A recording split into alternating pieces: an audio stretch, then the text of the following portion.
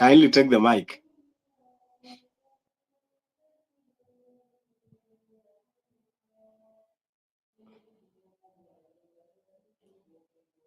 Hi, Jamvi. How are you? Jamvi. Sesko.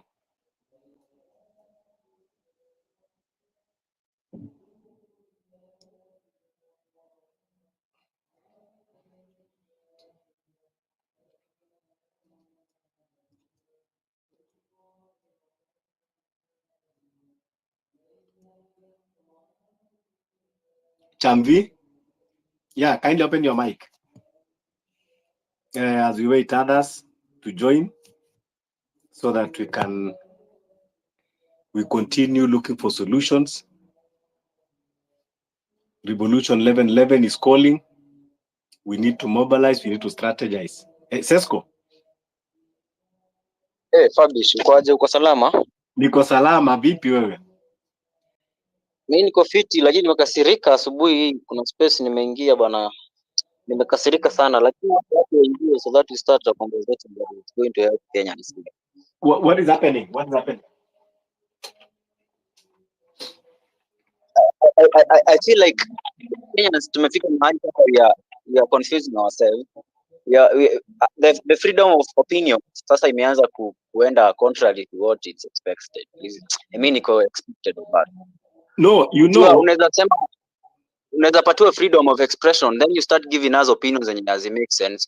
I'm worried that some of us wanapeana opinions zingine that they are so stupid. We went to the street with a phone na maji ya bottle, handkerchief na firimbi, and we got slaughtered by this regime. Sasa mimi nashtuka kusikia mtu anasema apatiwe freedom of expression, kutuambia tuchukue guns, atafund sijui nini, atapatiana guns tuende kwa street. Si itakuwa masaka ama ni mimi naona freedom of expression imeanza kukua misused or something. I don't na kwanza nilikuambia understand that in these spaces there are people that they are joining with their different motives. Some are just distractors.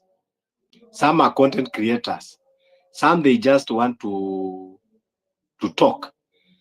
Some they just want to have numbers so that they can use those numbers for their selfish bargaining and you know, get their selfish interest. So, and that's why we have been calling out, you know, even now wale wanajita big wigs.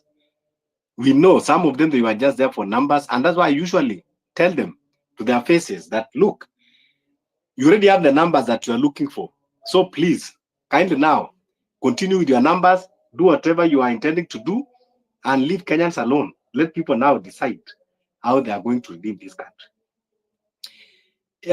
Those people that they are saying, kama hao unasema, in that space, they have guns. Even some do have gun. Utakujaje kusema kwa space kama wewe si agent wa NIS, unataka tu kuja kuleta distraction and try to, you know, to make everything conflicted, sell fear to people, and also give a reason government kusema kwamba there is a coup plotters and all that. So things like that, you should not even, you know, it should not even bother you. Someone like that, you know, is someone even that does not have any sense at all. So Sesko, niambie kwanza about my comrades. I never see the posters. Kwani hiyo posters mulifanya maji? So there's this thing. So we had a meeting and another nikwambie now, sasa hapa ndo mambo imeanza kujitokeza sasa. You have to hold a meeting. We have to hold a space leo. Lakini sasa tumekaa chini, the interest that these people are giving us, you know, the interest zenye Wamechoka kwa nazo, Kalonzo and whoever, they are not the interest as the align na Kenya sisi tunataka. Now if they have to host us and we go by what they want, then naona sasa itakuwa sasa ni agenda yetu. Tutakuwa tunaingia kwa space for their agenda. Sasa we cannot allow that. Ni sisi tukuje na tupeane agenda zetu na we speak what we want. But now sisi bila them wao watuletea agenda yao. I think sasa inaanza kukuwa ni political whatever, and you are leaderless. Hatutaki mtu anatuambia tufanye hivi ama hivi, because they are still going to redirect us to the way zenye wao wanataka, and that's why posters hazijatoka. Zilikuwa zitoke, we have even prepared them, but now venye mambo iko kuita meeting, sisi hatutaenda current meeting. Meeting for what? If it's a space, tupatane kwa space, kila mtu ingie kwa ex yake, we talk. But now when you start telling us we have meeting, we come, we discuss, that's hiyo sasa itawezekana sasa, and that's what we will plan on our space. Actually, you can have a space to like discuss some of the things. I have even recording the calls and several things like that. Now what we will do is let's just what you need to do is create posters. We can even use this space with comrades because we are aligning in the same agenda. So that is why, you know, now when I created this space, it is because those people that they were claiming to be bigwigs, most of them are content creators. Most of them are just looking for numbers. You know, they cannot bring solution, and you know, and they use their platforms for their selfish gains. You know, to hold these politicians, do massage them. You know, when Kenyans are being killed, are being abducted, you can never see them holding a space. You know, when things are happening, until when they see there is a window of opportunity, it is when you see them showing up. And then they want to drive conversation towards their agenda. You know, so most of them are conflicted, most of them are compromised. And luckily to me, I will call anyone out. If we can call President William Ruto, then who are you kuja hapa kuto? Tony Gashoka, I'm speaking with him personally. I think Sesko, you know. Yes, in as much as alienda kutupigania mambo ya ndani na nini, lakini najua kwamba the guy is very, very conflicted, and that is why he can never hold a meaningful conversation with him. You know, always at a key space, he will want everything to go as his way. You don't give you know, allow other people to air their opinion.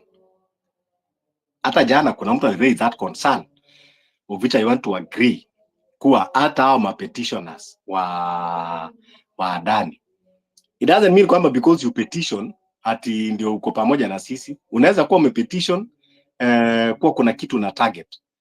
Kalonzo Musyoka that now is aligned with Tony Gashoka, all these killings that imekuwa ikifanyika, he has never stand and call out. That's what I'm asking, Fabi. Ngoja kwanza. Kalonzo Musyoka alikuwa chairman wa NADCO. The NADCO report, he was there. He was the one actually, yeye ndiye alikuwa na the lead pamoja na Kimani wa Manongo. You know, and then ikifika baka kaenda akapeana report State House. In the NADCO report kulikuwa na hii creation sasa of government of national unity, a lot of things, even Adani I think iko kwa hiyo NADCO report, lakini sasa ati anataka kuja kujifanya kwamba ako na sisi, and is not even standing out to be counted. And ukiangalia leo, nimependa ukiangalia tweet ya Okiya Omtata leo. Okiya Omtata ni mtu ambao tumekuwa tunamtegemea sana kutupigania katika mahakama, lakini leo Okiya Omtata, he sounds very frustrated man, if you could see his tweet, and that is why I have tagged him about 1111 na nimemdm. Nimwambia Okiya Omtata, you need now to make a stand, let him come out, tukuje kwanza kwa revolution. So don't be conflicted in those spaces. Yes, go ahead, Sesko. And yeah, welcome everyone that you are joining. We are waiting as we are waiting others. Please kindly request the mic, share the space in your DMs, in your TL, in your groups, Telegram, WhatsApp. Kila mtu share the space so that we can have as many Kenyans joining in and we have collective voices. Yeah, Sesko, then we go to Otienoe and then jump. Okay. I'm not surprised that amefanya hivyo, but then I didn't know ako hivyo. But when you now start telling about petitions and whatever, tukihold space, you want to be the head kila time, you're telling us you want to update us on how the needs going. I mean, Kalonzo alikuwa wapi ya kuwe lawyer kwa hawa watu wote wamekufa, kina Rex and whoever? Mbona hakuenda ku stand for us when you were doing that? Now the Adani case, even the Adani case now, it's bringing some question to us. Is anaifanyia sisi wa Kenya for the benefit, ama anaifanyia kwa sababu ya political whatever interest that he has? And that's why tumekaa tukasema we are not going to hold that space. We are not even going to join, because the terms and conditions that he was giving us, they are not what we want. They are not what we want. Na tutaitikia. That's why we said that one is not going to happen. Even the posters, we had created them, lakini hatujazi create. I wanted to communicate that to the space yenye nimetoka sahi, but now the audience, nimeona mtu akiongelea mambo ya guns, nikaona hatuwezi align. And then pia people have different interests right now. Watu wako na interest zao, wengine they want to grow their accounts, wengine they are content creators kama Morara Kebaso. I'm not afraid to say so, he's a content creator. Wengine they are not saying things that are really hurt, they are really at heart na Kenyans. Unajua sahi someone right now mkikuja kutuambia sisi mambo ya Adani case na lecturers wamegoma, yes, Adani case is there. We don't want that, and that's one of the reasons we are going on 11/11. But sahi the thing that we want now, it's the funding. Yani tunataka vitu zenye ziko at hand kwanza zisotiwe. Mambo ya NHIF, hizi mashaa na shifa hizi, people are dying, no one is talking about them. I mean, it's a lot. Ni kwanza tunaanza, wacha tusichemuke, na ni kwanza tunaanza. Otieno. Yes. Wakuu, vipi? Mimi kuna kitu chenye nataka ku strengthen hapo. Kuna kitu chenye Fabish amesema na ukweli. Most ukienda kwa hizi spaces za big wigs unapatanga tu mabeste yao ndio huwa wanapewa mic most of the time. Ukianza kuitisha mic unapatanga hautapewa. Kama wewe ni small wig sisi unapata hautapewa juu you are going to differ with them. Like the other time I was in one of the space, na mimi aliyejua vizuri huwa na mwopozi. Mimi tangu host Ruto nilimkataa na nilimkana na nikamwambia you are a cartel bwana.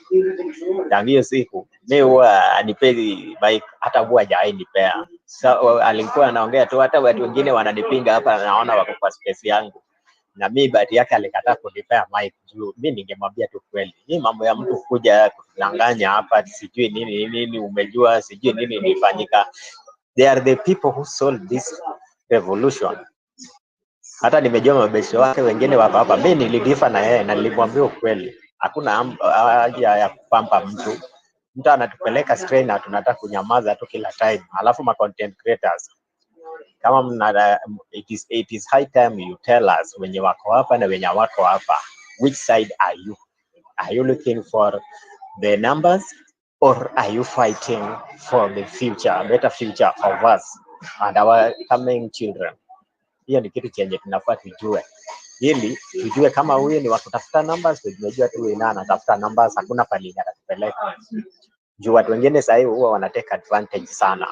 Unapata mzee amehost space, akisha host space mabig wigs pekee mabeshto wake ndio unapatanga anapea mic. Ma small wigs hawapei mic, na ma small wigs ndio huwa unapata watu wenye wanapitia vitu nyingi sana.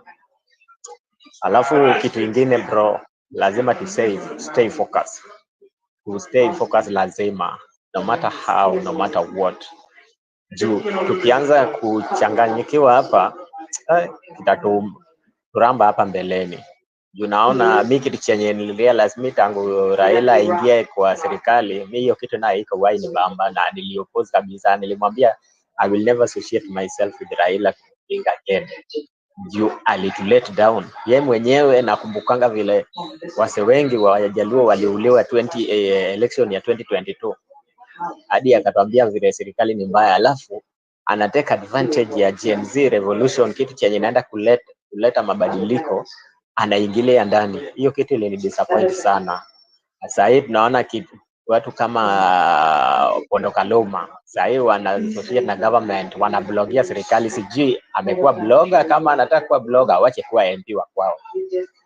But me, what I'm very grateful about is that youth are bitter, and this coming election, mimi naona tu wazazi wetu watakuwa na shida sana, vijana hawatafuata njia zao. Unajua wazazi wetu pia huwa ni watu wenye wako very easily to manipulate. Sasa serikali huwa government ama politician wana manipulate na sukari, chumvi, sijui leso, unapata akiletewa sasa anafurahia sana, anaona huyo mtu amemsaidia.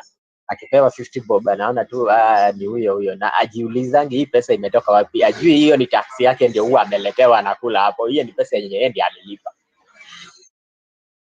So vitu kama hizi lazima tuende kwa ground, pia tufanye civic education, tuende campuses hizi, colleges, high schools pia tunaenda. Kuna vijana wenye wanaenda kumaliza form 4 sasa hii, kuna wenye watamaliza next time. Pia tunawaambia advantages za kuvote, kwa sober, hizi mambo kuresist against manipulation. Otieno.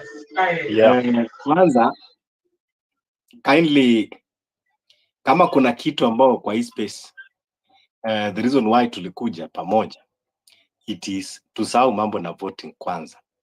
Here we are talking about revolution, because voting saizi ikiwa Supreme Court ambao tulikuwa tunategemea, Wakenya walikuja pamoja wakakataa Finance Bill 2023, wakakataa Finance Bill 2024, and then you are telling us kwamba there was a sufficient public participation. Muko na another public somewhere. So ndio nakwambia Okiya Omtata mwenyewe unaona ako very frustrated, na yeye alikuwa ana rely kuwa kila wakati anakimbia na petitions kotini. Sasa ikiwa parliament is not working for us, judiciary is not working for us, and William Ruto is working against us, sasa nini itakwambia ati kwamba ati IBC will work for us? You know, IBC that is only comprised of I don't know 9 commissioners. If the whole parliament that have almost 400 or 500 people, so tutoke huko, tunaongea mambo ya revolution, and you know, these are the things that we need to have a critical thinking and a good strategy and a sober mind and sober discussion. Hizo siku za nyuma, before sisi tukuje kwa hizi spaces, people were talking only of, you know, civic education. Civic education, I agree, but what kind of civic education are we going to educate people? Wewe unaenda kumwambia mama mboga kule mashinani about Adani bill ya parliament, unaenda kumwambia sabbatical this, sabbatical that, ataelewa nini? Lakini kuna vitu ambazo ukimwambia anaelewa. Like now tunaongea kuhusu mtu kama Bill Gates ambao anakuja kutuletea mambo ya GMO. Tuongee mambo ya kama Safaricom au to boycott Safaricom. You know, na bila ambao ina affect uchumi yetu na maisha yetu. So mambo ya election hata huko tutoke. What we need is just a call to action. We have to continue with protest and to mobilize. Civic education ambao tunahitaji saizi is not even civic education as such. What we are talking now is mobilization. We need now to start mobilizing, spread the wings and start mobilizing. But now, so unaona kuna watu kama Osesco anasema, now these are the people that they want to attack us. Ndio anaenda katika maspaces zingine. Before everybody was afraid to be radical, but when we talk of radicalization, then people are taking now out of the context. Wanaenda kusema sijui niko na bunduki na share nini. Those are nonsense. Hata kama uko na bunduki ni kitu ya kuja kusema kwa space. As a revolutionary, you have to be wise. Si unakuja tu tulisema bunduki ya kuwa nane, but yes, tulisema we have to guard ourselves, we have to protect ourselves. Martha Karua leo ameitwa na DCI sababu alianza ku unmask the abductors, and now DCI they are changing the story. You know, now they want to link the abduction at the ousted deputy president, but we don't care. Let them continue fighting, because hata deputy president mwenyewe wakati tulikuwa tunauawa June hakuongea, you know. So wacha wangangane, lakini wana, that's why nakwambia, lakini wana they want to take advantage, so they want to divert it na kuanza kumwekelea. Lakini Napenda hivyo. Waacha aende, waacha wamwekelee, alafu sasa tunajua is a truthful man. Atakuja sasa naye atatoboa kila kitu. These people, God is going to reveal them. God is on our side in this movement. That is why we should, talk with a lot of conviction, because I'm telling you, God is on our side. What we just need is action. What we just need is action. Let's mobilize and go to the streets. Strategize and mobilize. Yes. Oh, I see nimepata my second co-host, Wanjiru. Yeah, Sesko, nenda alafu mpatie our able co-host, alafu then twende kwa... Sikuwa nimemaliza. Okay, yeah, Otieno, yes. Yeah, nilikuwa pole nikukata hapo sababu nilikwambia tusiwaste time kuongea mambo ya election. Okay, hii mambo ya abduction na tulikuwa nimeongea. Hata nakumbuka hii kitu kianza, kuna watu walikuwa na post hizo mapictures hizi gari zenye hazina number plate now must people. Na watu wakauliza akina nani hawa? Mimi nilisema tu kweli government, the government people wenye group yenye huwa iko organized na kazi yao ni kuabduct watu na kuwaua. That is the main agenda of them. Serikali kama inataka kuwamaliza, hiyo ndio kitu chenye wanakuja naye, na watu huwa wengi huwa hawajui. Alafu hii mambo ya kunini Safaricom, bro, Safaricom we must reject, we must avoid it. Safaricom has breached the cyber security protection bill, the constitution act. Hiyo ni kitu chenye tunaweza wasu nayo pia. It seems like now our data are not protected. We can't trust them with our data because they are incompetent. They can't protect our data. Many people seems like somebody can just walk to them and give them money so that they sell our data to them. We must reject Safaricom. This teleco organization, we must reject most of them. It seems like they have been operating these things for so long, and this is why the government is also protecting them. I'm very sure these people, if I'm not wrong, bro, one day you will hear that, or you will get a wind that even people like Jacob Juma, Sando, they revealed their data to the government, or the people who killed them. So it is just time is coming, but I'm very sure the right time will come where they will be unmasked. Everything, every dirty things they are playing in the death of many people, many young people in this country and the people of Kenya. One day will be unmasked. That it will be a shame to them. But we must stay on course. Thank you.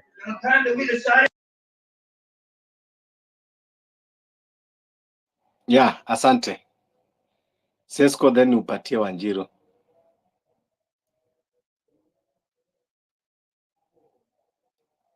Sesko, Wanjiru. Oh, good morning. Good morning. Thank you, Fabrice, for the space. But I'll be here for only an hour. Yeah. I am here because of the call action to boycott Safaricom. And also on the revolution. A revolutionarist. In for anything that is good for this country and for Ruto to go. About boycotting Safaricom, I think this is something that we should do like ASAP, like literally we need to actually create awareness on how our brothers, our sisters are being abducted. Right now there is Awoko, we don't know where she is. And of course it is Safaricom who enabled this to happen, by giving out data, by doing it illegally.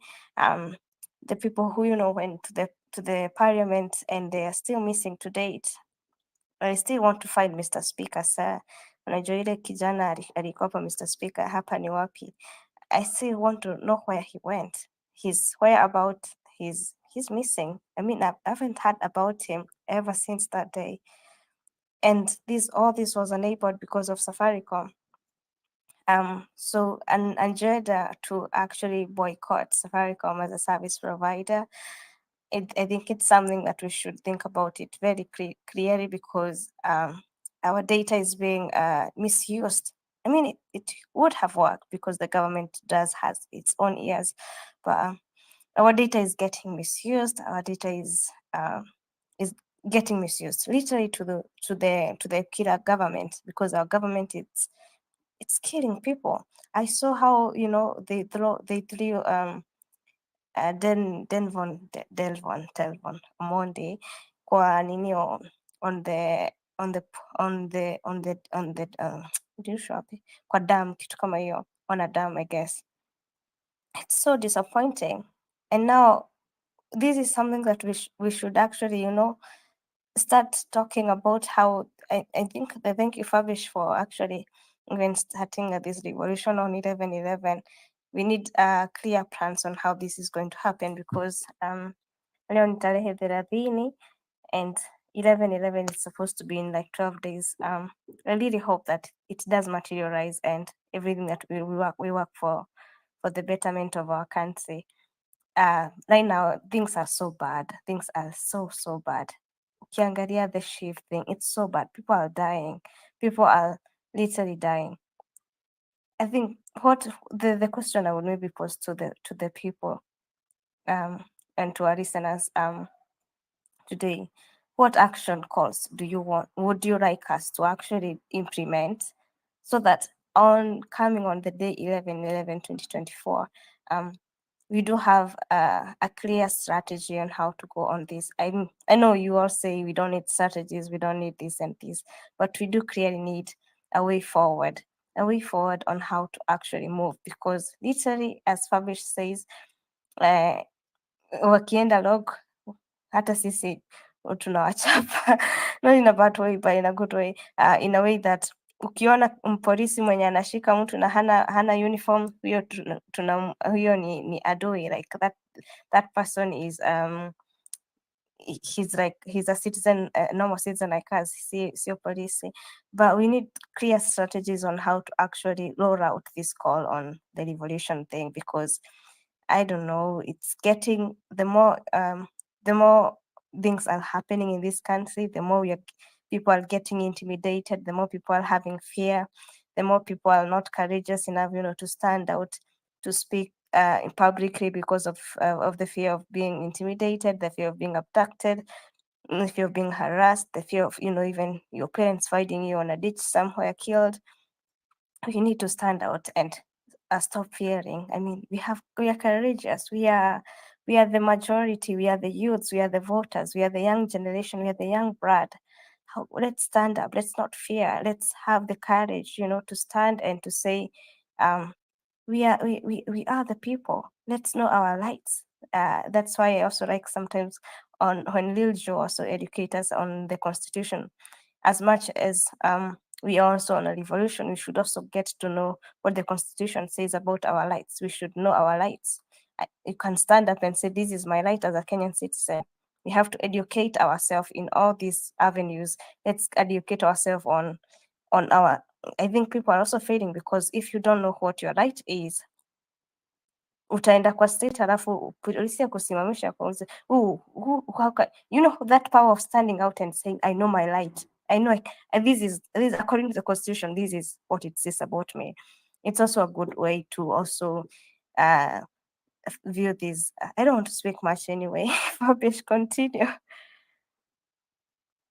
And please, guys, request the mic and share the space so that we can actually have a lot of conversation going on until the end of the space. So Fabish, if you want to continue, you can continue, but I can see the last scene is raising his hand. So last scene, I would give you the mic. Yeah, it's okay. 1-0, like everything that you have said today, manzeni ukweli.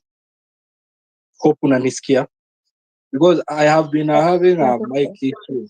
Unanisikia fiti? Yes.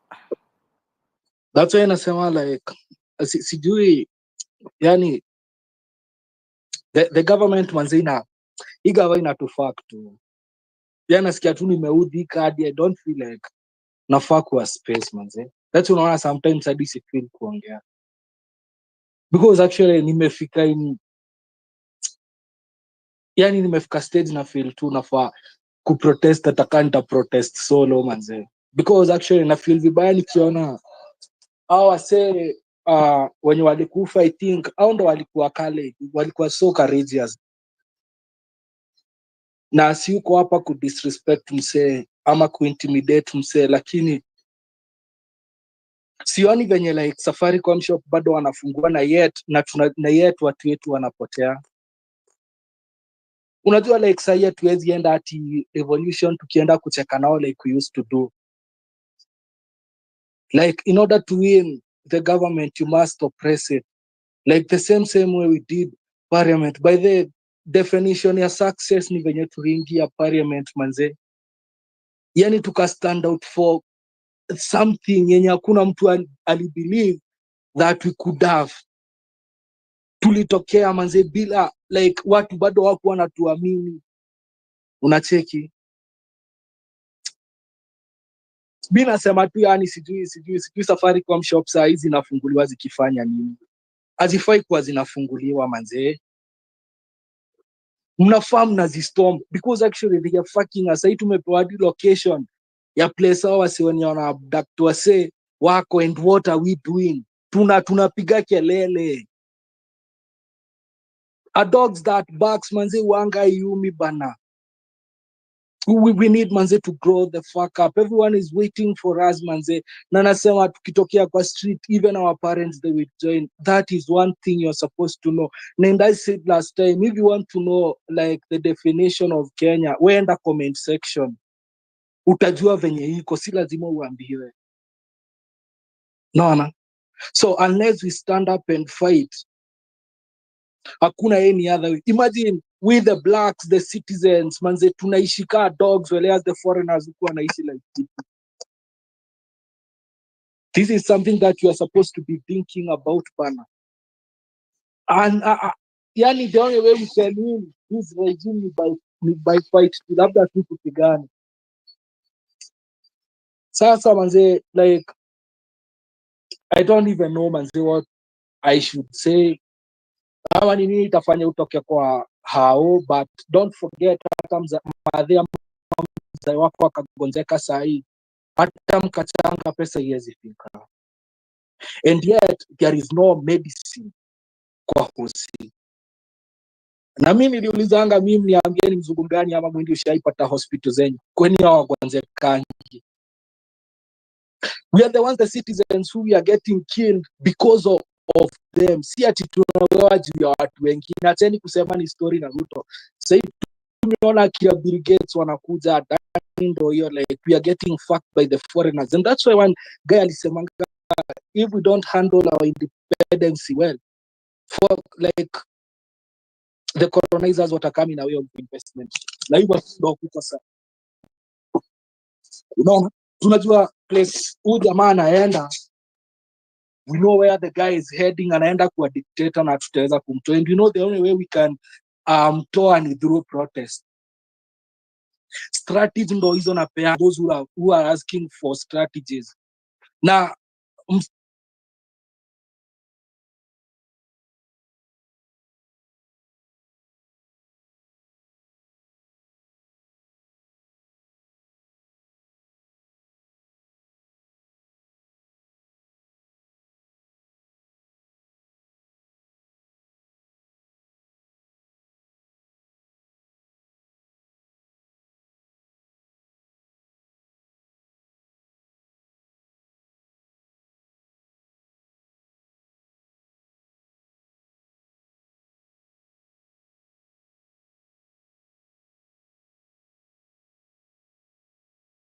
I think tumepoteza last scene.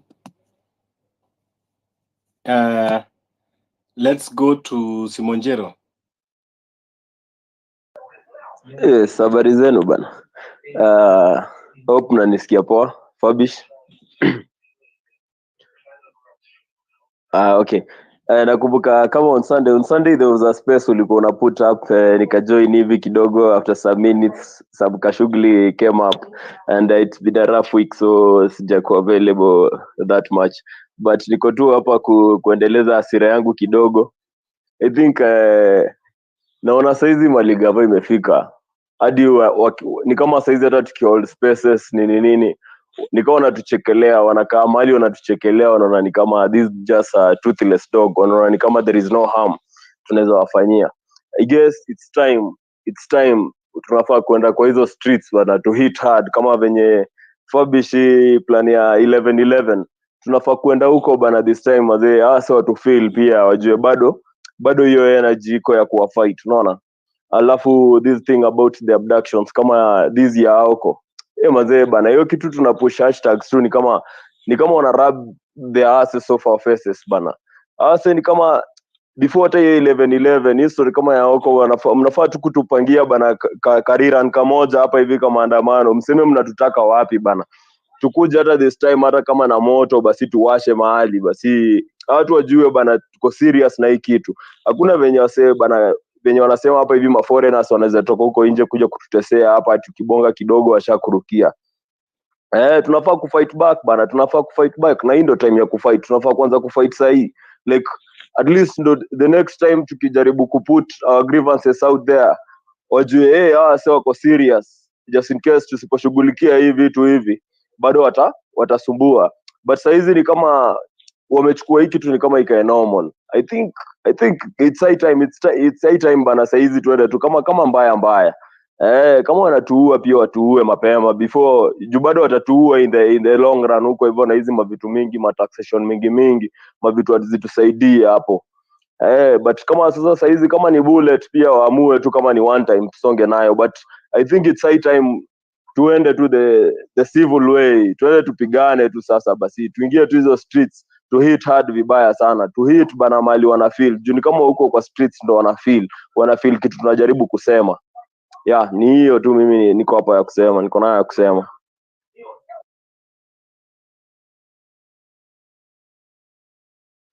Thank you.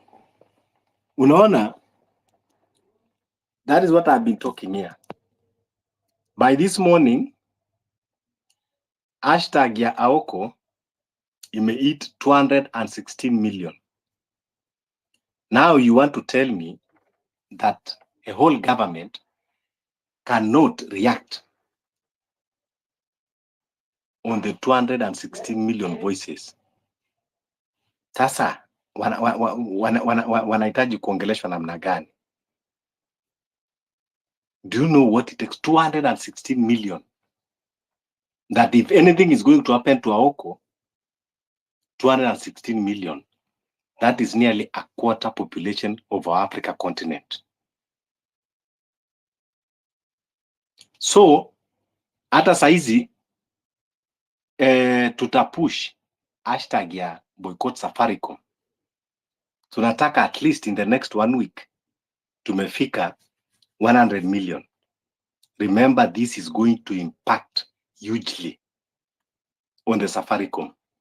Nakumbuka CEO of Safaricom is just an employee. Na yeye si ndiye ameenda kwa kujoin hii gaba. So the board of Safaricom, they are going to call him out because Safaricom si huyo CEO, he's just an employee. So one way of revolution is what we call also economic revolution. So our watu, these big corporates that they are supporting our oppressor, supporting the regime of the day that is oppressing us, and yet we are the consumers. Yani wanatumia pesa zetu tena kutuoppress instead of siding with us that we are promoting them. What an insult. What an insult. Safaricom walikuja hapa Kenya, they started from the scratch. We are the one that built them. Our youths, my comrades, ndio walikuja hata na hiyo nini ya M-Pesa wakawauzia. But now they are turning against us. We should say no.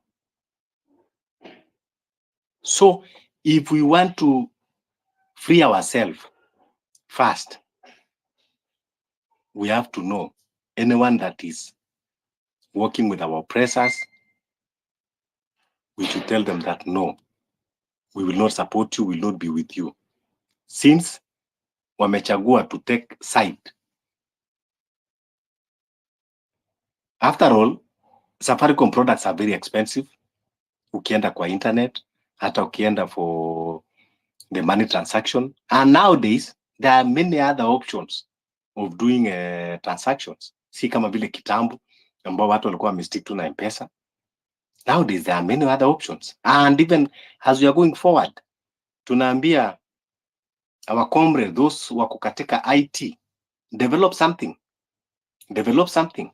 Then mupatie corporates ile ambao they are neutral. You know, and we Kenyans, we will embrace it.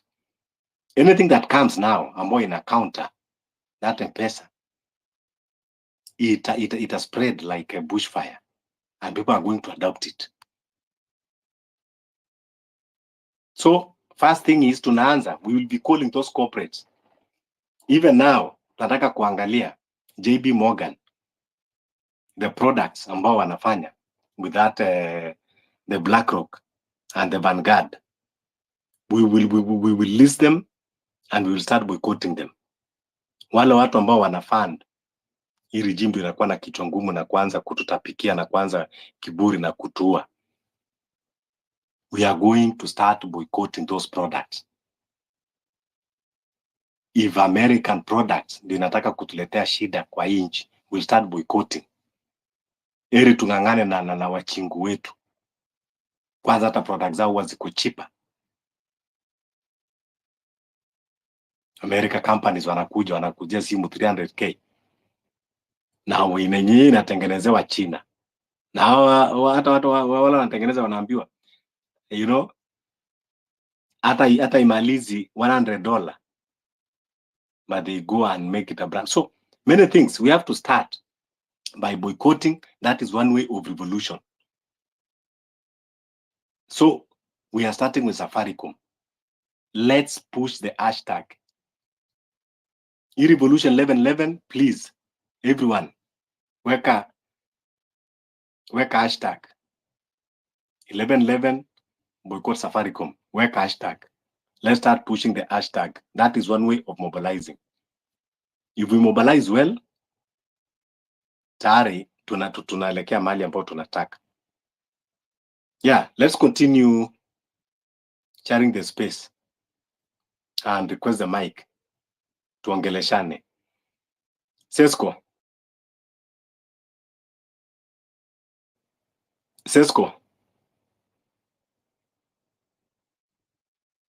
Fabish, yes. Na nimeona nani hapo amemaliza kuongea, sijui a request mic tena wamalize.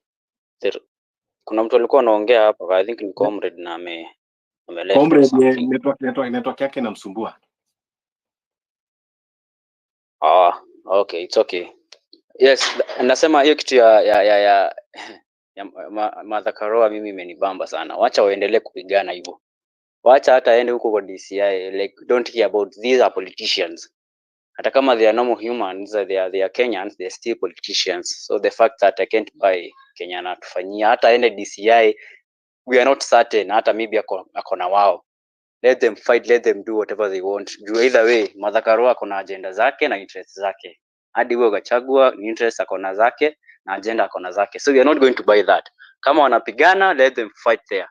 Because Martha Karua is a lawyer na anaweza kuwa anaongelelea vitu zenye hazifai. Sasa hata DCI kimkamata, ache mkamate na huko. Because when you are dying, tukikufa kwa street, they were not talking.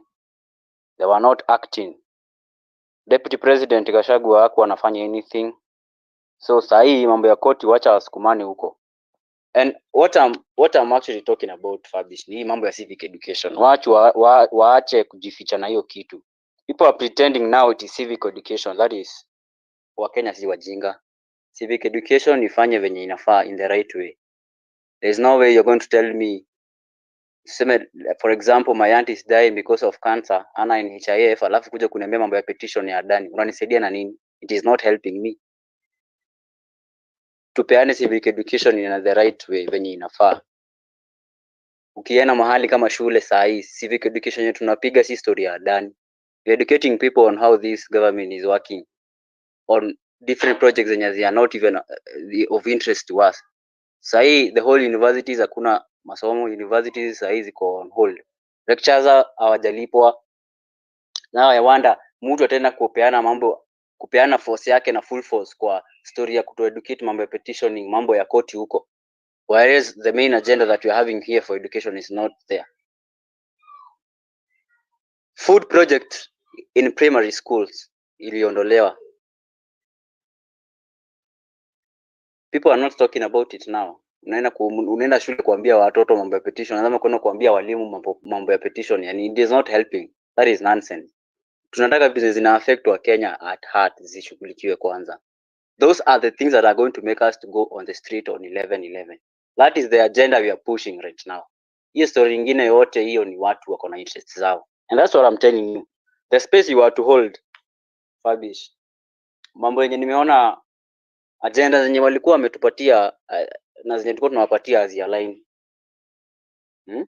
At we handle Kalonzo as a person of interest to us, kwa sababu ni lawyer wa ndani, ati tusimuongeleshe kama politician mwenye tunamjua. There's no way utakuja hapa uko na track record ya political whatever, ukikuja ati tuseme sababu you are acting as a lawyer wa ndani, now we are going to, you will join us, we fight the battle. It is total lies. They can never be like that. Ni interest akonazo zake. There is nothing that Kenyans should understand that ati this guy is doing for us. Hapana. And if he's kama koko na Wakenya, mbona alienda Dumberi Stadium on Sunday wakiwa na kina this guy, what do you call him, Maina Njega? If he's a lawyer anafaa kuwa neutral, afai hata kuwa na attend hizo rallies, but mbona alikuwa ameattend hiyo rally na anaongea anasema this government is bad, is doing this, yet on Monday tumuone ako kwa koti. On 11/11 tunamuona kwa koti huko ameenda kusema na represent wa Kenya. Una represent wa Kenya na saa hiyo on Sunday you are there speaking about political whatever. Ukisema Ruto asionekane, you have started dividing people. They are talking about Mount Kenya. That is nonsense. You are not going to buy that. And that's one of the reasons yet tumesema we are not going to hold a space with him. Because we had prepared for a space, lakini we are not going to hold it kabisa na yeye, because akona interest zake na agenda ni zake, with even Tony Gashoka. I even have those texts telling us to come and make a meeting with you at Karen. Tunafanya nini Karen? Sisi tunataka mambo ishughulikiwe Gen Z. Hii historia ya kutununua hapa kama customer hatutaki. Wenye mlinunua, wenye wamebaki wenye watanunuliwa wanunuliwe, but the revolution is still going to happen. You can give someone else the mic.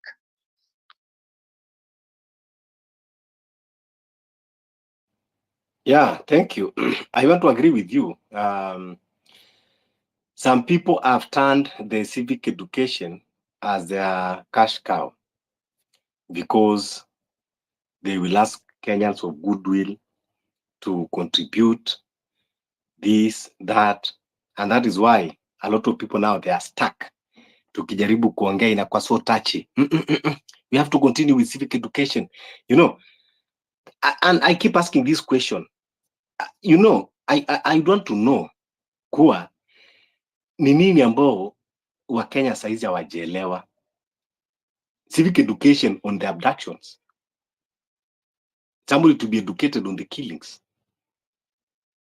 Things that are happening in broad daylight. Sasa, kama ya Afrika huko, saizi imefika 216 million tweets. 216 million. And you are telling me that you have to continue with civic education. What we need is action. Civic education inakujaga automatic when we go to the streets.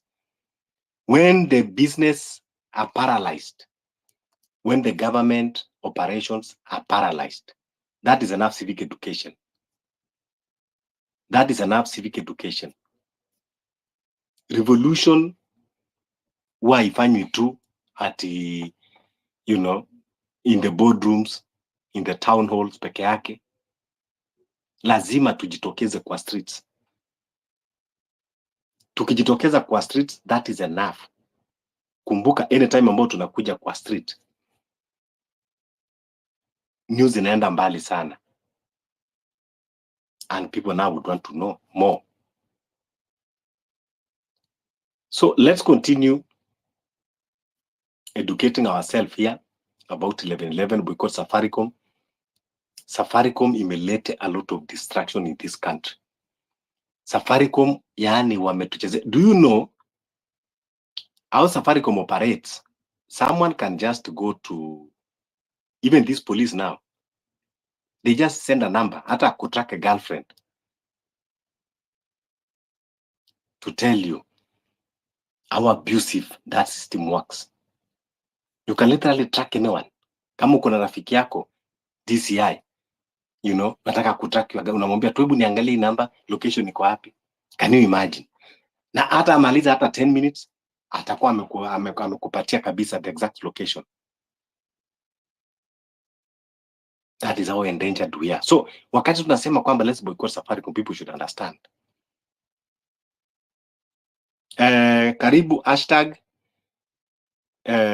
request the mic tuongeleshe kidogo, and yeah, people on the listeners panel, kindly request the mic. Let's continue sharing the space, and don't forget to push the hashtag 11/11 2024 boycott Safaricom. Let's start now. This is the beginning. Let's start pushing the hashtag. Wahitaji ati kwamba sijui method nyingi. This is how we start. All of us here, just push that hashtag 11/11, tag someone, you know, in the groups, in the TL. Let's push that hashtag. Let's push. Tukienda hivi, within 2 days, tutakuwa tumefika maybe even 50 million.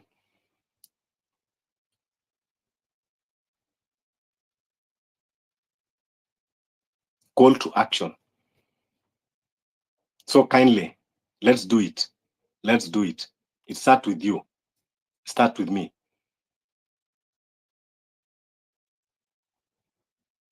Fabish, have you actually seen that Morara Kebaso has started actually reacting to whatever you wanted? Unajua huyu mtu ni kama alikuwa amegoja kuambiwa. I've seen how he has even started retweeting things that we are chasing ama tuko after. Nimeona kutoka the whole thing imeanza mpaka hawako wafike 216 million retweets na whatever. Saindi amefikiria a post. I mean, this is a content creator. Watu sijui wanafaa waone nini. 2 hours ago nimeona ame retweet hiyo kitu. Hata haja retweet, ametengeneza nini yake na akaeka. Injustice somewhere is injustice everywhere. Leo ni yeye, kesho ni mimi. Let us help this girl come back home to the family. It is too late. Ni very late sana venye anafanya. I mean, people should understand who Morara Kebaso is. And now you can see now after his tweet, utaona sasa ati sasa kunaweza kuwa na change. I'm even feeling good now that nimeweza kuona sasa kama nani atakuja kuongea sasa. Aoko. Since this guy is working with the government, either way, it's a good thing. Maybe sasa wacha tuone kama something will happen, because he's a content creator. Abai ideas zetu na whatever, but nimeona ameretweet sahi. So, and even you can mark my words, you just wait and see. A solution is going to happen. Kwa sababu Morara Kebaso ameipost. Because it's a project of Ruto. Morara Kebaso ni project ya Ruto. Nimeona amepost 2 hours ago. And we have been singing this song, Free Aoko, Free Aoko, for all that time. Ajai retweet, ajai sema anything towards it. But 2 hours ago, at 12, nimeona amepost. Meaning what? Kenyans should get away. Wanafaa waelewe the real people and the people wenye ni project ya Ruto ya kuboycott history yetu isi happen. You know, I want to agree with you. First, sisi at some point tulimpatia Morara Kebaso a platform. Even he was using his brain that is not using brain ya Dennis Itumbi. Ama anangojea script ya Dennis Itumbi. If I was in the position of Morara, I will not come here and retweet as other people are doing. That was enough reason to call for action. Because at least Aoko commands a good number of following. If it can happen to her and nothing can be done, what of mtu kama Fabish, mtu kama Sesko kesho, ama wewe hapo mali huko? So now, because they are playing to the script, ndio anajaribu kuangalia what majority people are saying, anajalign so that he can remain relevant. We know all these tactics. You know, watu si wajinga. Juzi ati ndiye anakuja anasema enough is enough. Now we need action. What we have been saying, because amejua kwamba the grounds are shifted. Vile ground imeshift, asa anajaribu kujirealign. And that is the script. Niliweka juzi vizuri very clearly what happens wakati tulisema tunaenda Uhuru Park 3 days, akakuja akatuambia tunaenda Narok. That was the script ya Dennis Itumbi. It was like this, kwamba ata divert attention niende Narok. Then see what happened. Narok, hata kama tungesema kwamba tunamsikiza, so Narok ilikuwa tuende Sunday, then yeye akaenda Saturday. Alipoenda Saturday, wakaenda wakapigwa, of which I'm very much convinced that it was stage managed. He sacrificed those people wapigwe so that to instill fear ili watu wasiweze kwenda Sunday. So that was the script kutoka kina Dennis Itumbi. But now wakati sisi tulikuja tukamwambia no, wewe nenda Narok, si tunaenda Uhuru Park. Sababu is not clever enough, angewachana hiyo script, but now he stick to the script, and that is why akaendelea na hiyo Saturday. You know, because that was according to the script. And that is why everything flopped. Now when it flopped, akakuwa sasa amechanganyikiwa. Akaingia underground for a while. But now amekuwa sasa na oxygen ya kuja sasa. Now he's trying to be relevant. So these spaces, nimekuambia kwamba a lot of things are happening. People come here for different reasons. There are those that come to do the content creation. There are those waliona opportunity, you know, take advantage of you know, Kenyans who want change for this country, ambao wako tayari kutuma pesa zao, wakaona kwamba wata take that advantage. And that is why even the civic education that is going on the ground, some people are using that as an opportunity. Kila siku ni kutumia. Even Morara himself ametumia that as an opportunity. Kila wakati unaona anataka kuchangisha, anataka kufanya nini, and that is why hawezi kutoka with that agenda of civic education. That is what he wants, so that he can continue benefiting. So what we are saying is we should stop all these shenanigans. We call for action. We are looking for solutions. We cannot do endless, you know, things that haina mwelekeo. Even when you call him now, ask him whether in that civic education, are they doing monitoring? Are they doing evaluation? They don't have plan. Even if I'm to go to this, you know, to the ground and do civic education, I must have a proper structure of doing that. Evaluation and monitoring and target. Ndugu yangu Wallace. I'm here. Yeah, welcome. Karibu, chukua mic. Thank you. Ala, nimeingia tu sahi. Okay, sawa. The idea is I usually like to listen a bit fast, but I'm getting the gist of your conversation.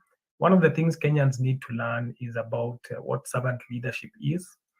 And we also need to realize that part of our responsibility as citizens is to be able to learn what being a servant leader is, and to be able to identify servant leaders in our society. We have this problem as Kenyans where we like to identify a person, make them our hero, and we hang all the work on them. The most we want to do is just send money. And that is a very big mistake, because before you know it, you go back into what's called personality cults. There's a time I shared and I told guys in a We have groups on Telegram and also on Space. I told them the biggest danger Morara has is his idolizers, and I use the word very simply, idolizers, people who will start seeing like he's the beginning and the end. Human beings do not know how to process excessive praise, excessive overdependence. They sooner or later might fall prey to it. We tried to say initially that a system that is clear and accountable is always important to establish first before you start taking resources from people, which is fine that you would send. But when people, let's say, for example, ask for accountability, your response should not be, if you want your money, ask me for it, I give it back to you. So there are some mistakes he makes here and there. I'm not doubting him fully, but also he's not operating in a very, the best way possible. And even there was a time I noted that he's being used as a distraction, as Fabish is pointing out, that there are times Kenyans want to do something, that's the time he seems to get arrested. And all because of that idolization system where you are so focused on a person. The whole thing now becomes free, so and so. Where is he? We are moving to look for him. We're going to, and it's fine. And I'd like also to point out that dimension that when he's caught, very big people will move to get him out. Just like when you saw Boniface was arrested, Martha Karua goes to look for him. You know, the Omtatas will go look for him. The rest of us, if Fabish is caught, who's going to look for Fabish? You know, who's going to look for Sesco? So there needs to be that thing of we can't. We have to have a system that is well thought out.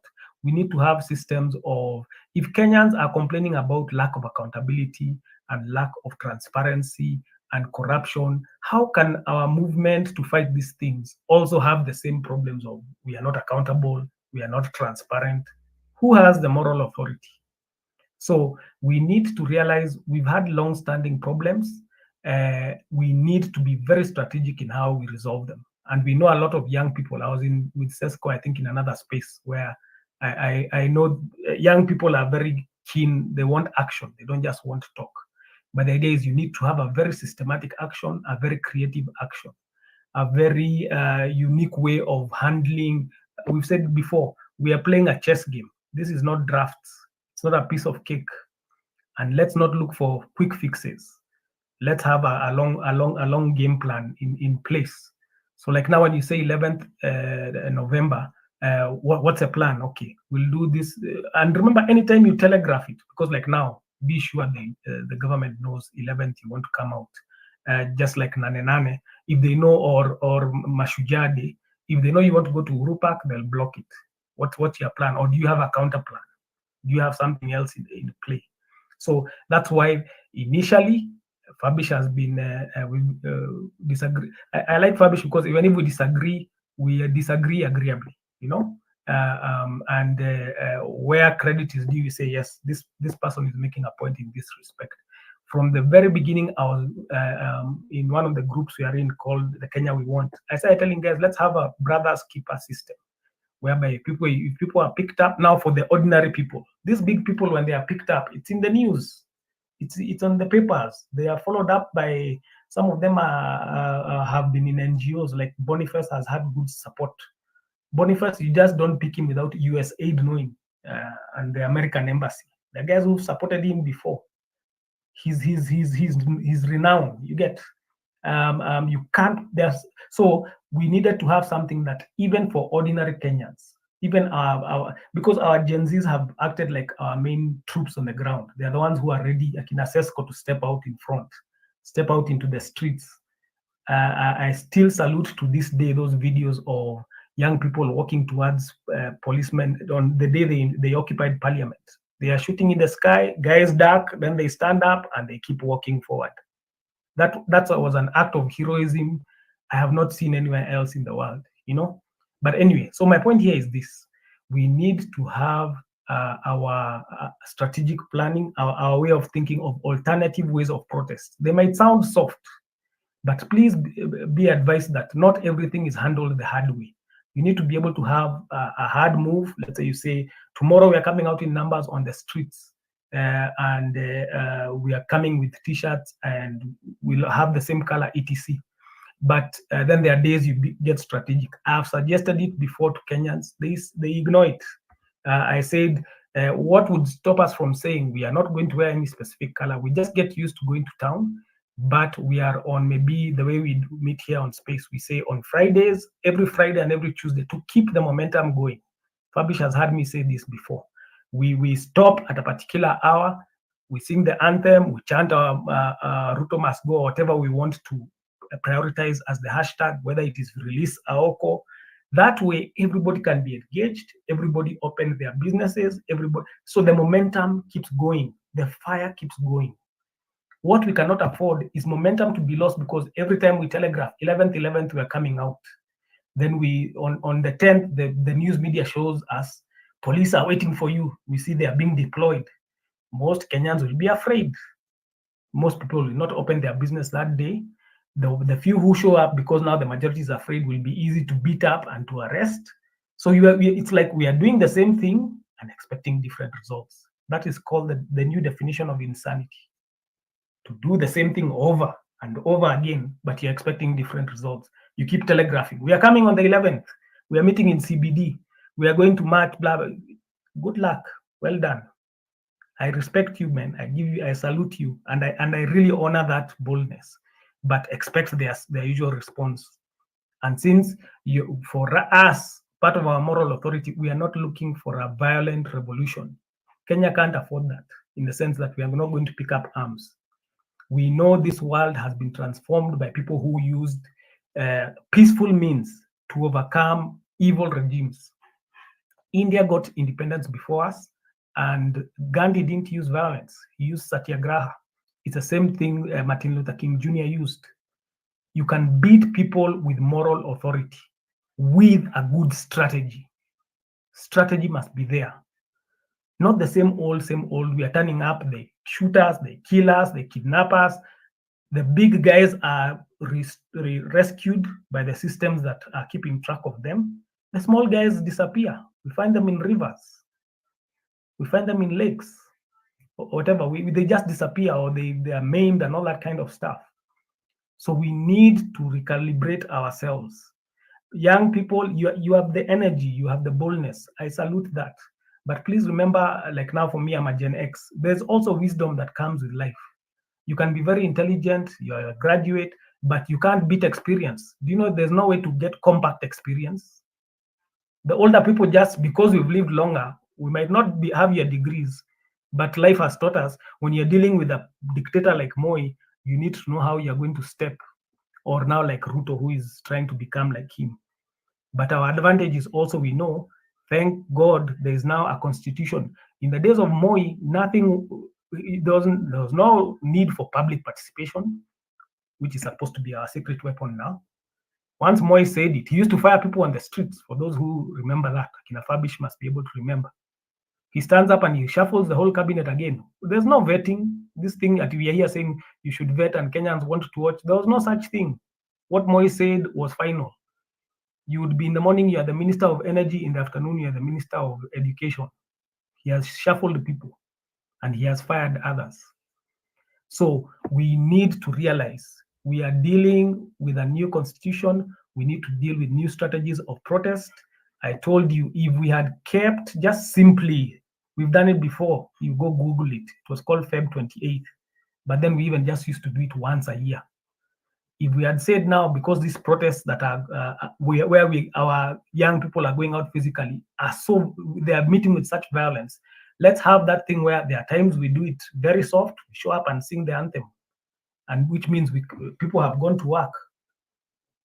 The whole of Kenya used to participate in that thing. Even there was times people would stop their cars, stand out of their cars and sing the anthem together in solidarity.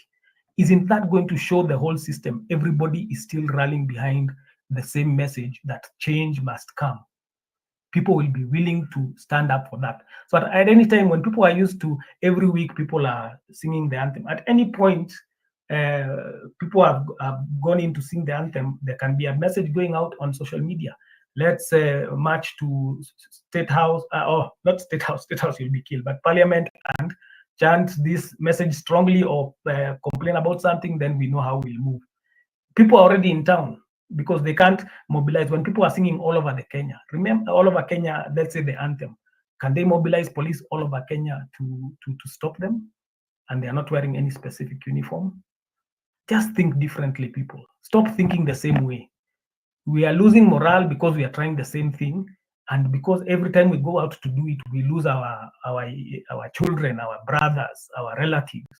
It's becoming so painful. It's making people fearful. Because as we are saying, if Sesko knows when he's caught, nobody is going to come look for him. We don't even know, do we know his real name? I don't know if that's his name, you get. But the idea is that will be very fearful. The parents will say, no, you're not going to go protest. But what if, like today, you see today, let's say we say tomorrow is Friday, at 1 p.m., Kenyans will sing the anthem and we will say we want Aoko freed. We'll say we will reject the things we don't want, stop Adani, whatever. Who is going to stop that? And you do it countrywide. Who won't participate? Who will not participate?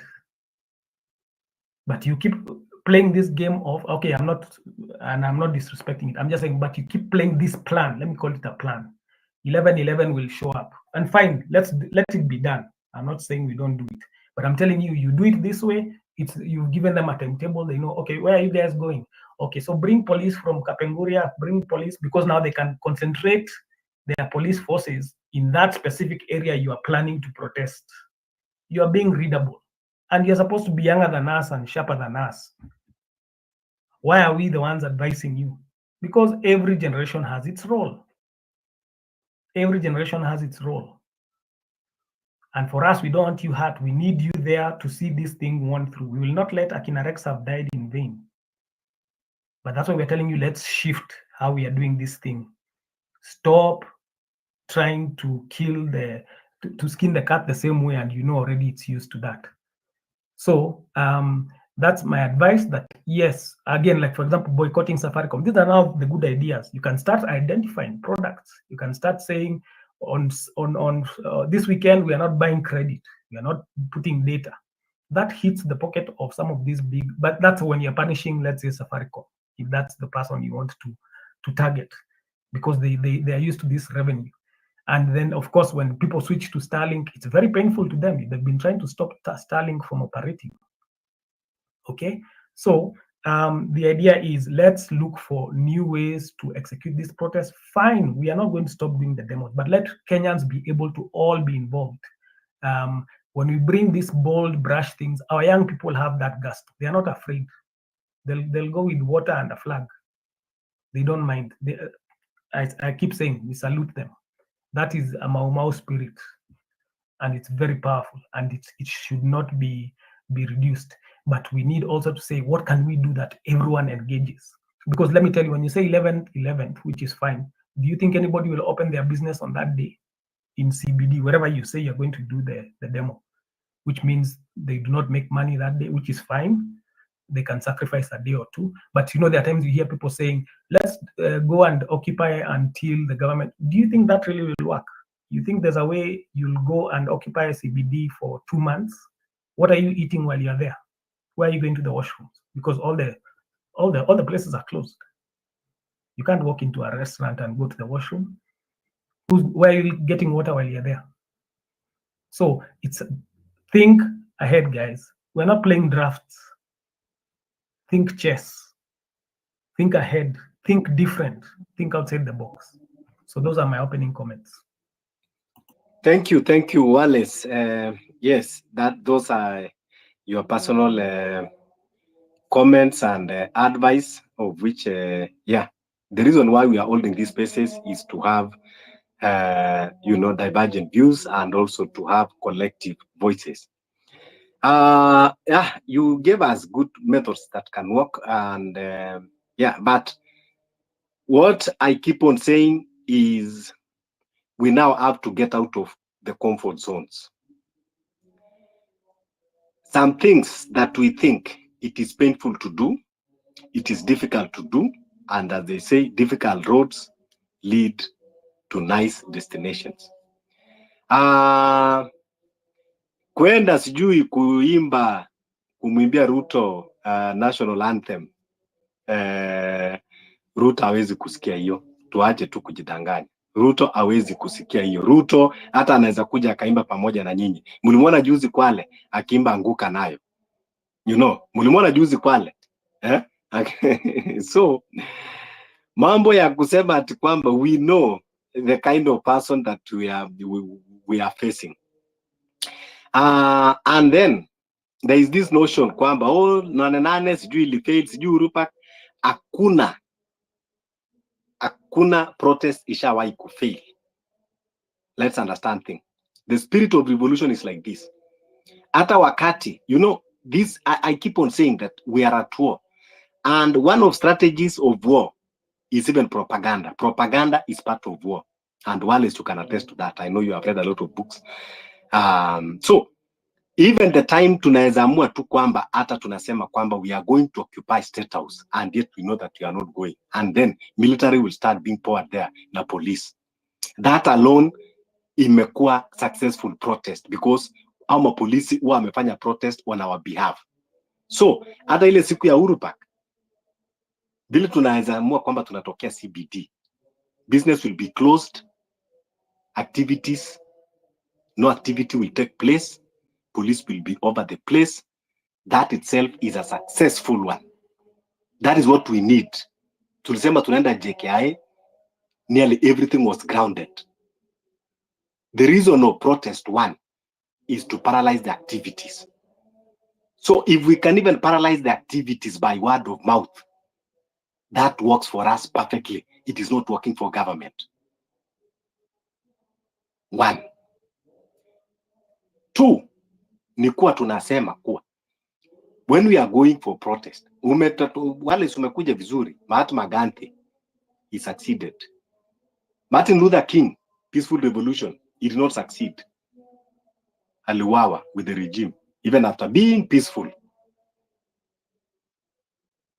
Even after being peaceful, they went ahead and killed him.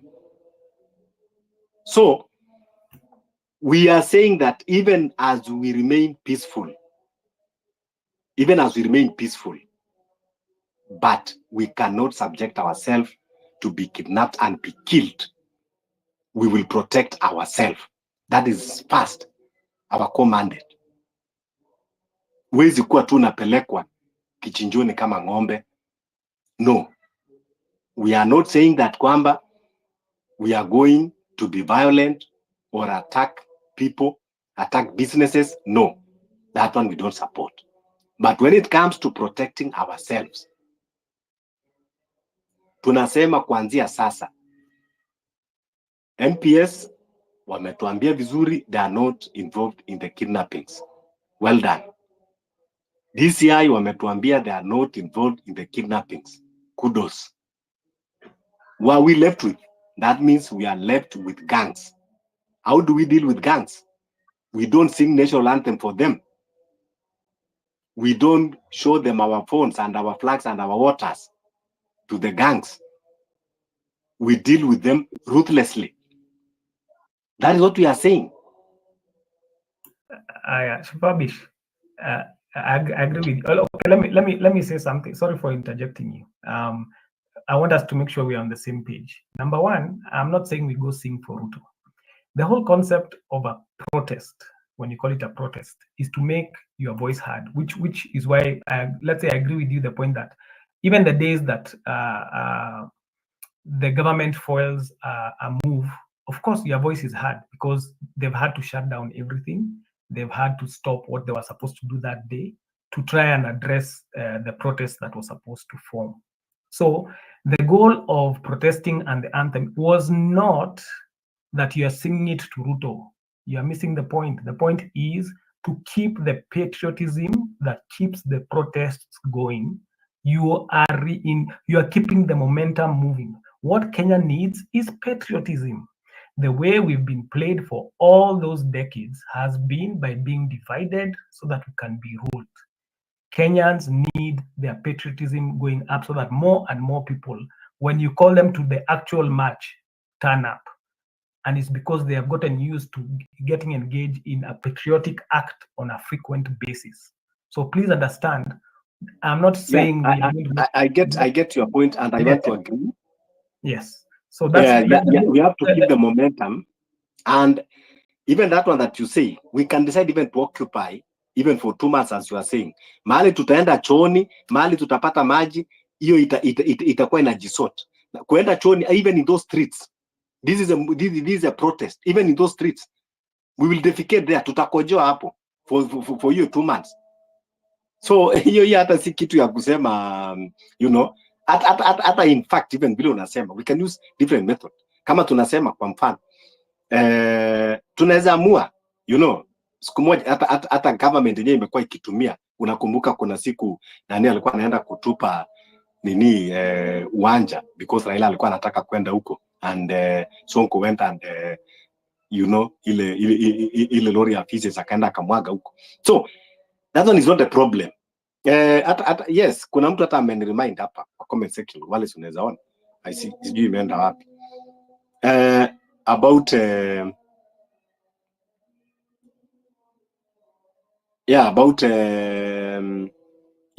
I think it was in the US or Tahrir Square. People occupied for 18 days. So we can all decide to occupy anywhere that we decide to occupy. But you know, now for us to succeed, Wallace, it is not kwamba lazima tukuje CBD to protest. If we have 30 counties protesting at the same time, even in the world levels, you know, different. I agree with you. Well, ukona very brilliant ideas, and that's why most of the time ni benye, I think, alafu wale zile kitu nimependa umekuwa hapa. Please, wewe unaweka spaces ya church. Now we need to see where the church belongs. Talk to them. Waambie the reverend fathers. Let them not sit at the fence this time round. Tunataka tuone hao reverend fathers wakiwa wamevaa hizo manguo zao wakuje mbele huko protest. Tuone kama watapigwa tear gas. They have used those pulpits to sanitize the government for a long time. Can they redeem themselves now and make their stand? So please, as you are holding those spaces, make sure kwamba widen it, you know, call those pastors, let them participate in your conversation, you know, waambie, we need to know their stand, so that wakati zingine tukisimama na tuseme kwamba church imekuwa ni hypocrites na wanakuwa, you know, corrupt, people don't misunderstand us. This is their time now to show us who they are, where do they belong. And yes, protest tunaweza kufanya kwa kila namna, na kubaliana na wewe, building momentum, yes. Even yes, tunaweza amua kwamba every saa 7 tunatoka tunaimba patriotic songs, tunaimba national anthem, that is okay. But now what we are saying is we have done a lot of things. We will continue with the action. We need now to call for action. Unaweza hata kutoka, hata kama uko kwa village yako pale, watu 5 mukatembea barabara, hata kama ni 1 meter, muka take like, you know, mukafunga tu barabara, mukitembea tu pole, you know, muka cause that stand still there. That is part of the protest. Tunaweza amua tu hata siku moja, yes, kama ni kubuild momentum, even before that 11/11, tunaweza amua before that, maybe tarehe 8 ama tarehe 9, kila mtu tu atoke akiwa anatembea na bendera. Everybody just walk with the Kenyan flag. You know, that is sending a message to, and that is, those are the right measures that we are building momentum before 11/11. Tunaamua kwamba ni date kama ni 7th or 8th, then kila moja make sure kwamba you just walk with the flag. Kama uko na ile t-shirt ya Kenyan flag, vaa. Kama ni demo uko na blouse ya Kenyan flag, kama uko na scarf, kama uko na nini, beba bendera. Mahali kazi unaenda, so you know, so kila moja what is happening, you know, tunabeba tu mabendera. That is the message and the momentum that we are building. So those are very brilliant ideas, Wallace, that I want to agree with you. But the giant of it is that we have to lose our fear. We have to face the lion. There is no any other option we are left with. It is only revolution that will work for us. That is the bottom line. In whatever we do, but the bottom line is revolution. So from now we are building the momentum. Wale sijui pia utatusaidia katika posters. I don't know whether uko na that capacity. By kesho ziwe ziko tayari.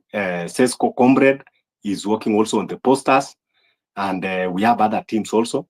We need to have as many posters as we can, so that by kesho tunaanza circulate far and wide. Yeah, Calvin, then tukuje kwa Kim 001.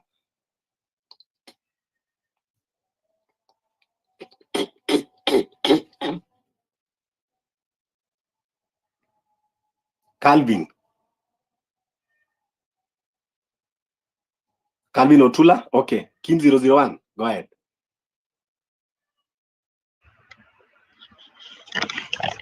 Hey, niaje Papish? Poa sana. I was really doing that mic check nione nijue niko audible. Hey, I came here to ask actually a question kwanza, and that was in regards to submission ya Wallace about this thing that we are playing chess, not checkers or not drafts, as it's been popularly put out here, and that maandamano CBD is really not the way to go. Actually, it should be the opposite. It should start from outside there. I would really want to sit down here and listen to a submission yenye inanionyesha how a demonstration deep in Madeira would make Ruto give a hoot about anything you are saying. Sijui kama it's just the way my brain is wired to function ama okay, it's really something, a line of thinking naweza kataka kuonyeshwa vizuri, because I always tend to have counter ideas to such. So Wallace, if you could go on, please. Okay. Kim, if you understood me very well, I said countrywide. I'm not saying something happens up country then comes to the city. So it's just an issue of small misunderstanding. What I have said is we want an activity Kim 001 that umemaliza? all Kenyans. Amemaliza ama umski? Amemaliza? Kim 001. Can you hear me? Nimeuliza swali alafu nitaongea baadaye. Kwanza nimeuliza swali alafu nitaendelea. Aki pole uliza. I was okay, ama Sesco umesikia swali, can you tackle that? Okay, Fabish, kuna swali imeulizwa na Kim, and that's what Wallace is trying to answer. Can you hear me, Fabish? Fabish? Okay. Tunakusikia. Okay. No, Wallace. Si ndio nasema Fabish anisikii, ndio anashindwa kwa nini kumenyamaza kwa space. So mumuelezee naongea. Fabish, Wallace anaongea, so wewe ndio umsikii. Okay. So my point is, I was not saying that you do a protest up country and then later they will come to the city. No, I have said, just like now what you had Fabish saying, if there's a day you say we are all coming out with the flag, what a protest is, your voice is heard. When they see the numbers, because remember, the government is playing the game of fake public participation. They are doing an event, let's say in Bomas, they bring people, they pay, we see them even on TV, giving them 1,000 each. Then they say people participated and 80% said we should impeach, and they move on. But now they cannot prove any real numbers on the ground because all their crowds are hired. But what happens when they see Kenyans in all the 47 counties, in all their towns, showing up and at a particular time, because it's not going to endanger them in any shape or form, they either carried the flag, they sang the anthem, and it's not even has to be Ruto must go, because now we are talking about we don't want corruption, we don't want bad leadership, we don't accept Adani deals. It has to go beyond this one individual. He didn't start corruption. He is trying to just advance it. So if we say that is done countrywide, that beats any fake public participation the government is currently executing. It will show them Kenyans everywhere have determined we are not accepting bad governance anymore, and we are doing it through a peaceful means within the constitution.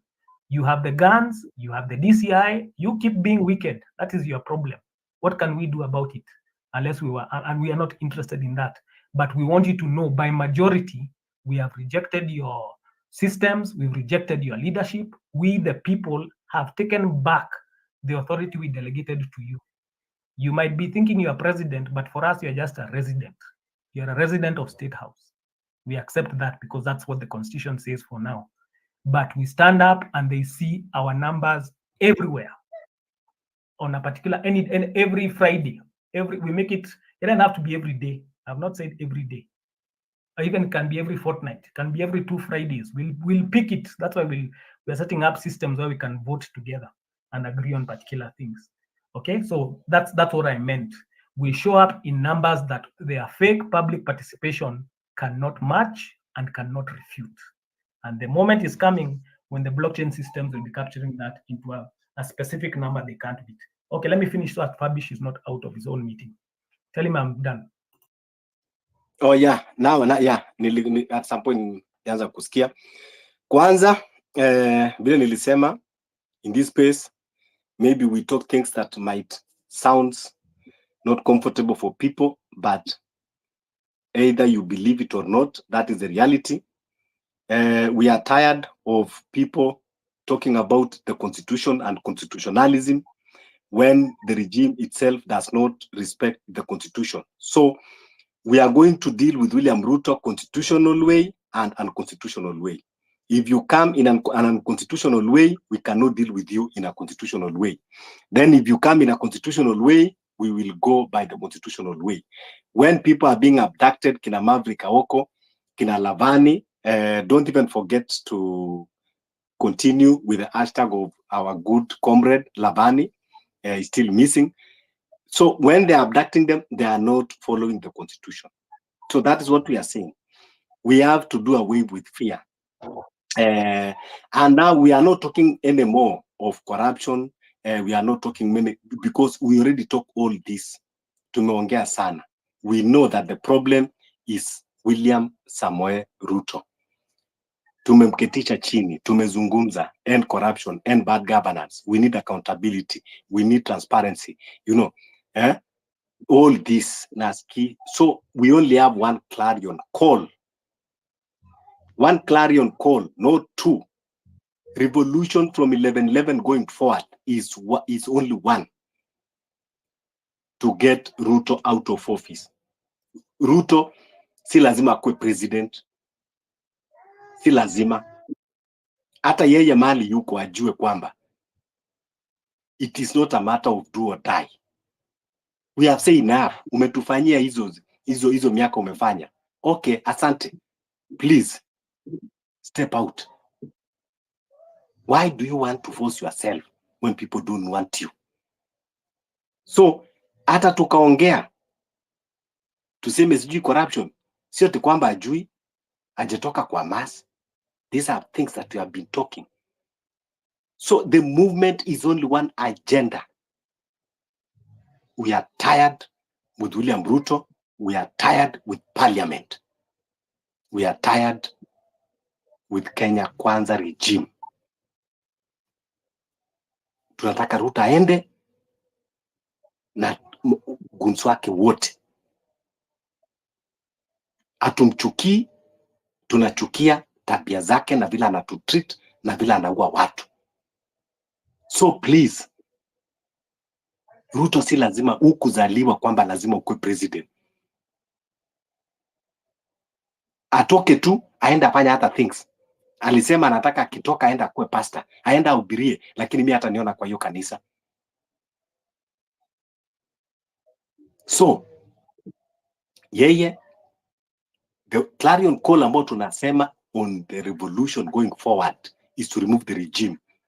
We don't need to have other languages to massage.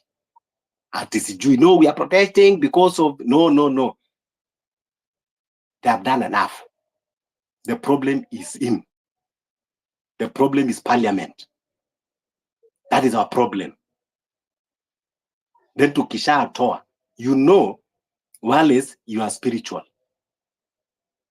And one thing I agree, even me, I'm a spiritual, but in a different way. Ni kuwa there is a power in our tongues. There is power. Wakati tulizungumza tukasema, we want to drain the swamp. We want to take this country back to factory reset. Then at some point tukakuwa conflicted, tukakuwa na personality, sijui tukasema, sijui wacha tufanye kazi na nani. That is where kila kitu ilianza kuharibika. Now we are going back to the drawing board. Drain the swamp, take the country back to factory resetting.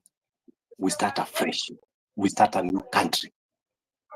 We start a new nation. We bring sanity, we bring dignity. We bring humanity back. We bring values, morals back. Country cannot progress when it has lost values, morals, when it has lost human dignity, when it does not respect life, when it does not respect humanity. No matter what you do, ukitaka jenga factories milioni moja, you will never progress. Those are fundamentals that dictates the progress of a nation. Currently, as we are, we have lost values. We have lost principles. We have lost morals. We have lost dignity. We have lost humanity. We are not respecting life anymore. That is why killings has become normal in this country. Zile damu ambazo zimemwagika, it is hunting the nation. And that is why tunapata maybe Ruto, maybe alikuwa hata na ideas mzuri. But because zile damu ambazo zimemwagika keep on hunting the country and hunting him. That is why we have to go back and start bringing dignity, respect to life. Hizi vitu zingine za development, za nini, hizo zinafaa zikuje after first you have respect life and humanity. Ruto has failed to honor all those. His principles are very different. Whenever we talk of killings, he's talking of properties. Whenever we talk of losses of lives, he's talking of properties. Those are two different values, different principles. And his principles and ideologies is not healthy for the nation. So we have every reason to say, kwamba, we are done with him. And that is a clarion call. Only one agenda. He must go. He have a life to live. Awachane tu. Kama anafikiria kwamba akitoka nchi itaingia kwa shimo, we are ready kwenda kwa hiyo shimo. Mwache yabaki kula tabaki.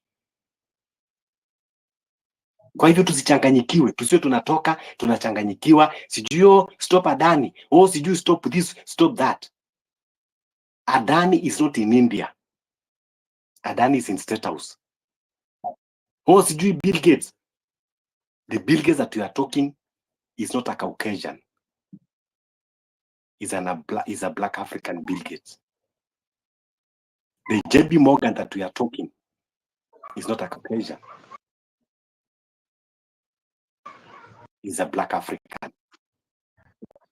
We have to identify. In as much as we are blaming the colonial masters and the foreign influence, lakini mtu hawezi kuja kwako kama wewe hujamfungulia mlango. In as much as we want to blame America, we blame UK, we blame wapi. But first we must deal with collaborators before we say we are dealing with them.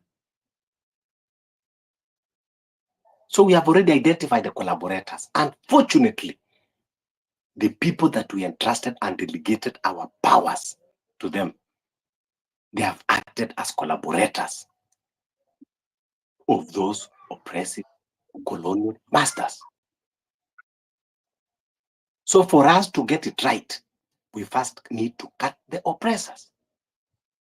Leo, Moses Wetangula walikuwa wanasherehekea na Ruto Diwali. Nao wanasema wanataka kufanya Diwali kwa public holiday. And in that public holiday, lazima ipitie parliament. And Wetangula was like, you know, Ruto, if you decide any day, any time, just bring it. I'll put the question immediately to tell you is there as a flower girl. That is what is happening in parliament. He did not even tell kwamba tutaenda tusikie public opinion na nini na nini. No. We lete, mimi nasukuma. That is how they operate the country. Like as their personal properties. So, ile kitu the clarion call ni kuwa Ruto must go. So 11/11 revolution going forward, that is the only call ambao tunasema. Yes, Sesko. You know Fabish, watu wa Kenya wanafaa waelewe. I mean, if you're a speaker, I don't see the need of you even attending those things and being with Ruto and then you start telling us you're not in bed with him. Hiyo ni ufala. Wakenya wanafaa waelewe. Kwanza venye anaongea at any time, any day. I mean, these are wives to Ruto. They take whatever Ruto tells them to do. I mean, Wakenya wanafaa tu wajue what's happening. Network is a problem. I wonder when someone comes here and starts telling us that the constitution says which constitution is happening, is being obeyed, ama constitution gani wanafuata wakifanya hiyo mambo. Mjamaa he used the church, he sabotaged the church to a point that sasa hata tunashukungi sasa. Even me actually, I'm even questioning the Anglican Church of Kenya because they were the first people to be on Ruto's side. Wao walimwapisha, hata their bishop was there. I mean, churches zinafaa stand on their own right now. Ndio pia wao turudishie trust as people who believe in whatever they might be selling in church. We are Christians, yes, but the agendas these churches are having nowadays is something else. Hizo pulpit wameziharibu sasa, wamekuwa hizo pulpit ni za politicians. A few churches here and there, they are speaking against this government, but some of these churches are not speaking. And I've seen that actually in these Anglican churches and Catholic, they are not fighting the government now. I don't know what happened. They are not, because walikuwa mstari wa mbele kupatiwa pesa ya kuweka kabros kwa kanisa. They are not questionable. They are not questioning anything. Mtu anaingia kwa kanisa na 20 million amebeba kwa sanduku, anapeana kanisa, watu wananyamaza, hata they cannot question. Hiyo siku hata pastor anatetemeka, hajaiona such amount of money. The chairman wa kanisa hata wakitaka kutoka wanza wafuazi wasitoke kwanza. Other Christians should not get into outside the church first. We wait for bishop to get out, followed by the politicians. That is nonsense. That is a nonsense we are not buying actually. And that's why tukijaribu kuongea hii mambo tunaambiwa we are young, we are supposed to be taking advices. What advices have you given us? Those advices za kupea pulpit nani hawa politicians za kuja watuambie kenye watafanya. Mtu ameshinda akipiga sherehe usiku yote Saturday, Sunday anaamka asubuhi, ni mlevi, hata bado ni mlevi, anabeba bundles za pesa, anakuja anaanza kwa kanisa, mnampea kiti pale mbele. I mean, it's high time we stop all this nonsense and stand for the truth. Tuache kushinda hapa tukidanganyana hapa. Wale si mnafaa kuwa mna spread, mna inject hii mambo kwa kanisa before even service start. Mseme tutakuja asubuhi by 7 kwa kanisa, ni kwanza tuambiane venye kunaendelea, how we need this government to act, solutions up to 8, and then from 8 the service can start. Those are the stuff we need to hear. Ama after church service mtuambie watu wanapatana nini, talking about this and this. That is what you want. Hatutaki mkuje mpea politicians viti kwa kanisa, wanakuja hapo mbele wanapea pesa, mnanyamaza. I mean, the systems in Kenya are not working, and for them to work, this guy must go. The revolution on 11/11 and the action you are calling lazima happen. The main agenda ya kutokea street, it's our voice to be heard na tuonekane, and that's why we are going to do it differently this time. We are working on printing t-shirts zenye, because the fact that kuenda kwa street wanasemanga they don't identify the goons and the good people. We are going to we are printing shirts zenye tutavaa hiyo siku. Kama watatuua waue watu, mtu akiwa amevaa recognition yake akionyeshana what is fighting for, because wanasemanga waelewi watu wenye ni wazuri na wenye ni wabaya. That day on 11/11 we are going to be peaceful, because right now the DCI is aware that people here wanaingia kwa space kuambiana people they are going to be given guns, I don't know what. So expect on 11/11 to be a tough one. That's why we want to be on the safer side of it. So we are going to talk much about it. Fabish, we organize with you, I'll tell you what you are planning with other comrades, so that we have maandamano ina make sense. Even if they start fighting us, wakituua kama tumevaa t-shirt zenye tutakuwa tumeprint, Kenya tutakuwa tumeprint, watatuambia sasa au si goons. It's so sad actually that one of the comrades in Chuka University died. Juu hizo ma NHIF hazifanyi kazi, and no one speaks about it. Hata Citizen TV hizi oneshana hiyo, iko na audacity ya kuleta vitu tuelewi hapa kwa Citizen usiku. Things that are not working ndio wana broadcast hapa. I mean, that's why Gen Zs we are actually tired of these mainstream medias. Better tuende tusikize space the whole day, ama tuingie tu YouTube, ama tuingie tuone podcast, kitu yenye tunaona ina make sense, rather than sit here and watch Noro TV talk about Mount Kenya things, and then we are here fighting vitu zenye tutaki, but nyinyi bado mna elevate mambo ya Mount Kenya iko intact, sijui nini. Citizen TV nayo iko hapo inasema Mount Kenya inapigana.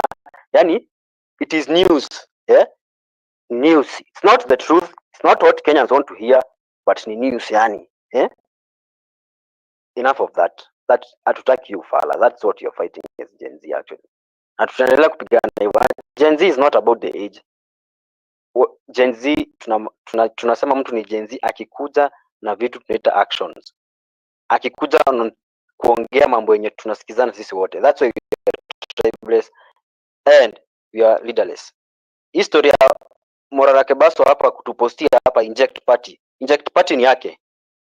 Hiyo ni kaa tu kusema UDA. The moment you umesema party, you are now a politician. That is something people should know. I wonder how he makes a lot of videos akiambia government ifanyi. Wakenya mnafurahia, tunasikia vizuri yeye so after that what then? Videos zimetoka more than 1,000. What action amewaichukua even for one video kuuliza hii barabara juu haijaundwa na tumesema ni hii na hii, pesa ilienda wapi? He doesn't, because it's a project of the government. He's in bed with the government. Anakuja anatuambia barabara haijatengenezwa, hii imejaa potholes, sijui nini. What action is it taken after that? No action. Since ni content creator, anaenda na Kenya inafurahisha watu. Wakenya mnataka kusikia mmeibiwa, mmefanyiwa, but there's no action. That is not what we are fighting. Exactly. We agree to say just hold your thought. Yeah. Nataka pia kusitiza hivyo, because that's why nilikwambia number one, this guy is playing script from State House, because if ndio nikasema hii hata civic education they are doing, they are just there for monetary gains, because if indeed they were genuine. Leo nimeenda Embu nikaona kuna barabara haijatengenezwa, pesa imekuliwa, hata hahitaji mambo mengi, ni kuwa wananchi, hebu jitokezeni kwa wingi, bebeni matawi, twende baka kwa ofisi ya PC ama ya DC, tuulize hizi project kwa nini hazifanyiki. We have never seen that. You cannot call that. Unaona? Lakini wewe utaenda tu uje utengeneze content, uone watu wakilike na wakifollow. You know, that is what unasema, this is a script ambayo inafanyika State House. Yes, it says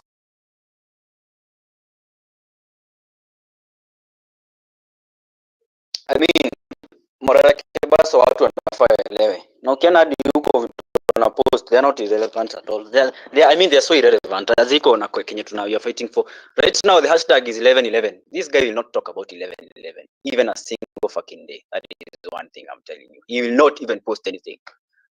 But towards the day, somewhere on the 10 of 11, you will see what he's going to do. Ataleta tu kitu because he's a content creator. Script writer wake ni Ruto. Ruto ndiye script writer wake. Yeye tu ni director yani Script writer ni yeye, ana scriptiwa, anaambiwa ni hivi fanya hivi na hivi. Anapatiwa.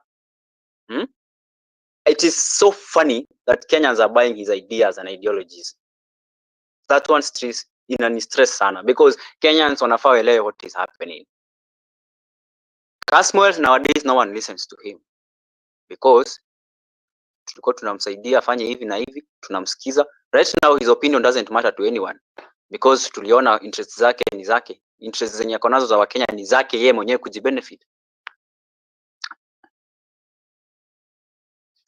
Nimeona saa hii hata 5 minutes are not over. Hizi vitu amepost video even 4 minutes ago. Morara Kebaso posting about previously on Vampire Diaries. Vampire Diaries, I mean, Kenyans mwache ufala. Sorry to say so, but Wakenya waache ujinga. Hii ni content. This is content. Kama mtu amefanya media anaelewa hii mambo ya film and whatever. Yaani mpaka anatafuta jina yenye na attract attention ya watu. I mean, Kenyans should wake up. Mnafaa kwanza mfollow huu jamaa. Because even when you go on the streets, you never see Morara Kebaso. People who died huko, watu wenye walikufanga huko akina Rex and whoever, Morara Kebaso has never been there. Mshenzi kuna lawyers wengi sana. If you ask to meet him, my friends, atawaambia kwanza mpatane na PA waambie sijui nini, arrange meeting, na siku ya kumeet kwanza uende kwa ofisi yake upate kwanza kumejaa amepika maandalizi pale, kama amekalia zile viti zake zile expensive. Ni nani ataka kuongea na yani it's high time Kenyans should know that Morara Kebaso is a project of Ruto, na siye peke yake. A lot of people here on X, they are project of government, they are in bed with government.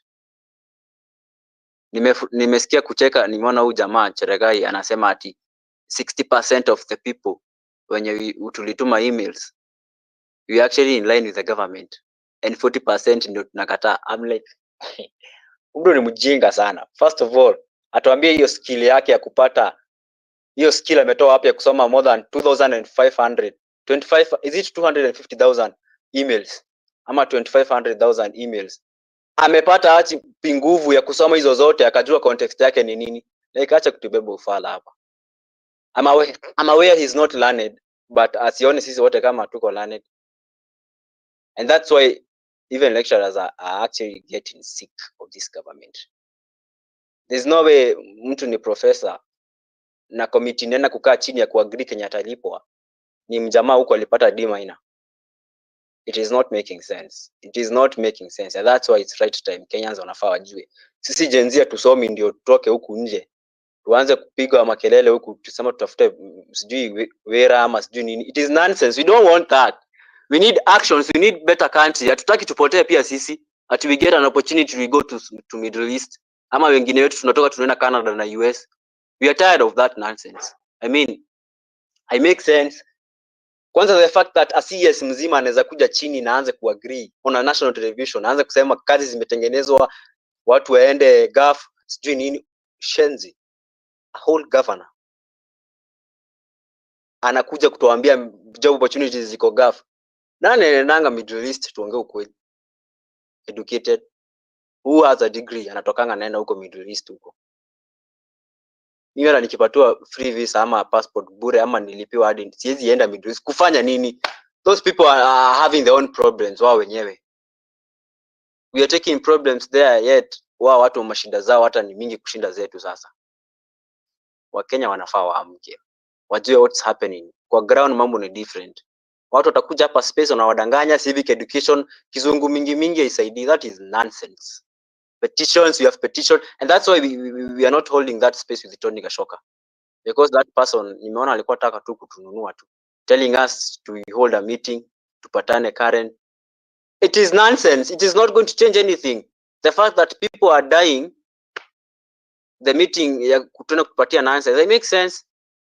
Agenda zenye tuko tunataka kuziongelelea, wewe umekuja na zako unatuambia hizi na hii ndio tunaongelelewa. We don't want that. We need action. That's why we are preparing for 11/11. And I'm telling you, when anyone who is in this space, can you go and monitor how Morara Kebasa is going to behave up to that 11/11? Kama we ni mtu mjanja, you will understand that is a project of Ruto and he's in bed with the government. Fabish. One question, Fabish. Kweli unanyima watu mic ama waulizi ama kunaenda aje? Because I'm not seeing a lot of guys on the panel, which would be good to get diverse opinions. But I agree with you, Sesco, also that it's time for action. And also, we also accept advice from young people. It's not just one way. The thing is, you made a very good point. We say youthfulness is not just an age set; it's also a mindset. There are young people who think like Waze, as in they're out of touch, and there are older people who are very youthful in their thinking and in their reasoning. So I agree with you that. Oh, sorry, Fabish, you look like you want to say something. Endelea. Yeah, what I want to say is it is not that we accept the advice from young people. There is no we. All of us are that we. So it is not, this is, in these places we say it is, revolution is about a collective voices. And I want to agree 100% with the Sesco. We are not here to discuss about personalities, but we will call out. We will call out the names whenever we see that you are off the track. And that is why, even in this, there is this big thing called big wig syndrome.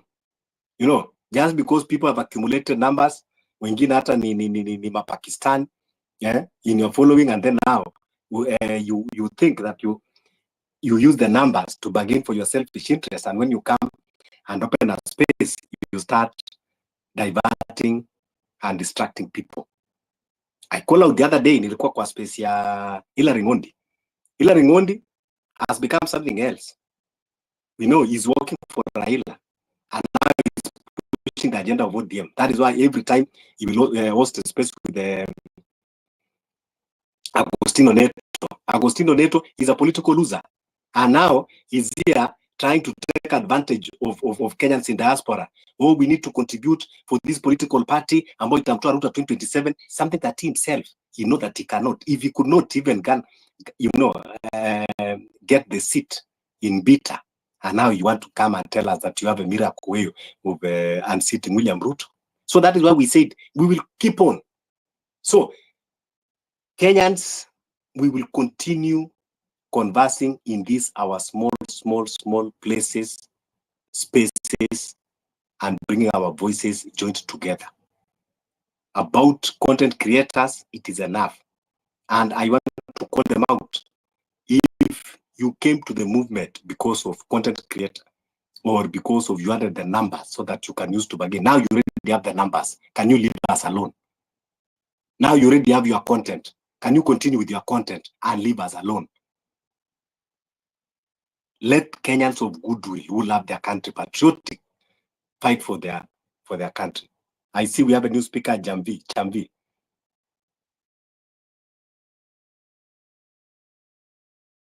Chamvi. Yeah, okay. Can you hear me? Loud and clear, go ahead. Okay, every time na ask for mic napata siwasikii, ndio unaona saa ingine natoka naenda narudi. So I hope mnanisikia. Okay. Hao watu kama kila Morara, the celebrities mnasema about kila Obina, tuseme kila demo wa Facebook, why can't you just force them?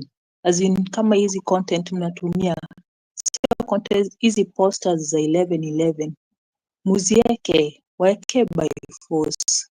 Tutumie ni force saizi. Okay, sitaongea sana, wacha niendelee kuwasikiza, maybe nitaongea baadaye.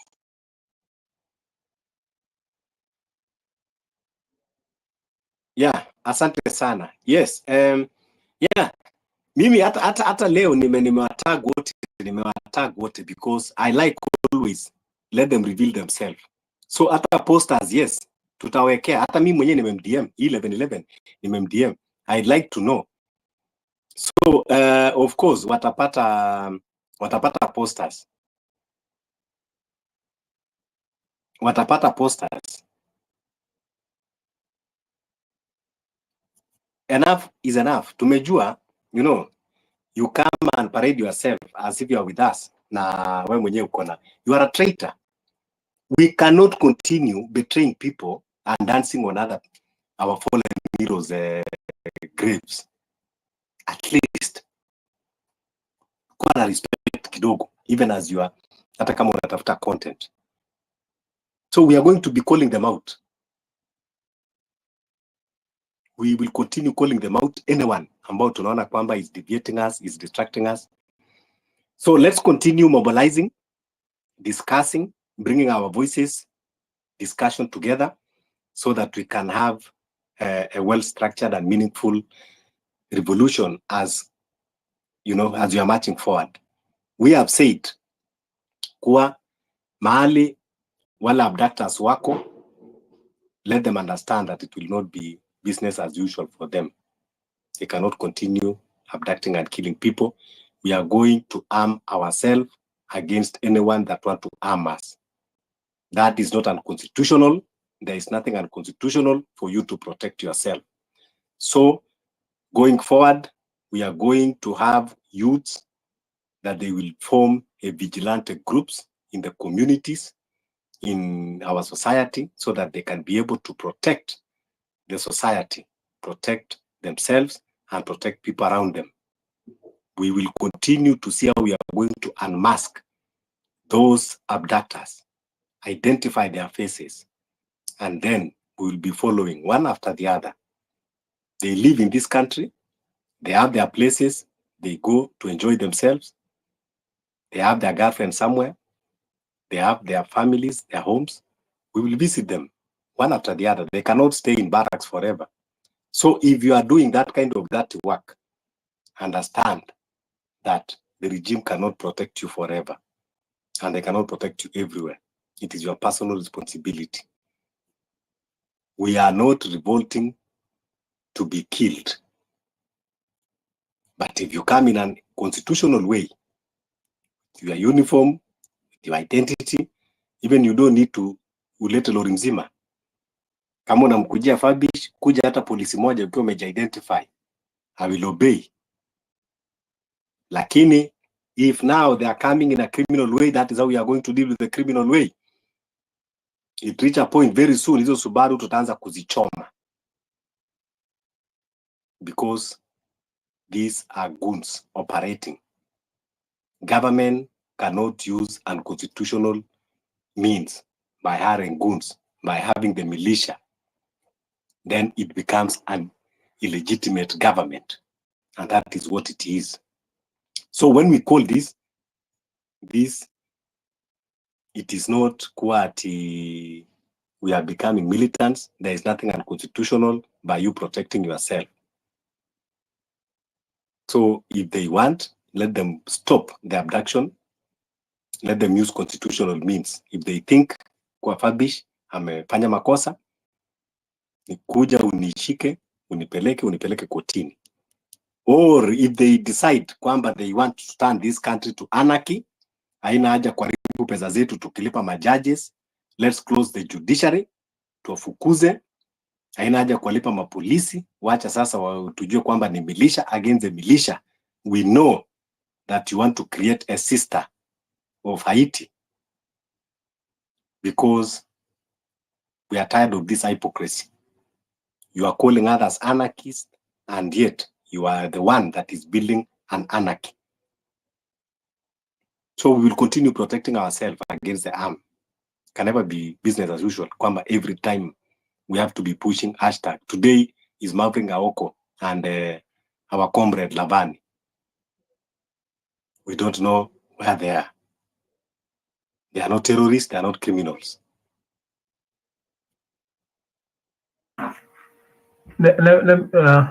Can I say something, Fabish? I think these are the times when we agree to disagree. I can see Malia has hopped on, but the idea is everybody has their choice how they want to move forward. If that's your plan, that would be your plan. But the idea is everybody has a right to their opinion and their strategy. People can advise into it. Whether you follow it or not, that's fine. I mean, nobody can choose for you the procedure you want to use to go forward. But if we said Kenya goes the vigilante way, most likely that could be a choice, but that might not be.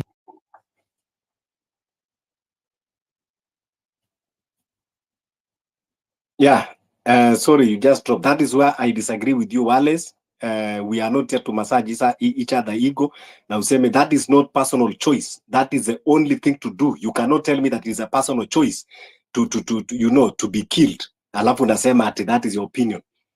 And you are saying that we disagree. How do we disagree? For you to protect yourself, Wallace, sometimes, we lose sanity. How do you say that when we say militia is not militia to go and attack, but to protect ourselves? The government are operating in a militia way. These people, NPS wamesema si wao, DCI wamesema si wao, and then unasema kwamba we cannot protect ourselves. Do you even listen? Do you reason first before even saying this, Wallace? Sometimes you are very bright. You are my good friend, my comrade, but kuna vitu zingine ambao wewe mwenyewe unafaa ufikirie. So this one you cannot tell me that this one is not my opinion. This is something that need to be done by everybody, not unless wewe uko tayari kwenda kuwa tu we are tired of pushing hashtag kila wakati. So this is not my opinion. This is not an opinion. This is something that need action. Malia, go ahead.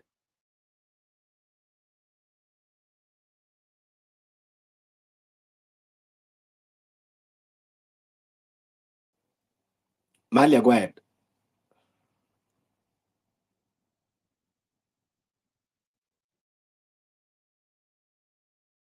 Malia? Sorry, my net dropped. Seems to have dropped. But Malia can go first.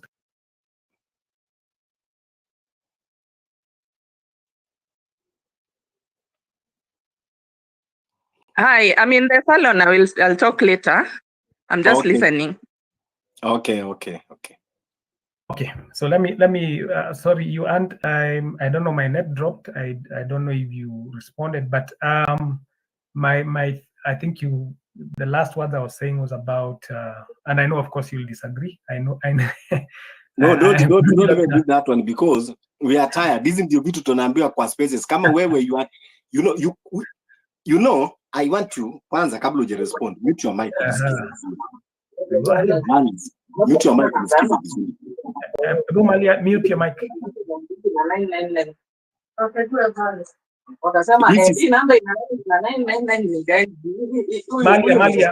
Malia, mute your mic.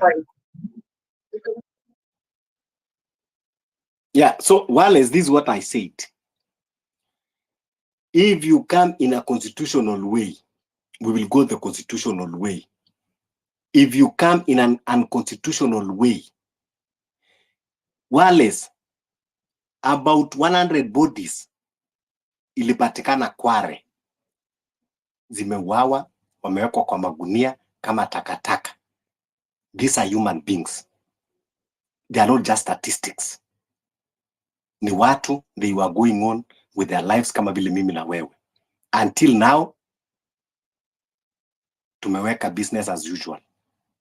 Kina Rex Masai na wengine wengi waliwawa, ikabaki kwa statistics. Juzi City Mortuary wanatuambia kuna 600 bodies. And then kuna sasa kina nyinyi Wallace mnataka kuzunguka mkituambia ati this one is constitutional, constitution this, constitution that. Now, before you respond, kindly be a devil's advocate. Now tell me the chapter, the article, the sub-article in the circumstances that those people were killed before you educate us. kwa ati hatuwezi, we cannot form a security to protect ourselves. Okay. Number one, of course, constitutionally, the government should protect you. But when it becomes the one that is killing you, of course, that is not constitutional in any shape or form. And I think there's a time you mentioned something like they have said it's not the DCI. They've said, of course, we know it's them.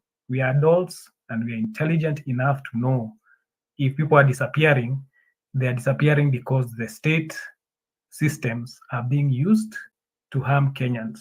So we will not again pretend like, oh, we believe them. It's not really the state that's doing this. We know it is the state doing it. And we know Kenyans are supposed to be protected by the same state that is murdering them, that is throwing them in quarries, and it's doing all those things are illegal. That's for certain. Now, as for Kenyans protecting themselves, if somebody comes to arrest you and they do not identify themselves, that you are going to resist. But they're supposed to. That is what we are talking about, Juanes. That is what we are talking about. We are not saying that we are going kuvamia police station. We are not saying kwamba tunaenda kuvamia the government installation. You know what the word vigilante means? Vigilante means that once, let's say, somebody disappears, you are now going to what vigilantism includes vengeance. You go and take revenge. You maybe abduct one of theirs, or you do something in that direction. You are ready to take up. No, that is your own translation. That is your own translation. Well, then be clear. And this. Clear.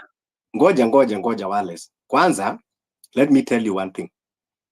Unajua, when you want, they say when a hyena want to eat its children, it first start by accusing them that they smell like goats. So these are the narratives that are pushed by the regime to make you fear, to structure yourself, to protect yourself. That is why anytime ambao unataka kuweka kitu kama hiyo ndio anakuja. You cannot preempt kwamba ati sababu vigilante is like a security guard. Wakati nimeemploy my security guard in my compound, mbona unaanza kukuja kusema huyu security guard anaweza amua kuchukua hiyo panga umempatia ama rungu kwenda kupiga watu? Sasa sisi tumesema tunaweka vigilante group, okay, ya kuprotect ourselves. Sasa wewe ngojea, ikiwa huyo vigilante ataenda kucommit atrocity somewhere, then sasa ngojea udeal na yeye kama ameenda kucommit. Lakini if wewe mwenyewe unajua kwamba you are genuine, why are you finding difficult mimi nikisema naweka vigilante ya kunichunga? So wewe ngojea, wacha mimi nichichunge. Si wewe uko na bunduki, si wewe unafanya kazi ya maintain peace and order. Sasa wewe ngojea ile siku ambayo huyo vigilante atakuwa ameenda, you hold that in a personal capacity, and then it does not even stop. Hata yes, it is possible about vengeance, aura for aura. Kama wewe umeua na authority haiwezi taka kukushika, tuko na waizi wengi tumewachoma tukiwaweka tire, sababu wamekuwa akiiba na polisi hawashiki, na wamekuwa tu akiiba masimu na wakidunga watu visu. Sasa wewe ambao pia unaua na tumekujua kama huyo mwenye alikuwa anapiga watu risasi na yuko, tutamuendea. Yes, na tukimwendea, what is wrong with that? Kwani kama wewe umeua now you don't want to subject yourself to the constitutionalism that you are talking about, what choice are we left with? Mbona watu naua waizi mtaani na tunaambiwa kwamba ni mob justice na mili tu inachukuliwa inaenda inapelekwa mocha? Sasa wala ambao wanatuibia ndio wabaya kuliko hao ambao wanatuua. So yes, the vigilante, they will be keeping vigil. If wewe tujue kwamba you are a government agency operative, now you are going outside the constitution, that you are killing people and you are abducting people and you already unmask your face, we will come for you. We will come for you. So if the government don't want to go that way, then let them stick to the constitution. Someone who kills an innocent person, he should be subjected to that constitution and be charged. But you cannot be killing people and be left roaming around, alafu unasema ati kwamba tukitengeneza vigilante ya kujiprotect. Yes, inaweza kuenda that to vengeance level, but the vengeance in a way that is still underlined to protect ourselves. Protecting yourself is a patriotic thing that you can do. Protecting your community is patriotism. That is, you are working for your country. Our military forces, they are number one patriots. Our police, when they are doing their diligent work, they are the patriots. So if we have youths also that they are here to protect the society against any harm, these are patriots. It is your civic duty to make sure that there is a peace and tranquility in the society. How do you do that? You do that by uprooting the criminals. So I don't know, sisi watu tunasoma sababu tumekuwa oppressed, and now mpaka tumejiweka sasa katika that mentality ya oppression. Kwa even tunafaa kubebwa. What is unconstitutional about you protecting yourself and going for that person that is killing people in the society? What is unconstitutional about that? We have called out the names. No action is taken. We have write memorandum. Tumeandikia IPOA. No action is taken. So if no action is taken, what are we left with? We deal with him.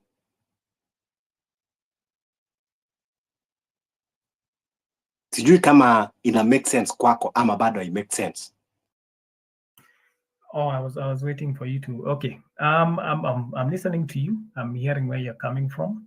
My point here is this: when you look up, because you've used the word vigilante, vigilante has, I've even posted. I just grabbed something off the internet, the definition, which says it's a member of a self-appointed group of citizens who undertake law enforcement in their community without legal authority. That's where the problem comes in. The moment you are doing something without, yes, you are saying they are unconstitutional. Now, when you pick up your vigilante groups, using now the constitution, they will use this fake judiciary, which they have bought, to now throw the legal book at you and your vigilante group, because it is a system without legal authority. Let's say now let me ask you. No, wait. Let me finish, Fabish. Please notice. I let you finish, Fabish. Let me just finish. Okay. So my point is this. Wallace, you can just drop. You cannot just come here and distracting us and telling us things that does not make sense even to yourself. You get away. Saa zingine, I don't need to tolerate this kind of you are part of the distractors, if I can say, because wewe uko hapa kuja kutuambia things that are not making sense at all. Kuja kutuambia ati. So where is the legality in those that you are saying legal institutions? Alafu natuambia, bro, reason fast before even you talk. Yes, kumbukeni. Asante Fabish. Hiyo imenileta juu. Pole. So if we were to follow their constitution, which is literally a useless paper, the constitution does give us legal authority. The constitution literally gives us legal authority. And if we want to use that as a backup to defend ourselves, we can use it, because we, the people, are the ones who decide who's going to govern us. And the person has failed us. That's the legal authority the Kenyan constitution gives us. So if you want to play that game.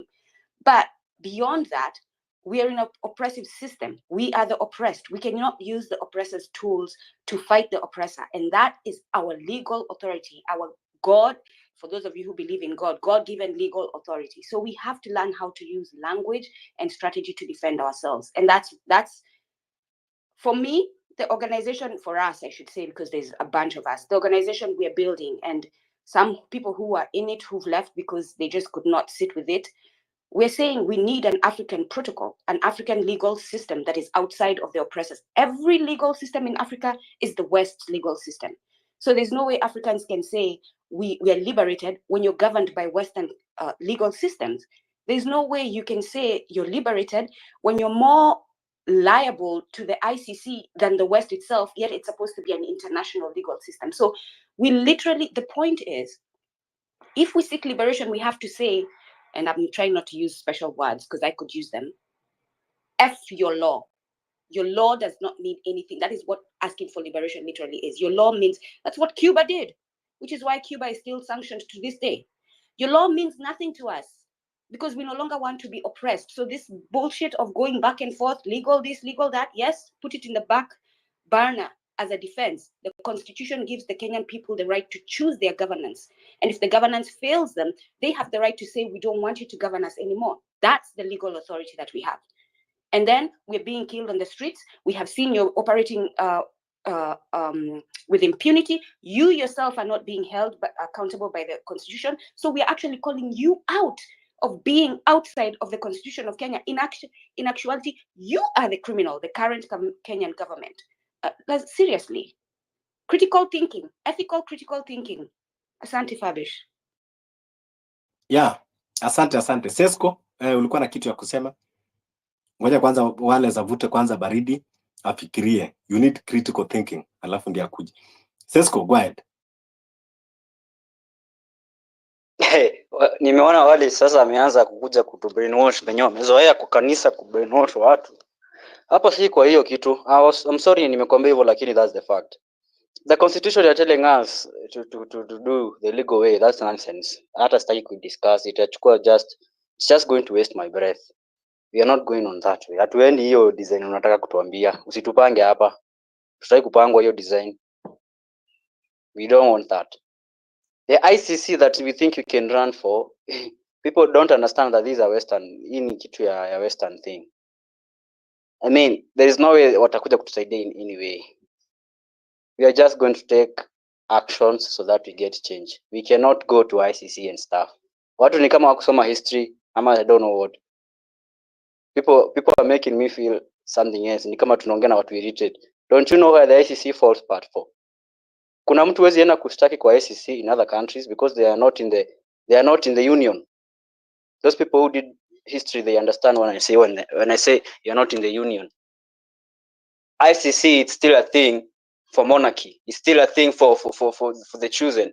I mean, hiyo ndio kitu wametengeneza ya kukuja kujaribu brainwash Africans. Ndio tuko tunafikiria ICC can help. It cannot help us.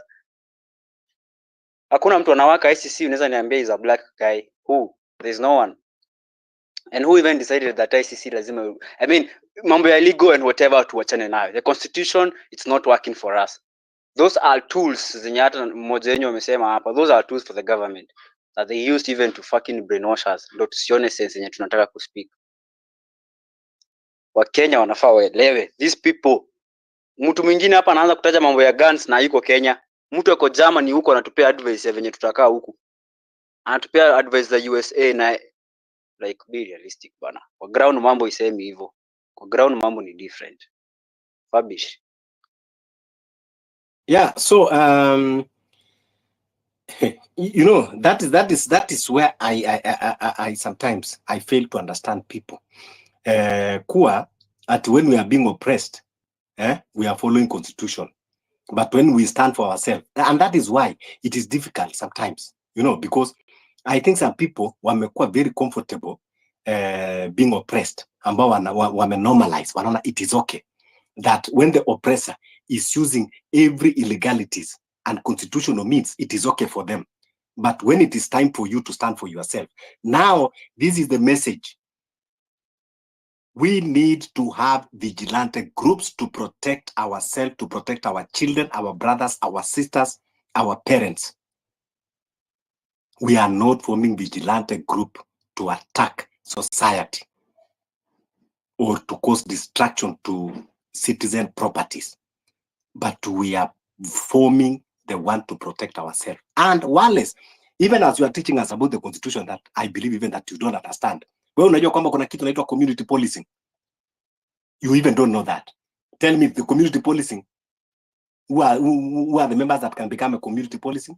See, they are members of the society. Vijana wanajitokezea na hiyo inaitwa community policing. What is the work of the community policing? To protect the societies. Pale kwa nyumba 10. Kwa nini tuliform nyumba 10? So hata hiyo constitution yenyewe bado iko na that window of community policing, and community policing haina different na vigilante. If you are working those community policing, mnazunguka usiku mkipatrol, mkitafuta waizi. So even you are teaching us constitution even that you don't understand, because you just want to push a certain agenda. So what we are saying is, because they have failed to protect us, should we die then because no one to protect us? And that is why I normally say it is not insult. The difference between human beings and animals is the ability to reason. That is the difference. That is where you draw the line. The difference between human being and animals is the ability to reason. Leo utachukua kondoo unaenda kumchinja. They cannot reason. But you cannot tell me that you are a human being and then unataka tu kwa watu wanachukuliwa moja moja wakipelekwa kichinjoni, halafu unasema sababu kuna sheria. What comes first? I keep asking. What comes first? Is it humanity or constitution? When the human life is in danger, you don't go about the constitution. Constitution was written by human being and to protect life. Lakini huwezi kuweka constitution mbele zaidi ya why. It does not make any sense. It does not beat any logic. So before tuongee mambo ya constitution, kwanza tuongee mambo ya human life, wireless. That is what we should be talking. You are Christian, you should know this. And that is why sometimes I get even conflicted with Christianity. Because Christianity, in the Bible, I think they don't value life.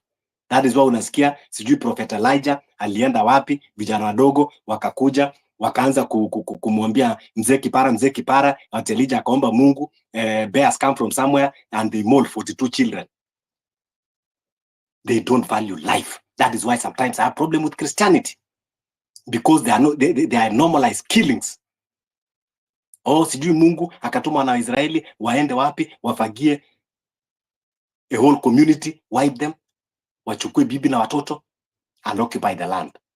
Sijui Samson akapatiwa nguvu, akaenda wapi, akaenda akaua watu 7,000, akaenda akaomba Mungu afanye suicide na akakufa na watu 7,000. But I don't want to go that way.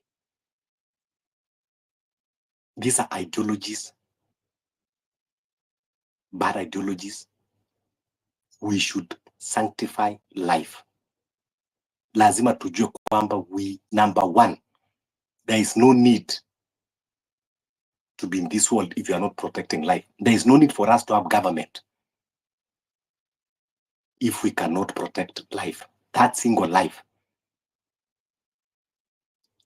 The core fundamental mandate of every government in this world, it is not to come and tax us. It is not come sijui kufanya nini. First, ile kitu ilifanya the government zitengenezwe, it was to protect the citizen and their properties. The word citizen comes first, to protect lives and then properties. And it should be that any moment that they have failed to protect the lives, they have already lost the legitimacy of being a government. If this was a very working democracy, this government should have been declared a failed regime. We don't need to have 1 million statistics, even just one life that has been lost without being accounted for is already enough to declare the regime a failed. But now we have even lost the number. Within the span of 2 years, we have lost the number of people who are dying in a very mysterious circumstances. So, kama tunakuja hapa justify the atrocities that have been committed and pinning them to constitutionalism, we are lying to ourselves. Leo unaongea constitutionalism because maybe wale watu wameuawa, no one is related to you. Maybe kina Mavrika huko, kina Lavane that wamekuwa abducted, they are not related to you. But when that thing comes to your doorstep, I'm sure the narrative will change. Yeah, kumbukeni, nimeona raise mkono and then tuende kwa Rasji, then kwa Japondi. Songa mbele tu. Okay. Yeah, Rasji, go ahead. And alafu tuende kwa Japonji.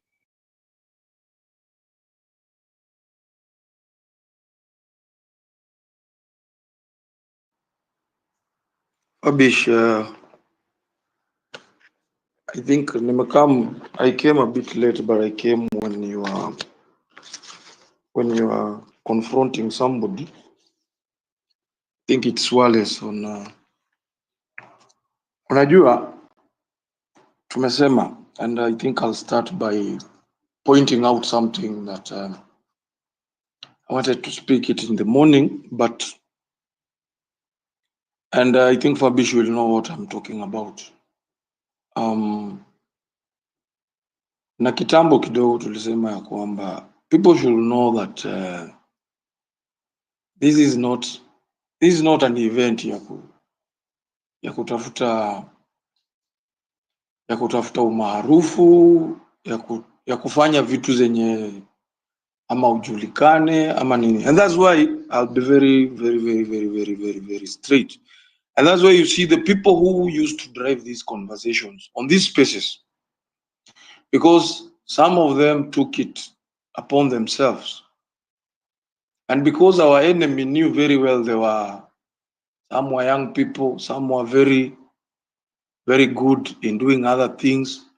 They camouflaged, came to the movement, pretended to be, but it is always my call to tell you guys that hii kitu si hivyo vile watu wanajaribu kuiangalia.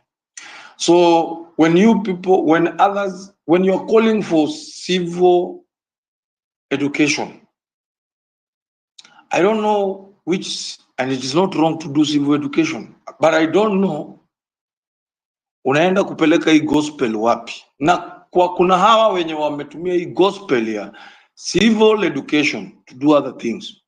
They're not necessarily advocating things for movement. It's like a side hustle. Wow. And we have seen these cases.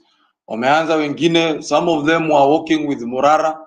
Now they have disagreed. Wameanza kuja hapa social media. Maona wengine wameanza kutupiana ma video blame games huku na kule. And these are the things we said kitambo. There is enough money. Pesa imeibiwa kutosha na itawanunua na itanunua kila mtu. Sasa wewe lazima ujiambie na dhamiri yako ya kwamba where are you?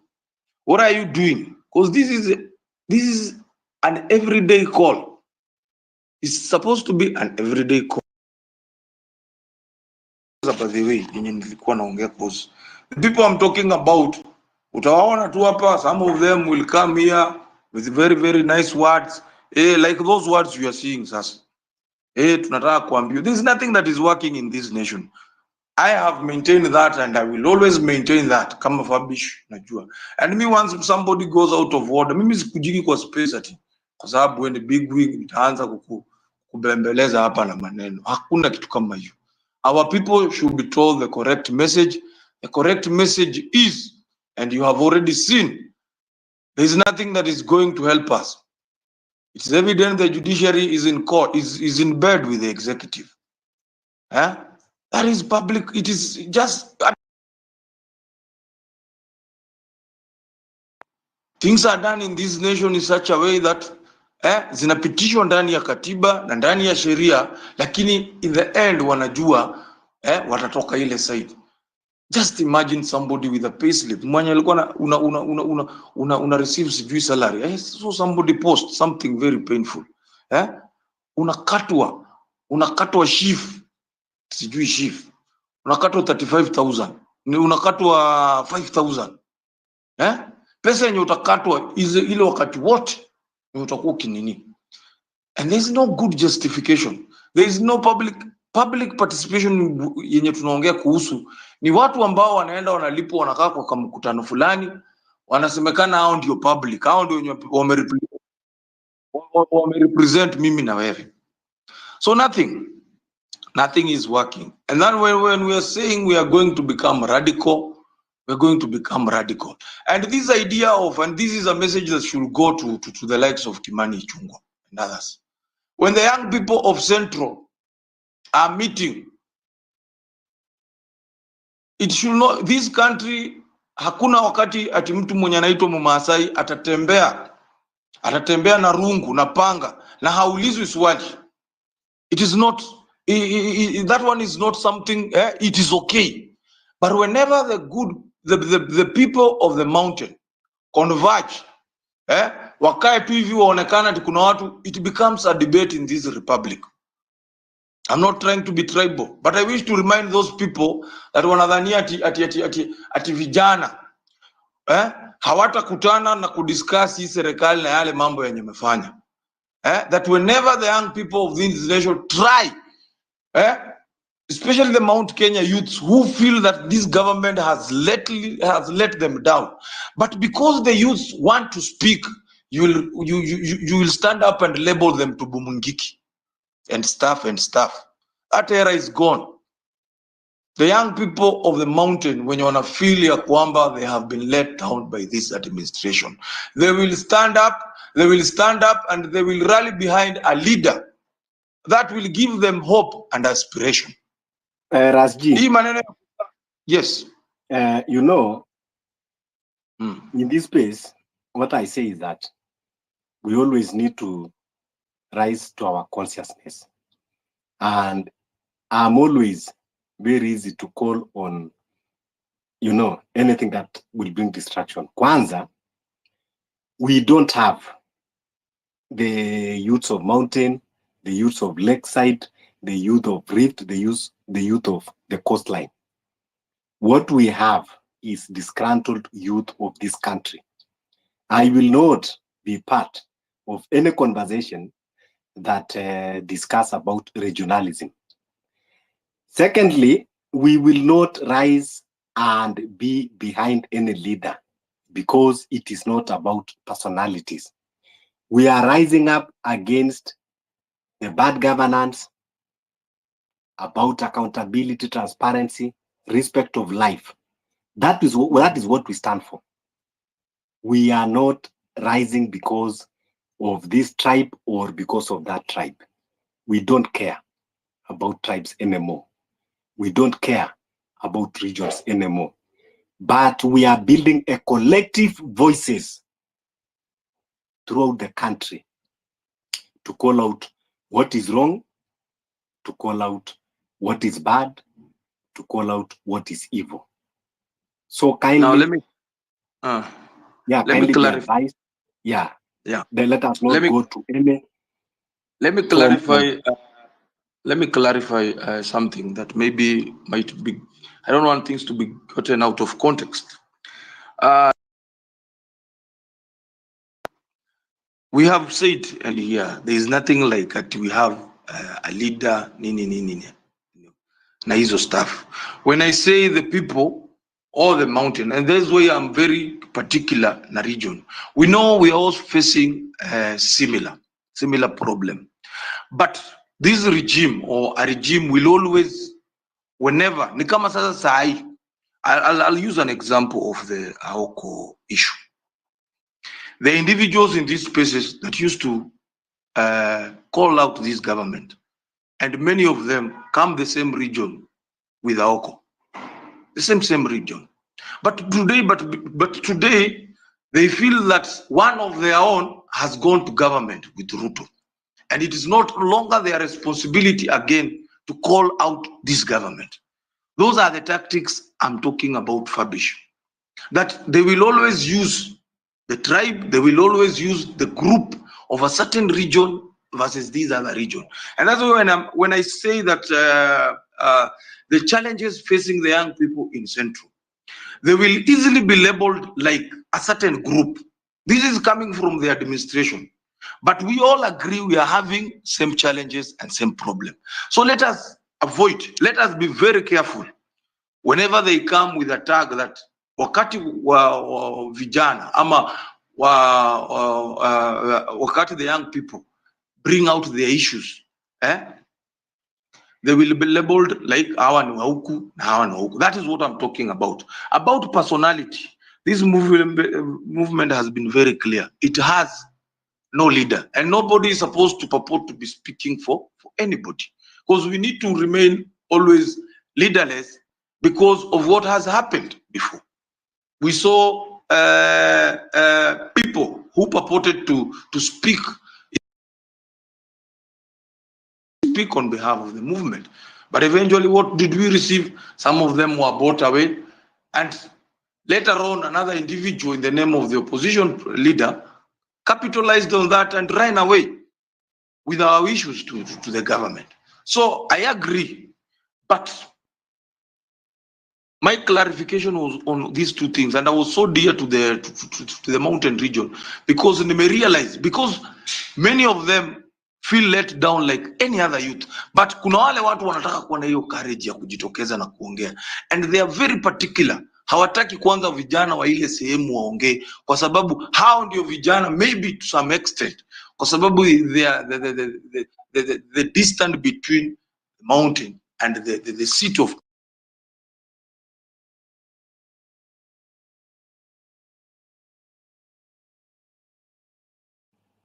we have lost you, my good friend. Okay. I think they are called that are trying to come in. Na najua wakati tunaongeaga huwa wanaanzaga tukupiga hizi masimu. Na naona hizo masimu. But lastly, Fabish, very last. This is Wednesday. Still no signs of Maverick Aoko. Still no signs. It should continue sending very, very, very, very, very strong worries. Very strong worries. It is not normal for somebody like Maverick to get lost for all those days. Hata kama Maverick mwenye tunajua, Maverick is not a coward mwenye ataenda ati ajifiche hizo siku zote in the name of kuna mtu ati anamfuatilia. So we should amplify this. We should be very, very, very serious. We are appealing also to the Law Society of Kenya to raise up above this pettiness. I saw somebody like Robert Alai constantly attacking Maverick. Robert Alai should be reminded that wakati anadhania yeye na baba wameingia kwa serikali, these things, I've told people that time and again, William Ruto does not know tribe. And don't be lied that at if one of your community members is picked to be in the government, that now the whole of your region is in government. The Somalis who thought that they were safe in this administration, one of the MCAs alikuwa abducted na akapotea, and there are even reports he was killed. So don't feel when you see impunity, call it impunity by its name. And impunity is driven by this administration, by people in this administration. This administration has people who are good that were in previous government. Kuna watu wasafi wako kwa hii serikali, but hao watu wasafi hawawezi ongea na hawawezi fanya chochote, kwa sababu an alternative unit, if it is police, if it is DCI, or if it is something, wame create another parallel unit that runs affairs of the of law and order. And that's why they are deliberately telling you can run to Supreme Court, you can, because they know. So I continue encouraging you, Fabi, do radical education in unaweza fanya. If Kenyans need to be radical, huyu mwenye alikuwa anatuambia tu eventually tutaenda sijui, they will use the same constitution to jail you and do everything. So it is our appeal. The good men and women of this republic wenye wamechoka. Na pia usikuje utupea hapa advice, mwende mchukue sijui silaha nini, when you know you are at your comfort zone abroad huko. Si hatujasema watu huko ni nini wabaya, but do things. If you want to support the people of Kenya, ask who are these you can support. If there are leaders who think they are grieved by this administration na wanaona kweli ya kwamba wanaweza kuwa part of the movement na kutusaidia tupate nchi mpya, there are ways to do that. But wewe si kuja hapa tunini, already si tumechoka. We know the constitution was borrowed from the West. It is not working for us. We are having a good constitution, but this again, we are having an administration that does not respect the rule of law, because one of them did not champion for this constitution. So he has no right. He has no moral authority to respect it. And if you remember during the swearing in ceremony, The only thing that this presidency raised up was the sword. But when he was given the constitution, he just took it, kaiweka hapo kando. So that was your first time for you to see that we were fully going to a dictatorship kind of. So tuombeane na tukilete mawazo ambayo inaweza kutusaidia. Tusiongee kuhusu mambo ambayo tumeongea spaces all that time since the departed soul went to be with the Lord through heinous acts of some policemen. So tulete mawazo ambayo yenye inaweza kuturadicalize, mawazo ambayo yenye itafanya tukomboe nchi. We should not sugarcoat the truth. Thank you. Yeah, thank you, Rasji. Yeah, what we are saying is, yes, we need to form something that is called community policing. Okay, if that is what will go well, let me say it. Okay, not vigilante. Let me say then community policing.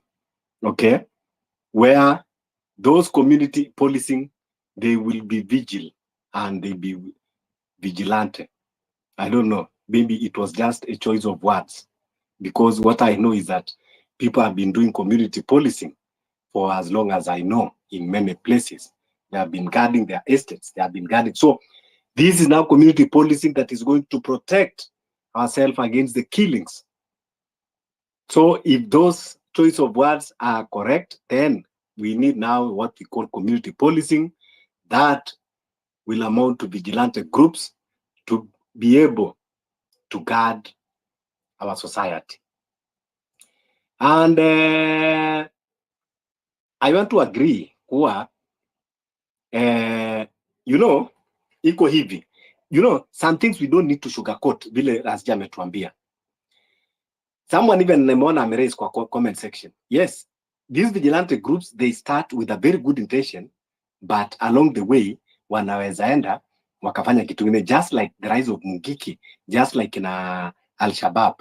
They actually rise to protect their borders, their waters, na mwishowe it turned to something else. Even the gangs in Haiti all that. But that is not it is not our creation. So this regime, whatever they are doing, they must understand that there is consequences that will follow. And these are the consequences. Without us sugarcoating things, now there is a conversation, there is a rise of Mungiki. That one, if we like, we discuss, if we like, we leave it, but that is the reality that we are facing because of the creation of this regime. Mungiki will emerge. Before you realize, Chinkororo will emerge. Before you realize, there will be Jeshi la Mzee. Because when you fail in that mandate of protecting people, you already created a vacuum. Na watu watakuja kujiprotect. Kwa hivyo, tusianze kutake blame. We are victims. Let us not again add to victimize ourselves. Sio sisi ndio tumesababisha hiyo. Ni the regime ndio ameleta hiyo. We gave you mandate. Tukakupatia pesa, tukakulipa tax. Tukanunua magari za polisi, tukanunua na uniform, tukawalipa mshahara, tukanunua na bunduki waweze kutulinda. Alafu wakatugeukia na hizo vitu zetu zote. Tukiwauliza wanasema si wao. Kama si nyinyi, na nyinyi ndio tumewapatia jukumu ya kutulinda, si mkuje mtuambie hawa watu ni nani? Ama mkuje tu mtuambie tafadhali mlitupatia kazi tuwalinde, lakini vile mambo inakwenda ni kama hiyo kazi imetushinda. Tutafutieni makazi zingine. Hiyo kazi ya kuwalinda imetushinda. Maybe you need to look for a lighter duties for us. We don't have a problem with that. Sasa ndio sababu tunasema, so at this point in time, we are left with no other option but we start protecting ourselves. Then, sijui kwa nini inakuwa ni ngumu sisi kuelewa simple things like that.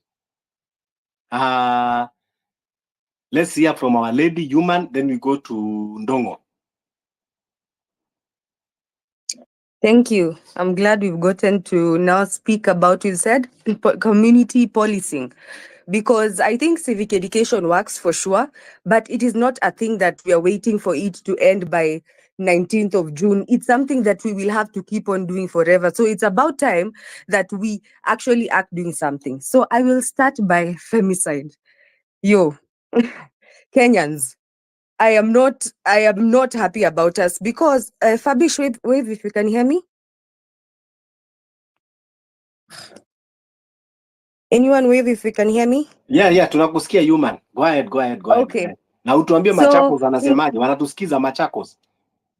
Ngoja kwanza. Femicide, the one thing we've become so desensitized to it, hata sahi tukikuwa na news at 7 p.m. and we see a couple of people that have gone through that, I think tutasema why hiyo ni mbaya, and then we go on like it's people in the hundreds. You're trying to tell me if you hand over your child, because it's mostly school, let me just ball word, school people, it could be the last time you see them because someone is angry at them. So my point is this: if you are this vigilante serial muaji and then you get away with one, no one calls you out, no one asks for you, no one, and then you get away with the second, the third, the fourth, we're exciting them. We are feeding something that is going to be a real monster. My question is, they always are going to visit maybe sijui like a romantic partner. Our romantic partners, hawananga jina, hawananga namba ya simu. We are literally here trying to pigana na president. Hawa watu wa campus ndio watatushinda, because I don't understand why the story ends that they were going to meet someone, they were finished. Who? Hizo namba za boyfriends ziko wapi? Why don't we follow up? So as Kenyans collectively, we are really exciting these perpetrators. I think it is just a group that is getting away with one and I get away with many. They are continuing. It's getting exciting for whatever. People are messed up in different ways. My point is, Kenyans, we are letting this slide too much. And all of you, if you have a daughter, I'm a cousin, mujue, ukimpeleka shule, you risk them, you risk seeing them for the last time, because Kenyans will just say, why yoni mbaya? We zimezidi? No. Our boyfriends ni nani? No, we need to get to the root of it. We found a random cop kwa street on 25th June, the popular Muwaji cop, based on nothing. But here we are saying this is someone's boyfriend. Mbona tumtafuti? Please answer me, because femicide inashinda ikiniumisha kichwa, na ni kama tunangoja pasari saongelele, mnasikia vitu anaongelelea. Let me hold at that kwanza. So that is the policing that I want to really introduce in terms of femicide. Hizo families watuambie, simu siziko, you can find a phone number na Safaricom wanaweza pata mtu na kwenye yuko.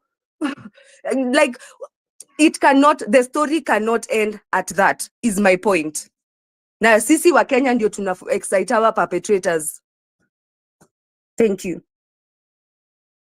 Yeah, asante human. Ndio hiyo huyo polisi ambao anazunguka, ndio hiyo tunaambiwa kwamba we should not take vengeance. Tutakuwa sisi ni unconstitutional, but yeye ana act under the constitution.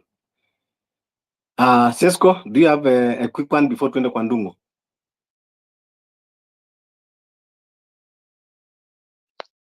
Okay, Fabish, I think human, namuelewa Kenya namaanisha human, mambo ya femicide iko, but sitaki kupinga na Kenya umesema, cause we respect our mothers. We have sisters, some of us will get daughters, we have girlfriends, so I will not talk much on that. But sometimes this social media ina broadcasting vitu zingine, because they know, I mean, mambo ya femicide iko, yes, it's there, you're supposed to be getting answers according to the constitution, yanatuambia tufuate yenye wafuatangi. But I mean, kuna mse amedhulumiwa Mombasa, is a man, no one talks about it. There's no one even supposed to speak about it. Watu wanajifanya wajui nini iliendelea huko. People are quiet. And these things actually are funded by whites. They do fund this thing ya femicide. Wanaleta tu conversation out of nowhere to take the attention of people and people not to see this thing. And that's why women are so empowered nowadays than men. And this is something people should be talking about. Mambo ya femicide iko, it is there, yes. But even for men, it's happening. But because hizi mainstream medias and whatever, they broadcast No, vitu kulingana na kwenye interest ya watu. yes, if I put correctly, it is, you know, they trying to use divide and rule tactics in every opportunity they get. They try to balkanize, you know, this group against this group.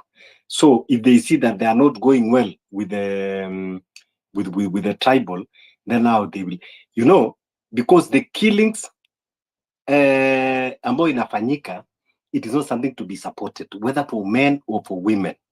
That is why we are saying totally, we need to protect our society. No one deserves to be killed, you know.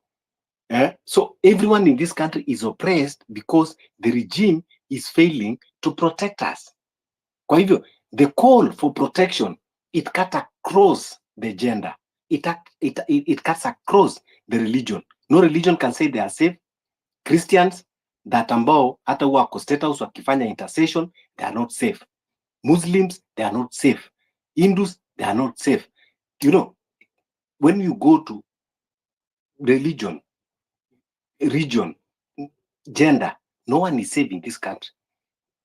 So I think it is not about now kwamba tunaanza kusema femicide or nini. No, we should just call out the atrocities that are being committed. If we have a proper democracy, a proper government, no one deserves to die in this country, whether a child, whether a youth, whether an old person, whether man, whether woman. So let's go to Ndungu. Fabish, this Yes. problem. Yeah, before that, all these problems, they can be solved by one thing: Ruto must go. Because even this thing for femicide, I mean, power inapatiwa, it's something as excess. It's not. It's even exaggerated at some point. Things do happen in this country, and people don't say. Vijana wengi sana are being raped here and stuff, and no one speaks about it because of the bad governance. But sasa, because they want to divide us, wanna empower some things like that. They even fund people. Mambo ya femicide ipelekwe. I mean, it's rotating on one thing: bad governance. That's why I think Ruto must go. It's not even bad, it's failed. Let's go to Invictus, then we go Ndungu first, then we go to Invictus.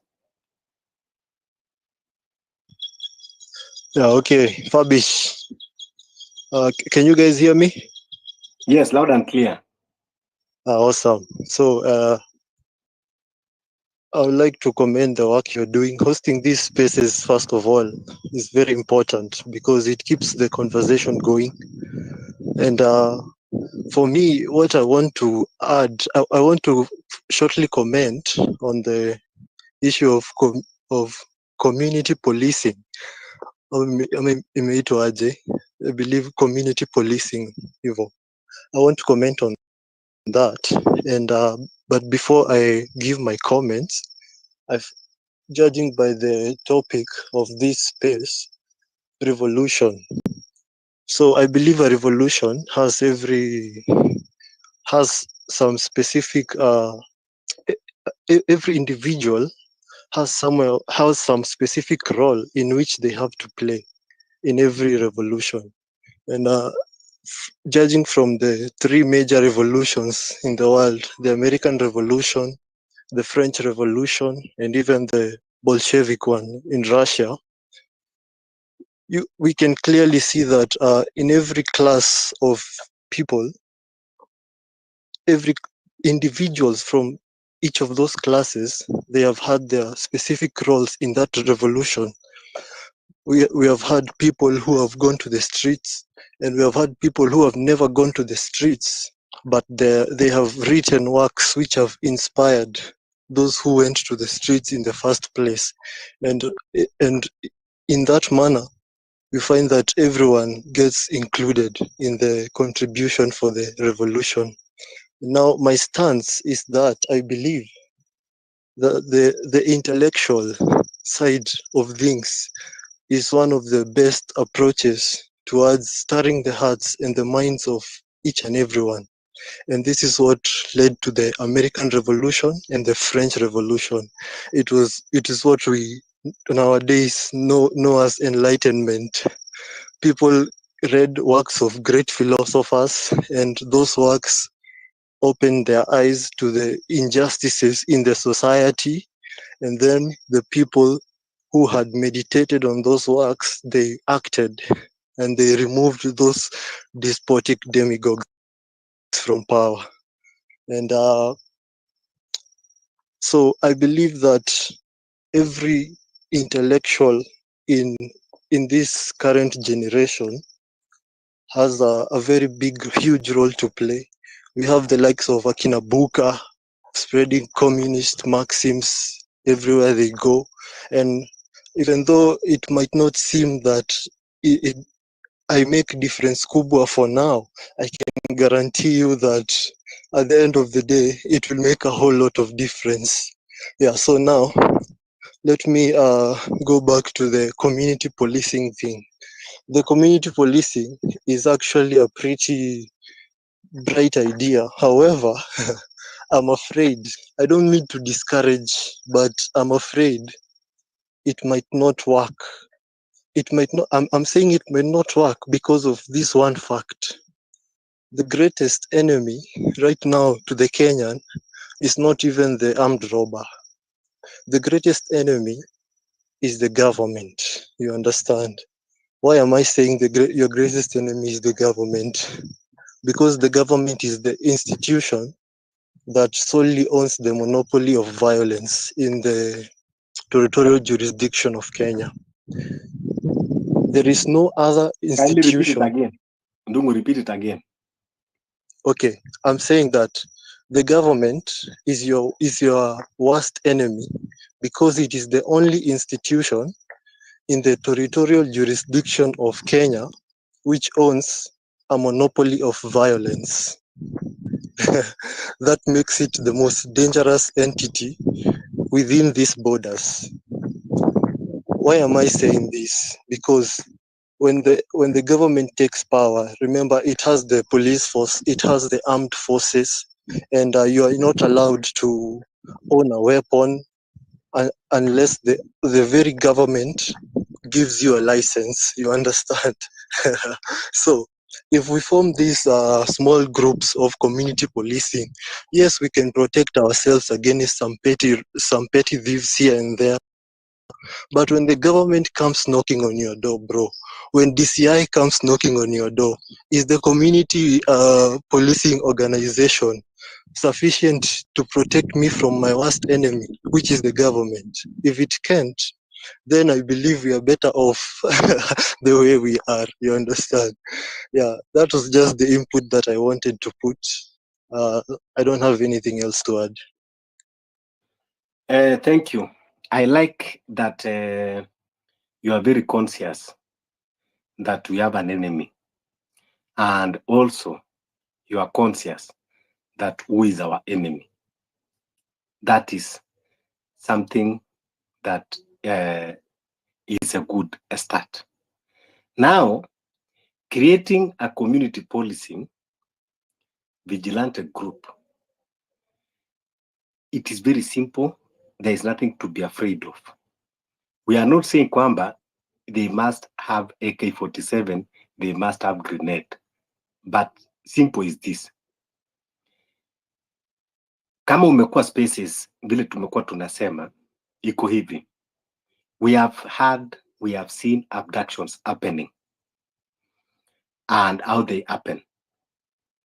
Now, we have asked questions. We have even do protest. Tumeuliza NPS. Wamesema they are not the abductors because this abduction, they are not done in a legal way. So NPS, they have distanced themselves. Then we went to DCI. DCI, they have distanced themselves. In fact, even the statement that Martha Karua did the other day, she has been summoned by the DCI to give even more information. So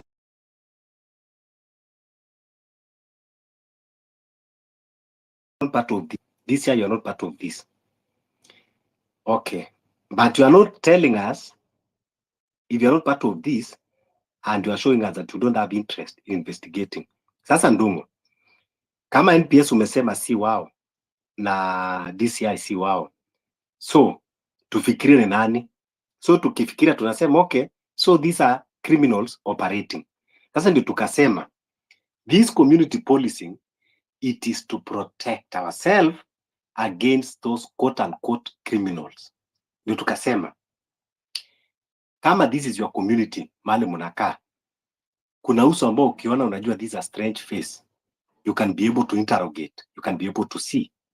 So when that Subaru pass there ambao unaona kwamba ni numberless, unaona muna pass information quickly, kuna hii Subaru ambayo inazunguka, then you create awareness. Then wakijaribu kukidnap mtu, that is when you swing to action. You start causing commotion, you start screaming, you start yelling, you start using any objects around you. Lakini polisi kama amekuja na uniform, akakuja akasema mimi natoka Pangani police station, I'm Inspector so and so, and I've come to effect an arrest on this allegation and that, fine, tuende, highest utanipeleka kotini, that is okay. So but what we are saying is you come now in a criminal way. That is why we need the community policing to deal the way community policing watu tunafanya mtaani usiku tukizunguka tukitafuta waizi. Secondly, tumesema kwamba tutaanza kutafuta those people quote unquote wameitwa criminals, kwamba they are not NPS, they are not DCI. Now always they cover their faces. Now we will start looking for them and masking them until tuone their identities, their faces. Sasa tukiona their faces, tukikuja hasa kucirculate mapicha na hata ile intel tutapatiwa huko ndani, because as movement is gaining momentum, intel itakuja, tutaletea watu hizo mafaces. Sasa tukicirculate, inaenda sasa the community policing, wanaona okay, this guy huwa anaishi nyumba fulani, this guy huwa ako na demu wake pale, this guy huwa anapenda kwenda kukunywa kwa ile joint. That is now when tunaweza enda sasa tukawa visit, tukaenda tukawasalimia, and we have small talks with them, small discussion, come to Jesus talk. From there maybe kuna some little information watatupatia, tukiendelea along the conversation na kuwasalimia. Kwa hivyo it is very important for us to have this community policing to protect ourselves, because the government have showed us they don't have capacity or they are unwilling to protect our lives. Sababu kama nyinyi mnasema sio nyinyi, and you are not interested even to investigate and know who they are, lakini leo Fabish akiongea kitu, mutatumia all the tools you have to make sure kwamba mumemwendea. But criminals, when they go abducting and killing people, you just say it is not us, but you don't want to be accountable. And yet you are given that mandate to protect, investigate, and root out criminals. But these are criminals that they have powers, criminals who are untouchable. So if we don't protect ourselves, who is going to protect us, Ndungu? Should we just wait and die because we don't want to face the reality of protecting yourself? No, niambie Ndungu. Should we live in fear and wait and die? Yeah, okay, bro, Sesko. That's a very nice question. Actually, hiyo inaleta a dilemma, imeleta a dilemma because many individuals under state control wanajulizanga the very same question. What is to be done therefore? Because if this entity has made it their life's mission to oppress us, and if we dare to retaliate the oppressors further, what is to be done? Unaona? Now, actually, for me, I am an anarchist, and being an anarchist doesn't mean that I go around burning things. violence here and there. Being an anarchist simply means I don't believe in the relevance of any central power. I believe that individuals themselves can organize themselves in small libertarian societies, and they can be the authors of their own destiny. That's what being an anarchist simply means. A person who doesn't believe in the relevance of a government, in other words.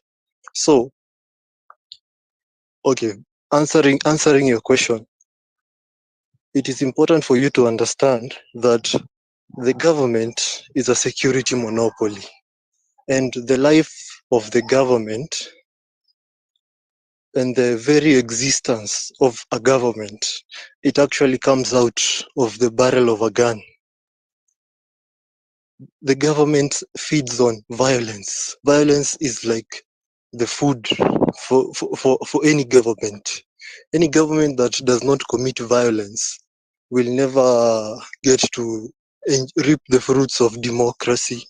Democracy, according to me, is simply where a minority get elected into office and they oppress the majority. Well, Just hold your thought there. So you are telling me that every government have that monopoly of violence. So what William Ruto is doing is not unique. It is for every government around the world. Well, is that what you are trying to imply?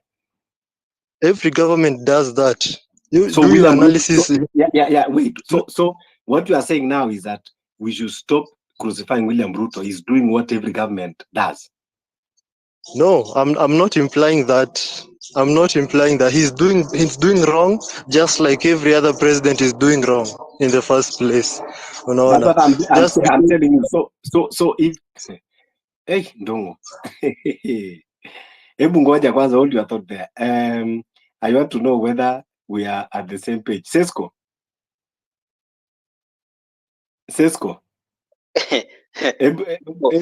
Mute kwanza your mic. Yeah. Umemsikia Ndongo? Nimesikia Dongo, lakini Dongo sasa ni kama tunaenda kidogo mrama na Kenya tunaongea. Dongo, the fact that all the governments uses that's what you're fighting. So I'm yet kusikia kinyo unataka kusema, nisi fight point yako. Unaweza maliza tusikie what you are implying. But as per now tuko pamoja bado kinyo unasema. Yeah, I'm headed there actually. And I just had to establish that truth which you all share, that every government is in the business of oppressing its people. Whichever country you want to pick, you can pick it. Anyway, so moving on. If the government being a security monopoly, meaning that it will be the only entity which will be allowed within the said territorial jurisdiction to offer security services in terms of army, police, or whatever it is.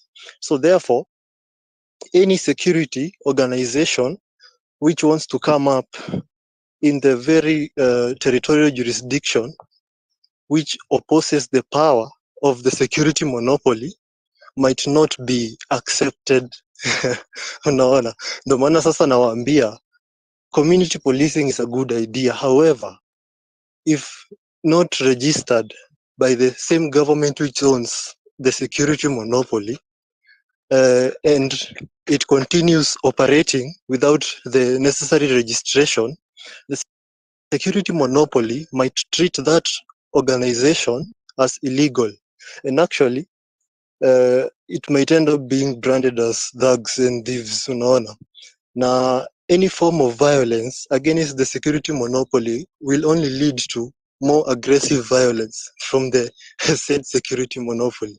So ndo maana nilianza nikisema that creates a dilemma, because what then is to be done? Unaona.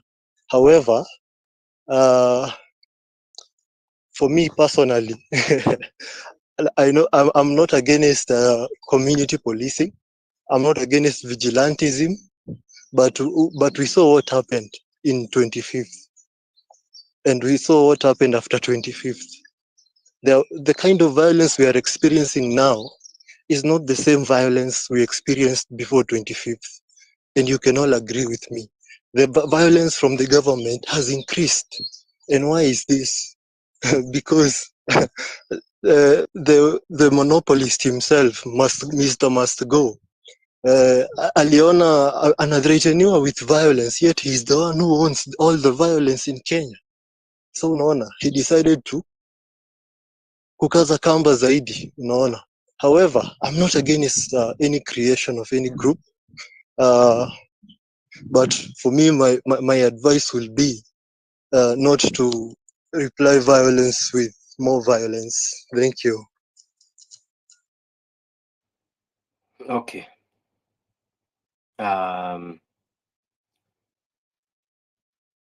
Real Joe.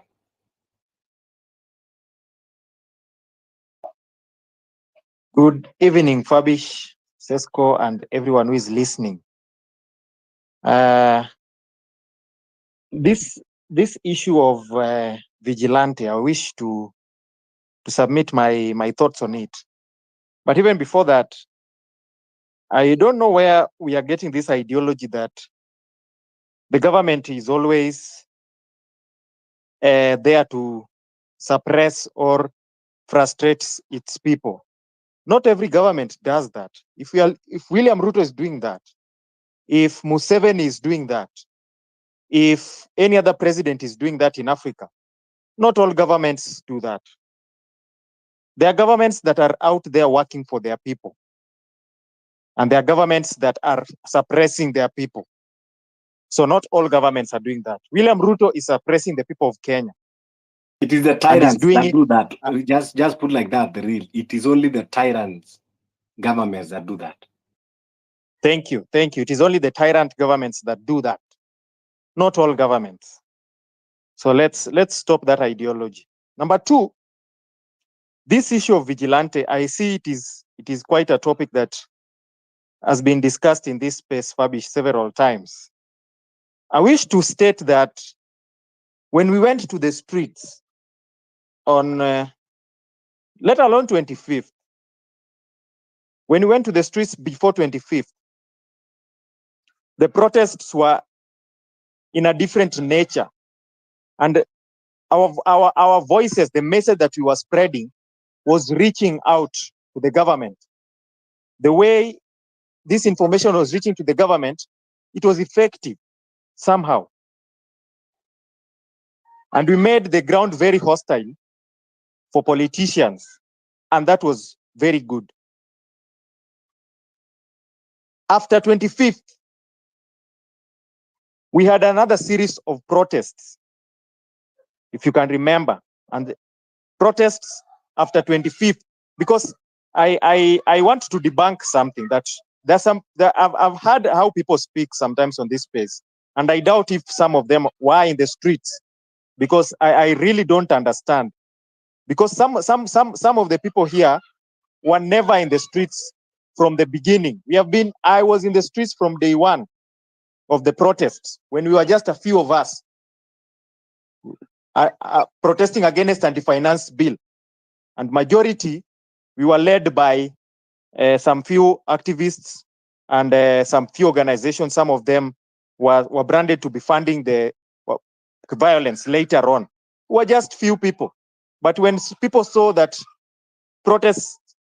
young people protesting, then it became something, and it spread all over the country because the message was clear. We were tribeless, we were leaderless, we were partyless.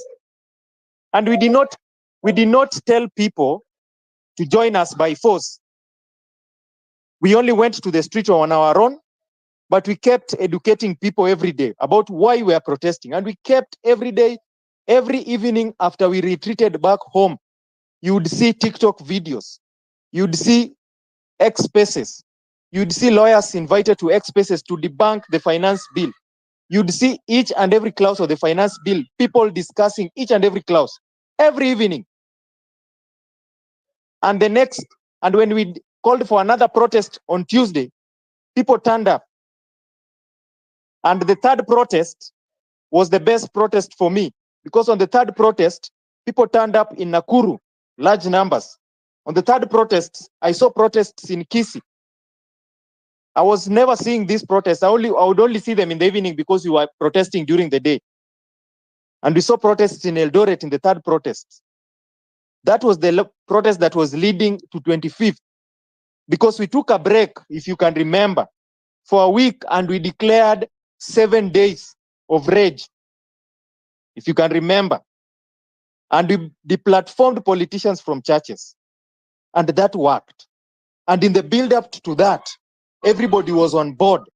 If you went to Instagram, everybody was on board. And even the influencers, all of them were talking about the same message. Everywhere, media, everybody, the coverage was very good.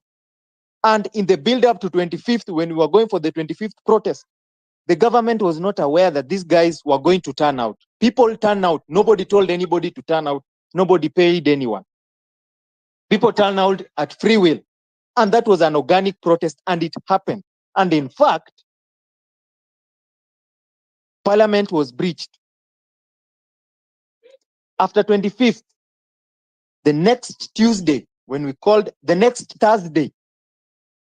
a protest on Thursday, the military was in the streets. This time round, I went to the street, but very cautious. Unlike some other Kenyans, I was lucky because I went to the street and because it was tensed. Fear had been spread among the general public because of the military. But there are Kenyans who still had the spirit of 25th and still turned out. But if you can remember, that protest of that Thursday is when we started seeing men with rungus in the streets. Politicians started paying people. Why? Because on the 25th, there are people who broke into businesses, which is understandable. I mean, it is a war. A war, there's always collateral damage. And there are also people, you cannot control everybody in a protest. There are people who will break into people's properties. That is not our aim. Anybody who breaks into anybody's properties, it is on their own will. We are not part of that.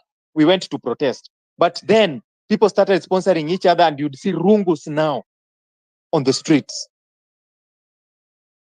You'd see organized border guys on the street. On that Thursday, it was a bit hot. The street was a bit hot. And I would just be honest with you, I didn't stay in town for a long time. I drove off, I went home. Coming the next Tuesday, the street was hot. We saw now groups of border people coming, roaming CBD, pretending to be guarding businesses and things like that. These were civilians turned against civilians. These were people paid, and they were coordinating with the police. And the police were actually even aiding them and telling them, and they were even guiding the police. They were borders and telling you, when you're in the street, they were telling you, come, the policemen are coming, come, jump in my kuja ingia nikupeleke. And if you fall into that trap, they would take you directly to the policeman. And that happened. Some of them would beat you up. And that happened. We still managed to go to the streets regardless, but it was hostile. If you are not aware, and if you are not in the streets during the Tuesday protest, that Tuesday protest, then you would be aware that there are some people downtown, inaitwaje, River Road. There were some two people who are injured hapo hivyo, civilians. They were traveling. I think one of them, there's a media guy who captured that. But he didn't capture, he captured it, actually he captured it, anaitwa nani? Mutembe, it's called Mutembe TV or something like that. Captured that incident. And it happened. But then people had been turned against each other. So my caution is for when it comes to vigilante groups, it can work, and it can work against you. It can work against you in this way. You don't have the resources that these people have. And when they realize that you have groups and you are just using this, maybe your intention is for your protection, because it is true that you would want to protect your fellow Kenyan. Why would someone be abducted in front of you? Why? That is a clerical call that Kenyans should be awake and don't let someone be abducted in front of you. Do whatever you can. But it is not also right to say, let's organize in a way that you have groups. That is my caution. Why? These politicians have money. They will pay as many people as possible. It will turn chaotic. Kama protest yenye we were organized well. We were not against anybody. They turned people against us. What about border? You remember Kabete police station? Border, more than 200 borders waliitwa wakalipwa. Protest ya Thursday. What happened? So if you decide to do this, you must be very cautious.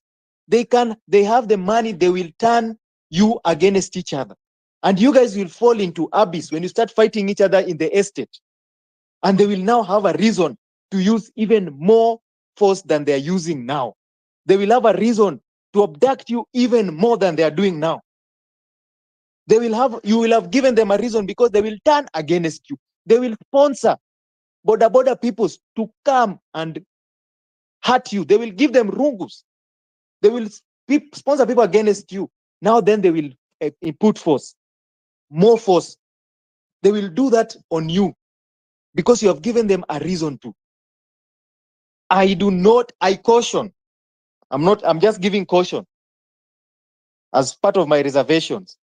We have to look at strategies that do not give the enemy the advantage.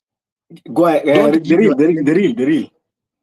Now, I think you already give us the negative part enough. Now, give us that strategies. I would want to know. So, for me, in terms of strategy, because I want to caution, I want to give you the facts as they are. Because some of you wait, as you are giving us the facts. I would first start by the facts that you are being kidnapped in broad daylight and some of us are being killed. So start with those facts. And now give us the solution on that part. You're being kidnapped on daylight. And I've just made a clerical call here that when someone is being taken by unknown people, masked people at daytime, and you are seen, because sometimes I see people even take videos. Yes, you can take those videos and all those kind of things. But when people are doing that, we have said this several times. It is not even now that we are saying this public. And I have said this in so many spaces. When you see people come with vehicles and they are masked, those are not policemen. They are not policemen. Those are thieves. Treat them as thieves.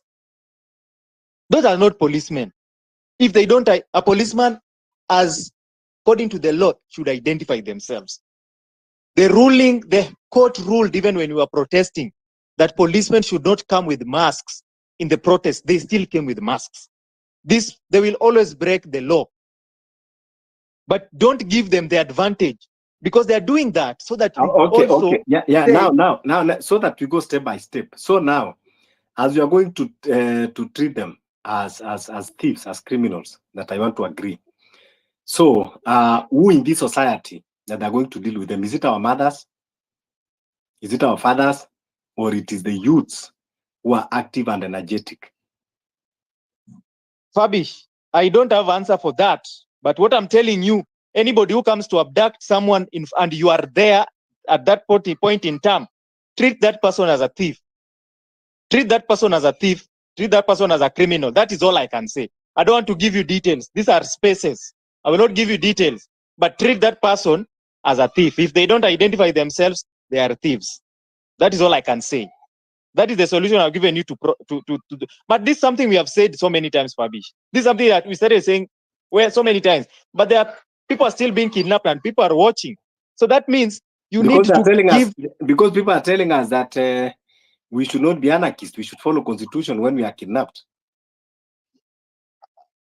Fabish, don't try to mix words zenye mimi nasema. I'm very clear in what I'm saying. I'm not saying that. Nasema other proponents. Wewe umeweka kila kitu in very straight. Unaelewa? Huyo ni mwizi. That is a I thief. agree. I agree. That I is a agree. thief. Treat that person as a thief, period. So the only thing that we need to do, because these things still happen, is we need to educate the masses more. We need to tell the masses more. Tell those people, enlighten those people that the police need to identify themselves. If they don't identify themselves, they are thieves. Even you need to identify yourself at some point. That's why unaitishwanga ID and things like that. Even the police have their own identity, and they have their numbers, and they have even a reason to why they are coming to arrest you. They need to identify themselves.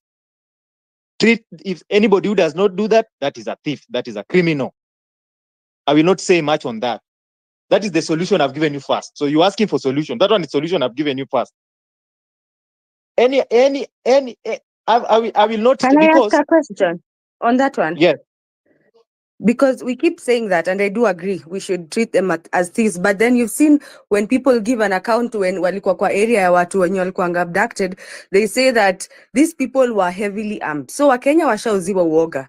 To be honest, I will speak very honestly, very plainly. It's not like people are not seeing, but the way the regime has handled people, kuna hiyo kuuziwa uoga, and these people like seem heavily armed when you see the videos. So you don't expect keeping on telling people don't treat them as thieves will just take away that one. That is why the strategy has to be dug a bit deeper.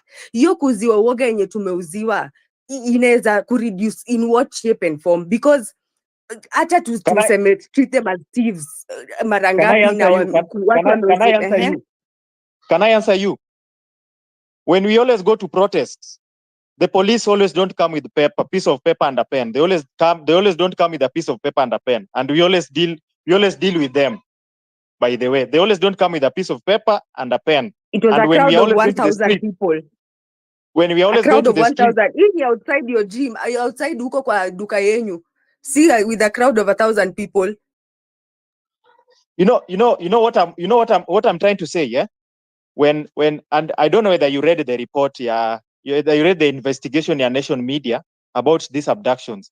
They are well coordinated, they are well planned. They know your location, they know everything. Unless you want to tell me that you will be roaming around, you will form groups of people who are roaming around. And that is what I'm trying to warn you from. You will form a group. No, that's not what I'm saying. Yes, then what will you do? Because these people sometimes they track you, they get you in an unexpected way. It might be that at some point wamekuja kwa market wa mama ndio wako. That's what I'm trying to say. Yes. The real. All we're going to do is, first of all, stanza 1, tuachane na maneno ya Safaricom. Period. Watu warudi Airtel. That is 1. 2, tukue vigilant. If you realize you're being followed, give a text, give a call. Those are such kind of things, so that you don't just go unnoticed. Tuendelee.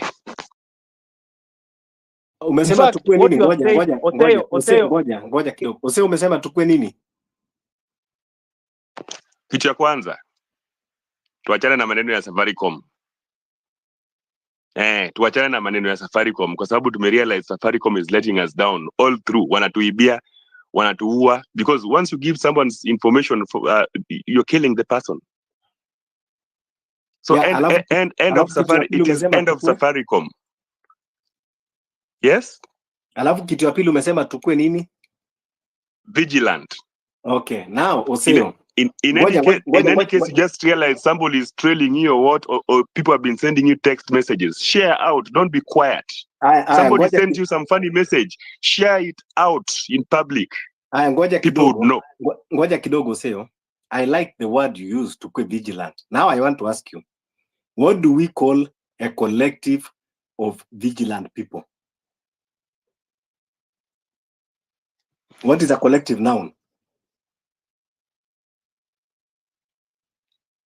Maybe you can help me with that. Yeah. So a group of vigilant people is just vigilant people. There's no collective noun for it. Yeah, you can say a group of people. That means a group of vigilant people, right? Now, yes, you know, when I said about vigilant group, then I think we mistranslated and we start going into the activities of which we could have discussed now. You see, Oseo amesema something that is, you know, very important, to be vigilant. So that's why we say, when we are vigilant, when we have vigilant groups, you don't have to mistranslate the activities, you know, because to be vigilant does not mean kwamba tunatembea na panga, kwamba unatembea na nini, but it is to be conscious of what is happening around. And that is how you were saying in that simplicity form, you know, that we need, but let me ask you, in our Fabish, society, to be vigilant and conscious of things around us. Fabish, let me ask you a simple question. Oseo, Just one. acha niambie Fabish kitu, because Fabish seems to be pushing a narrative. And Fabish, I want to counter you on this. Unajua nimechukua hii mic so that I counter you today on this. Let me tell you, Fabish, you are not the only person with the monopoly of forming a vigilant group. Let me tell you, our elections are so divisive that William Ruto got 7 million votes, Raila got 6 million votes, only 200,000 difference. So if you decide to form yours, someone else can also use the same breath and say, we are supporting the government. We are forming a vigilante group also. Because you cannot come say that people have done that in our country. People have done that. We are going to fall into abyss. You guys have to wake up. Musidanganye watu bana. Don't lie to people. You're saying, you're talking about solutions. You are not giving people solutions. You're not giving solutions. You think you're the only person with monopoly of forming a group. You don't have the only monopoly. Everybody. Real. You know, sometimes, sipendi kwamba you want to be heard, but you don't want to hear and reason. Nimesema kwamba, Osea amekuja vizuri na point. Akasema, you have to be vigilant. Then nikasema, if one person is vigilant, and then the second one, third, 10 people, 20 people are vigilant, that means we are automatically a group of people who are vigilant. And what does vigilance mean? Vigilance means kukaa rada. So, sasa sijui nini ambayo inafanya kwamba tunasema hiyo ni kudanganya watu. So, tukisema kwamba we need to have people in our communities ambao now we educate each other kwamba we need kukaa rada to know things around you. Ukiona hiyo Subaru, you raise alarm.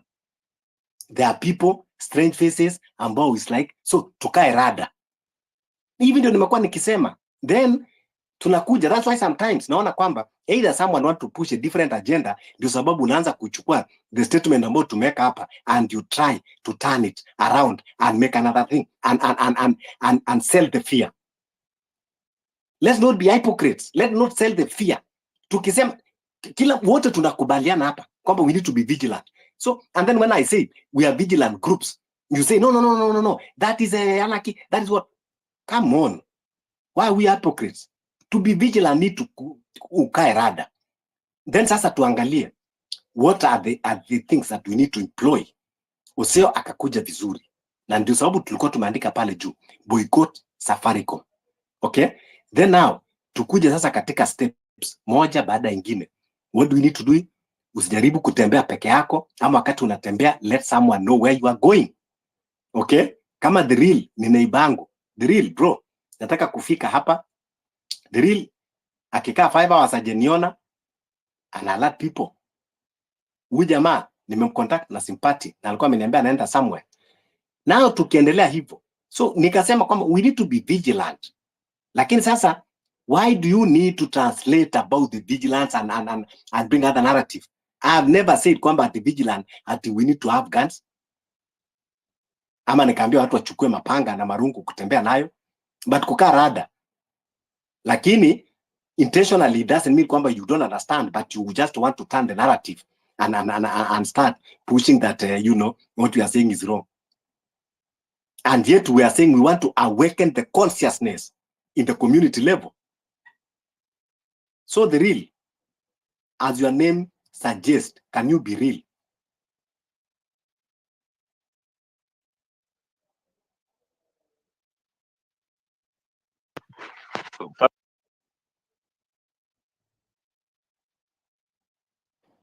Yes, go ahead, Oseo.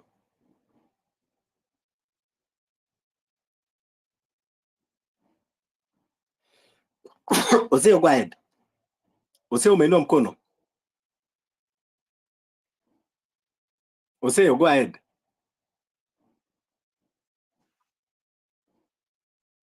Oseo, go ahead. Do you have a Safaricom line? Can you hear me? I can hear you. Do you have a Safaricom line? I don't have Safaricom line and I don't use Safaricom line. Thank you. Me as the second person here, I had one. I switched it off from today. I don't want it. If I can have some other people who can carry up their hands and say we're leaving this Safaricom thing, let's do it once and for all so that we don't just talk. Let's do actions. If it is Safaricom, tuachane nayo once and for all. Kwani so kitambo tulikuwa tunatumia fire. Right?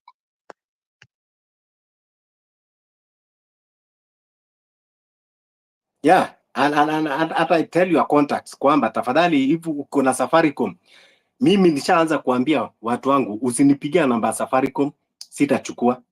Nishaanza kuambia watu wangu if tuko pamoja, mandugu zangu, makazi zangu, naambia bro, tafuta line ya Airtel ndio unipigie. Yes, the real.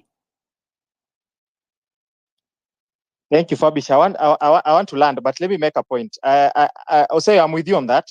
Actually, me, I had boycotted Safaricom I boycotted Safaricom in 2017 when we formed NRM with the ODM and things like that. I followed ODM for a while until Raila akatupiga makona tukawachana nayo.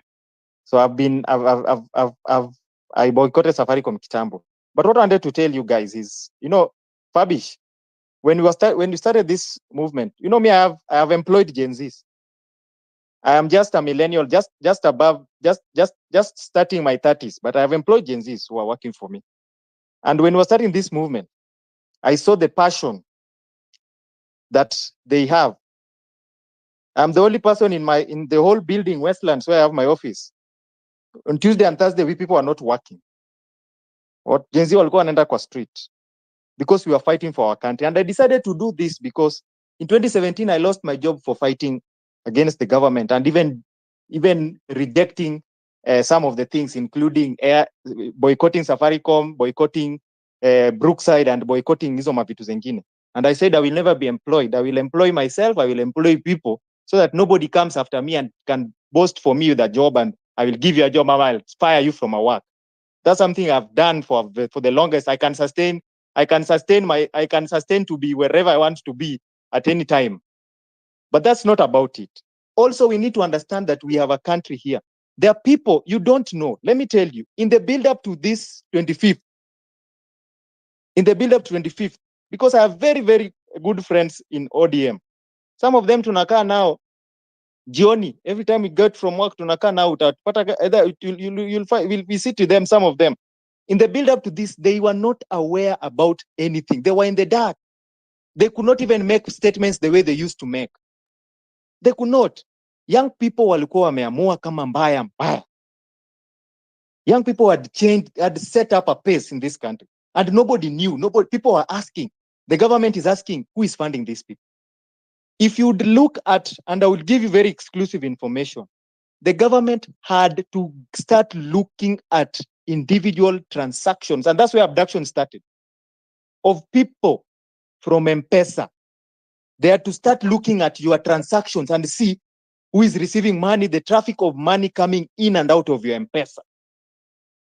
Because most of the people are young people, and they would know that people would transact on M-Pesa. They found that, to their surprise, people were just transacting no anonymous amounts. In fact, the only anonymous amounts were coming from Kenyans who were putting money to Mchanga. Mtu ako na 200 anatuma 100 kwa Mchanga ya kwenda kusaidia people who are going to be treated, who are injured in the streets. And the government was shocked then. Why are these people? Who is funding them? What is the motive behind this? The motive that was driving young people then was the finance bill and rejecting it. And in the course of finance bill, we changed the motion and the movement and said, Ruto must go. The problem that, and this is where I think the rain started beating us, we had a strategy on how to kick out finance bill, but we did not have a strategy on how Ruto was to go. That is the strategy that we need to find. That is the strategy that we now need to find. That is the strategy we never had. We only had a strategy of kicking out finance bill, and we did not know that people are going to take advantage of that strategy. When we silenced Ruto, when we cornered him, some people took advantage. We saw other politicians now come in and say wanaanza kusupport Gen Z. I've heard some of you here talking about going to wapi, you are going to other spaces, discuss na kina nani, kina Kalonzo, kina nani. Those are people who took advantage now of the leaderless movement. And there will always be people who will always take advantage. Moving forward, young people must revert, must press the reset button and come back to their notion of leaderless, partyless. You don't have leaders right now who you can trust. The ones who have tried to come out cannot be trusted. They have failed you. You have seen. But if you want to really kick out this regime, if you go with the leaders, that is their game. Bangladesh were leaderless. Someone will try to tell you that they organized. Of course, you must organize. There will always be vocal people. There will always be vocal people in a movement. Fabish is one of the vocal people. There will always be vocal people in a movement. So there will always be people trying to organize. Yes. But even Bangladesh, the reason they kicked out that regime is because nobody was tagged to them. Right now, some people will say this movement is being funded by Gachagua because he's being impeached and therefore he's disgruntled. And you'll be thrown into that abyss. And now anybody who is rejecting government, you will be put in the same direction as Gachagua. So be very careful on who you engage with. Keep the message alive. Don't follow anybody. Follow the movement. Follow the cause, the purpose. This regime must fall. And if you want to kick out a regime, let me give you the best solution to kicking out a regime. A regime is all about policies. When we kicked out finance bill and the president said, I concede, it reduced confidence from the international communities who are funding him. It reduced confidence from the people who are funding him. And it is actually because of the finance bill protests that Nelson Amenya was able to even get in touch with this Adani deal. Otherwise, if the country was peaceful, we would have had Adani deal imeenda kitambo sana before even we would have known. Therefore, the best way to kick out a regime is to shoot down each and every policy they come with. We have focused so much on Ruto must go, and we are leaving out some policies, and those policies are finding their way back. She and Sha came because we focused on Ruto instead of focusing on Shisha. Ngoja, the real. You know, it is good that we be vocal, but sometimes, you know, where you are saying that we keep, we should not focus much on Ruto, but we focus on kicking the bills. Where are these bills coming from? So now, should we wait? Because what you are saying is, we leave the source of the bill, then we keep. Now, today, bill inakuja ni Adani. Kesho bill inakuja sijui critical infrastructure protection. Kesho ingine kuna agriculture bill. Kesho ingine kuna water bill. Kesho ingine kuna term extension limit. Kesho ingine kuna nini? Sasa unatuambia tusiende huko the source why it is throwing the bill, tukuje huku tuwe tunapigana na hizi bill. Are we even realistic? So, but what we are saying in this space is forget about kwamba we are chasing the smoke. We are going for the source of the smoke, where that fire emanates from. Lakini unafikiri kwamba kama tutakuwa tunangangana kucheza hizi bills as long as Ruto bado ako pale na anasukuma hizo bills for how long? For how long? Kila siku ilianza na finance bill, tukangangana, tukakufa. Haya, ilianza hata na finance bill 2023, we fought it, tukapeleka kotini. Ikakuja finance bill 2024, we fought it. Now, before to realize Adani imekuja, we are fighting it. Agriculture imekuja, we are fighting it. Water imekuja, we are fighting it. Term extension limit imekuja, we are fighting it. Infrastructure bill there is another one imetoka kwa Tunje, we are fighting it. Kesho kuna bill nyingine itakuja. So kazi yetu sasa tutakuwa tunakaa tusiongee mambo ya Ruto, lakini bill Ruto tu hawa anatumwagia akitumwagia. No. We have to go for the source. We stop, we cut it.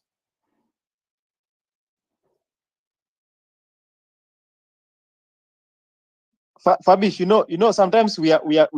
I feel like sometimes we are too ambitious. Let me tell you one thing.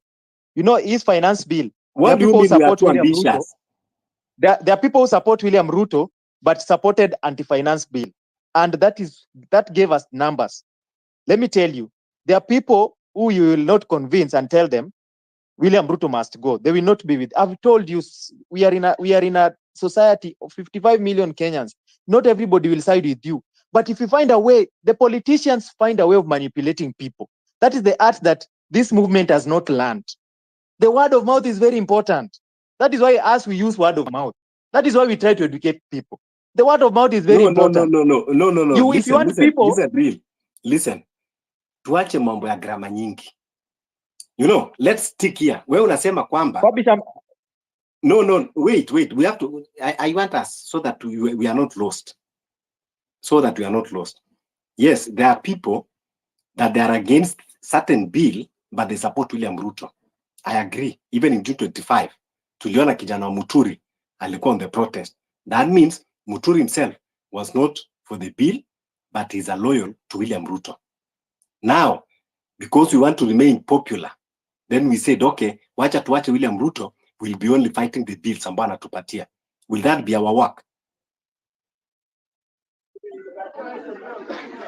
Fabish, I don't know whether you are, unajua wewe unataka kupingana na mimi. I don't know whether you are getting what I'm saying. Fabish, what I'm saying is, let me get it. What I'm trying to say just is, 1 minute. Fabish. Yes, Oseo. Instead of going round things, another issue is here. We have issue with the Supreme Court. Mine is so easy. Is there a way that we can dismantle this Supreme Court? I mean, lawyers are here. Is there a way we can recall back this lady who's running this Supreme Court so that he can't mess us the way he's been doing it? I mean, this is not the first bill that he has decanted and decided now things to flow the way he wants. Why is he fighting the citizens? I mean, why is she fighting the citizens? Oseo. Yeah? You know, even though hizi spaces zilienda mpaka tuka lose focus. When we start kwamba tunawacha tunafight. This lady anapata power from who? You know, unajua kusema hivi ni kumaanisha kwamba we are running away from the reality. This lady of Supreme Court hawezi kubehave if we have a right person katika level ya president. Sasa ni kama sasa tunaanza kuogopa, tunasema kwamba forget about the lady. That's what I'm saying. Tuache mambo ya issues zote kwamba to fight bill, sijui to fight nani pale, sijui to fight IG, sijui to fight this. Let us go for the source. That is why tunaendaga tunakuwa distracted. Let us go. The source of the problems that we are facing is from William Ruto. Yeye ndiye amemanipulate judiciary, amemanipulate parliament, amemanipulate wapi. So let's direct all our energies. Fabish, let up to this level, let truth be told. If we are talking of the epitome of this whole thing, then it is the WFE. I mean, the WEF, the World Economic Forum. They're the people who are controlling this guy. He dipped his hands in a jar full of cookie, yes, but the cookie owners have a tag for him or have already tagged him. Wewe ni kama ng'ombe ushafinyiwa ile tag ya ng'ombe. Sasa wewe ni ng'ombe yao. Sasa if you're talking of going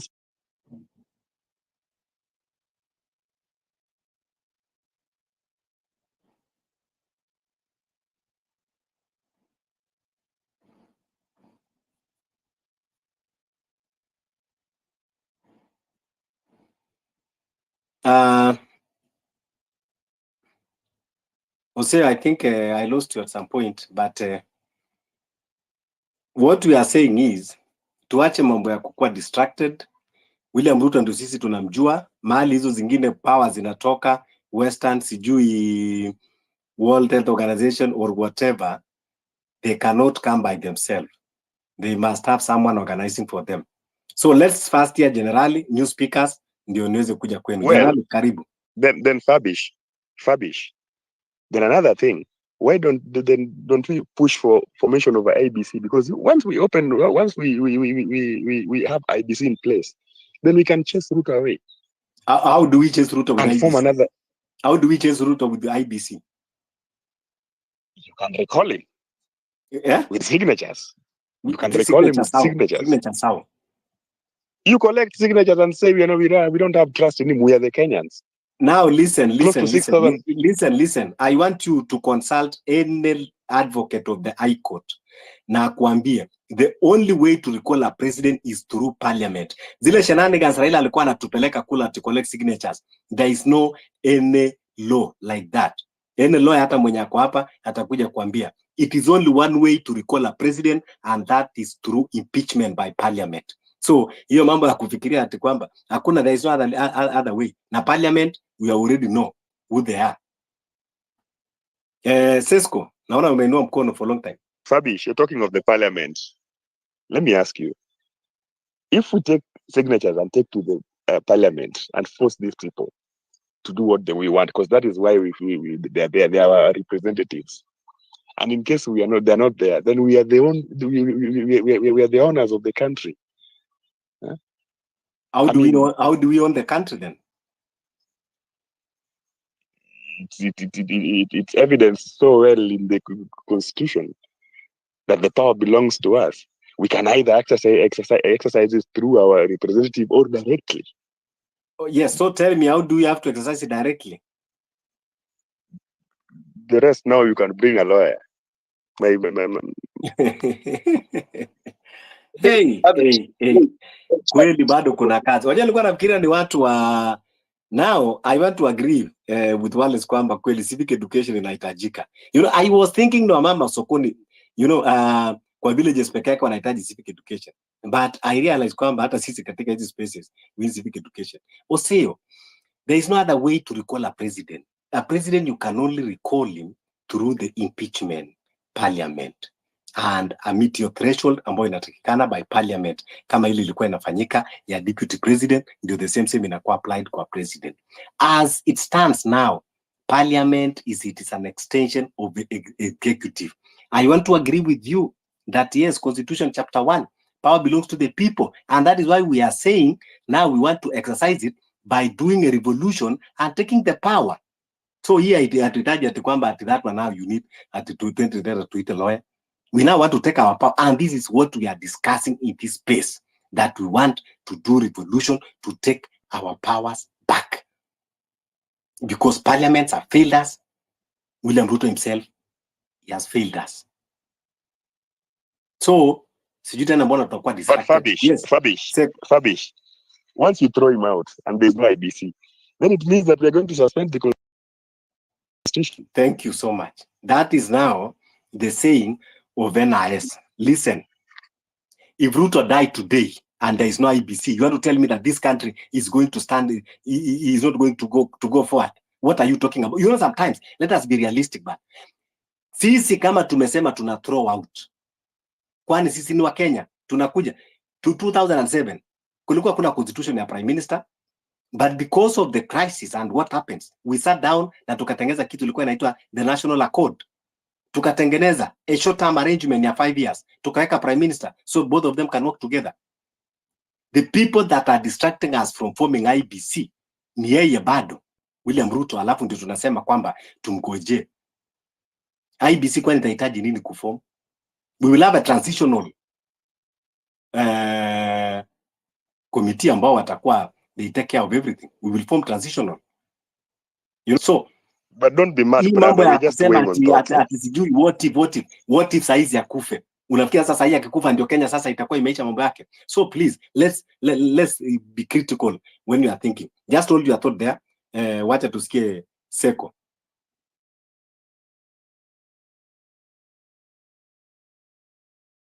Seko, go ahead.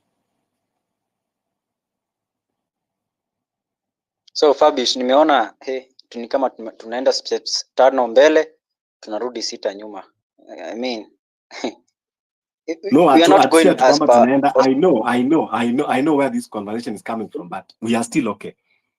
Yeah, I mean, Osayo, we don't go by what you think, we go by what the constitution says, and that constitution is not obeyed in Kenya, and so the only way we can go is by revolution. Huwezi toa president na IBC ati collect signatures. That is impossible. Constitution imesema the only way we can pitch a president, it's by going to the National Assembly.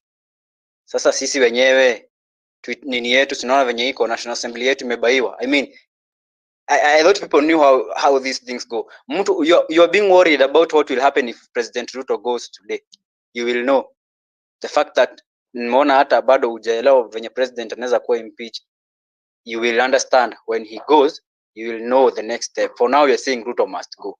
Nimesikia mtu hapa akituambia we first deal with hawa wadogo hawa ati ndio we are dealing with Ruto. He is the means of the source of the problems of this country.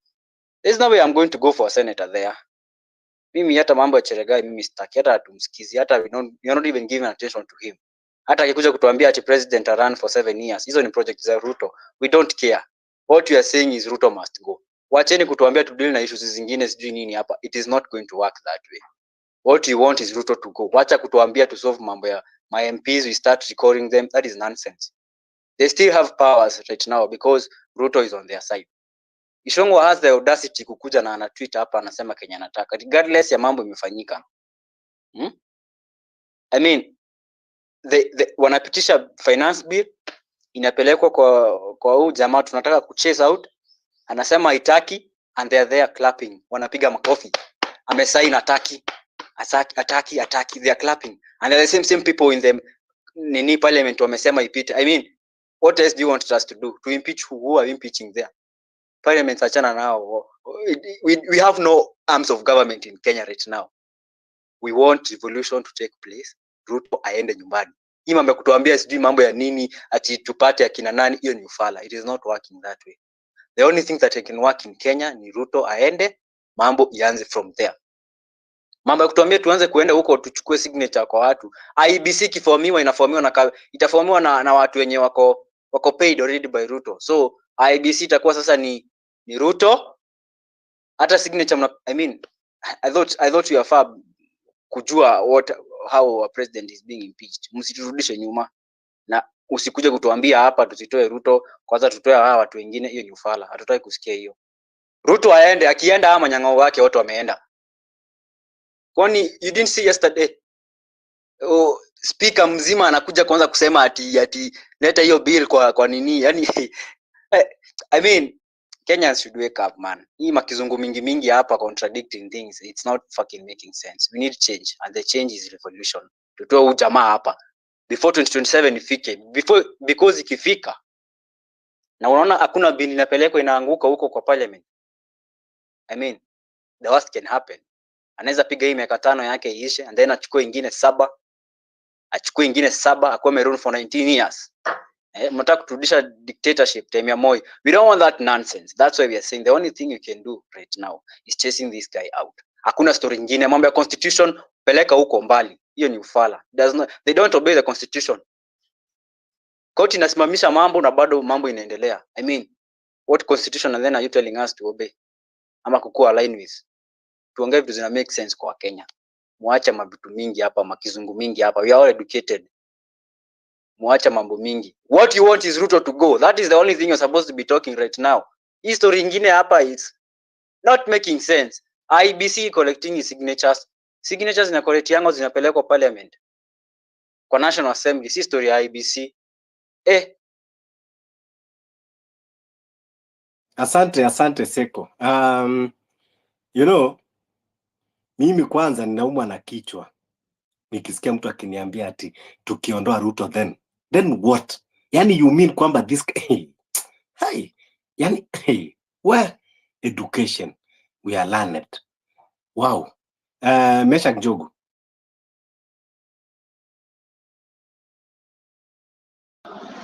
Oh, hi guys. Okay, mimi kwangu ni Ruto must go. So mkianza kusema sijui mnaleta hii tunastahili kudili na kitu moja, na shida yetu hapa ni Ruto. Ruto must go. Ruto must go.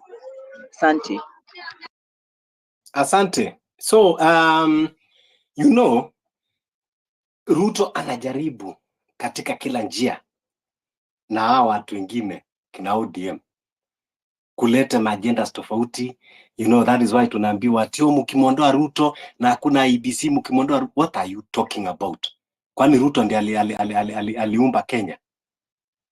Hiyo ndio narrative tulikuwa tunasikia wakati wa Moi. Ati kwa unajua mkimwondoa Moi there will be no peace in this country. Ruto tutamuondoa na hiyo ndio kitu ambacho tunahitaji, ndio hii nchi iweze kupumua, whether with IEBC or without IEBC. IEBC inatengenezwa na Wakenya na binadamu. So na tuko na 55 million Kenyans. We have 55 million presidents material. Anyone can be president in this country. Hata Ruto akiondoka, wewe say you can be president. Ruto atumii vichwa viwili, anatumia moja kama wewe. The same books alisoma ndio the same books ulisome. Sasa nini inafanya tukisema kwamba ati Ruto akienda then what? Anybody can be president. Fabish can be president. The real can be president. Mesha can be president. Magi can be president. Tuache kunormalize other things na kuja kujidanganya hapa with you know we know to talk, we know to arrange words. Hiyo ndio kitu ambao inatumaliza sisi wa Kenya. And that is why we are distracted and we keep on asking what happened to the movement? What happened? Because of sisi wenyewe tunakuja kujiderail na kuanza kuleta vitu zingine. Sasa kuanza kuja kuambiana ati no, we should go for the bills. Hata shida si Ruto, shida ni hizi bills ambazo tunaletewa. And you are leaving the source of the bills mali nakuja. Ukianza to go for those bills, utafanya hata 10 years. Ruto hata kosa kila siku anakusukumia bill. Hata kesha anaweza kuja akakusukumia bill akakwambia kwamba haufai kuzaa watoto. Ili ungangane tu wewe unafukuzana nayo. Let's be realistic. Be objective. Si lazima tuongee visungu mingi. Ndio sababu unaenda katika spaces zingine. Now anajiita mabigwigs, ati kuna ma-professors na ma-doctors, and they'll now start telling you about the constitution, about article this and article that. But they are not bold enough to go and tell people to respect that constitution, those articles and sabbaticals. But when Kenyans are talking of standing on their rights, unakuja sasa kutuambia, oh, you know, this is not what the constitution envisaged. Go and tell that to the regime. They are the one that took the oath of that constitution. Me, I'm doing my civic duty. I'm paying my taxes. The work people who are in charge of the constitution, ni wale ambao wako ofisi. They are not doing their mandate. Me, as a normal citizen, I'm doing my own. But now, when I ask for my rights, you refer me to the document that you yourself, you are not. And even these things that we are saying, it is in our constitution. The people that I delegated power to, if they failed to exercise it accordingly, I have the right to go and take back the power. And then we can decide who we want to donate that power to. So hata William Ruto akiondoka, tunaweza amua to exercise that power directly as we are waiting for. Kuna a lot of, what are you talking about?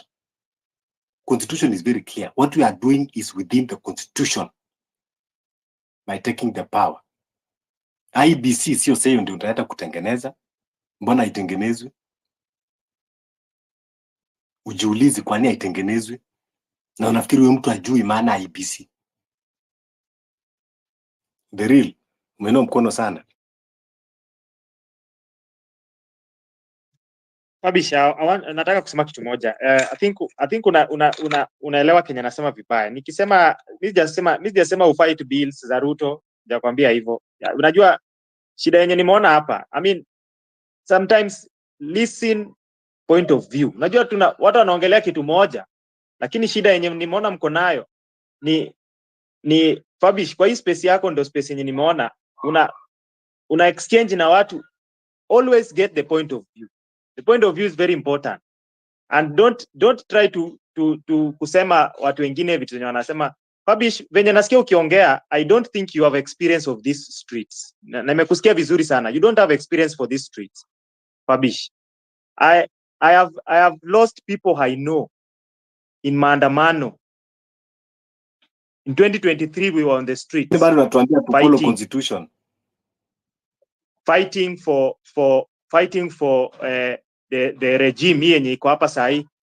2023 more than 100 people were died. Government ilisema about 70. Nobody fought for justice for these people, including Raila mwenye alituma watu kwa street. We had to go to the East African Court of Justice peke yetu to seek for them justice through bunge la wananchi, which I am part of, and I always say I'm part of that proudly. And the reason nakwambia hivi is because I hear a lot of naivety when people are speaking. All of us want this revolution, this revolution that you are so-called, you're so talking about revolution. But if you don't understand what a revolution is in the first place, and you think that revolution... Hey, bana, you're supposed to, unajua aje wewe, we were with you in another space in the morning, and you are speaking about opinions, and it is in a space I had people talking about guns. Stop, we are focused on one thing. Stop, acha kurusha bullets kwa mtu moja. Here we are focused on Ruto. If you have personal issues with someone, pato kwa whatever you're saying is wacha real. Unajua sikatai endelee. Unajua in his space in the morning, I went there and I started wakaninyima. Ngoja hata kwanza. They were talking about guns and what. I mean, it's not making sense. Wacha aende kama anaenda because he knows the truth. Ngoja niseme. Mimi nimesema mimi sitakuwa napoteza muda with distractors. You know, tafadhali tusije kudanganyana tuonekane kwamba tuko wengi na wengine mnakuja na different agendas. The real even what you know, what you are telling us is not making any sense. Not unless we unajua the point you are trying. And I know kwamba since tuanze hii space, some people they are coming, ODM wanakuja. With a, you know, we know the tone. We know ukianza your conversation, we know where you are heading. And that is why mnakuja kila kitu kiongea hii, no, that one is very difficult. Kila mkikuja hii, oh, that one is very dangerous. That one is unconstitutional. Come on. We are tired. And ndio sababu tulisema kwamba tutakuwa tunakaa spaces za kwenda kudanganyana tu because unangojea baka mtu ule ambao unafikiria aseme hii ndio sasa ukuje uongee kwa space. Here we speak what we need to do. We all agree. Hata nyinyi ambao bado mnapush agenda watu wengine, but you agree that there is a problem in this country. But when we come that we want to solve it in this way, because mnangojea huyu mtu ambao mnafikiria aseme,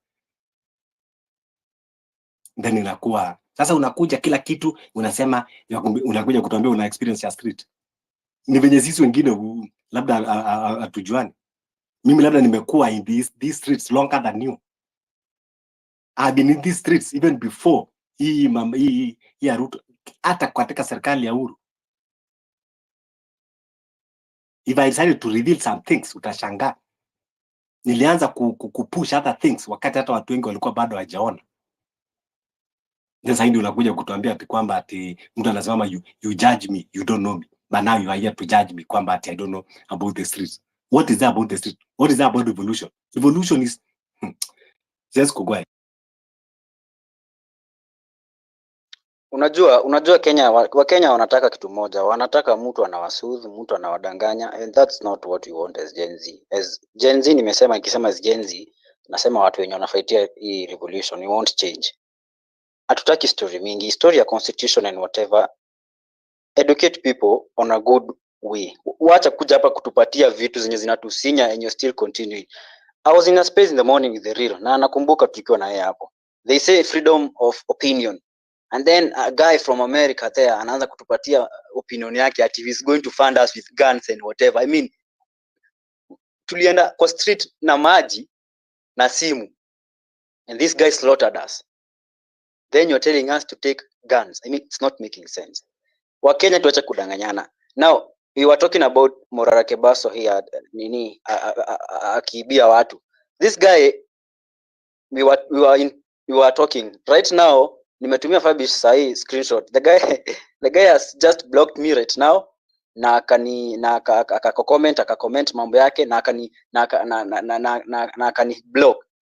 Why do you have to block me if you think I'm not speaking the right thing? Can't you tell me I'm not speaking the right thing? Blocking me now raises a lot of alarms right now, because you know you're speaking the truth. We are telling you the truth. You don't want to be told the truth. Morara Kebaso ameni block, and he had followed me. Ameni unfollow because I'm telling him the truth. He knows he's conning people. He's a con man. He knows he's a project of government. He's in bed with the government. But Kenyans now want that person. Content. Akuja wadanganya hapa kwa space. And that's one of the reason we are not holding the space that was planned today. We had planned a space with Tony Gashoka. And he wanted to bring Akina Kalonzo and whoever. But the terms and conditions that he was giving us, we cannot go as per that. Because Kenya agenda natupatia tuongelelea, it's not making sense for us. kabisa, and that's why we refused actually. If you can't believe, inbox me, nitakutumia hadi screenshot tukiongea na hao majamaa. They are asking us to go and have a meeting at Karen with who is this guy Kalonzo. We are not buying that. We are not here to negotiate or what. We are speaking revolution. That is the language tunaelewa. Mambo ya constitution whatever imekataa kufanya kazi. Arm of government amenunua yote. Registration yake yote, judiciary ni yake, senate ni yake. Mmeona mambo imefanyika huko. I mean, there's nowhere else to run to other than the streets. Na streets ndio tunaongelelea saa hii. The real, mlikuwa wapi na hiyo constitution kabla Gen Z tuende tuka protest huko kwa street? Unamesikia ukisema mambo ya street, I feel like laughing. Do you know what is street? Umetokea street wewe? Have you ever been umewai gongwa na hiyo bunduki hiyo? Hata sasa kupigwa risasi, kugongwa na hiyo bunduki sasa. Kama kijiti. People died, people we know, people who are close to us. Comrades walikufa hiyo siku. And you're still talking about the constitution. That constitution you're talking about, even up to this point, ije kupatia watu justice. Tukue realistic. Unajua madistractors wako wengi sana hapa. When they feel like now Kenyans want to raise their awareness, now they will be holding spaces, they will be trying to bring distraction, pushing. That is why unaona kwamba we are derailed. We are derailed, tunatafuta watu ambao wanatu derail. You know, they are amongst us. They come, they conceal themselves. I'm calling everyone out. Watu kama wanataka tufanye, kama wataki tufanye tutaachana nayo. Lakini mimi nitaendelea kusema ukweli mpaka ile siku nitakosa sauti. You know. So tukiwa tunaongea unakuja tukiongea hii solution, no, it's not working for you. When we talk this one, no, it's not working for you. When we talking this one, then no, we need to hear opinions. We need to do. Come on. Yeah, Malia. Go ahead. Sorry about before, I was held up somewhere. So comrades, nilisikia sijui weekend ama ni when ati Morara Kebaso was in a club with his bodyguards. Yeah, weekend. Sasa nikashindwa. Club, I think inaitwa club what? Is it 18 or something? Club 18. Sasa nikashindwa. Yeah, club 18. He was in club 18. Bodyguards and women drinking. I was like, I thought this guy is a Christian. Venye anatuonyeshanga hapo is all about Christianity. Mpaka anatuonyesha video when he's kneeling down praying huko kwa biashara yake ya furniture, wana kneel wote na wanawaka. Atatuambia ni Christian because that's what Ruto did. Ruto bought the church. Alienda ka brainwash watu kanisa huko, wanawaletea pesa huko. Now he bought the church and that's why I'm telling people Morara is a project of Ruto. He's actually going the steps that Ruto followed. Anajua kina kanisa huko atakuwa ana brainwash watu wengi sana. Continue. You know, I was like, are they sure kweli waliona Morara kwa club? But they walisema specifics mpaka the name of the club, nikasema it can't be a lie. Sasa I was like, this guy yani the way hata amekuwa, hata sijui siku alikuwa ameenda Meru, akienda Chuka University kwa Christian Union kuwahubiria young people, I don't know what, not follow my example. You know, I'm a very responsible person. Sijui, you know, it's God, mazeni God, na hizo stories mingi. Sasa I was like, anyway, the good thing, amejitoa yeye mwenyewe, his true colors, ameanza kutuonyesha mapema. For Zakayo, he at least tried to pretend mpaka the last minute sasa alikuwa shapenya, ndio akaanza kuonyesha true colors. Huyu hata kabla hajafika pahali. Alafu this fundraising, we addressed the issue with him that because he wants the public to fund him. Can he be accountable atupatia an audited account of how that money is being spent? Because ilifika point, the guy was asking for money every single day. Ikafika point paka anaitisha pesa ya furniture. Yeye mwenyewe he is having a furniture shop and he's asking people to donate money for furniture, and then hata printers na computers. Amedonetiwa nyumba, amedonetiwa vitu mingi, gari, and he cannot just buy two printers and a computer. So I was like, this guy, I stopped dealing with him from that point, because if you look at any candidate yenye ako funded kama wa US, unaweza fund mtu kama Obama or the rest, but the nini is very transparent. System inakuanga, you have to be, because if you are being funded by the public, there has to be audited accounts that the public gave you this and this is how you spent the money. But this guy ni kama this is his personal project ya ku get rich. because I understand sijui alirun for MCA akaanguka, and there's a time alisema he has never run for any office na alirun for MCA somewhere in Thika Road, I don't know where, but alirun akafail. So this guy, this is just a money minting operation. Sijui kama ni project or not, but he's making money out of this thing. That is the main thing. Because at the rate at which ana solicit for funds, it's not normal. Every single day unaitisha pesa, then unakuja unasema you want to ongeza your security ati so because it's security I cannot be able to show you accountability, nionyeshe kwenye pesa zenu zilienda, because unajua security is private. Sasa siwezi wapea audited accounts how. So from that point nikajua tu jamaa tumechezo. So huyo achana tu na yeye, ataenda tu nini anyway imeanza kujitoa cause what was he thinking? Alikuwa anafikiria hakuna mtu atamjua akienda kwa club na wanawake, hakuna mtu atanotice ni Morara Kebaso wako hapa mwenye anashindanga akituambia mambo ya church. Anyway achana na huyo. So what I can say, this guy who we are dealing with over here is somebody who anafuata mastyles za Moi basically, you know. So anapenda situation where there is some kind of situation where they can be, yani pali yenye anaweza unleash violence tuseme, cause hiyo ndio his strong suit, na he has grown up, he has cut his teeth through those tactics ya kutoa watu wa Rift Valley, anawafanyia nini tribal clashes, anakuja huko mapost election. So he's those politicians who believe in a lot of violence, unaona. So he believes in, yani in fact unaona venye watu wengine wanasema ati sasa watu wajiami, my friend, that is what that guy is waiting for. Yani that is his dream come true. Watu tu wajiami, and then sasa he let him now come and unleash all his ile violence yote anakuanga nayo kwa hiyo kichwa yake, you know. So I don't think that's really a very good path to go, because huyu jamaa anaweza uliona mtu anaweza itisha army watoke kwa barracks. I've never even had the time when, kama ile time yenye kulikuwa na George Floyd, nani akatoka akasema Trump akasema sijui ni wanaitangwa home security, homeland security, something like that, but it's like army or paramilitary. So wanatokanga sa ile imekuwa too wild, yani sasa polisi wameshindwa kumanage the situation. So from that situation even ilienda escalate juu kutoka hiyo siku yenye huyo jamaa alikufa, wakaenda wakachoma police station at 10 o'clock the same day at night. Then sasa looting ikaanza, looting mbaya kabisa, wakafunga ma highways nini. So venye sasa ilifika hapo na ikaanza kuspread to other towns is when nani alitoa au watu wa homeland security wachunge. But if you see how those guys were operating, hakuna mtu, in fact if you can be asked casualties when walikufa kwa marching nini demos za George Floyd, you cannot even say maybe na wenye walikufa si ati waliuliwa na polisi ama hao homeland security, no, they were just killed by other civilians who might have been having guns.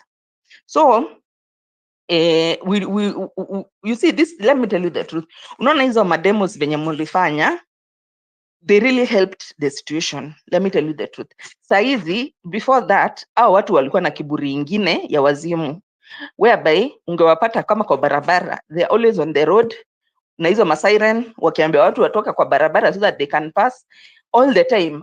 Mtu huyu anakuja mwingine like that, as in walikuwa wameturn the place chaotic. Nowadays, since that demo sijaiona, I'm telling you the truth. Anytime nikisikia ni siren, it is an ambulance. I've never seen. Wanakujanga wanapita wrong side sawa, but they won't put siren. Unaona? So we have achieved something that they have seen, that people have power and people can change things. Yeah?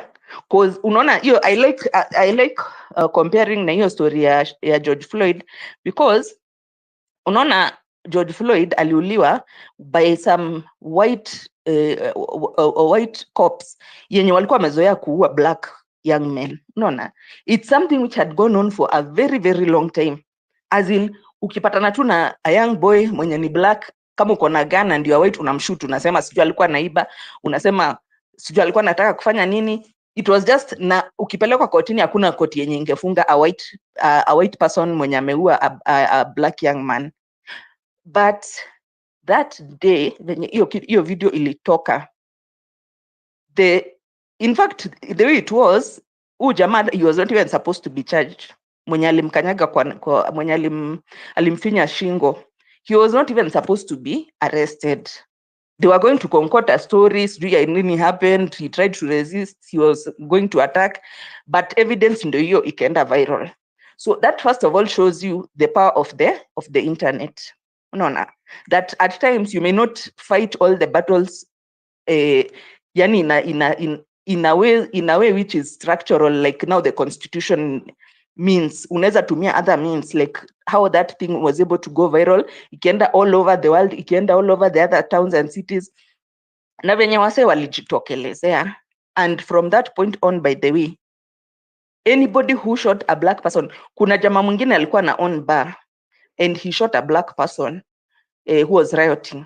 Hiyo time tu alikuwa kwa Black Lives Matters, a black young man. So jamaa alitoka akakuja akaambia watu, you guys don't msianze kuleta shida hapa hivi because I have a business I'm running nini na nini. So akarudi kwa shop yake. Akirudi kwa shop, a black man went and jumped on his back. Akajaribu kufight na yeye, akamwambia ni wachane, akakataa, akamshoot. And after shooting him, the guy alienda kotini, the white man, and he was sent to jail for 25 years, something which was totally unheard of.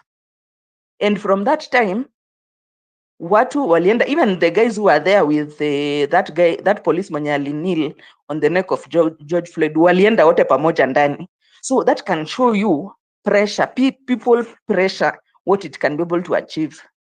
Juu mimi ungeniambia pre-June 25th, ati sasa this so-called big people wangeacha kuweka siren, I could have told you hapana. Ungeniambia that these people, they'll be scared mpaka they cannot even stay in their own houses. Wanaenda kulala sijui wapi na unknown destination juu wanaogopa watu wakuje usiku wa surround nini boma ama wachome boma ama wafanye. So there are so many ways in which can be able to put pressure and bring change. That's what I think is at times easy traditional methods which people talk about, like bearing arms, it may have it might be counteractive. Juu mtu lawless kama Ruto, what he wants is that chaotic situation. He thrives in chaos, unaona? Sasa chaotic kama hiyo ikikuja, sasa he'll have opportunity to say that watu walikuwa wanataka ku overthrow the government, sijui nini na nini, sasa aite military, a little military over nothing. You can see since independence hakuna hata in 1982 Moi was not so quick to quit an nini over something so trivial. And then there were also mercenaries who are being hired from outside the country. So this guy is just waiting for that opportunity. Ati sasa kuna watu wako armed hapa hivi, aitane mercenaries wake wakuje wavuruge, take situation, and then he'll be like, now is when the dictatorship can be, because these people, they want to overthrow the government, they want to bring chaos, they want to destabilize the country, ABCD. Hizo ndo vitu anangoja, and he thrives in chaos. But there are so many ways which are available. We can study all other revolutions to know which other methodologies we can use. And thankfully, internet iko hapo. It's not like kitambo yenye we are just relying on news. Kitu yenye Moi ata approve juu all these media houses, they are normally controlled. They are under CAK, Communication Authority of Kenya, na they are usually told what to broadcast. Na mambo ya demo, they were told that they should not be airing it live because it's like incitement. And I remember kama time ya 2007, because they were covering live, ikafika point, I think Meshuki ndo alikuanga Minister of Internal Security ama somebody, akasema no more live coverage of what is going on because you are inciting, like wase wenye wako let's say sasa Wakikuyu ndio wanauliwa Rift Valley, so or Nyanza. So what will happen ati wakiona sasa watu wao venye wanafanywa, waseme sasa Wakikuyu Wajaluo wenye wako Central wakuwe targeted. Like in Kiambu kuna kwanga na lot of Luos wakuwe targeted because of what they saw on telly. So he used that as a reason. Na channels zote, you are not supposed to cover anything to do with that. So what was happening was just cartoons. Walikuwa naleta tu cartoons. Yani nchi iko on the brink, and all these other channels abroad, Al Jazeera, CNN, BBC, watu wanaonyesha that things are out of control, mpaka watu wanaanza kuwapigia from abroad kuwauliza what is not happening. Na nyinyi kwa local TV stations mumewekewa cartoon, you know. So all what I'm saying is this: there are so many ways, and we just need to think of innovative ways how to put pressure on these guys.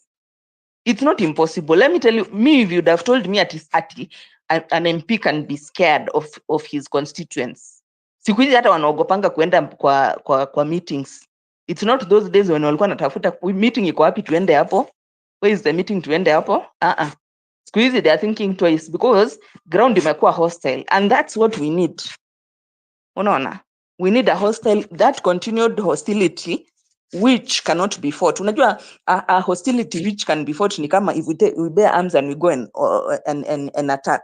That one can be fought, but there are other ways which you as a like you're a weaker party. Yes, so we are the weaker party, we don't have arms, them they have all the monopoly of violence, but kuna njia zenye zinaweza tumiwa to put pressure, because all these people at the end of the day ni ma civilians. These leaders of ours, they are civilians. They live amongst us. They are our neighbors. We know where they live. We know their partners, their children, everything. So hiyo njia yenye tulikuwa tumeanza ya kusalimiana, mtu akifanya kitu hao yake inasurroundiwa, akienda kwa meeting aezi pewa time, inakuwa very hostile. Those kind of tactics, to me, I saw they were really working. And there's something which Gava haiwezi fight nazo because it's not very structured, you know. It's not kitu structured sana. So Gava will have hard time. Kwani wataenda wapeane polisi walinde everybody. All 200 and how many MPs yenye wako watalindwa na polisi all the time. Their homes, and they have more than one home. Watakuwa nalindwa. It's impossible. So the same formula in which tulikuwa tunaambiwa that the Gava yezi peana security, kila mtu akuwe na security yake, polisi wake wa kumchunga, is the same thing that sisi ni wengi and the monopoly of violence, but we are many. We have the advantage of numbers. We have the advantage of proximity. We live with these people we know, and we have a lot of data on them. And some of the data is very bad, like wengine hata wako gay and all those things. So that information warfare yenye ilikuwa at the first time, na hata vitu kama kurecall MP, you know, those people, they fear those kinds of things. They fear very much. Hakuna kitu MP anaogopa than losing his seat. He can do anything.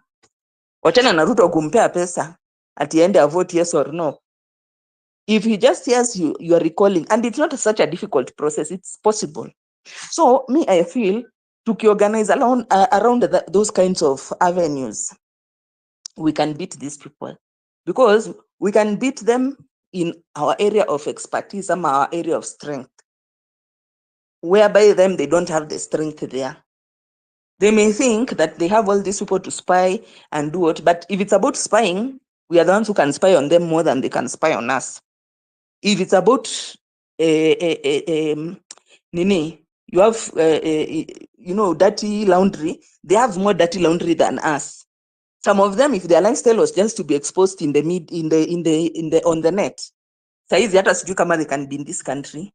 They would rather go and hide themselves somewhere. So for me naona let's be broad in our, when you understand broad-based government, let's be broad-based in our outlook of how can we fight these people? How can we deal with these people? Let's not just look at one line. Hiyo line wameangalia na wakaona vyenye wanaweza ichenga. Unaona? So nani hata akiona watu, by the way, nowadays mwezi hata gather watu 10 ati mnaongea kwa street. There's people all over, and then sometimes mkiwa kwa group hata mnaweza shikwa mpelekwe to central.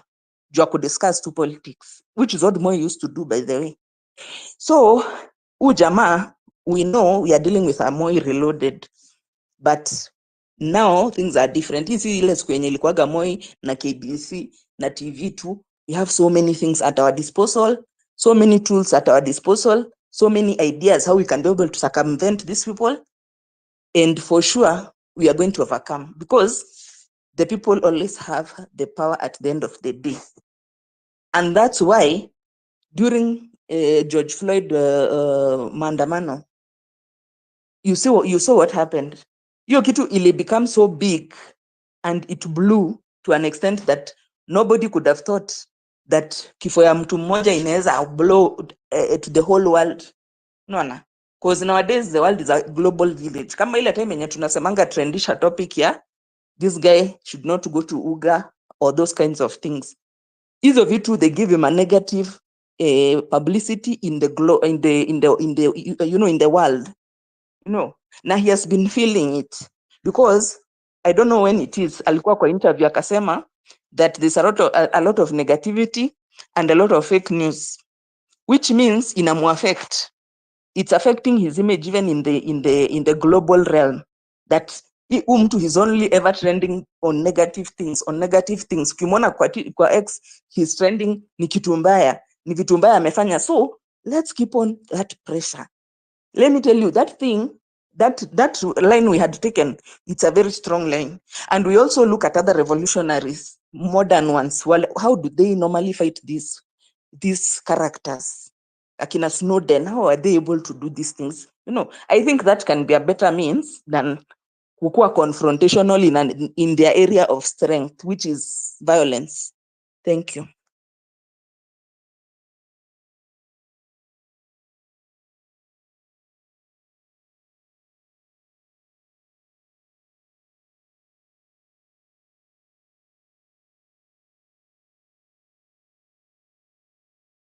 Confrontational.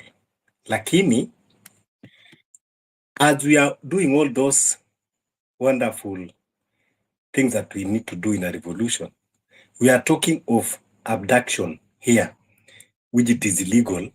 And hata wakati tunaabductiwa na tunawawa, we have never been confrontational.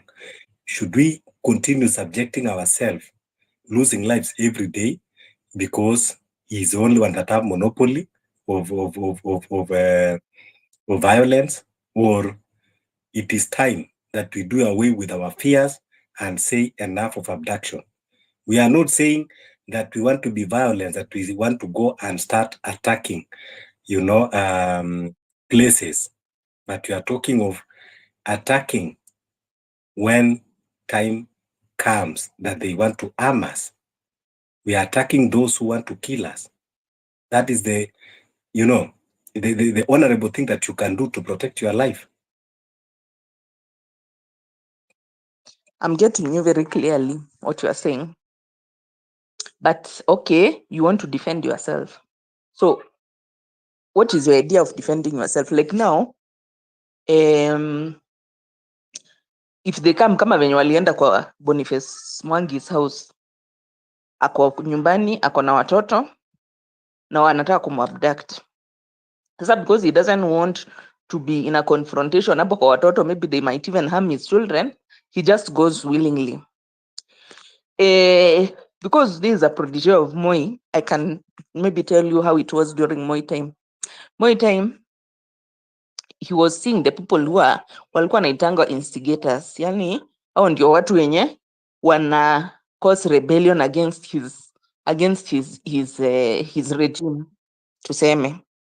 So him used to use many ways of warfare, but abduction, by the way, it was a very serious one, because alikuwa anaendaga ana abduct, then anawafunga. In fact, that time ulikuwa tu unashikwa, and then you are jailed in, kulikuwa na matorture chambers huko chini ya Nyayo House, Nyati House, yani places which are incommunicado, which even we don't know those places exist. Unaona, of which kama ile group ya the 3 guys who were abducted for 30 something days, ni kama walikuwa wamewekwa in a similar kind of a situation. June alikuwa nasikia sijui it was dark, those kind of things. So mtu ana recreate to what Moi had done, and that's what Moi used to do. So I'm just wondering, ukiangalia, I'm not saying that what they are doing is right. I'm just saying, how can we go around this thing with minimal casualty to ourselves? Nona, because that's yeah, hapo umesema minimal casualty. Like now, we are not doing anything. We are not defending ourselves. But do you think for now that we are not doing anything, are we having the minimal casualties? Okay, let me ask you, because tuseme of late, is there anyone mwenye amekuwa abducted na kauliwa more recently? Maybe I'm not aware. Unajua, yes, you are not aware because wala watu ambao unaona juzi, unajua kuna watu wengi wanakuwa abducted that are not known publicly, or they don't have influence of media. These people every day they are being abducted, they are killed without even our knowledge. Then kuna sasa wale ambao inakuja kwa limelight, and that is why every day karibu kila news ukiangalia utasikia kuna mwili umepatikana somewhere, kuna mwili umepatikana somewhere, kuna mwili umepatikana somewhere. Okay, let me ask, which criteria are they using to decide who to abduct? Let me just put it that way. Which criteria? Is it like wakiona you are vocal, ama wakiona, ama wakifuata your communication, one like you are the one who is maybe leading people, ama how is it? Wana decide aje nita abduct huyu na niwache huyu? Because akina Boni kama wao tunajua it's because wanakuaga human rights defenders, they are civil society, so how tunawajua because of the work. But now I'm just asking myself, yani, how do they decide that nichukue Fabish, I abduct Fabish and I leave the other person? Because you see, you are telling that question, it is only them that they can answer the kind of criteria, because you know, they are the one that doing that. Not unless if you're asking that question that you are doubting whether there are abduction going on, then now that your question can stand legit. But if you are just asking about their operations, it is only them that they have the knowledge on how they're doing their operations. Not unless you are questioning whether people are being abducted, or you think ni sisi tu ndio tunapeana propaganda. Sijasema mnapeana propaganda. I'm just saying, unajua sasa these things they are not in the media, or rather many people are aware. Yeah, so people tutakuwa tunangojea zile za media, because I think you know very well that everything in this country is biased, even the media. Not everything ambao they have been threatened with, you know, so hawezi later. But I'm just saying, okay, maybe then we need to bring more awareness, because you see, if me, I'm not okay myself, I'm normally quite on X, I can see what's, but sahi najua ni Aoko na who else, kuna jamaa nimeona they were abducted like recently, but I think kama kunaweza kuwa vyenye tunaweza give more publicity. Unajua these people. So as you are saying, tupatie publicity, so we should wait for more abduction. So the more they abduct, the more we give publicity, so that people can be aware, right? No, that's not what I'm saying. So how are you going to give publicity here? Okay, I'm just saying like this. If we say that people are being abducted, but you see, there's no, we have not put a face to it, and also we have not given it a lot of publicity, then juka saizi, so you know, Aoko ameabductiwa. So I was watching Senate, walikuwa na discuss that issue of Aoko, that way is Aoko. Amepelekwa wapi? So these guys venye nimeona, hata ukiona the way they are releasing people, the people who are abducted wenye wamereleaswa, to me, to my understanding, kama hawa akina Njagi wenye walikuwa wameabductiwa for over 30 days, those guys I don't think walikuwa come back alive, but ile tu publicity ilikuwa kwa hiyo kitu, wakaona this thing, the way it is so public, it will bring a problem if we kill these guys, so wakawa abandon na huko wenye waliwapeleka. So yeah, I'm just saying, I know we want to we want to but I'm saying like if we bring more awareness and pia we put a face and we make these things trend, it helps a lot. Because at pia they are so much on the public limelight of the in the global arena that there are a lot of human rights violations which are going on in Kenya. Paka there was an envoy who was even Okay, so I understand you now. So you mean kwamba what we just need to do is just continue pushing hashtags. That is when we can stop them from abducting, because they will be in global arena. hawa watu ni kuuliza, okay, you give me your what you think can stop them. Maybe you, because mimi nikiwangalia I'm seeing that you see, like if they abduct me now and then it's visible, they will have a hard time thinking of eliminating me kwa sababu, but you see if I'm yani hata hakuna watu wako aware, maybe very few people are aware that kuna mtu mwenye amekuwa abducted, unaona, then it becomes easy for them because it's like you know, there's no consequence for them in terms of that mtu wenye wamechukua. It's just like anybody being kidnapped, unaona. Na sasa the bad thing is these people you cannot even tell who is abducting, because now hata they're in plain clothes, ni watu plain clothes wanakuja wanachukua mtu, or they come they shove you in the car, and a lot of times hata wafichi wanafanyanga tu hata in the middle of town and all that. Na hizo ni tactics zenye, those are extrajudicial. They are extrajudicial. It's like anti-terror police unit venye wanafanyanga. Ndio sababu nakwambia, because the more tunaandamana ndio the more tutakuwa na a lot of vocal people na the more abduction itakuwa inaendelea. So tunaweza kumalizaje, because these are solutions ambao tunaongea. So unafikiria kudeal na hao, because umesema ni extrajudicial, umesema they are doing it unconstitutional. So unafikiri tutafanyaje, ama unaona kama hizi hashtags zinatusaidia? Mimi kusema ukweli nimeona ni kama zinasaidia, because so tuendelee kupush hashtags. Mtu akiabductiwa we come, because leo tuko 260 million. Leo tumefika 260 million ya oko hashtags.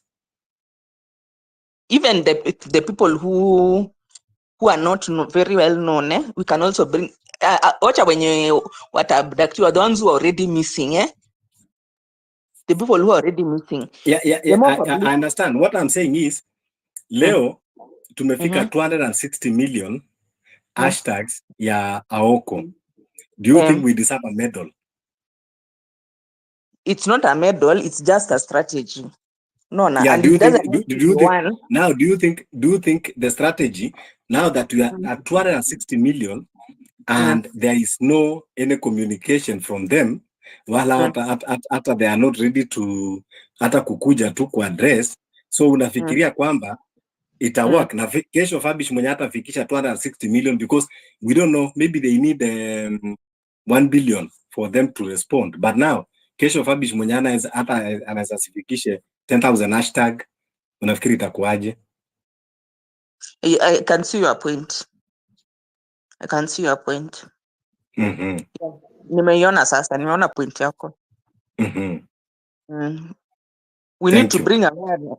We need to bring awareness to it as a, yani not based on an individual basis, but as a practice, that this abduction practice, unaona sasa kama this issue of femicide, hii wiki yenye imepita about 10 ladies have been killed or 11 thereabout, and FIDA wamepea gava ultimatum that in the next 30 days, if the government is not going to either declare this a national disaster or going to give some concrete steps to how this thing is going to be put to an end, wataingia kwa streets. So still it's another way which can work, and I've seen your point that it's something which needs demos actually. Now to bring more, not only demos, what you are telling, what we are trying to educate ourselves here is, that is why many people, are taking it either intentionally or they are not getting the point. We need first to create awareness from the point of that kidnapping. Tunaambia watu kwamba Number one, if you are the victim, these people are coming to abduct you. They are not coming as government officers because they don't have uniform, they don't have identity, they even mask their faces. So we are saying you create commotion. And now we are also telling people that if you are passing somewhere and you see a commotion, you don't need to know that person. Follow, scream, throw objects, create more commotion. So from that commotion, because even these people that they are coming, they are scared because they also don't want their identity to be revealed because they are coming to discredit themselves. So that is number one, that we are telling people that first we need that thing that is called self-protection. So when we call for self-protection, we are not saying that we are causing mayhem or we are becoming violent. And what we are saying is there is nothing unconstitutional for you protecting yourself. About self-defense. And we have said, if you come in a legal way, umekuja na uniform, mimi ni inspector so and so, nimetoka police station, nimekuja kukuarrest, nobody even will question you. Let's go. Lakini huyu umekuja, because at what point will we distinguish between the gangs and the government agency? What was the motive that police officers should wear uniforms and have their identities? It was for at least to be that distinctions, yes, between criminals and the government agencies. But now when you operate like a criminal, that's why we are telling people that these people that they are operating like criminals, we are dealing them the way we treat criminals.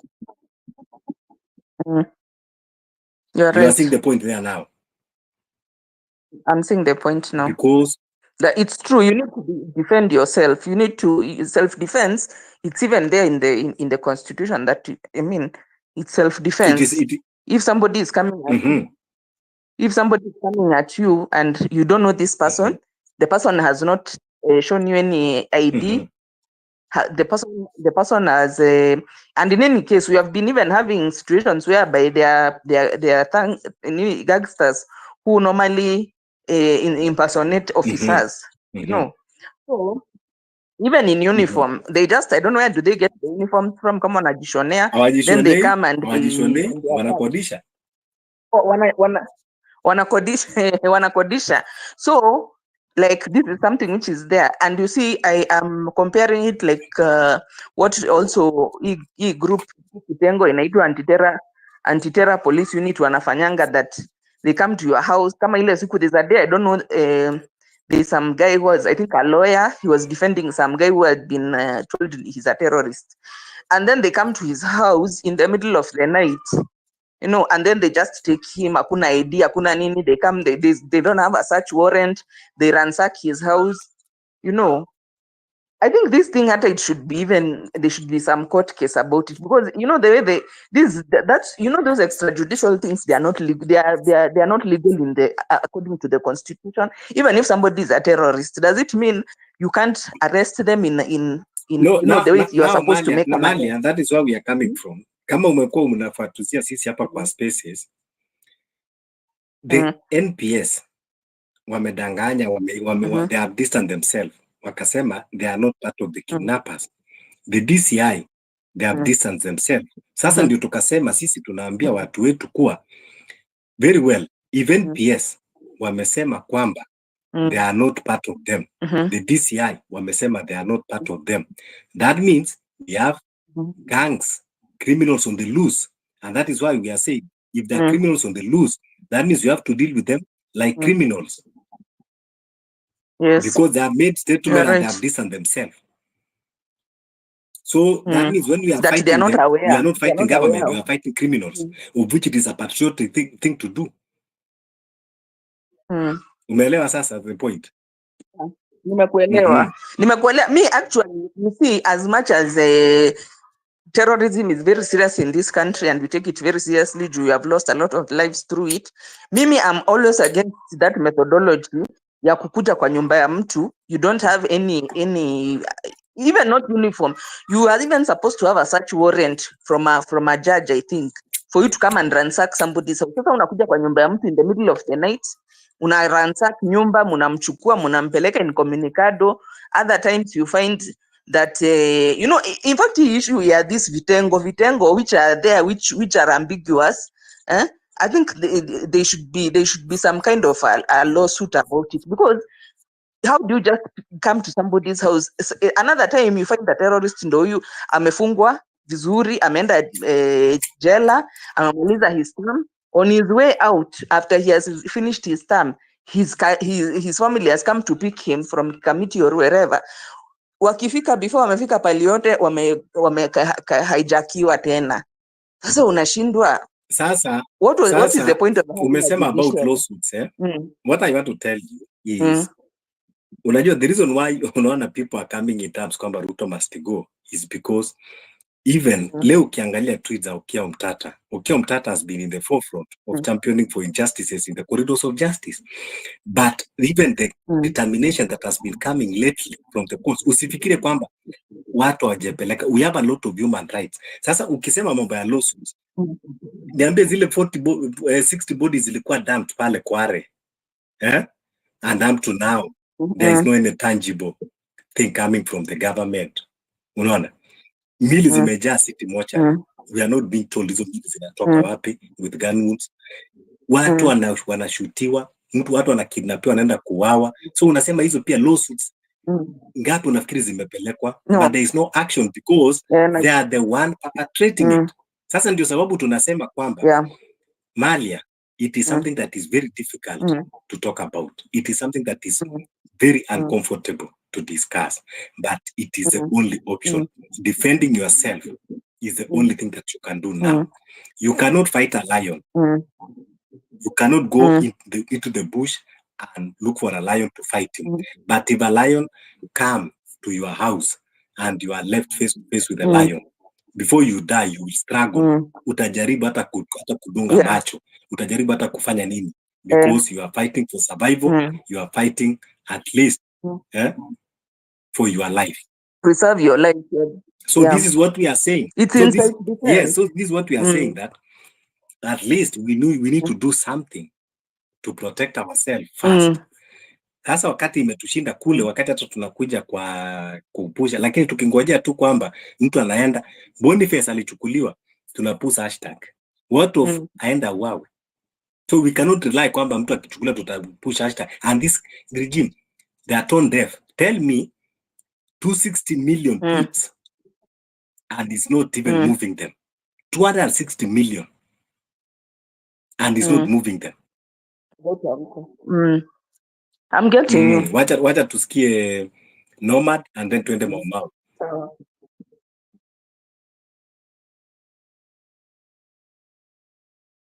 Nomad. I've really gotten you. I've gotten you. Hi, good evening Kenyans. Good evening. Mimi naomba nanisikia? Tunakusikia vizuri. Kinifu? Yeah. Aha. Mimi jamani naomba nizungumze Kiswahili na nichanganye, maana yani nimesikiza mambo mengi ila mnanikasirisha, sijui mnanichanganya. Maana mimi kabisa nakubaliana na Sesco, sijui Sesco ama Seska, kwamba tunaongea kizungu mingi, mambo mengi ambayo hayasaidii kabisa. Kwa hiyo mimi naomba kabisa niongee na jenzi ambao wako hapa, maana nadhani hao ndo wanaweza kuelewa hasira yangu na wanaweza kuelewa yale mambo ambayo mimi nimepitia kwenye streets. Naheshimu kabisa kila kitu ambao mmesema, naheshimu yote. Ila kwangu mimi kabisa, yani sioni haja kuongea mengi. Sijui mtu anasema tunapushi hashtag, sijui tunafanya nini. Kuongea mengi, mwanzo Ruto haogopi bwana, kama yule alienda kwenye media ambaye anajua miaka 10, miaka 50, miaka 100 itakayokuja hiyo clip inaweza kuonekana, alafu anauliza kama mtoto ambaye amepigwa risasi bado yuko hai. Huyo ndo mnaona kama ati mtampush kwenye hashtag na ashtuke. Do you think the hashtag and a lot of talking online can actually move that guy. For me, I am for the idea of let's go to the streets, let's push for the agenda of Ruto must go. Ruto must go. That is the agenda. These are all of talking and saying mama ya katiba, ma constitution. Katiba mwanzo haipo. Yule bwana mwanzo mkikumbuka yeye alikuwa wakupinga katiba. Alikuwa hapendi katiba. Kwa hiyo sijui kwa nini mnakuja kusema mambo ya katiba. Hawezi kusikiza katiba. Hivi sasa mnaona ma Supreme Court manini kila kitu yanapitishwa yakienda kule vile ambavyo wanataka ndio itakavyokuwa. Wale jenzi ambayo tulikuwa juzi kwenye Mashujaa Day, we were just walking in town peacefully. Well, we were all dressed black, kwa hiyo inakuwa ni target. Ulikuwa ukijaribu kukaribia kule kwenye Uhuru Park au sisi mbio. In fact, some of us ilibidi enroll kwenye gym because you don't know when you will be running for your life. These people are always everywhere. Plain cops. Wewe umebeba simu yako, umebeba maji, umebeba bendera, lakini bado watakukimbiza. Alafu mnakuja hapa kutuambia tuongee. Tunafaa kuongea tuseme nini? What are we talking about? Tunafaa wakuongea, mnaongea maana nyinyi hamjawahi kuwa kwenye street ambayo you get mtu anakushika. Yani mimi mkono wangu ulinyanyuliwa hivi, ilibidi sana nimeenda hospitali maana karibu anivunje mkono simply because I was wearing black and I was just walking around Uhuru Park. I did not touch anything. I wasn't carrying a stone. I wasn't carrying no weapon. Wale wa kukimbia waliweza kukimbia. Mimi nisema sikimbii. Kama wanataka kuniabduct waniabduct. Alafu you guys are coming here talking a lot of English na a lot of things. Sijui America wamefanya nini. Upo tupo Kenya. We are dealing with a rogue regime. We are dealing with someone who doesn't care about you and I. We are dealing with someone ameua Wakenya wengi sana. Alafu mnakuja kuongea kwa mambo ya maongeo Ruto must go. Yani focus yetu kabisa inafaa kuwa Ruto must go. Na hapa kwenye spaces tunafaa tuje the strategy, how exactly are we how do we get this person out? Nakumbuka mwanzo kulikuwa na Wakenya walikuja Arusha. Nadhani hao Wakenya walikuwa wa government something, maana vile ambavyo walikuwa wanazungumza, ulikuwa unajua wana information mingi sana. Wanasema Gen Z, yani nyie Mungu aliwapatia one chance. Hiyo ya 25th ukweli ni kwamba mimi hata moyo wangu unauma sana nikikumbuka wenye tulikuwa Arambe Avenue, mnakumbuka kabisa tulikuwa tunasema tusirudi nyumbani. Ila kuna wengine walikuwa wanasema tumeambiwa turudi, the rogue police are coming, nini. Ilikuwa kabisa Gen Z tulikuwa tumeamua haturudi. Sijui wale ambao walianza kupushi hashtag go home, sijui go home nini. Hao ndio walitukosea sana. Mwenyezi Mungu alitupa chance moja na ambaye basi tulifambo iliisha hivyo, lakini we can make it happen. Lakini hatuwezi ku make it happen kama tunakuja hapa kwenye spaces na vitu ambavyo tunakuja kuongea kizungu mingi na hamna kitu ambacho tunaongea maana. Yani mimi kabisa naongea na Gen Z ambaye amekuwa kwenye ground na mimi, wale ambao juzi tulikimbizwa sana. Yani ilikuwa hatujakosea mtu. Kwenye CBD tulikuwa tunarushiwa tear gas. Nakumbuka mama mboga jamani alisimama akaambia hao polisi wataneni na watoto. Alafu mnakuja kuongea hapa mambo ya constitution, mambo sijui ya nini. Bana, naombeni jamani hasira zenu zielekee kwa Ruto. Hao wengine wa baba wanaona ambao unawaona kule kwenye parliament ambao hao akili zao si timamu maana zinatumiwa na yule dictator. Kiukweli kama kabisa umeona nyie ni Wakenya, si amna mtu anafaa kuambia mnaona zenu. Sasa hivi kuja ambao kuambiwa sijui alafu kupigana kwenye sasa si muda wa jamani wa kupigana.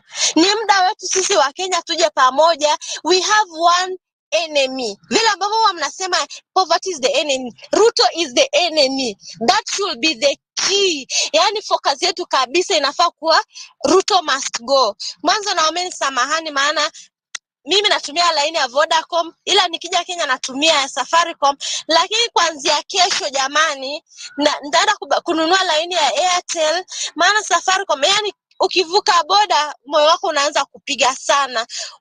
Mwanzo hata ukienda dukani unaogopa, hujui utachukuliwa saa ngapi, nani atakuja kukuchukua.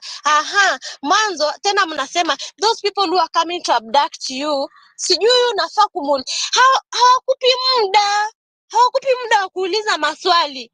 Those people are criminals, they are rogue, hawakupi muda. Kwa hiyo wewe umeondoka. Yani tuliona vile ambao yule mkaka sijui anaitwa nani yule mkaka aliyechukuliwa alipotoka gym.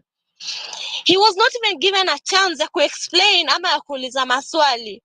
Kwa hiyo kusema sijui nini, mimi I'm for aura. Kama mbaya. If Ruto wants, of course he's going the wrong way. Mimi kwangu hivyo, yani kiumane, mambo ya kuja kusanitize hapa ma constitution, masijui nini, makizungu mingi, kuleta Amerika. Sisi tupo Kenya.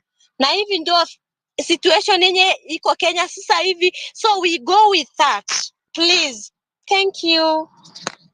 Asante sana binti, asante sana Nomad. Nakubaliana. Hiyo ndio mambo ambayo tumekuwa tukisema kwa hizi spaces. Kuwa lazima tutafute solution, na solution ni hiyo. Hakuna njia nyingine ya kusema ati kwamba sijui tutapaka rangi, sijui tupake nini, sijui tupatie spices. There is no other way out. That is the only way out. Nani Sesko? Okay, Sesko, wewe ni host, umeinua mkono, alafu peane mic.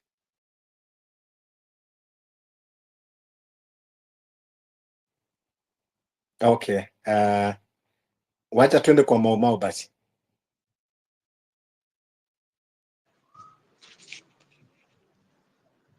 Asante na habari za jioni, na natumai sisi nyinyi wote mko wazima. Kwangu mie niko mzima, ingawa tu niko na makasiriko kama dada mwenzangu Nomad.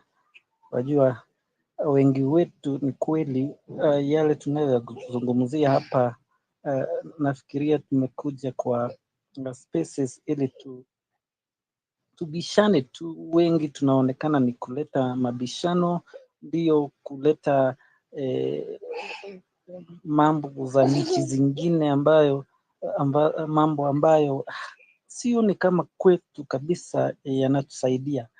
I would like to say this, hata kama watu wamesema tusiongee vizungu mingi, ndivyo vizungu na makatiba ambazo hazitusaidii sisi, sio za maana kwetu. Kweli tulienda shule ili tuweze kuzungumza, na katiba iliwekwa hapo ili kulinda Wakenya na kulinda mwananchi yeyote, hata kama ni wa kutoka nje anapoingia nchini. Lakini wajua hii katiba imetumika inatumika na viongozi kuwalinda wao na kukandamiza na kuumiza wengine kama sisi. You know, what we are looking at is somebody who is a narcissist, mtu ambaye hasikii. Nimesikia watu wakiuliza tutafanya nini ili tumalize extrajudicial killing, abduction and kidnapping.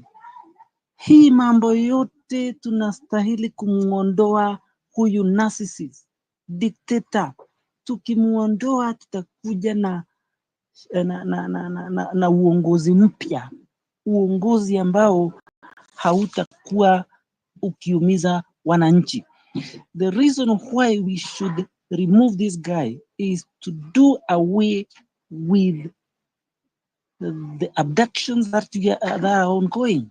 As we speak, kuna yule MCA ambaye alikuwa abducted. Mpaka wa sasa hatujajua aliko. Mpaka wa sasa hakuna any communication from the regime.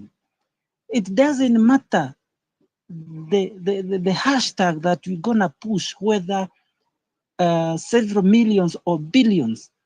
We have been pushing for Adani to go. we have been talking about reject Adani. I think by now it's in billions of hashtags, but still huyu mjamaa anaendelea kuisukuma down our throats. Tumeongea kuhusu SHA, tumeongea kuhusu Kentraco. Huyu jamaa bado anatusukumilia. Wanafunzi ni wangapi nchi hii ambao wamenena kwa matelevisheni, in social media, wakikataa the new funding model? How many hashtags tumesukuma? Na zote huyu mjamaa na wandani wake, the cabal of thugs, wamezikataa. They have completely wamefunga masikio yao. The only way is to reject this government. The only way is to reject Safaricom, to boycott Safaricom. I think that was the clarion call. The clarion call ilikuwa reject hii, boycott hii Safaricom, boycott hii serikali, boycott huyu mtu.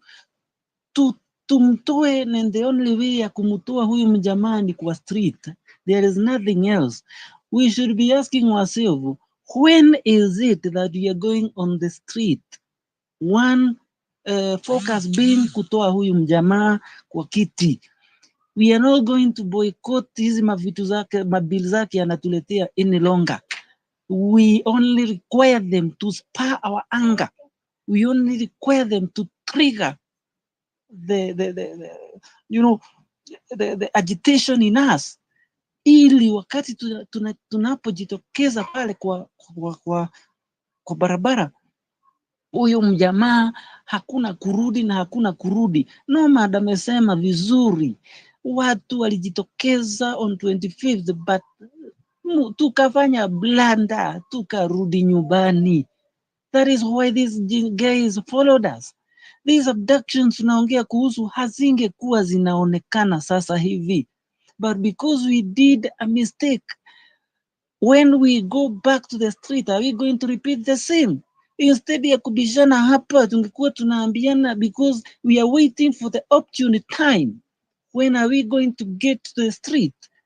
Once we go there and we occupy fully, are we going back homes again? No.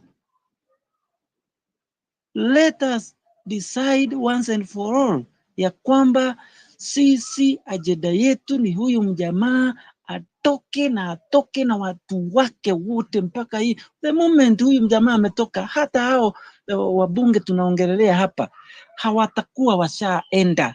Tayari the moment we occupied parliament walikuwa washatroka. Msituambie mambo ya katiba. The threshold of recalling this member of parliament is too high. Don't say that iko chini, my friend. Hawa watu lazima hizo signatures zipelekwe kwa IEBC. IEBC ni nani? IEBC ni huyu mjamaa. IEBC ni watu fulani hapo ambao watanunuliwa, na kama sio kununuliwa watawekewa mathreat.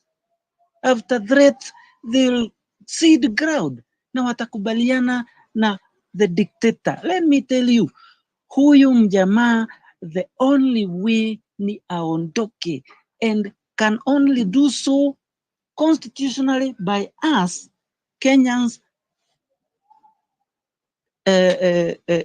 invoking Article 1. Power belongs to the people, and we can take it directly. We can execute it directly. Once we get to the street, we are now invoking that article of the Constitution we so endear ourselves to, which is being mutilated, which is being misused by the current regime. Huyu mjamaa, as long as we continue talking, he cannot listen to us. He is a man of so many wants. Anajua kuongea. So wakati mnaongea ni kama a chorus to him, kwa sababu amezoea kuongea.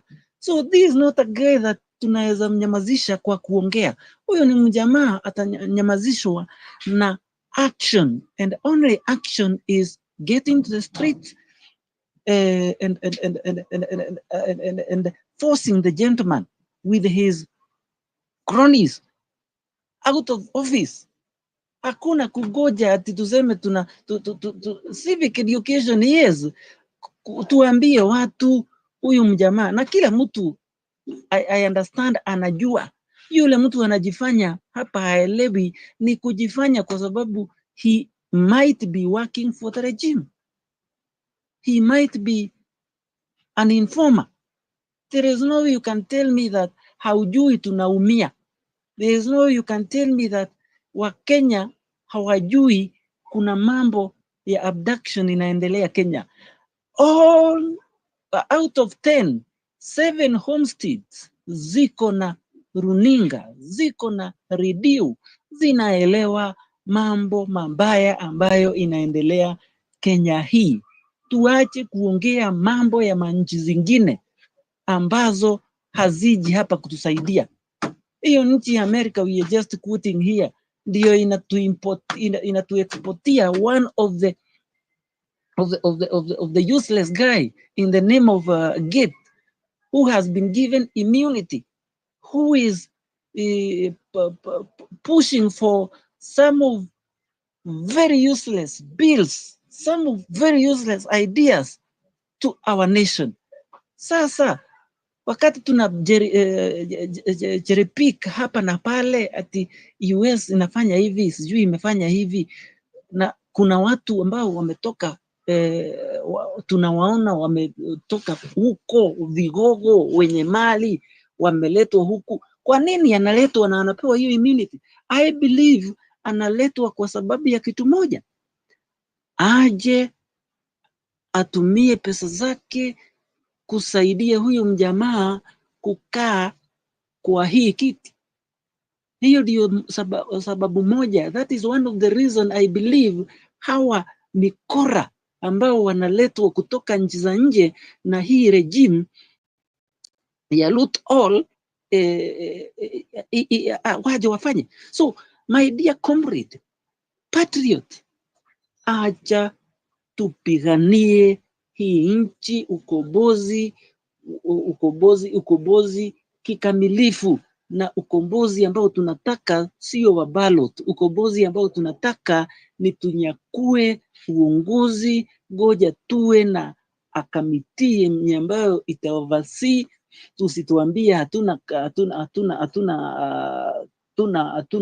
IBC. Tumekuwa na IBC all through 2007 tumekuwa nayo mpaka saa hii, na kile kitu wanatupatia ni these reject politicians, very useless, who cannot hold accountable the executive. Kazi huyu executive ameenda pale pia amechagua judiciary, another judiciary who cannot hold the executive accountable. So kindly, my dear friends, my dear Kenyans, sisi hapa hatutakuja kuongea mambo ya kusanitize, massaging this regime. This is a fallen regime. This is a failed regime. This is a regime which is actually shaming our nation. Ukiangalia mpaka nje, huyu jamaa hawezi enda kukutana na diaspora kwa sababu akienda pahali wanamuibia Ruto mastiku kila pahali, hata kama hayuko. Tumeona social media from diaspora, people are spreading the same gospel, huyu mtu aende. So if diaspora themselves wanajua hivi, unataka kuniambia sisi Wakenya ambao tunaishi hii nchi ambapo tunaumizwa sisi wenyewe hatuelewi yale mambo yanayoendelea? So hii ni kitu mimi mwenyewe kwangu naomba iwe ni kesho, as we push for 11-11. Kindly ngoja tuambiane ukweli ya kwamba let's whip the emotion. Ngoja Wakenya wajue ya kwamba hii nchi sio nchi tena. Kila kitu we cannot afford to live in this state anymore as it is. The guy that we thought is our savior went to sleep or went to sleep with the same dictator, Raila. So unless we ourselves as Kenyans take power, we cannot delegate the same power to any other person. Mambo ya Murara, don't discuss it here. It is a waste of time. Somebody who cannot listen to people, that's a waste of time. Kindly, we focus on things that are affecting us Kenyans. Na mambo yenye inatuaffect ni hii serikali tutaitoa lini? Hicho ndicho kitu tunastahili kuzungumzia sasa hivi. As I speak, I'm not in SAFARICOM, nishatoka kwa sababu SAFARICOM is a useless whatever, which has been facilitating whatever that we have been seeing, especially leaking our data. And that is why we have so many killings, so many abductions. So kindly, let us focus on the main agenda. Ruto must go. On 25th, we focused on finance bill. This time, the focus is Ruto must go. Once we occupy and occupy. No retreat, no surrender. I lad.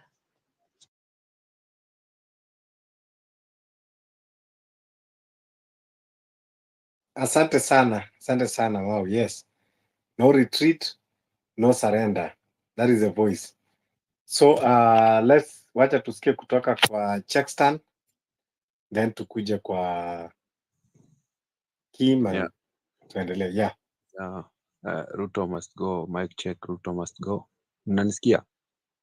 Yeah, Ruto must go, tunakusikia. Haya.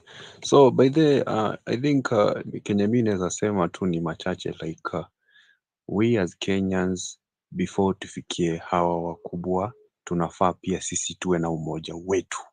Because kama sisi wenyewe hatuna umoja itakuwa ngumu sana kudeal na watu wenye wako kule.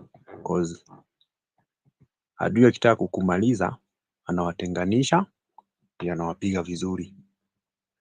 I think Wakenya inafaa tuwe tu na umoja juu okay, hatuwezi kataa cause unajua one thing nilikuja kurealize like hata kukiannouncewa maandamano alafu makarao wa mwagwe, there is no way mtu atafungua biashara mbele ya bunduki.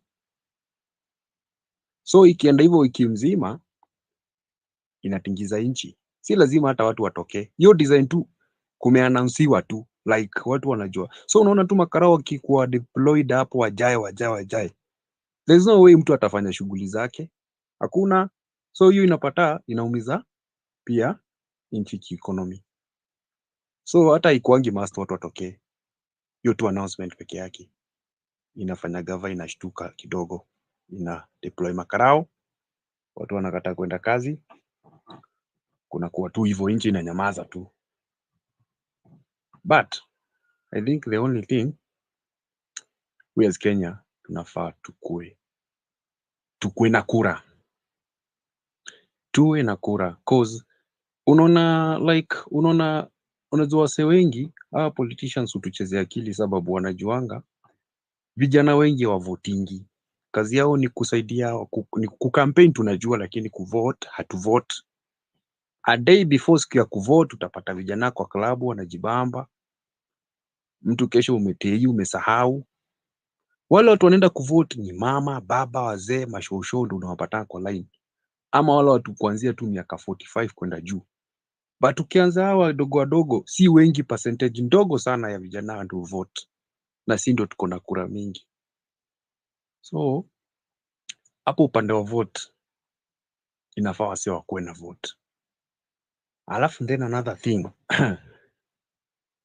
unajua siafu ikipanga laini, ukipatana na siafu imepanga line, hauwezi jua mkubwa wa hiyo siafu ni mgani, lakini zinaenda kumaanisha kuna ile ilikuwa ya kwanza, but hauwezi jua ni gani. The best way we can do ni kubonga nao wabunge. Unajua wabunge ndo kusema, wacha niwaambie ukweli. Hata hizi fraka zinaendelea za sijui za Gachagua za nini, ni wabunge ndo wamesababisha hii story yote. Hawa wasee ndo wanaharibu. Mimi nakwambia wachanana na prezo, wachana na yeye. Deal na hawa wasee. Juu hawa wasee wanakuja huku kwa ground wanadanganya tu. Kujeni tunawapea unga. Unajua mwanasiasa ni mjanja sana kutumia ulimi yake. Juu hawa ndio wanatumwa kama tusiafu sasa. Ule mkubwa wako huko, achana na yeye. Hawa bunge ndio wanafaa washikwe mkono, wapelekwe mbio.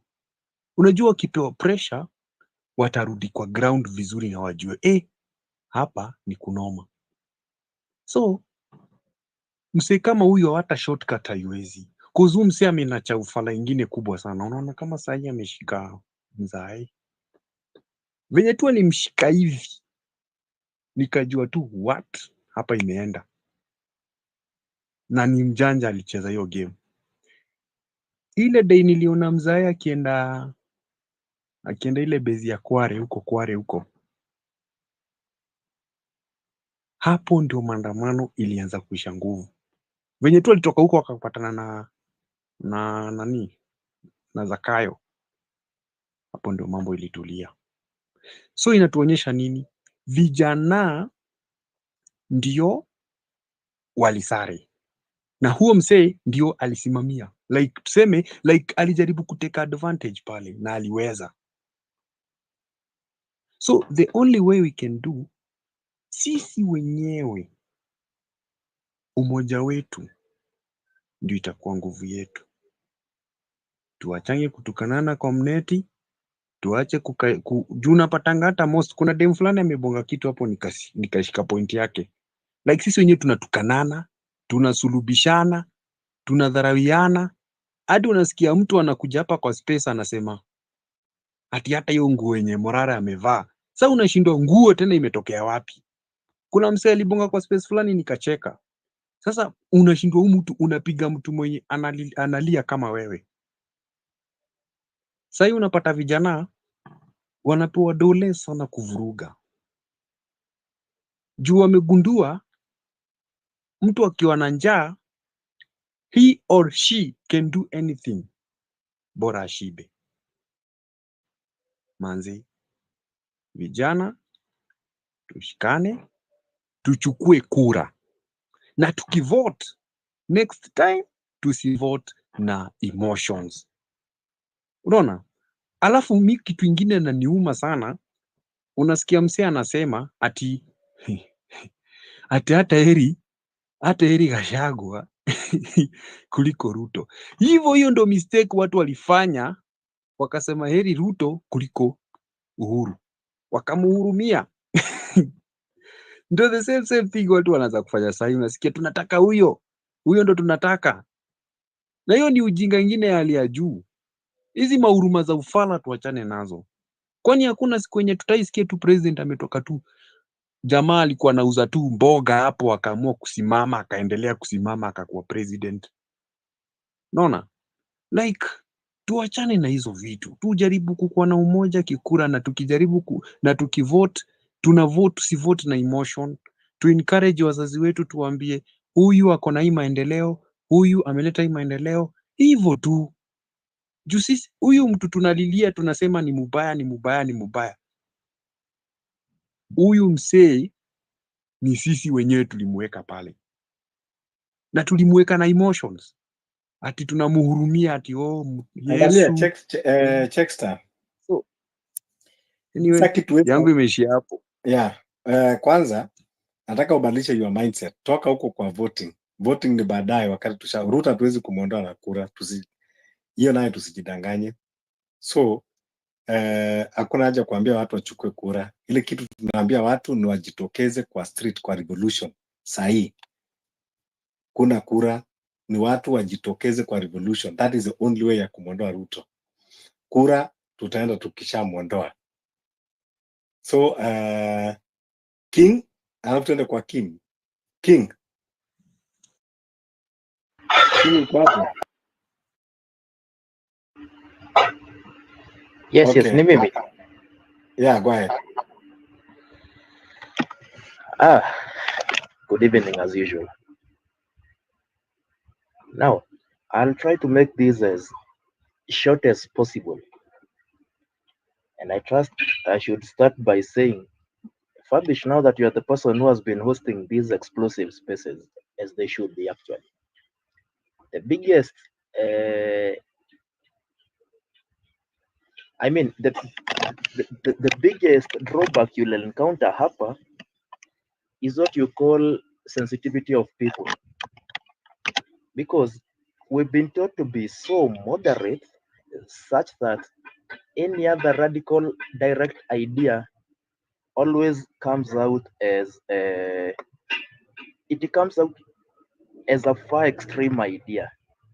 And that is why you'll always see people here, they are always rushing to oppose things.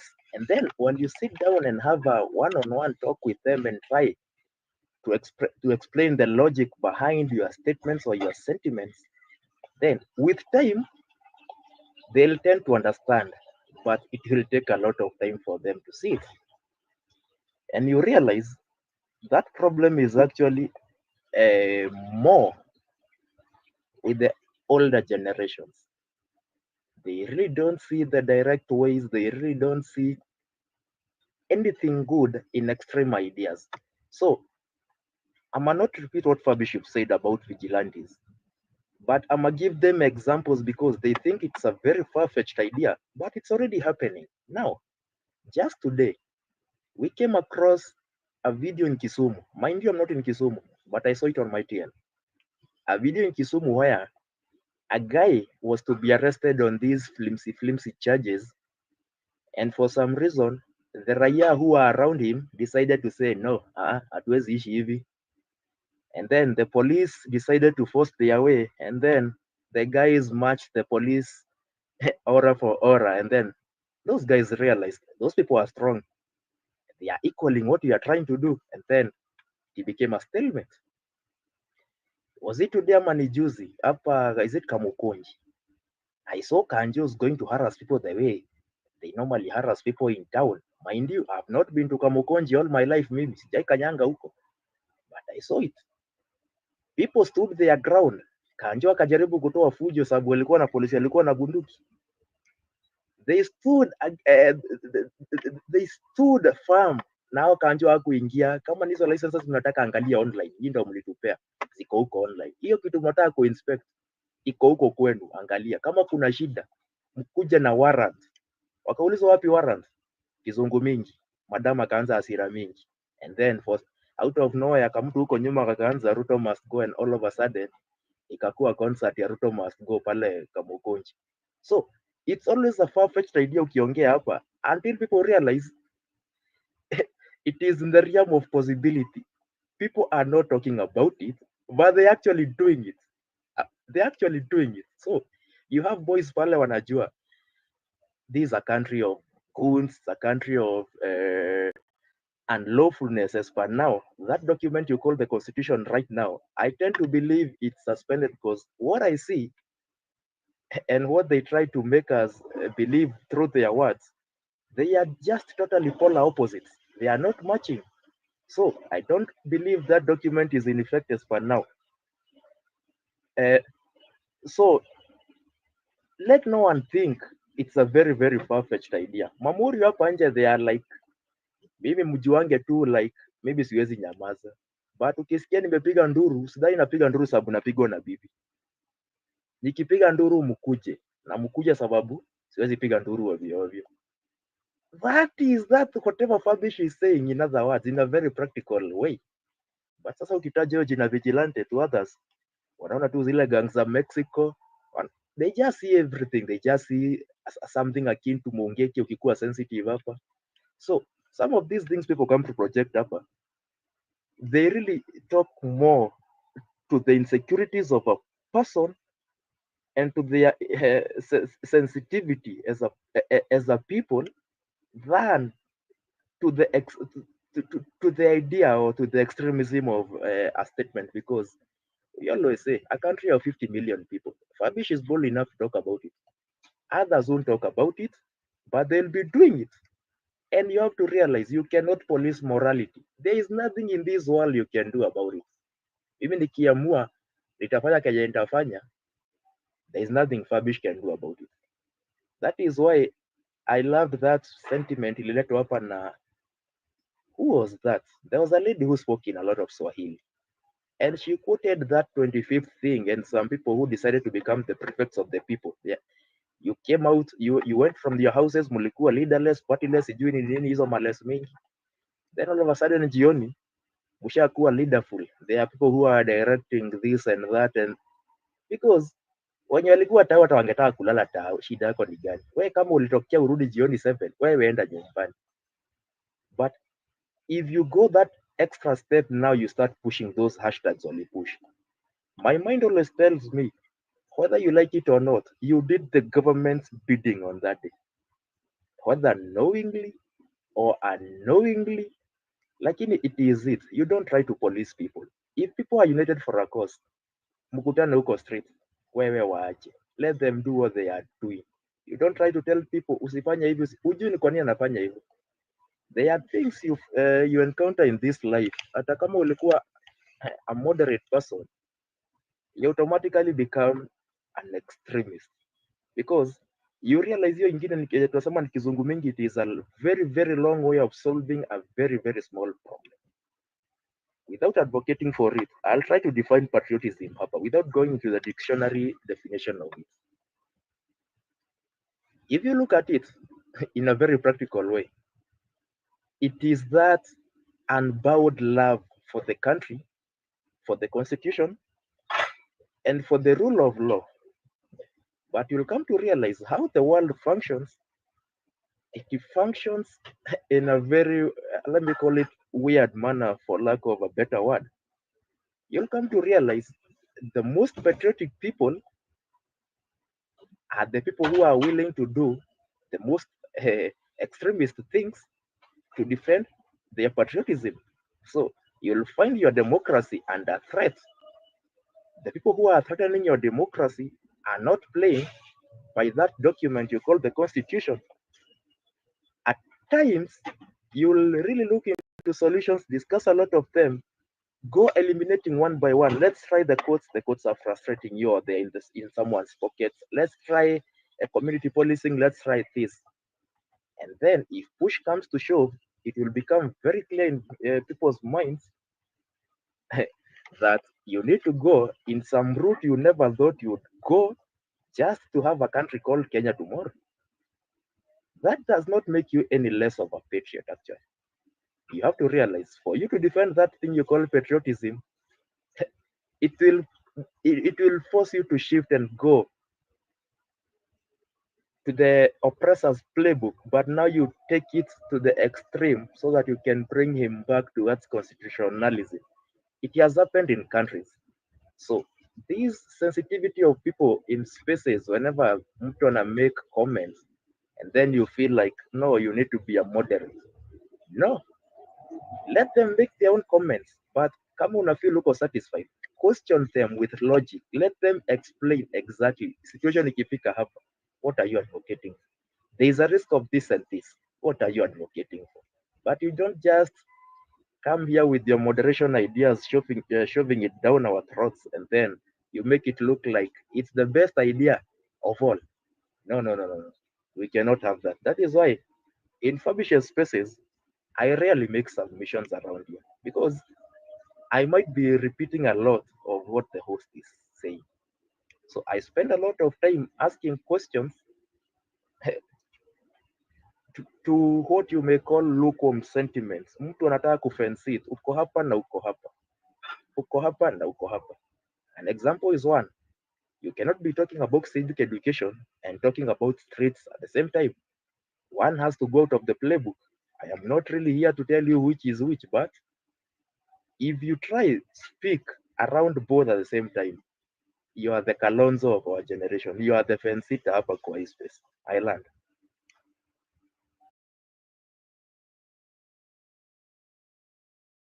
Thanks sana. Nimependa vile umeweka. Things that we think that we are avoiding, lakini inafanyika.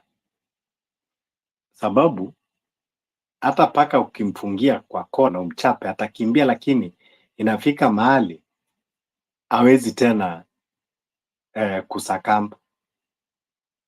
He will come after you. Atakuja na makucha, atakukwaruza. Sasa je, binadamu? Yeah. Na unajua ni venye watu I think wamezoea mambo ya kupapasana.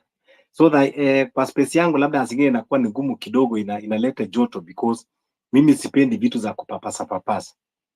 Hivi hata nimesema zile mambo unaona zimefanyika Haiti, imefanyika wapi? Usifikire kwamba ati tu ni watu walikuja all of a sudden wakatoka mahali. It started from a regime kama hii. Watu wanaenda, constitution inakuwa mutilated, watu wana feel kwamba sasa they have become helpless, wanaanza kujitafutia namna, regime wanafikiria wanaendelea kuoppress kutumia nguvu, na inabidi pia watu sasa waanze kutengeneza muscles before realize watu wamekuwa na nguvu kuliko serikali, na inakuwa sasa watu wanataka kukaa jinsi walivyo, sababu serikali ndio wana create that anarchy. Kwa hivyo hata hivi ni ngumu kuongea, lakini hii serikali ya Ruto ikiendelea hivi na sisi pia tukiendelea hivi kwamba tunapapasa huko na huko, itaenda pia baka kila kitu ikue segemnege. Hiyo ni reality, lazima tuambiane. Kuna vitu zingine ambao hata ukanyamaza ni kama homa haifichiki, utakuja tu kukoa ama mimba, huwezi kuficha forever. Sasa watu ambao wanatengenezaga hiyo anarchy huwa ni serikali wenyewe, wakianza kufikiri kwamba wanatumia nguvu, unyanyasaji, ukiukaji wa katiba. Watu sasa wanaanza wenyewe kujihami polepole. Before realize watu washaanza kuwa na nguvu kuliko hiyo serikali natupa nje, na watu sasa wanaanza hata kupata huru ingine ambao hata wataki tena mtu awasumbue. Inakuwa hata kutengeneza serikali na kwa ngumu because watu washazoea huru. You know, anarchy comes with its own freedom. And that is why the countries that have had this conflict, it takes them time to form a government because they will enjoy that freedom that they think they have been oppressed for long. So, ile makosa ambayo itafanyika, it is not about people. Ni serikali yenyewe ambayo itadepend. It is William Ruto that will decide why you want to take this country. Whether you want to resign and leave this country at peace, or whether you want to continue holding this position of which he cannot, because Kenya ni watu ambao wako na nguvu na ni watu wakifanya maamuzi washafanya. Sesko, umeinua mkono alafu upatia hao speakers wengine. Unajua Fabish, sasa ndio nimesikia we have people who are on this thing. Watu wameanza kuerevuka sasa.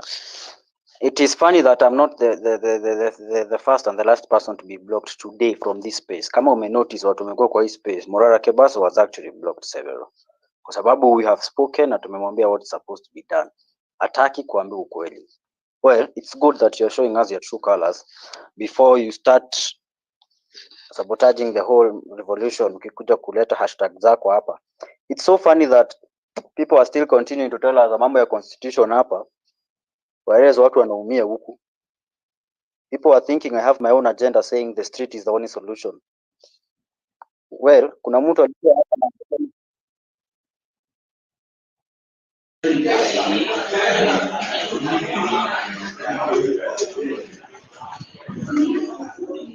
Hello. Yo. Seko, ushamaliza? No, can you please mute the mic? Mute the mic. I don't know. Okay, nilikuwa nawaambia Safaricom, these people they have been working with the government of Kenya, hii serikali ya Ruto. So mi maamuzi yangu nilikuwa nasema let these people, Safaricom, let us go to maandamano the same way that we had gone to the finance bill. Finance bill sasa imeprove Ruto what they were doing in the Supreme Court, where these judges which are corrupt, they're working with Ruto.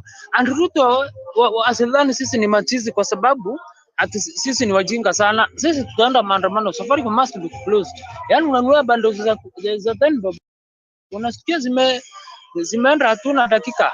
So mi nilikuwa nauliza how come Safaricom has been working with the government, na werea sisi wenyewe hatutaki mashida mingi Kenya, lakini Ruto ndio anatuongezea tu kutuongezea ma stress. Hey,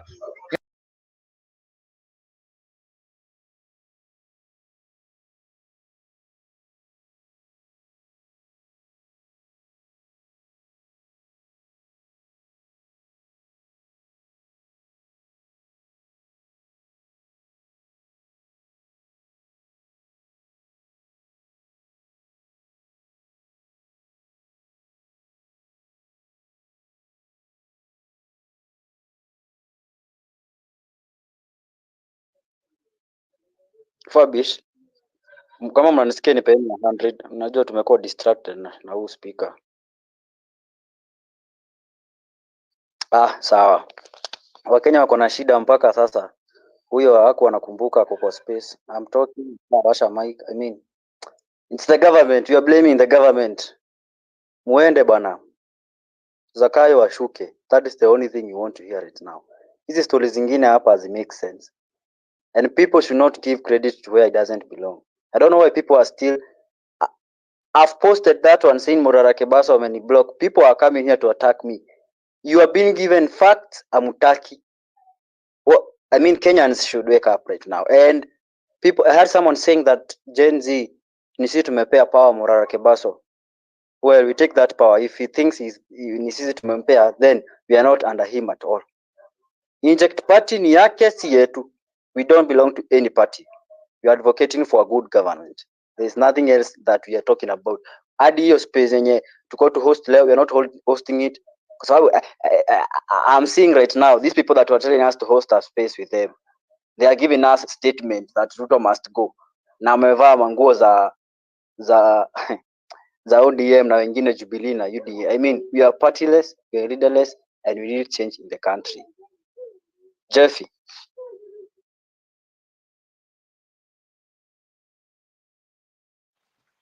Good evening, Sesco and Fabish.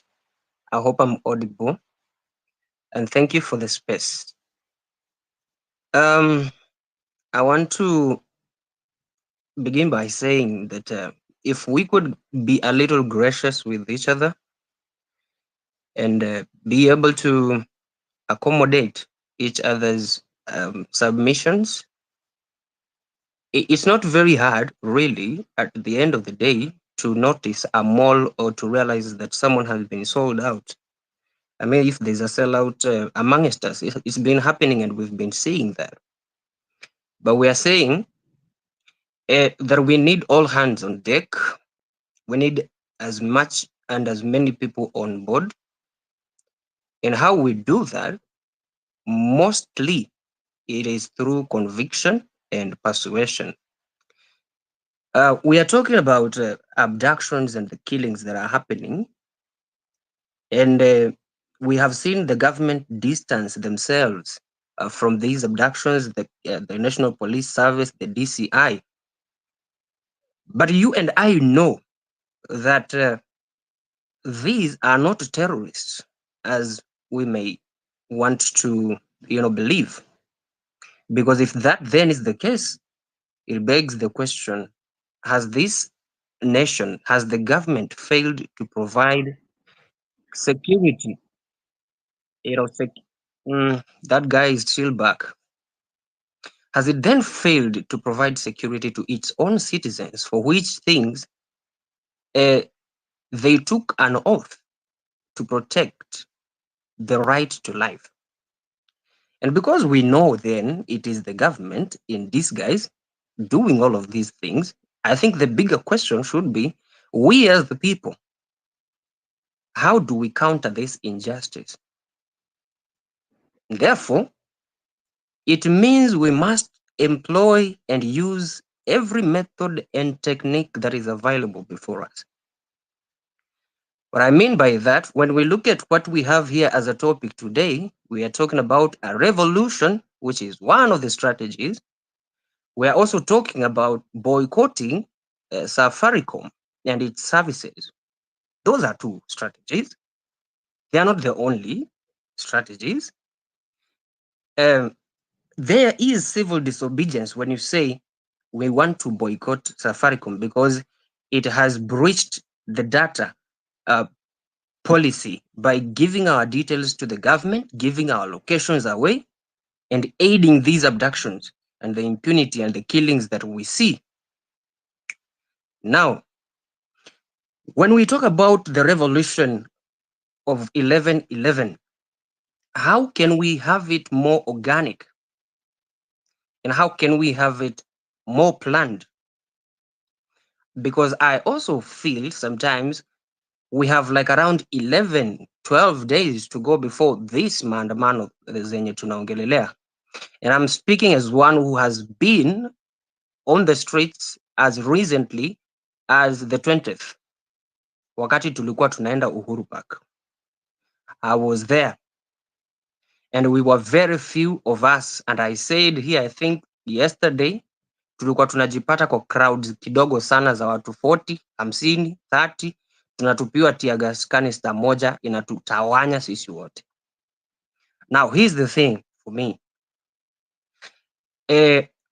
What we are doing right now, you may want to call it another name, but we are disseminating information to the people. And that, for me, I think goes a long way into bringing many people, on board, so that when we say we are going to the streets, we have the numbers that we had on the 25th of June, because it is only in those numbers that we can overwhelm the police and overwhelm the government. It is doable. We have seen it happen.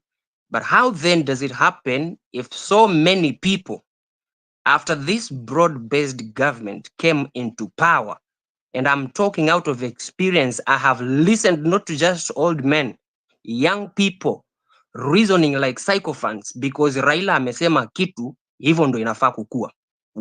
What is lacking there? It is information. Because just before that 25th, Raila alikuwa pande ingine. And all of those guys who are pro Raila at that moment, most of them were with us on the streets. Tukiambia Raila weka nyumbani.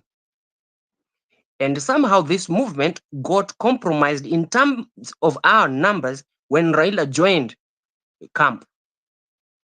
This is the kind of things that we are dealing with. That's why we need to re-strategize. Tutatoa aje kwa akili za watu hii politics ya mtu fulani amesema. JV, tumekuwa hapa for almost Yes.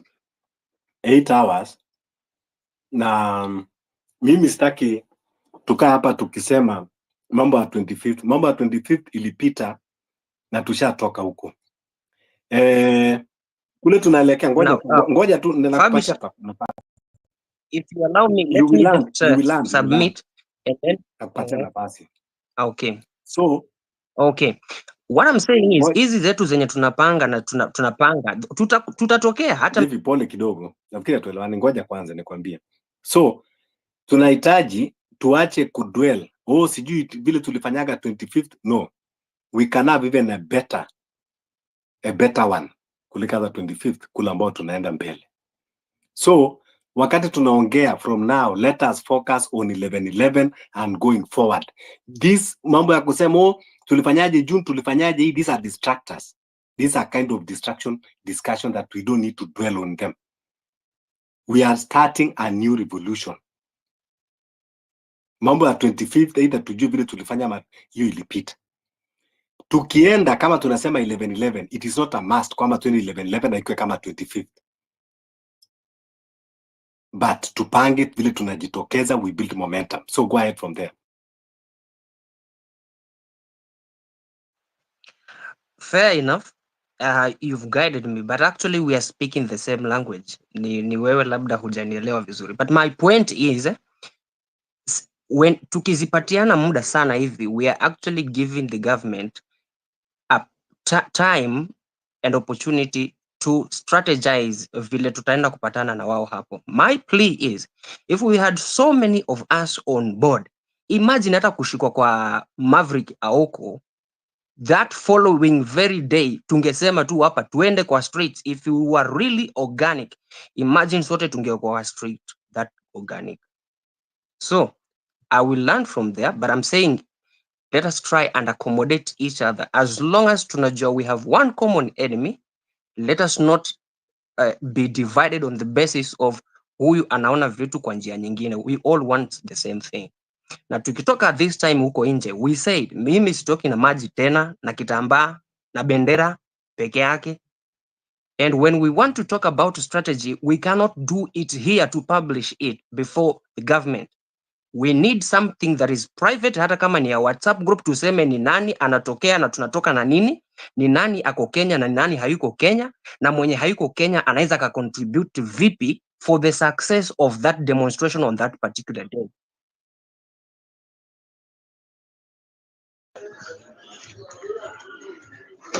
Nimemaliza Fabi. Asante Jesse.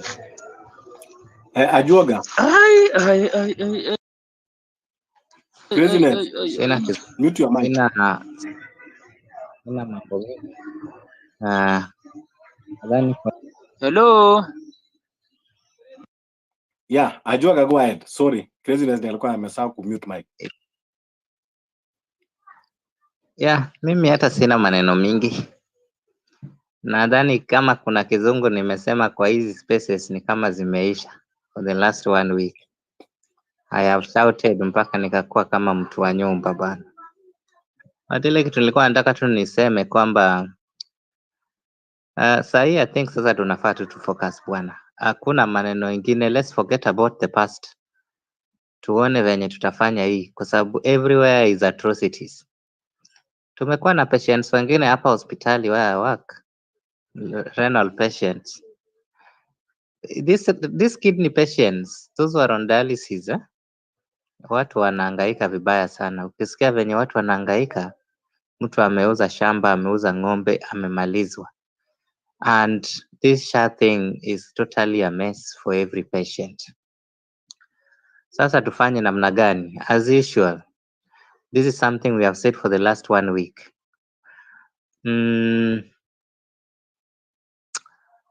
I think now sasa what we will do, 11/11 is here. Tuamue kila mtu ajitokeze. Tuhakikishe tumefanya everything we can. And I know we will do a good work. Tujitokeze wote, tukutane pale Safaricom. Tukimaliza hiyo, tuangalie venye tunaweza attack hii ofisi za SHA. Itabidi because now we have atrocities everywhere. Everywhere is problem. Kila mahali kuna shida and they are touching on basic human necessities. You know, like now Safaricom has been used entirely to abduct young people for a long time. And it is only coming to the public attention when things are now out of hand. So I think what needs to be done moving forward, we also need to be very pragmatic. When we say what we do, because let me tell you one thing, and I've always insisted on this. Kwani wewe unafikiria Ruto ajui that all these atrocities is the one doing? The guy is on a mission. Huyo mwanaume is on a mission. Huyo mtu ako kwa mission yake. Na mjue watu wauliwe kiasi gani. The gentleman had declared he is on a mission. Na hiyo mission yake si kidogo. Hizi zenye mnasema za ndani ni za juujuu tu. Ruto is ruthless. Ruto is very ruthless. And now we have our healthcare system pale. Hiyo SHA is not working. By the way, SHA is a total scam in its entirety. So we need to deal with Safaricom ruthlessly on 11th and leave that whole compound, everything completely destroyed. All stuff chased and all food eaten. That is the worst form of inhumanity according to core humanitarian standards. Mutanisamehe kidogo nirudi kule penye nilikuwa kwa NGOs kidogo. Is releasing private data. Hiyo hata hiyo UN yenye ina support hii Kenya, all those of humanitarian actors, they know they cannot release personal data. It is a contravention of our local laws and international jurisdictions. Safaricom has done a treasonous act for a long time. There is no way young children are getting abducted. I'm creating a rage. I'm creating a context for you to be able to know how your data is key. Today hata hapa mahali penye naongea, unashtuka tu mtu is knocking a house, anakuvuta nje, umeshikwa. How do you feel? Na in less or one day you are in, in a river. That is what we call inhuman. That is what we call human atrocity that is caused by a private company that does not have immunity in a country, that does not have all the powers that you as a citizen has.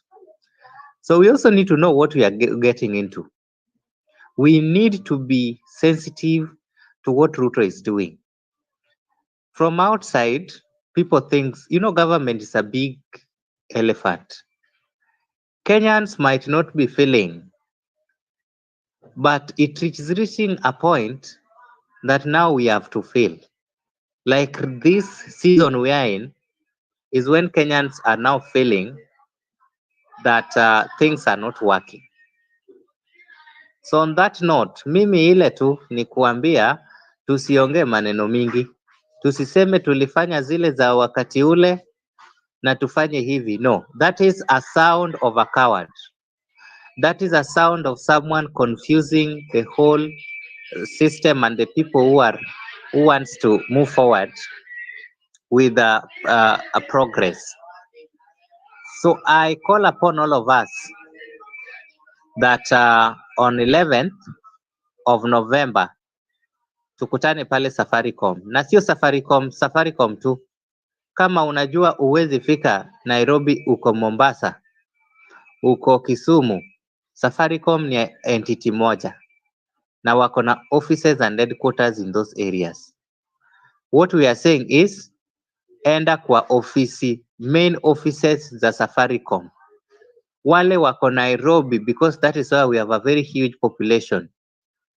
Tukutane pale Safaricom, nitakuwa nimerudi, mimi niko Mombasa. Tukutane pale Safaricom. We ensure they have felt the pain that very many mothers are feeling. These atrocities zinafanyanga mtu, me sometimes that I even lose breathing, because you can imagine, yeah, how dare do someone release your data and then all of a sudden you are being abducted and killed, and a young person of less than 25 years. It is a very serious thing we are talking about that Safaricom has done. It is treasonous. In other jurisdictions, Safaricom would not be operating in this country. In other countries, well developed and countries that follow the rule of law, Safaricom would have been chased away from day one. And here in Safaricom, we even have a police station. What is that? We are in a very bad situation, but we will not allow people who are causing or inflicting pain to us to still continue enjoying the proceeds of corruption and the proceeds and benefits of a rogue governance system that is abducting us our basic rights. That is how furious we need to get it right. If we don't act, That gentleman is very ruthless and is on a mission. We are supposed to counteract his ruthlessness with an equal measure. Otherwise, if we sit back and watch, tukikaa nyuma ati tunaangalia, we will turn into Uganda. Tutakuwa kama Uganda. Sahi hata kuongea Uganda ni shida tu. And is doing this very systematically. You know, it is like an infection. Inaanza pole pole. And is doing atrocities because Adani was not known and it came to the light. Shah has been forced to the throats of Kenya. Now see patients are dying. I suggest we ensure when we are going to Safaricom, we have done what we need to do the best way. Ile siku hawatawahi sahau. Ile siku hawatawahi sahau. Na tukitoka hapo, hatutawahi sema venye tulikuwa Safaricom. No. Tunaenda kwengine. Kama ni ofisi za Shah, tunaenda kwengine. Kama ni, Adani, we have to ensure anything associated with any external private partners is not taking root, because those are areas where money is being laundered and stolen, and Kenyans do not even know. Interestingly, majority of Kenyans do not know what is going on. That is the funny bit. I also suggest that when it comes to civic education, wewe kana wazazi wako, there is a small meeting you need to call them. This is something we need to take to the doorstep at the household level na nyumba kumi. Let's try the best we can. Tuhakikishe kama ni civic education ifanyike from the household level. Hiyo information ita spread itself like that. Ukiweka wazazi chini, uweke siblings wako, uambie in a special meeting, kama tu zile meeting tunakuwa nayo kwa nyumba most of the time za kupanga future. Unakaa nao chini, unawaelezea, is not a joke. Unawaelezea the reason why we are here, why we have to fight this, and why we have to be very vigilant about Ruto. If you see someone abducting anyone around you, usikae hapo, chukua mawe. We have to do every ruthless thing, every ruthless bit to ensure that we are counteracting a ruthless response. One thing I want to remind you is, it is going to be difficult. That I want to tell you, it is not going to be easy. This guy has very bad plans for this country. This guy has very bad plans for this country. Let us not remember 2027. He has already planned for it. He will still be there. Be rest assured. Because if you are the government that is fair enough, we would have today collecting voters cards. We would have today, IBC would be in place. We would have today been getting IDs. But why are they doing this? You never know. 2027 is already sorted by Ruto. Yeye hako hapo mpaka 2032. The only way to remove him is to ensure that first, your area MP asionekane pale kwa village. Hakuna kitu anafanya. They are the reasons why we are here in space. What they need they ought to have talked about ndio imetuleta hapa. They are supporting a rogue system, and almost 90% of them are supporting this system. You don't need to see your area MP in your area. Our target should be very ruthless, guys. It is not a joke. We should be very, very ruthless. Many people say, and I hear people saying that, oh, what will the MPs change? What will be the benefit of MPs going home? Wewe. Do you know huyo member of parliament ndiye anafanya Ruto is breathing? When that guy is at home, where is Ruto? Which power does Ruto have without National Assembly? Ni power gani? Because it is the same National Assembly allocating funds for current expenditures, for loans, kila kitu. Ni hiyo government, huyo MP wako. Let us be objective, but let's focus and hit what we need to hit when we plan to hit. Sahi we are planning of going to Safaricom. It is not a laughing matter. Today, it is the other person, it is Maverick, or it is Mwangi. Tomorrow, it is me. Kesho kutwa ni wewe. Until ushikwe na hao watu, ama utimiwe hizi messages wanatutumia hapa kwa inbox, ndio utajua things are not right. We need to take action, and we need to be very, very decisive in what we are doing. We are not children, and this generation, people have learned. What we are informed, we know what we need to do, and we need to be sensitive. We need to be very sensitive. We have a system here. The person sitting on this system is Ruto, is our number one enemy. Where does he feed from? From our members of parliament, from private sectors, Safaricom, Adani. These should be our enemies, number one. So as we move forward, I wish that we meet at Safaricom headquarters in Nairobi on 11th of 11th, 2024 at exactly 8 a.m. na tukue pale tafadhali. Tukisema tukue pale, tusiongee hapa kwa space na tukose kuenda. It always bring a lot. We need to come out and for that day and ensure we do what we can do. That is what will make, even if Safaricom leave this country, we will still be breathing. Safaricom was not there in 90s, na tulizaliwa. Wazazi wetu hawako import spams. Tulizaliwa hapa na walikuwa bado wana communicate and everything was running well, na tulikuwa tunapelekwa shule. So there should not be any space for Safaricom. On 11th of 11th, let's come out and ensure we do what we need to do right to Safaricom and teach them some of the best lifetime lessons. I think they have never experienced this, but this time we need to put it the ruthless manner we need to put it. Tuhakikishe tumefika pale. Tuhakikishe your members of parliament are accountable, and if they are not accountable, wasionekane hata kwa village. Tuhakikishe state corporations kama SHA we focus on beyond 11th.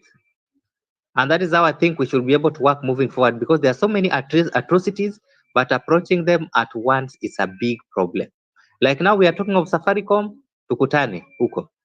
Tukimaliza hiyo, very well, tuhakikishe we are planning for to destroy another one. That is when Ruto will be able to listen to people, and power usually belongs to Kenyans, irrespective of how many people they will kill. Thank you so much, Fabish. Thank you. Yes, we continue soldiering on. 11/11 is real. Revolution is real. And it is the only way out ya kumondoa William Ruto, and he must get out of power. Enough is enough. Safaricom, that is siding with oppressor, we cannot continue doing business with you. You cannot use our money to oppress us. So we continue calling for total boycott of Safaricom products. If you have Safaricom SIM card, katakata tupa. Tell your family members, everyone should change, should switch. And yes, let's embrace these other companies ambao wanafanya transaction. Mtu asiwadanganya ati unajua sababu ya M-Pesa. Kwa nini nafikiri wote tukiama saizi 10 million, 20 million tuamie hizo zingine hazitafanya over hata zaidi ya Safaricom. So wakwende huko kabisa. Nowadays there are a lot of ways of transacting, not like before. So totally boycott Safaricom, because any coin that you put in Safaricom, you are participating in killing someone. That one should resonate very well. Any coin, scratch card, credit ambao unaweka kwa hiyo simu, internet that you buy, you are aiding Safaricom to fund the regime that is killing people. So indirectly, you are participated in killing your fellow Kenyan. So let's do total boycott of Safaricom products. Fabish, Yes, sir. when you talk about that, you remind me about kitambo, kwani tulikuwa tunatuma pesa aje? That's one question we should be asking ourselves. We have used Safaricom mpaka tumezoea ati hatuwezi tuma pesa through bank accounts. These days we can send money, wiring money. The only thing yenye watu wako, we are lazy to go to the bank and collect this money. This information yenye inakuwa shared by these people, we can be able to do. Why should we use tulikuwa na U kitambo, tulikuwa na Orange, tulikuwa na Airtel. We used to be having all these communication lines. I went to Malaysia. One thing that I've seen in Malaysia, they can give you buy a SIM card of 1,000. Tuachane kwanza tuna Safaricom sharing our data. Tuangalie tu how Safaricom has been stealing from us. For all of you wale ambao wanatumanga pesa, you've always sent money on a rounded figure. Kama unatuma 1,000, you're sending 1,000, unakatwa 27 shillings. If you've noted vizuri, anytime you send money unaambiwa sijui you're left with 50 cents or 2,672 cents. Where are those cents going from? This is the first time Safaricom, unajua venye tu the last speaker ametoka kusema, we're being tested kidogo kidogo. Wanakuna hapa wakiona you don't do anything, they kuna hapa you don't do anything. This is exact thing Safaricom has been doing. They steal from us, we don't talk. They steal our monies, we don't talk. They block our information, we don't talk. Then definitely they will be able to breach this information. Kenyan government and Kenyan courts, they were told to do data protection impact assessment so that we can get to know how are our information being shared, how is our data being breached. Data impact assessment has not been done. Look at Cherargei, sijui ni jana ama ni lini, how he was talking very arrogantly. Kenyans, over 500,000 Kenyans have sent submissions kukata the extension of term limits. What is he saying? Oh, receive the public 60% are in support of this, and then 40%. This is how we will be played from the start. We need to be occupying all these areas. Safaricom tunafaa tunahama immediately. Hii mambo na mtu akisema sijui nitapata pesa aje. Learn to use Airtel. Sasa zile ukiachwa na dem, you will go under depression, but at the end of the day, you will come back as a grown up. You will now have to reflect. You won't go to the same person who's hurt you. You cannot say, Ati, this is the only way. Let's use cash. Let's use other means. Let's use banks which are able. Let's not say that Safaricom is the only means of communication. Nilikuwa nimalizie hii ya Malaysia. Malaysia, 1,000 shillings, you're getting unlimited data bundles. 1,000 shillings, you're getting unlimited calls. For how long? For 3 months. Here 1,000. When it comes to water, when it comes to fuel yao, they buy at 64 shillings per liter. What is wrong with our Kenyan government? What is wrong with us? Look at the way the president is just brushing things off. Anatuambia by next year we're going to have 20,000 teachers. We've been lied by Alfred Mutua, who's telling us kuna makazi Dubai. Did we vote for this regime to go and look for our job opportunities outside the country? Did we vote for this opportunity so that we can be able, our rights to be diminished? We didn't vote for this government to come and treat us like this. So no waiting for 2027. It's upon us. And I'd like to say, Fabish na wasee wale ambao you are able. Civic education is very important because yesterday's tweet, tukizungumza kwa space yesterday, there was a lot of let's do revolution, let's not think about civic education. Lakini Fabish, I was reflecting today, but civic education is important because even that president whom we will vote in, the members of the public needs to understand their rights. That is how you can be able to hold someone accountable. Because tutatoa Ruto, hatuna civic education, people are not learned, people don't know the rights of an MP, people don't know their rights as for picketing. Like right now, we don't even know the rights that we have. Tunatritiwa kama Uganda. Actually, Museveni is a mentor to huyu Ruto. And if someone is your mentor and someone is your grantor, definitely you will have to do things venye huyo mtu anataka. And this guy is doing the same thing that Museveni has been doing. When you're going for maandamano, anaikatiza mapema. wale big wigs wanashikwa mapema, na big wigs wakishikwa mapema, definitely the followers won't have a reason to go for maandamano. So civic education is needed as early as today.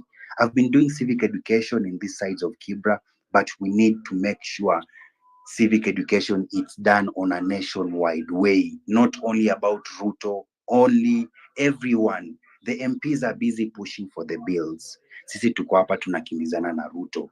We have experts who are busy pushing for the lawyers, for Adani deals to go through. Then sisi tunasema, ati unajua sasa this government is confusing us. It's coming with so many bills, coming with so many things that it is confusing us.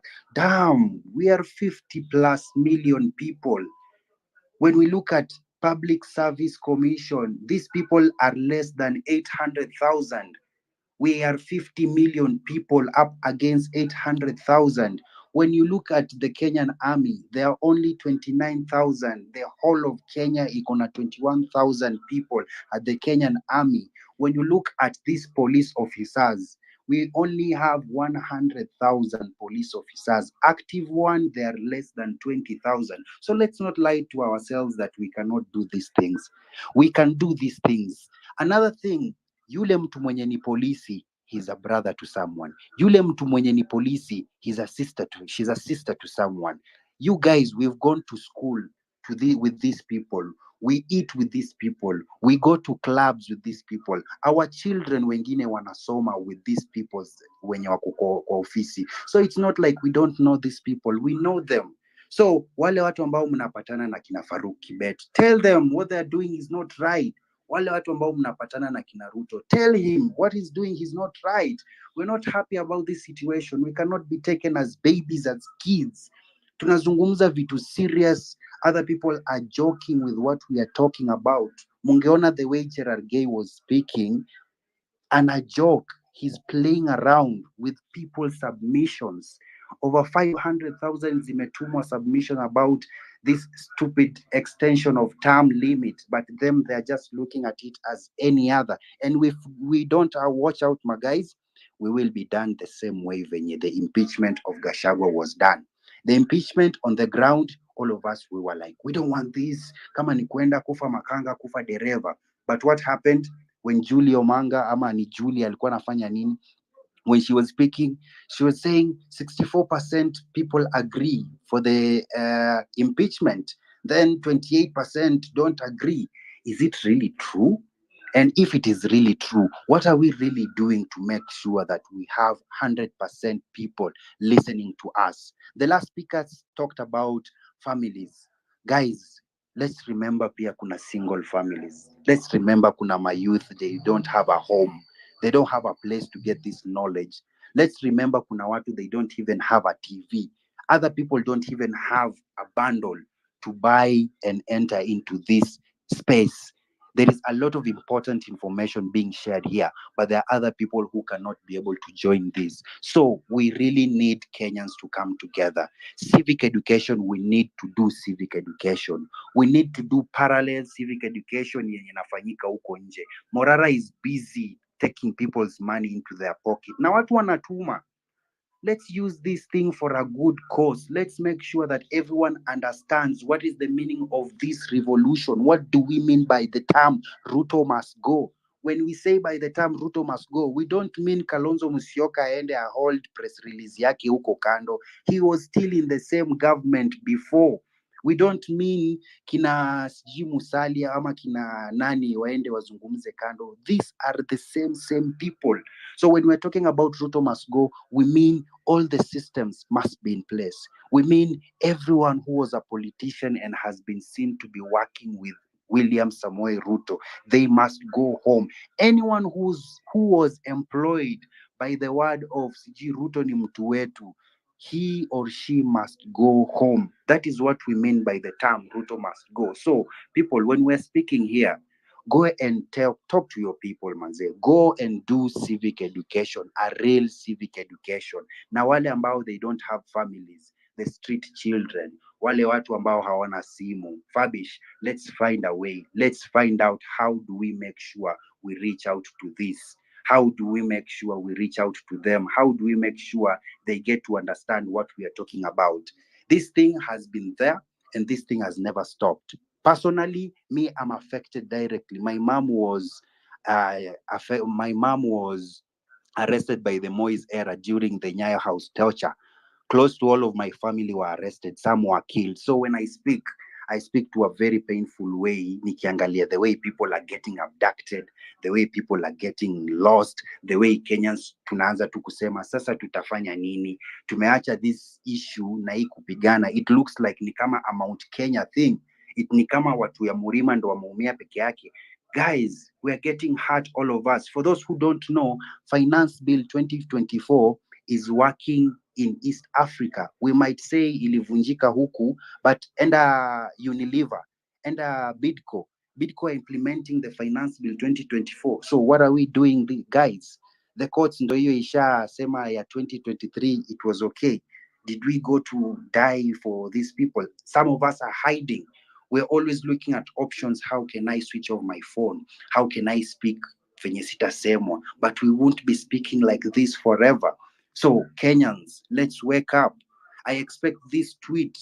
Sahi venye hii ni siku ya 4 ya 5, we are supposed to be having 100+ people, 1,000 people listening to this, so that when we are speaking, we all know that we have numbers, we have people. But definitely, Rome was not built in one day, and definitely we cannot build Kenya in one day. Lakini, let's not say tunangoja siku. Hiyo siku ndio siku gani? Let's not wait until the issues yenye ya Safaricom, leaking of information has been there for long. Were we really waiting up to jana ndio tuanze kusikia Safaricom has been leaking our information? No. Are we really waiting back at the time the judge will say Adani is constitutional so that we go to the streets? No. Are we really waiting mpaka IBC ikose kuformiwa ama Ruto akuje na watu wake so that we say we are not interested with this? These are the things that we need to be asking ourselves. Kuna watoto sahi they've not registered for KC, hata nimeshindwa ndaita aje, lakini let me call it KCPE or KCSE. There are kids who've registered. You've seen them on social media. You've seen them on Citizen TV, on these other TV stations. They are working, they are talking. Wanasema sisi tumekuja kufanya exam lakini majina zetu haziko hapo. Who are these people? These are people whom internet imewapata. What about those people wenye hawana access to internet? What about those people wenye hawawezi patikaniwa? We have so many people ambao hawajaenda shule. When we are talking about free education, do we really have a free education? Mimi nakumbuka niliposoma during regime ya Kibaki, free education was free. 2005, 2006, 7, it was free. Textbooks were free. The only thing we were paying for ni chakula inaitwa mawele. If the people can relate, we were only paying 300 shillings or 200. And if you were unable, you could speak to the principal, akupatia leeway, you don't pay. So why is it that now school fees ni free, lakini we paying too much money? We paying too much money for what? Ndio hiyo sasa tunaambiwa how PPP, I don't even know what is the name of that, how important it is. Ruto is telling us, I am not a madman when I tell you we are not selling our airport. But on the other hand, tena he's there cleansing. He's there talking good about how Adani is. We have our old guy Raila Amolo Odinga, he's been doing nothing. Yeye amekuja tu kuangalia efforts zake, yeye amekuja tu kuangalia what do I benefit, how do I gain ground, how do I manipulate these people. So tuna change fikra za hawa watu waje. Those people who are saying baba, baba, baba. We might say we want revolution, but we have so many people who have to be talked to. We have so many people, they have to be told the reason as to why we are doing this. This member of parliament mwenye alikuja na motion ya impeaching deputy president. When you look at his audit report, yeah, where he comes from, I don't know, huko karibu na Sultan Hamoud, Kibwezi, sijui ni Kibwezi West. Go and look at his audit report. There is Wizi, their audit report of 2022-2023, when he's still his first term. Kuna pesa zimeibwa hapo. And then he keeps on talking about we are impeaching Gachagua because he's tribalist, he's been corrupt, blah blah blah. But wait, let's go back and look at his documentation. He's not clean. He's already bought an helicopter in a cost how much? This is someone wenye tunasema ni our leaders. So Fabish, let's find ways. Let's find out how we can be able to impact knowledge to the people who are online, but let's also find a way we can have a force to the ground, because tusiseme tu ati ongelesha ndugu yako, ongelesha mama yako, ongelesha babu yako. That will not work, because we've done that before, and you guys can recall during Maisha Namba ama Huduma Namba, people registered. Civil servants waliforce watoto wao kuregister. Civil servants were told, if you don't register for Huduma Namba, we are not going to give you job opportunities. People were being threatened away. So this is the same thing. Civil servants ndo wana rule huku nje. Watakuja tuseme tunaongeleshana nyumbani, mama atakwambia wewe ndo unalipa chakula, baba atakwambia wewe ndo unalipa school fees. So these things we need to bring them outside. We need to bring them outside so that we talk about it. And we have to know, Kenyans tuko peke yetu. We don't have anybody, and anyone that you will see coming out will come out to speak from the opportunities that are there. No one will come to speak for the benefit of Kenyans. No politicians will come and speak for the benefit of Kenya. All the politicians are going to speak based on what do they have in pockets. Now, lastly, as I rest my case, politics has been always about money. Tukiangalia these people who are voting, we have all known. Mtu unaenda unamwambia jamani usipige kura huku, usiende ukafanya hivi. Mtu anakuambia sasa ndugu yangu nisipofanya hivi nitakula nini? Let's remove that idea to our people. What have you guys been eating for the last 4 years that only this 1 year ndio unaanza kujiuliza ati nitakula nini? Let's do civic education from the day president, MCA, MP, senator gets into power. See that we always do civic education after 3 months, 1 year to elections. We will never be able to get these people because they use money. They use money. So tukatae pesa za hawa watu, tukatae pesa za politicians, and let's not give them platforms for them to come and lie to us more. I rest my case.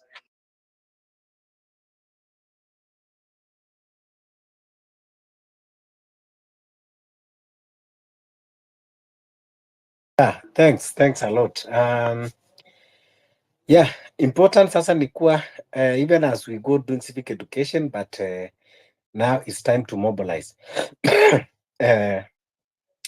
Yes, vile umesema kuwa hata tukitoa hii regime Wakenya wanafaa wale ule ambao tutachagua, lakini tukitoa hii regime through revolution, hii itakuwa imekuwa education that will go down in history, na watu watakuwa wamejua kwamba kumbe wako na power.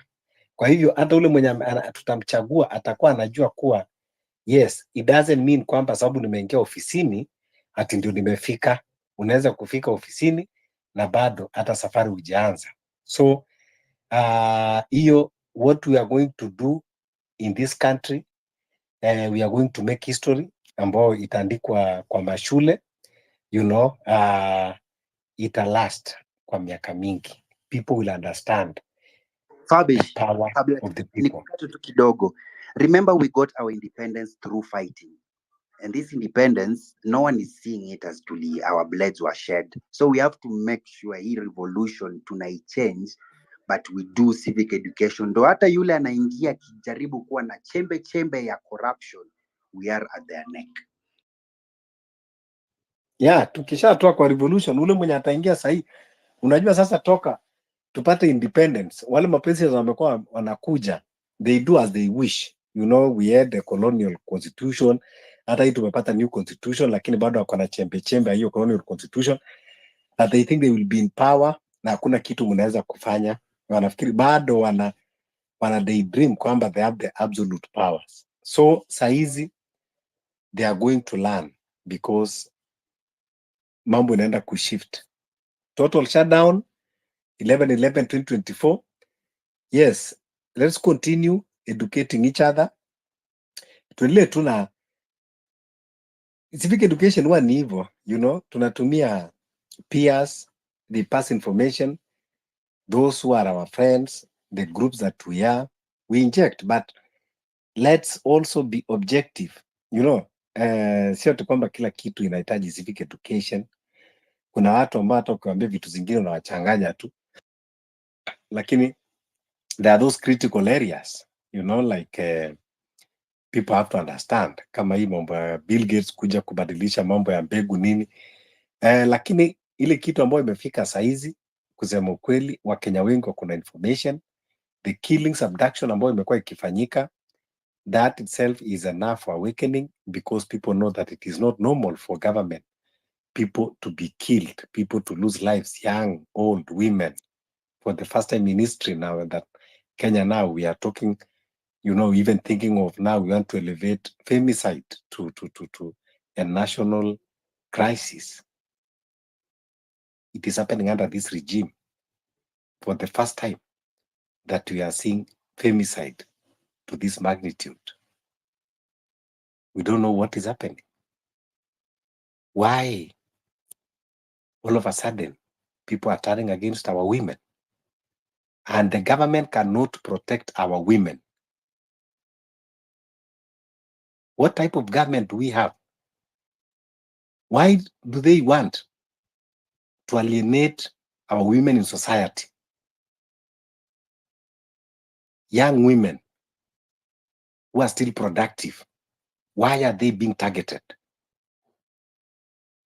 Because you cannot tell me that it is normal, and you cannot tell me it is just happening from nowhere. These are the questions and kind of civic education that we need to tell people. Government are quiet, wamenyamaza. Femicide si kitu ya mchezo ba. This is something that is very serious. And when they are keeping quiet, they are not coming to respond. That means they have agenda that they are pushing about this femicide. I stand against femicide. I love women. I was born by one. Yes.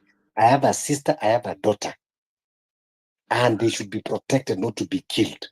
At all cost. At all cost. So if this is not even enough reason why we should come and revolt, when you alienate women in our society, unataka tuishi society gani without our women? What is your intention?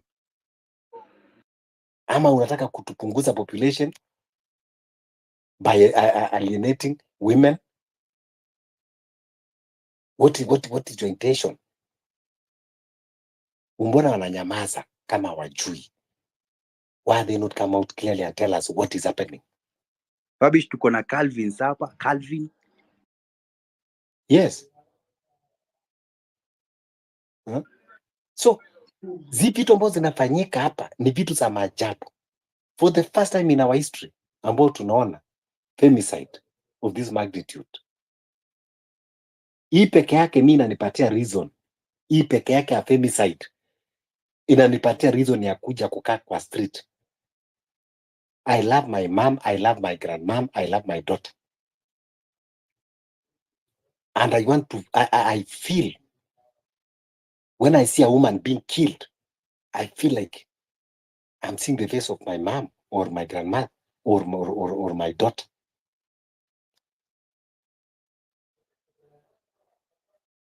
This one alone is enough reason kwamba naweza amua kukaa kwa street nipige kambi kabisa hapo. Hatujawahi kuona hivi. Tumekuwa kwa serikali. Yes, kumekuwa na crimes ndogo ndogo hapa na pale. But hatujawahi kuona when women are targeted. And the government is not talking anything. That means they're supporting it. Yes, Calvin.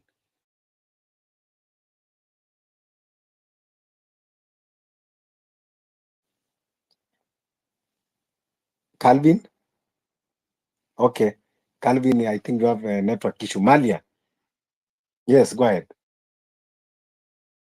Thank you. I've just seen something here from Deputy Inspector General of Police, Mr. Eliud Lagat, who has confirmed that at least 97 women have been killed in the last 3 months.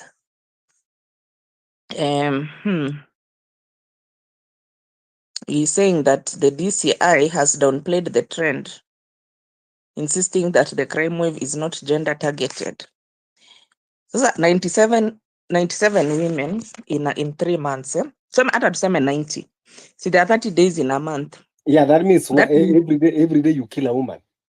Exactly. So kama kuna 30 days in a month, ukigawa hiyo 90, it's 97 but tuseme 90. So every single day kuna mwanamke mwenye anauliwa. Kuna mwanamke, yes, mwenye ameuawa. I was listening to this lady who is an nominated MCA whose daughter was killed. Her daughter is called Seth Nyakio. She was doing diploma in media studies. So this lady, she was saying the experience she had in the hands of the police. The daughter left the house, was called by a female friend, and she told her they are going swimming, and they went to some hotel in Thika, and she even sent the mother photos that she's swimming. So this girl who called her, the house where the lady was found murdered is the house, it belongs to that lady who called her.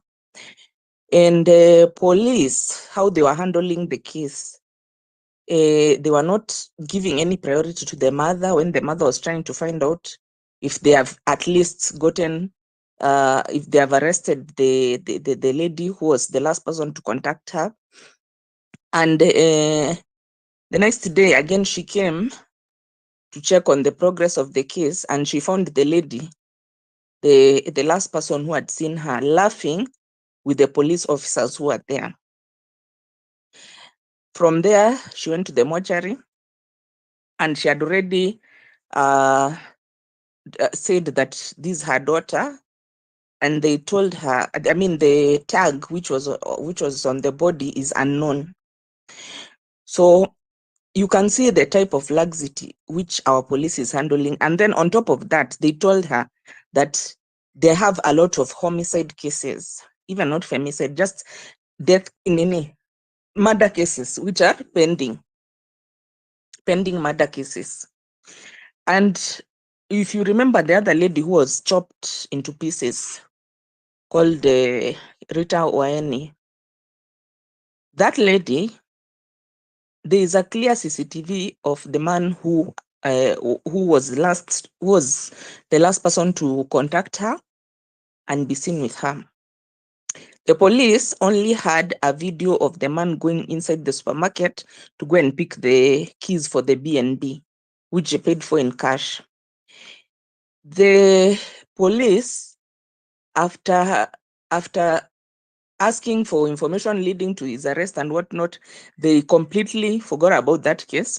Then, some months later, Cyprian Nyakundi brought the case and brought a CCTV video which was showing now that last person to be seen with Waeni walking with her. And I was like,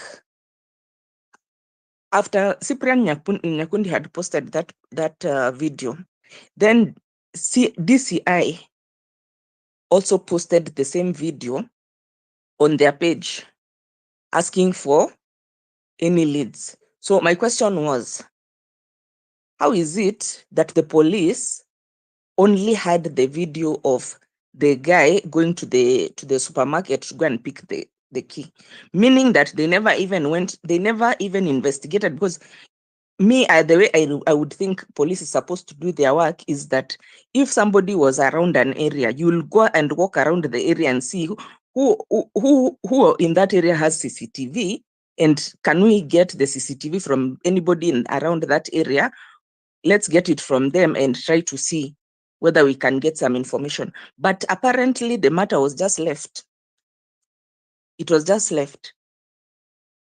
So in this country, basically, this MCA, she was shocked, a nominated MCA. because she was like, oh my God, I'm a leader in this country, and this is the way I'm getting treated. What happens to the regular Raya? She was very shocked. And the way they just dismissed her, like, kwani is it the first person to die? We have so many pending cases here. Our police, their work is collecting bribes. Their work is lending out to uniforms, hiring out, leasing their uniform, their guns. There was a documentary by Alan Namo, which was talking to gangsters, and one of them told him point blank, these people, they hire us the guns and they hire us the bullets. He showed him the gun, which he had was a pistol. It was clearly written. It's only that the serial number had to be hidden because of tracing, but it was clearly written KP for Kenya Police. So Kenya Police is, the work which they are doing is not investigating murder, is not resolving, is not providing protection, it's not resolving any murder case or any other injustice which has been done. Their work is collecting bribes, looking how they can enrich themselves. Transparency International has said that the Kenya Police is the most corrupt institution in the country. In fact, in the region. So now these are the people who, what has happened, by the way, in Kenya, people have gotten to a point where they've realized that the system is broken. So me, if I'm a criminal, I know that this system can't catch me. And then I also know that if this system catches me, I can bribe my way. Wait, Malia, because I'm trying to get your point. So are you saying the femicide going on is due to laxity of the police, or do you think there is involvement intentionally from the regime? Because if it is the laxity of the police, then why women? Why are we, and who are these people targeting women? Because these are the questions that we need to know. When we talk of laxity of police, yes, there have been laxity. They did not start today. Our police being corrupt and having the laxity. But now, why are women targeted now in our country? What is bringing these cases of femicide? Okay, me as per my assessment, there I've seen is that, when the justice system deteriorates, it's also encouraging criminal elements to do whatever they want to do, because they know, like now, that case of Rita Waeni, let's just imagine it happened in another country.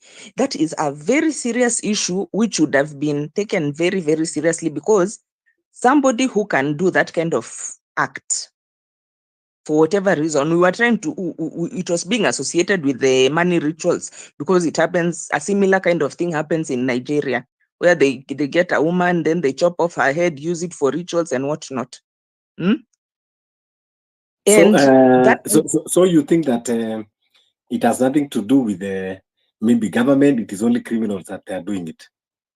No, you see, everything comes from the government. If, first of all, we have open visa in Kenya, and it's been, because of our system is corruptible, it's brought so many criminal elements, first of all, into the country. Then number two, you see, if you want to commit a crime, there is something like deterrent, whereby, okay, like for example, let me use the example of Kasarani police station. If you look at there's a trend which had been going on in Kasarani police station, whereby people, okay, usually women, but there was also one man at one time, I think he was called Jeff Kuria or something. He was thrown off. People are thrown off a building so that it looks like a suicide, but in actual fact, they were murdered. But you murder somebody, then you throw them off the balcony of a tall building and say that they committed suicide. Those cases are full in Kasarani police station. So many of them, okay, majority is women, but there was one guy, if you can remember the story of DJ Fatso. So the thing is, okay, women I think are an easier target, because of maybe they are not physically stronger or something like that, or maybe you can deceive them fast. But you see, my whole point behind this thing is this: if you have a government which is corrupt, if you have a police service or DCIO who kazi yao ni kutafuta marupurupu. They are not concerned with keeping law and order or even resolving some of these things. What happens is that people feel more free to commit these crimes because they know, I'll bribe my way, I'll go and bribe the DCIO, and then he'll say this was a suicide. Or I will just bribe and then there'll be no evidence, or we go around in circles until I get off. So people know that, the moment when you know that this thing, these consequences, it will stop you.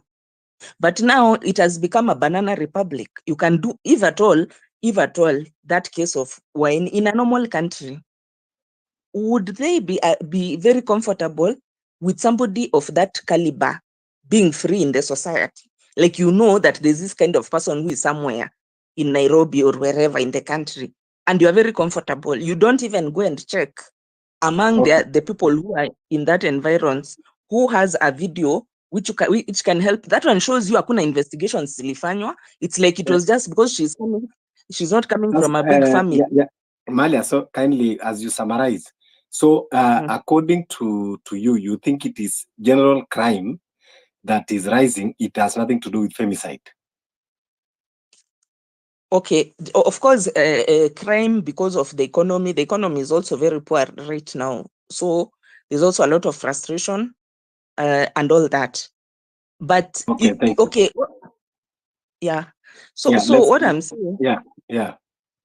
So what I'm saying is that women are somehow an easier target, because you see, like that one who went to chop the lady. If at all he was going to chop a man, it could have been hard even for him to convince him that they go to the maybe that guy told the lady that this is my house, so they went there and she was given the drink which was medicated, and then after that he started chopping her into pieces. But yani, people know, foreigners and local criminals, they know that we are not working with a in short, you are I think you are saying, you are just justifying what the DCI has said.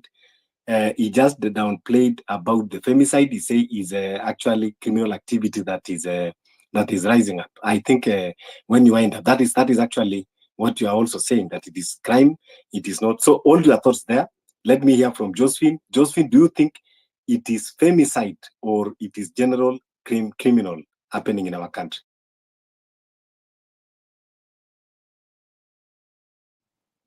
Josephine. Yes, Fabish. Yeah, good evening. Good evening. How are you? Yeah, I'm good. We are still fighting on the streets. You are not in the streets, you are in the space. Yeah, we are fighting for the streets. We are in the space, but our brains and our minds are on this. We are on the space, but our brains and our minds are on the streets. That's good. Good evening, everyone. Good morning, good afternoon, as per your timelines. I salute you all, guys, for taking this opportunity to be here, to listen, and also to give your opinion and your ideas on how best we can manage our country. However, I'm calling upon all of us to join the doctors and the health workers and the civil servants as to, on first, people occupy Milimani Court, for shift share to be done away with, because shift share is a white elephant. So I'm calling upon each and every person. Remember, it's not about the health workers. It's about everybody who is the citizen of this nation, because you cannot expect you go to the hospital and get attended to a doctor or a nurse or a health personnel who doesn't have a medical cover for themselves to be treated in case they are sick, or who cannot afford to be treated. Remember, health workers also fall sick, doctors get sick, and all of us, we get sick. That's the truth. And when I am sick, I cannot treat myself. I need somebody to treat me. And for that reason, I have to pay. So I'm calling upon everyone. We join the doctors on first as we occupy Milimani Court for shift share to be brought to an end. Kindly, let's stand out. Let's make sure there are no more deaths in our country out of lack of good health. When you ski, labda na drop alafu kuje. Yeah, go ahead, Joseph. So thank you so much for that. On the issue of, I want also to speak about the issue of civic education. Let me be honest with you. Sometimes I hear guys talk and I'm like, we are losing it. Because kuna watu ambao wako na mentality, we are educated, we are over knowledgeable, we cannot be advised, we cannot be told. Yet we are here ready to go and fight. Whom are you fighting now? Because when you are fighting yourself, you cannot pretend you are going to war, but you are fighting against the other soldiers, telling one you are lazy, telling the other one you don't know how to hold the gun, telling the other one you don't know this and you don't know the other, and you pretend you are going for war. Fellow Kenyans, we are lying to ourselves. We are lying to ourselves. And I will never stop telling people the truth. Call a spade, not a big spoon. Let's stop pretending we are educated.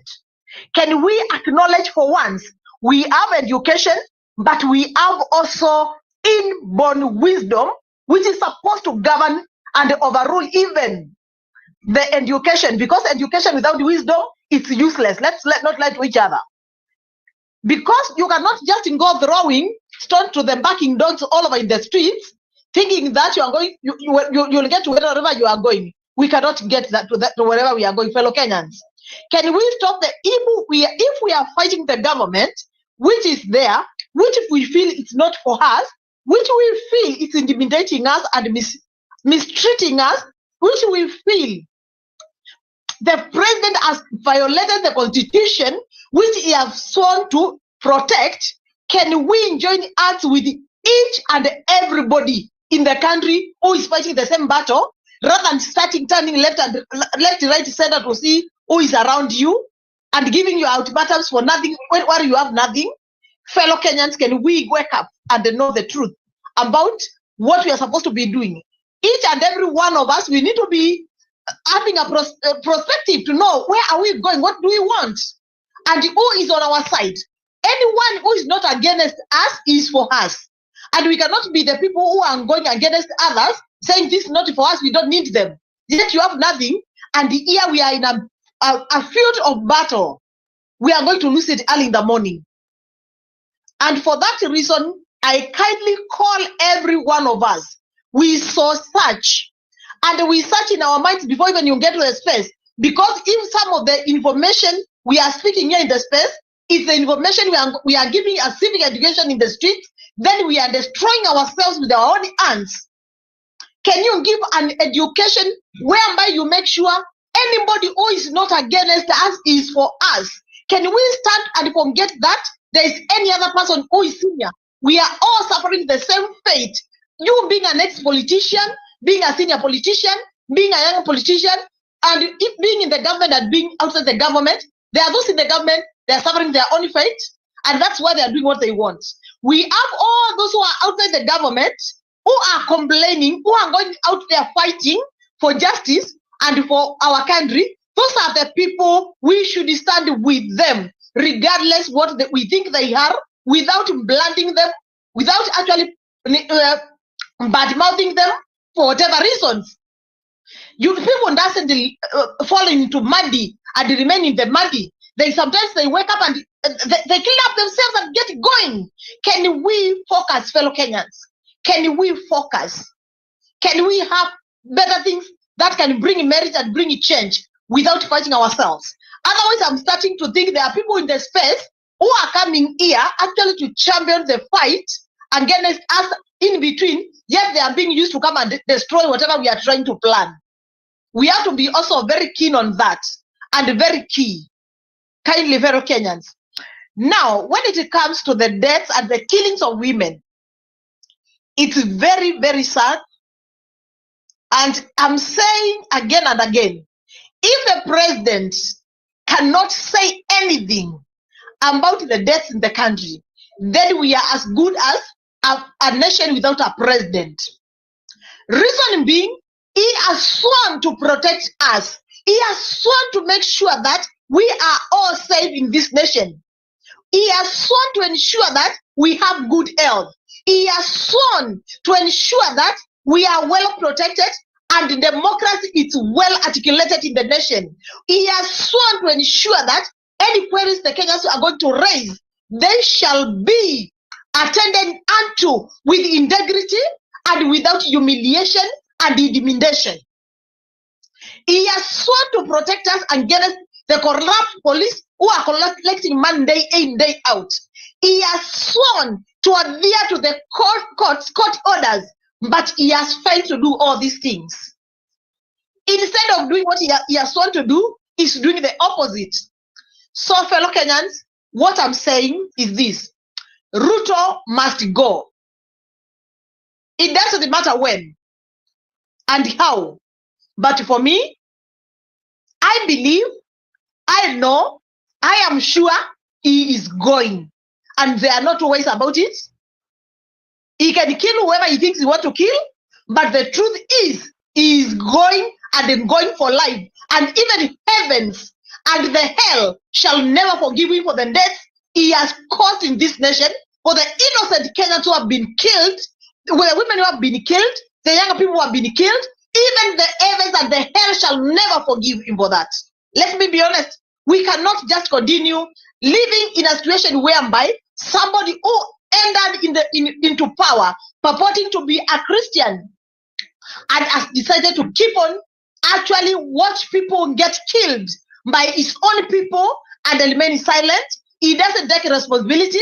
He doesn't condone with the Kenyans. He doesn't say anything. He is just busy impeaching Gachagua. That does not help us. I don't know the impeachment of Gachagua, how it helps me as a citizen of this country. I don't know why I do not have a medical cover, why I should even be thinking that I have a president. I don't have one, honestly. When I don't have good health, I don't want to have a president. Why should a citizen of Kenya who is employed be the one to pay medical cover for the ones who are not employed, or the government is supposed to take care of them? It's not me who is employed to work for the government who swore to take care of the Kenyans. It's the president Josephine, who swore to do that. Josephine, yeah. Yes. As you learned, please kindly, now we are talking of 1111 because we have talked a lot in many spaces. Now we need action. We need now, just the way Medix, you are calling us on that day to be at Milimani. Now we want to call for a total shutdown because the thing that you are saying, if president don't speak about the killings do not start today. Since Ruto took over the mantle, we have had, I think, reach even 20,000 killings, and it's not uttering even one word. Now we have, because I don't want to believe anyone that will tell me that what is happening is not femicide. There is a target against the women. You as women, you need to come up in arms. I want to commend FIDA. Today they came out very strongly and pronounced that what is happening is femicide. You cannot tell me that in 3 months, 97 women are killed, including even young girls. This is a target against gender, and the government is quiet about it. There is a way that they want to alienate one gender in this society. They are targeting women and young girls. We see even what happened in Isili when they target, those women and young girls. We have seen the bodies that were retrieved in Kware. Nearly all of them were women. And yet they purport that they already have the suspect. Only the suspect to be released later. And everyone is quiet. No one is talking about it. And the police, you are telling me that the DCI we have, the NIS, all these agencies could not be able to track the person that ran away in a lawful custody? Was it just because they are women? So let us address this issue, because when you want to kill a society, you start by women, because women are always the pillar of a society. And what is happening now, when you attack women in the society, you are weakening the system of that society. So please, Josephine and any other ladies that you are here, these are the things that should not be just swept under the carpet. Fabish, what I am saying is that if you saw my tweets yesterday and the day before yesterday, I said I am not stupid, and we are not stupid. The DCI cannot be just seated there telling us they are calling upon us to give them information on where that the victim of the murder can be, he can be arrested. Yet they are not able to actually produce the people who have already been abducted. Why are they asking us to do such a thing? Yet it's their responsibility to do that. Where were they when he ran away? Let's stop playing others Kenyans stupid. We are not stupid, and we can see what is happening, and we are going to stand out. We are going to speak out, and we are going to speak it out very tall. We are not going to sit down and keep quiet. And I think it's the beginning. It's the beginning of the genesis of everything right now. Whatever Ruto has just decided to do, let him do it. But we are coming, and we are coming with no fear of contradiction. And regardless, whatever powers he thinks he's using, he shall step down. He must go. He has refused to take responsibility. He must go. So we don't have any much time left for Ruto. We have been killed enough. Our brothers have been killed enough. Our sisters have been killed enough. Our mothers have been killed enough. And we cannot continue like this. And wherever he is, wherever he's listening from, wherever his people are putting on his cameras to hear, let him hear that. This is what we are saying. We have enough is enough. And he has decided to betray Kenyans by actually sacrificing us. That's what he has been doing. And we cannot take this any longer. Fellow Kenyans, let's remain focused. Let's stop throwing stones to the dogs who are backing the sides of the road. Let's keep our focus. Otherwise, we want to win the race. If we start looking in the left, right, and throwing stones to the dogs which are backing in the streets. Let's keep focused. Let's keep going. Thank you so much, and may God bless us. May God bless our nation. May peace prevail in our nation. Thank you. Thank you, Josephine. And 11/11/2024 is real. Total shutdown, boycott Safaricom, occupy Safaricom countrywide. Safaricom. Fabian, there's something I've just forgotten. We have not yet found AOCO, and I can see people are just quiet, and they are shooting at a very slow mode. What is happening? I thought I suggested yesterday we would give the government an ultimatum of 24 hours to produce AOCO. Otherwise, we go to the street. 11/11 is too far. We need to know where AOCO is, please. Can we do something? Can we continue tweeting? And actually, we create a message and give an ultimatum. Josephine,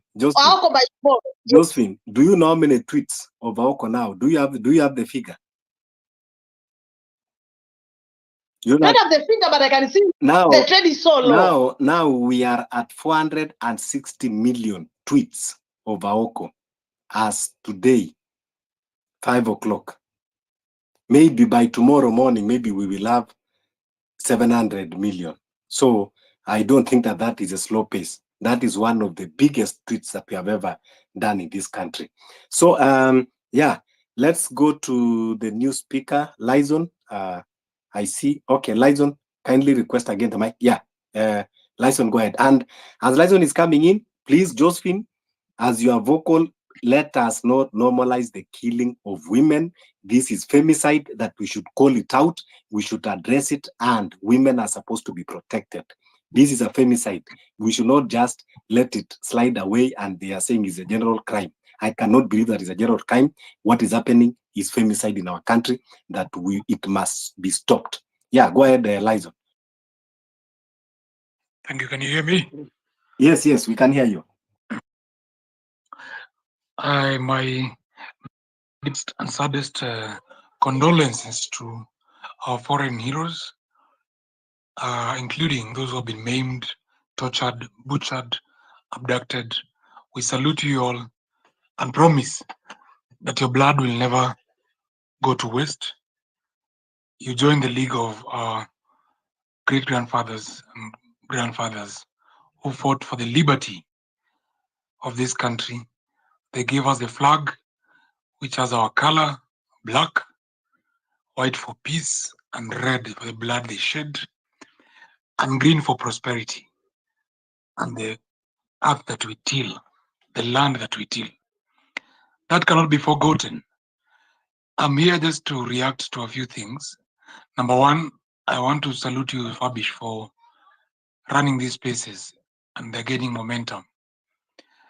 Those who can join and can be able to accommodate the more difficult conversation can be here. Those who think it is just a waste of time, they can go to more romantic spaces and continue chanting those theoretical matters that are happening in those areas. We are here because people have lost their lives. We are here because people are being abducted from their houses. We are here because there are bodies that are dissolving in Kware because the police have condoned. We are here because the police have said they are not the ones abducting. We are here because the DCI has not admitted that they are doing any killings or any abductions. We are here because the president has never given an official position or a statement about the killings, the abductions. Okay, we are here because the people who sometimes who are held incommunicado are dumped and left in crazy areas, and all it's pointing to involvement of state agents. We are not here because we want to just argue and run from one space to another one with information from here to another one. We are here because we are very, very deliberate of thinking on how to komboa nchi yetu. Tuko hapa juu tunataka kufikiria jinsi ya kukomboa nchi yetu because imetekwa nyara na manyapara wapya, wanasiasa, waongo, wanafika. Na tunakuja hapa kuongea mambo haya kwa sababu ni muhimu tuyajadili kabla we go out of way. Na mimi I've said before, hatuhitaji ati watu milioni 5 kutoa Ruto. We need the right thinking people to work with the right thinking Kenyans to know which things we need to trigger. Kama ni Safaricom, let's occupy from 11:11 and destabilize countrywide. And also tuhame hizo malines. Kama ni kuna hiyo kesi ambayo iko kotini ya Adani tarehe 11, wenye wanaweza kufika kotini with white handkerchiefs wakitaka peace, ama just appearing and storming the court and being full and listening, please do it. Those of us who know an MCA who from nowhere has been giving his relatives jobs in your locality, Moyale, Wajia, or Mandera, or Mulamu, or Kikuyuni, or Kisumu, destabilize that MCA, destabilize the MPs, salamia familia zao, let it take this war to their children, to their families, let them know that their fathers are thieves. When you have evidence, because you live with them. Ukiwa hapo Nairobi unajua MCA gani anasumbua watu, nani ana hire goons. You are young people. We are all know have information one way or the others. Pornographic things they are doing, take pictures, put them up here. Use technology, let's fight them. Weka picha zao hapa, wasichana wanakuwa abducted, wanakuwa raped, and you have that information about your friends who have been happened. Hide their identity, give us the facts. Yeah, hawa watu mnawapata huko kwa mabao wanakunywa wakifanya upuzi na pesa zetu. Take silently pictures, put them here in spaces. We have to combine all weapons available to us to bring this regime down. We must start touching where it hurts most. I know there's a lot of people coming here, Fabish, to try and dissuade you from this conversation. Let them continue doing it, but we shall not give them space here. Let them go to other spaces. Those who are here also listening for behalf of the regime, we salute you. Please take to them that information. We have been to Weston several times. We are surveying how we can occupy and take lunch. We must take this war to their people, to the people who are benefiting from this regime. Stealing, driving big cars, we know them. And you know them. Let's try to take this conversation to the people who are looting and taking us as slaves. Those who are not suffering and they are happy, please continue enjoying your comfort. Those who are comfortable to pay privately their hospital bills and they have enough money to take care of the entire family, they don't need SHA, they don't need NHIF, please keep quiet and relax. Don't complain. Let those who are heeding to the call to join the movement, because those who are being pressed are feeling the pressure. So Fabish, you're doing a good job. Mine is just to salute those who believe in the movement. We are not here to preach any violence against anybody. The issue is we must defend yourself. Don't go to the streets without a plan of how to defend yourself. If you're not ready, keep off. You can do chatting on Facebook. You can do those things. You can tweet 1 million tweets per day. Is also good because we are doing very well also information warfare. The only warriors in that war is China and Russia, and of course America to some extent. That is why you can see all these CIA people are here to try and help the failing regime, of which also even them they know is doing serious violation of human rights, and international is not looking good. So even those who are doing tweeting, we salute you. Please do it, and at the right time when you feel you need the pressure to join the streets, you will do it. So we are not looking for a uniform formula for everybody, that tomorrow you want to go and occupy Uhuru Park. We have seen it's not working. Occupy everywhere you can.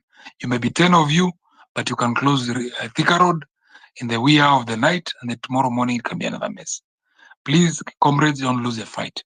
This regime is gone. Gods have conspired. They are mad. They are confused. They are killers. That's why they're trying to sell fear. Fear is the last resort because they know that's the only defense they can hang on, but not for too long. We shall be more radical. We shall work harder to make sure that our children cannot be killed in the streets of Nairobi, and their children are having peace in this town. Thank you very much, Fabi. Yeah, thank you so much. Yeah, you are right. I've realized that this space have attracted maybe attention, and that is why a lot of agents are sent here to come and dissuade, distract, divert the attention. But I just have one message.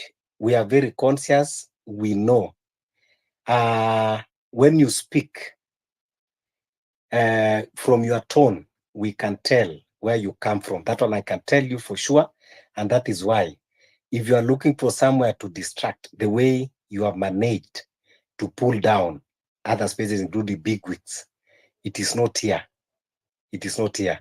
We are not here to create a content. We are not here to look for huge following. We are not here to look for sympathy. We are not here to look to be famous, but we are here to do what is right, to stand for our country and to see how we can better our country. We are here to call out the evils, the atrocities that are being done by the regime. Any evil that regime is doing, we will call it out. What is happening now, for the first time in our history, where our country is witnessing femicide rising at the higher level. Women, including even young girls, being killed, abducted, and killed. They have not done anything wrong. Their only mistake is that they are women. This should not be happening in any advanced society. We have to call this one out. Women have to be protected at all cost. Even what is happening to Maverick Aoko, a young lady who is not armed, our only mistake is by calling out the immorality of those people in the government. That is our only crime. You went armed, abduct her, and now wherever she is, maybe you are torturing her. Is this how we are saying we are going to respect women? Are you doing this to silence the voice of women? We cannot live in a society where women are not safe, where women are oppressed. That one cannot happen in a society. So we will continue talking. 11/11, it is a total shutdown. And currently, going forward, boycott Safaricom, all Safaricom products. They cannot use our money and feed to our oppressor. Any coin that you use in Safaricom, you are aiding someone to be kidnapped, you are aiding someone to be killed. So please don't allow yourself to be indirect killer, a murderer, by supporting Safaricom. Yeah, I see a new speaker, Tabo Aura.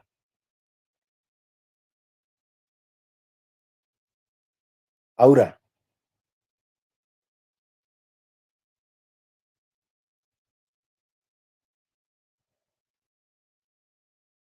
Tabo Aura, you just requested the mic. If you can hear me, kindly open the mic and proceed.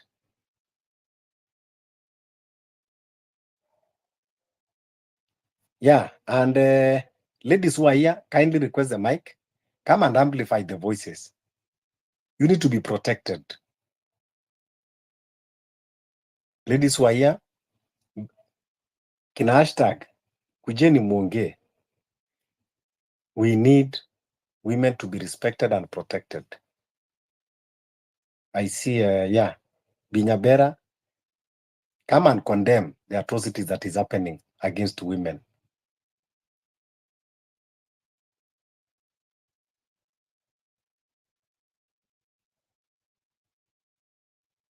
Yes, Malia, go ahead.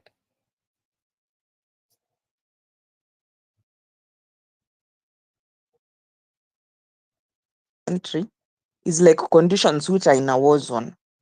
You know, in war zone is where you see women and children are so vulnerable, and actually the armed, the militia or the armies, they normally target women and children. So in Kenya, it has gotten to a situation whereby there's no, basically, number one, there's no security. You can't really say there's any security. Who has security in Kenya? There's nobody. You don't know from one day. The same problems that you're talking about, people being abducted. There is no safety for anyone, by the way. Yeah. And when we are having a country which is so-called having a government, and we are having women being murdered at the rate of one woman a day, a woman every day, a woman is murdered. Every day there's a woman who's been murdered, and there's no, you know, like FIDA and even women senators, they've said now, either can you give us a gender, can you give us a special docket and a Ministry of Interior or Internal Security, because it's very alarming. Those are the conditions which you'd expect in a war zone, in a place without a government. That's when you could expect that women will just be killed every day. A woman is being killed.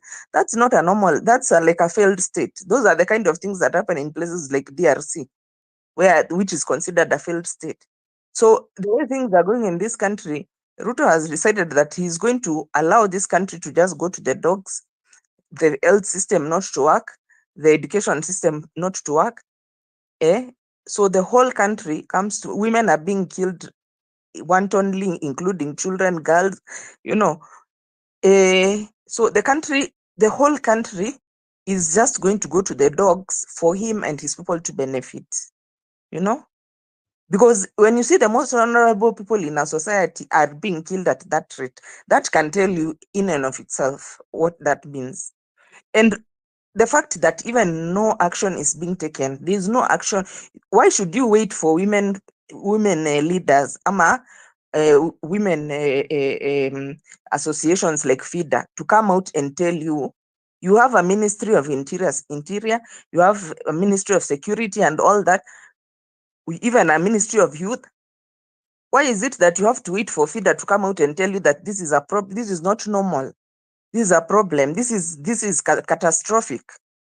Because you can imagine if we are to go on like this up to the end of the year, how many women will have died? Every single day, a woman.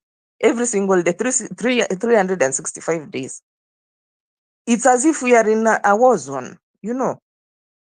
And it's given a deaf ear. The way he's giving a deaf ear to everything. He doesn't. I saw there was a case which was even forged, that somebody got treatment from SHA, or is it Chief? of 500,000, and it was a lie. It was a made up thing. Eh? So he now want our old people to be dying because now they cannot afford a treatment. Our people who have chronic illnesses to be dying like flies. You know, the human life has now lost meaning in this country. Even a criminal who is coming in this country, they feel very okay. They feel very, you know, and then we come and turn around the story about the girl, that this girl, she was meeting men for sex, or she ate a man's money for his wife, she has been killed, you know, trivializing the issue. As the lady, the MCA mother said, that she can't imagine how the police is treating her, and she's a leader. What about other people who have been they have lost their daughter or their kin? So basically, this country, it's like the rest of us. 54 million of us don't matter. The people who matter are Ruto and his inside clique, and they're ready to throw away the whole country so long as mambo yao iende vizuri. Them, that is the only issue. Let their things, everything of theirs work, and they make sure that they actually milk the population and then bring for you, you know. But they have started also agreeing with you that could be this issue of the women dying. It's there also to divert our attention from what he is doing, because he's also another one who is very good in diversionary tactics. So when you are concentrating with this one behind the scenes, he's stealing, I don't know what. The way he passed the bill for is it housing ama which one, when we were busy with Gashagwa, akapitisha hata deductions zilishaanza, you know. So we cannot continue to live as if we don't have a government in this country. We cannot continue to live like we're in a failed state. And we are a government which has security forces. It has a full government who is earning a lot of money. And they don't see anything wrong with women dying, a woman dying every day. What is that? Is that insanity? You know? And then now the people who perpetrate these things, ukiona it's trivialized, it gives you more courage. It gives you courage. Yeah, these people, I know, last month alone, 30 women have died. So what's the big deal if I kill my wife, or if I kill my girlfriend or my ex-girlfriend? You see? So we cannot continue like that. A society, there's no society which can work under the conditions which You William see, Ruto has Malia, put us in. what you are saying about trivializing the issue. You remember when they kill and dump those bodies in Kware, and the police kuja kutuletea ati sijui suspect, sijui and women panties, and sijui women bras, you know, that itself was what I can call an insult to the society and even to women. What was the motive of a DCI? Kwamba tunaongea mambo ya cruel murder kama hiyo, and then you are coming to parade women panties and bras. What was that even supposed to, you know, what was the meaning of that if not trivializing the issue? And that is why that thing was downplayed. It was not given any seriousness of investigation. Hata ile drama kuja kutuambiwa ati suspect ametolewa, you know, ati suspect amekimbia kwa police custody, mtu ameua watu 40, watu 50, watu 60, alafu nakuja tu kutuambia ati ametoweka. Tushaona mtu ameshikwa na bangi msokoto moja, analindwa kama ambao ni mtu ambao ameua the whole country, alafu naambia mtu ameua watu 40. So that's why I'm telling you, we cannot say that government ati hii inachukulia tu kama you know, there is something that to me it look like very intentional,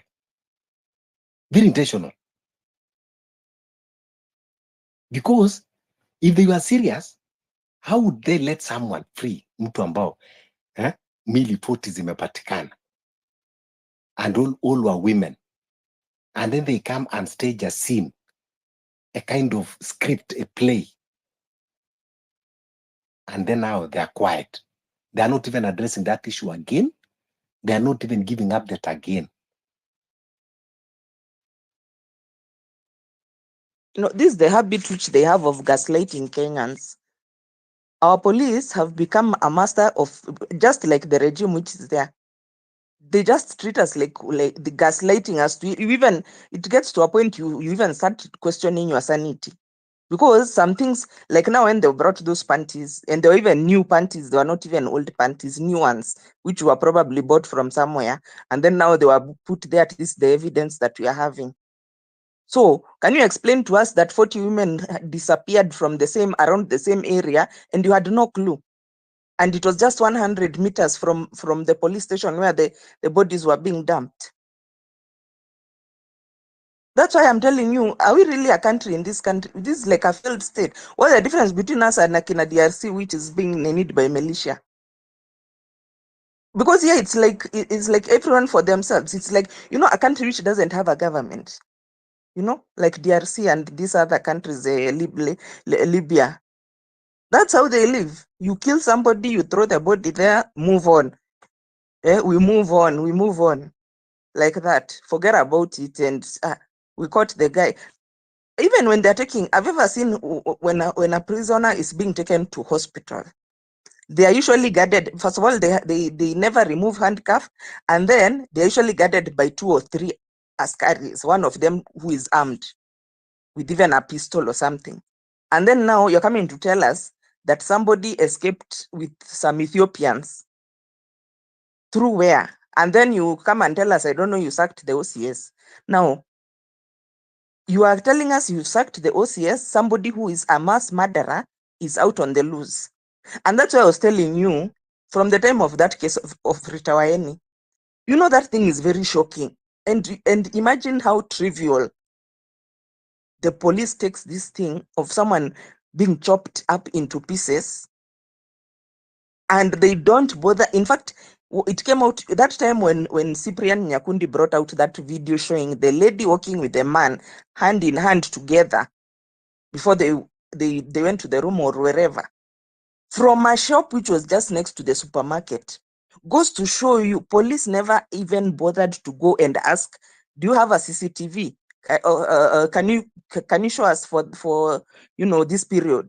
Nothing. Walichukua tu ile ya supermarket, and they gave some statements there and arrested the BNB owner.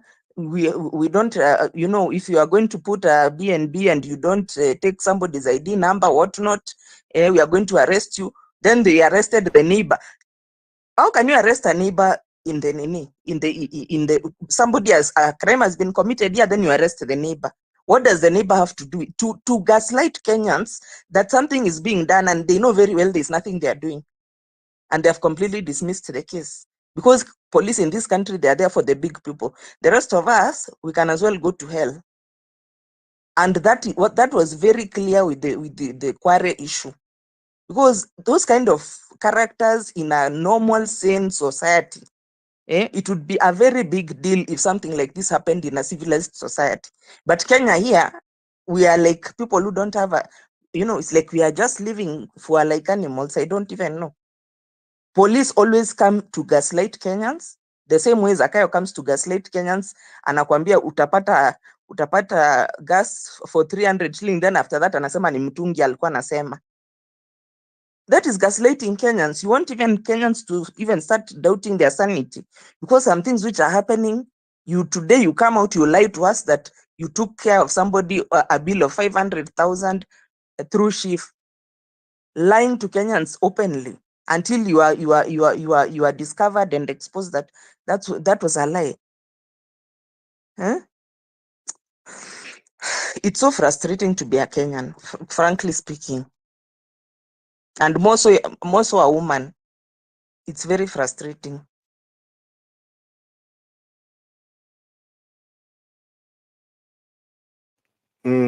Yes, sir. What do you have to say about this femicide?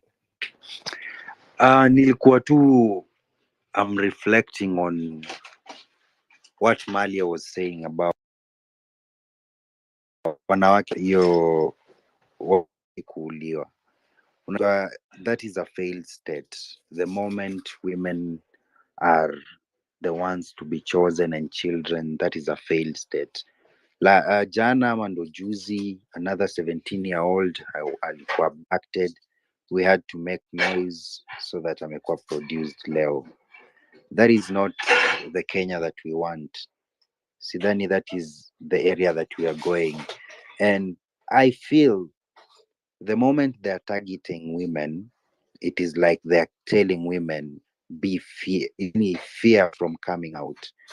These people never expected 2020, the 25th. What happened? These people never expected. So definitely they will have to use all means to try and scare people away. Madem, wanawake walitusaidia sana.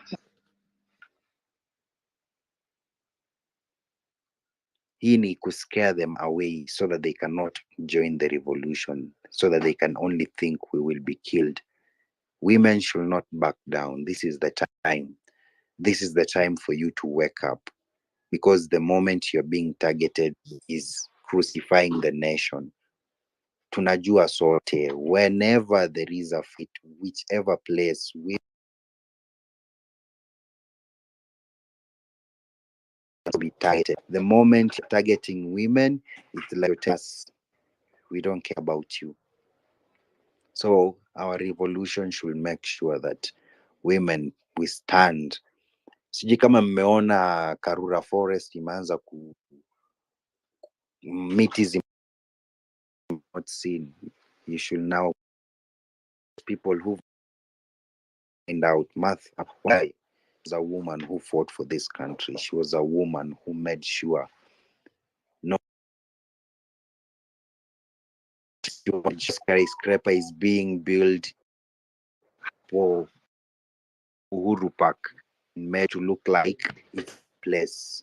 Uhuru Park has look like it's a government entity. Wangari Maathai fought for it. For those people who don't know history, Wangari Maathai fought with he wanted to build one of the tallest and made sure that, but she never.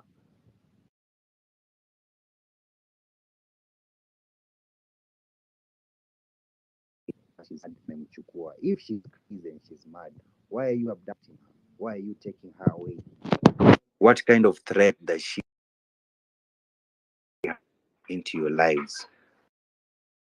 What kind of fear do you want to give to women so that they can be fearful? Women, no backing down. The bodies, no. Let's not think that so we are backing down. The moment we back down, it is now.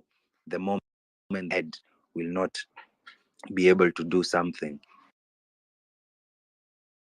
Shingo na kichwa ila mafamilia tunaambiwa shingo ni mwanamke, kichwa ni mwanamume. Without any of those, we cannot move forward. So if our women, our daughters, our sisters are being targeted, it's high time for us to stand up. It's high time for us to call this to an end. If it is distraction, I don't think this is distraction. This is just a means and a way of increasing fear to people. It's not changing or turning sijui nini. Kuua watu haifai. We are not supposed to be killed. We didn't vote for Ruto to kill us. Whoever that voted, they didn't vote for Ruto to kill us. Whoever that did not vote, they did not vote for Ruto to kill us and his people. This is not the way to go. Let's stand up. SAFARICOM, let's boycott SAFARICOM. Let's use Airtel. Ni mazoea tu, ni mazoea na tutazoea. The moment we start, it's the fact. While those people, sorry to say, those people who lost their family members, you know how difficult it was, but you adjusted. Those people who life is becoming hard, we are adjusting. So we have to find out, how do we boycott this SAFARICOM? How do we put it aside? How do we bring to cause other platforms? Tunazitumia vipi? Manake sharing of our information, that is obscene, that is so bad. For now, thank you so much, guys, and let's continue having this conversation. Yeah, thank you. Let's continue strategizing, mobilizing, and looking for solutions. 11/11 is the beginning of a revolution. We must march forward and we must redeem this country. You don't need to start with 10 million, 100 million people.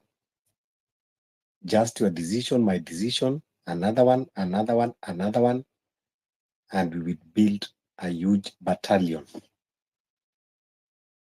It is doable, it is possible, and we are going to make it happen. Continue spreading the message, continue boycotting Safaricom. Anytime that you put your coin in Safaricom, understand that you are aiding them to collaborate with the regime, with the oppressor, that they are doing abduction and killing. So literally, that means your coin can aid in abducting or killing someone. And by also giving your data to Safaricom, you are endangering yourself and even people around you. Because whenever they go for those data, they will access your own, and even those people around you who are calling you, you know, they are also not safe. So safety comes first. Boycott Safaricom. Don't use their product. Don't use their internet. Don't use their credit to make calls. Don't use even that SIM card. Hata hizo simu zao ukiweza badilisha ili hata utumie simu za China. Boycott everything about Safaricom. 11/11, they will get our messages. We will visit them to tell them that we are disgruntled and that we are divorcing with them. They cannot operate without us. It is us that we build. Sisi ndio tumejenga hiyo Safaricom. But now wanatutapikia. So ile effort ambayo tumejenga Safaricom, we can even decide to build another company from scratch. If you are doing business, at least the bare minimum, what you can do is respect your clients. Your clients are your bosses. Lakini Safaricom wanajiona tofauti. They just want to serve one individual who is oppressing their clients, and they're not even ashamed. Yeah, so we will continue educating each other. We will continue talking. This is a space where we can talk and discuss as Kenyans, where we can speak our minds, where we will say no to manipulation of content creators. We say no to manipulators, the agents of regime kuja kuleta distraction. Tuko very vigilant hapa. We see you, we know you, and we will always call your name out. If you are here, know what we stand for. What we stand for is unity and solution to change this country. We are not here to massage each other ego. We are not here to worship an individual, a personality. No, we are here because we want to better our country. So please, maybe you are used to those spaces where people are massaging each other. You are used to those spaces where ni kukaa kudanganyana na kuongea or strategizing, or now you are going to gain from the movement kwa kudanganya watu, sijui tunataka kufanya hii. No, hapa hatutaki kudanganyana, tunataka tutafute solutions ile ambayo inaweza kubadilisha hii nchi kwa minajili ya watoto wetu na hata wajukuu wetu. Hatuhitaji kuwa watu milioni 10 kwa pamoja, lakini tunahitaji kutengeza vuguvugu ambayo inaanza mimi, wewe na mwingine na mwingine. So let's continue. Kesho tutakuwa hapa. We will talk about the femicide because nimeona Malia bado you are not convinced that what is happening is femicide. And I think that is what this regime want women to downplay. Ndio sababu ukisema kwamba it is not femicide, ati ni just rise of crime, that is what the government wants. Ndio sababu nasikia DCI akisema it is not That's femicide. not what I Yeah. I think umeni misunderstand. Nimekuambia everything in this country is just chaotic.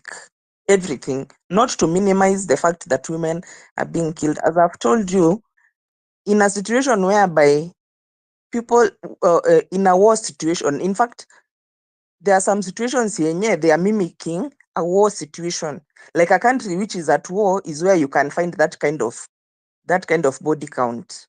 It is for a country without a government, a country without security apparatus. Ndio unaweza expect that 3 months, for 3 months, 97 women have been killed in 3 months. That is not a country which has a government. That is not a country which has police, which has GSU, and it has every apparatus which a government has to secure its people. And then there's nothing which is coming from them in terms of that. We have noted that there's a rise of femicide, and we are going to take ABCD action. There is nothing. They're just keeping quiet. They have to wait until FIDA is coming to threaten them with mandamano, because in the next 30 days, if they have not really come out with a comprehensive strategy of how they're going to deal with this issue, we'll be on the streets as women, because we cannot live in a country whereby every day a woman is being killed, not even is dying, is being killed. Let's not mention other things that are affecting women, like childbirth and whatnot, which is causing death, maternal deaths, and the other things that threaten women's life. Murder of a woman every day. That is not a country which has a government. That's what I'm saying. It's like DRC, where people are living under militia. That's where people are killed like that, or raped and done all manner of things, and we just ignore. So FIDA and the rest, and even female senators, they have said something. We need prompt, because we cannot be in a country whereby the Chief Justice is a woman, the Attorney General is a woman. They are saying that is it the in charge of some army unit is a woman, and like you hear a situation whereby it's so trivialized. You see, the problem is that why are they trivializing this thing?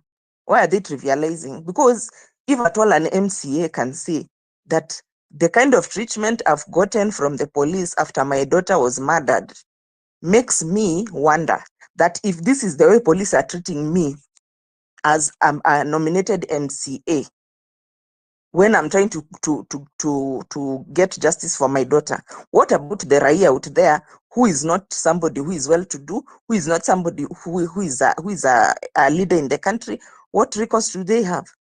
And we have seen the kind of jokes that they have in terms of investigation from this case of Jimausi, or what was his name, the serial killer. I mean, in which country do you have a serial killer in a cell, then he escapes with some aliens, illegal immigrants, Exactly. all Exactly. of them Not escape. only that, yes, a very serious offender that has killed over 40 people, then you go and put with petty offenders ati wale wako na immigration issues. Not only that, I ask you to tell you that they trivialize this thing. Even when you are parading the women panties and bras, and you are saying, oh, this is what was the motive behind it? Why when men are killed, hatujawahi kuona unaleta maboxers ukipanga hapo? You know, that itself show you, that I'm telling you, that itself, to me, it was an insult. And when we normalize it, that 40 women were killed, wakawekwa kwa gunia wakatupwa, and the country was silent. And that is why now it's rising. This 97 that you are told, not all these cases are reported. It could be more. It could be 2 women in a day. And that's what I'm telling you. Those Yeah, it could be reported more. only. It Those could are be the even ones which 3. were reported. Those are the ones which were reported. Those are the ones which and majority go unreported. majority are unreported, yes. So, and now the DCI is downplaying it. They don't want to elevate it so that they show the seriousness it deserves. So my concern you is, know, my concern is, why are they targeting women? What is the motive behind it? Why do they want to alienate women in our society? What could be behind the motive? Even young girls, as young as 13, 12, you find that they are killed, their bodies mutilated and thrown somewhere. So we cannot say that this is a normal crime. Normal crime, how? Why target one particular gender? What do women have that they benefit these criminals? That is my concern, that, you know, it's something that needs to be dig deep. And why is the government not taking action? Why are they downplaying it? That's what I'm telling you. There is something that is hidden. Why are the media not bringing these issues? The mainstream media, why are they quiet about it? Why are they not bringing debate? Why are they not addressing it the way it deserves?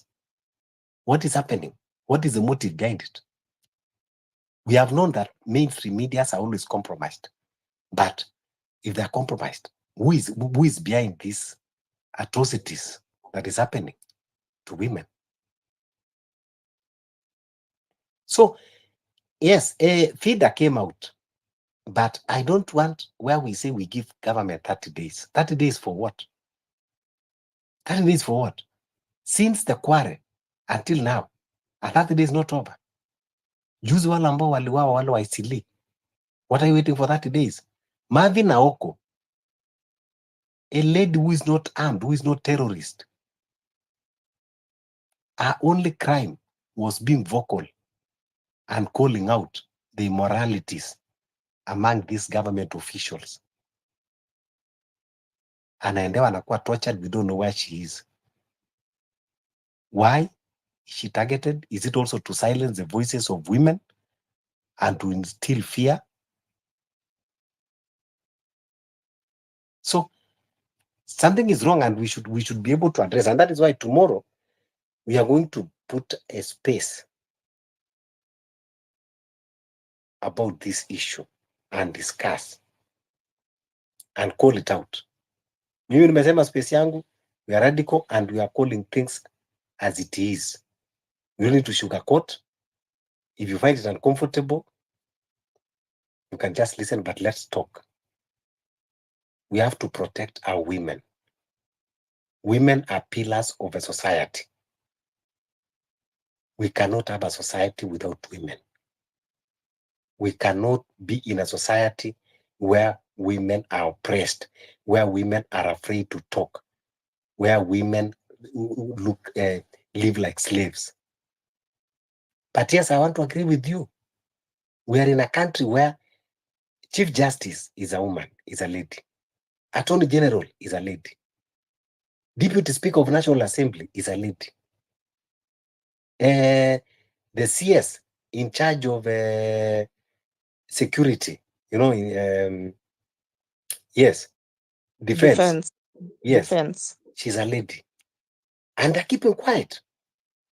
That's what I'm telling you. What is happening? Is this a very high conspiracy that even them, they're afraid to talk? The Deputy Chief Justice is a lady. Why are they not calling it out? What is happening? It is worrying. We elected even women representatives to go and represent. No one is talking. It was only Gloria that I saw today, at least trying to push. But others are not even paying any interest. But we are not surprised. We know that these people that they are elected to go there, those women representatives, they don't care about the society. They're in the same group. We cannot expect Karen Nyamu to advocate for anything because people were elected there. Some of them, they don't even understand their left from their right. And you see, this thing that, as you are saying, trivializing any issue that comes. I remember, I think it was last year, there was a debate in parliament, whether last year or 2 years ago. And there was, I think, women rep from Kwale. She had a small baby that was lactating, that was breastfeeding. And when she wanted to breastfeed her baby in the parliament, she was ruled out of order, she was ridiculed, and many things, you know. Yeah, I think it was 2 years ago because I remember the speaker was still Muturi. And in the same week, Prime Minister of Ireland, who is a lady, was addressing a press conference while breastfeeding a baby. There was another also that was, I think, the same island or Norway. A lady who was giving submission in parliament while breastfeeding the baby. So you see how our country, the direction that it is taking. So I am one of the men that I will say, no, we cannot divide our society, and we cannot have a society without women. Women do not need to be empowered as people said. Why should you need to empower women? Women have every right. You know that term that we say, oh, we need to empower women. Why do you need to empower? She's a human being like any other.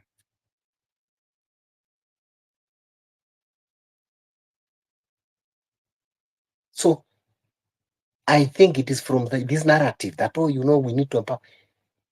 Women have every right that men have. But now, our security apparatus are majorly controlled by women. And that is why maybe they don't care what is happening to women. But it is unfortunately because even that police, that DCI, that you are leaving your house, there is a woman that you left there. She's the one that arranged everything for you. And then you fail to protect them again. Which kind of society are we living in? You came to this world courtesy of a woman, but now you want to start downplaying the women again. It is not normal when women are being killed in society, young girls, and the government is keeping quiet.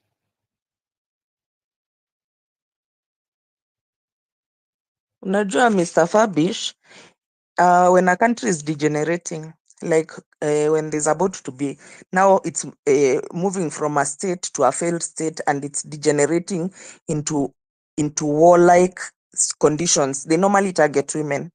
That's why you see like in DRC, when they go somewhere, you know, usually they have militia. So they have this militia and then they go and surround places where there are some minerals. So they want to chase now the people who are living in that village so that they can come and start mining those minerals. So what they usually do is they start by targeting women.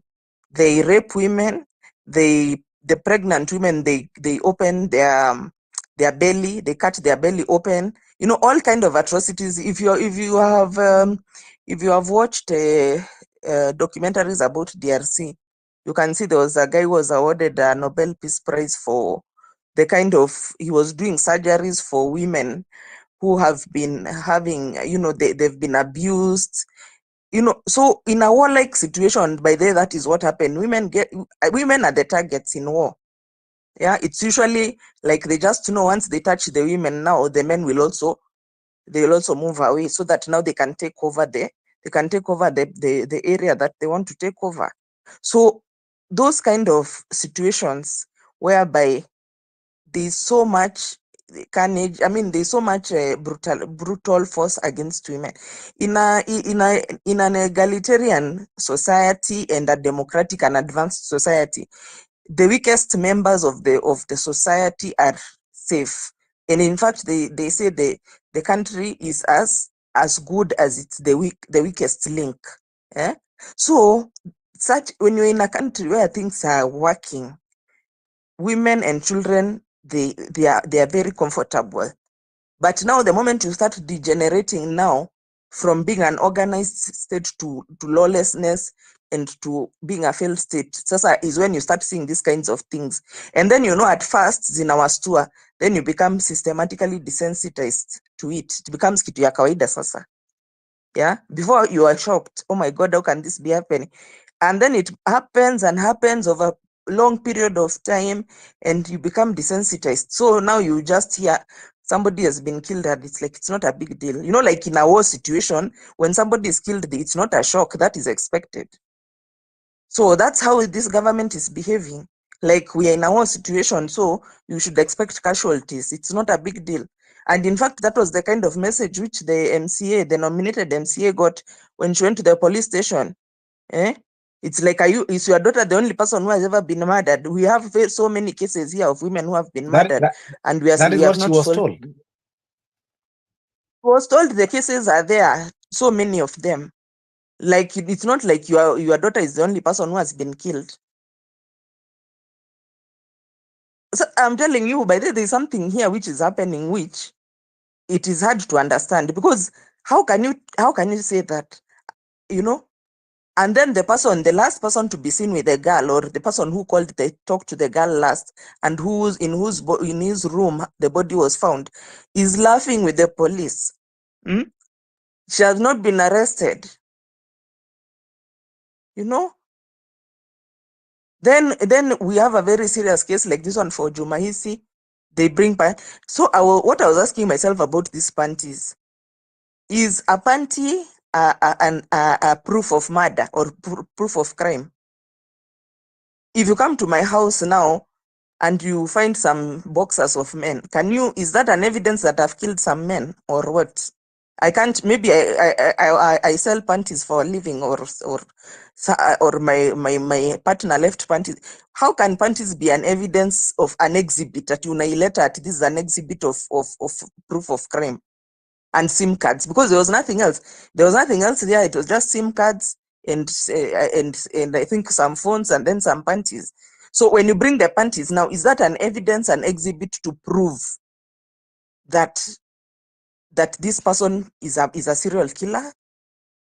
And then from there you go off. Then you arrest the person. The lawyer says that the person was put in communicado and not allowed to talk to their lawyer. The next thing you are putting him in a very low security area, because Gigiri is low security. Somebody who is so high risk is supposed to be taken to industrial area, which is a maximum security remand area.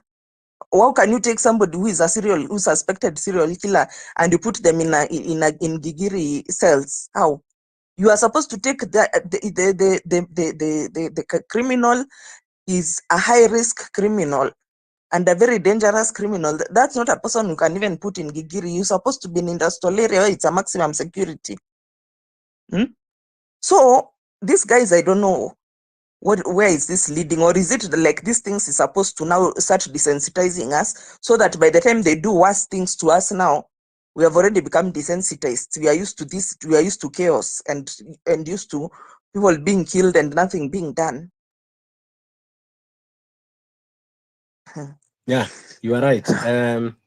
Seko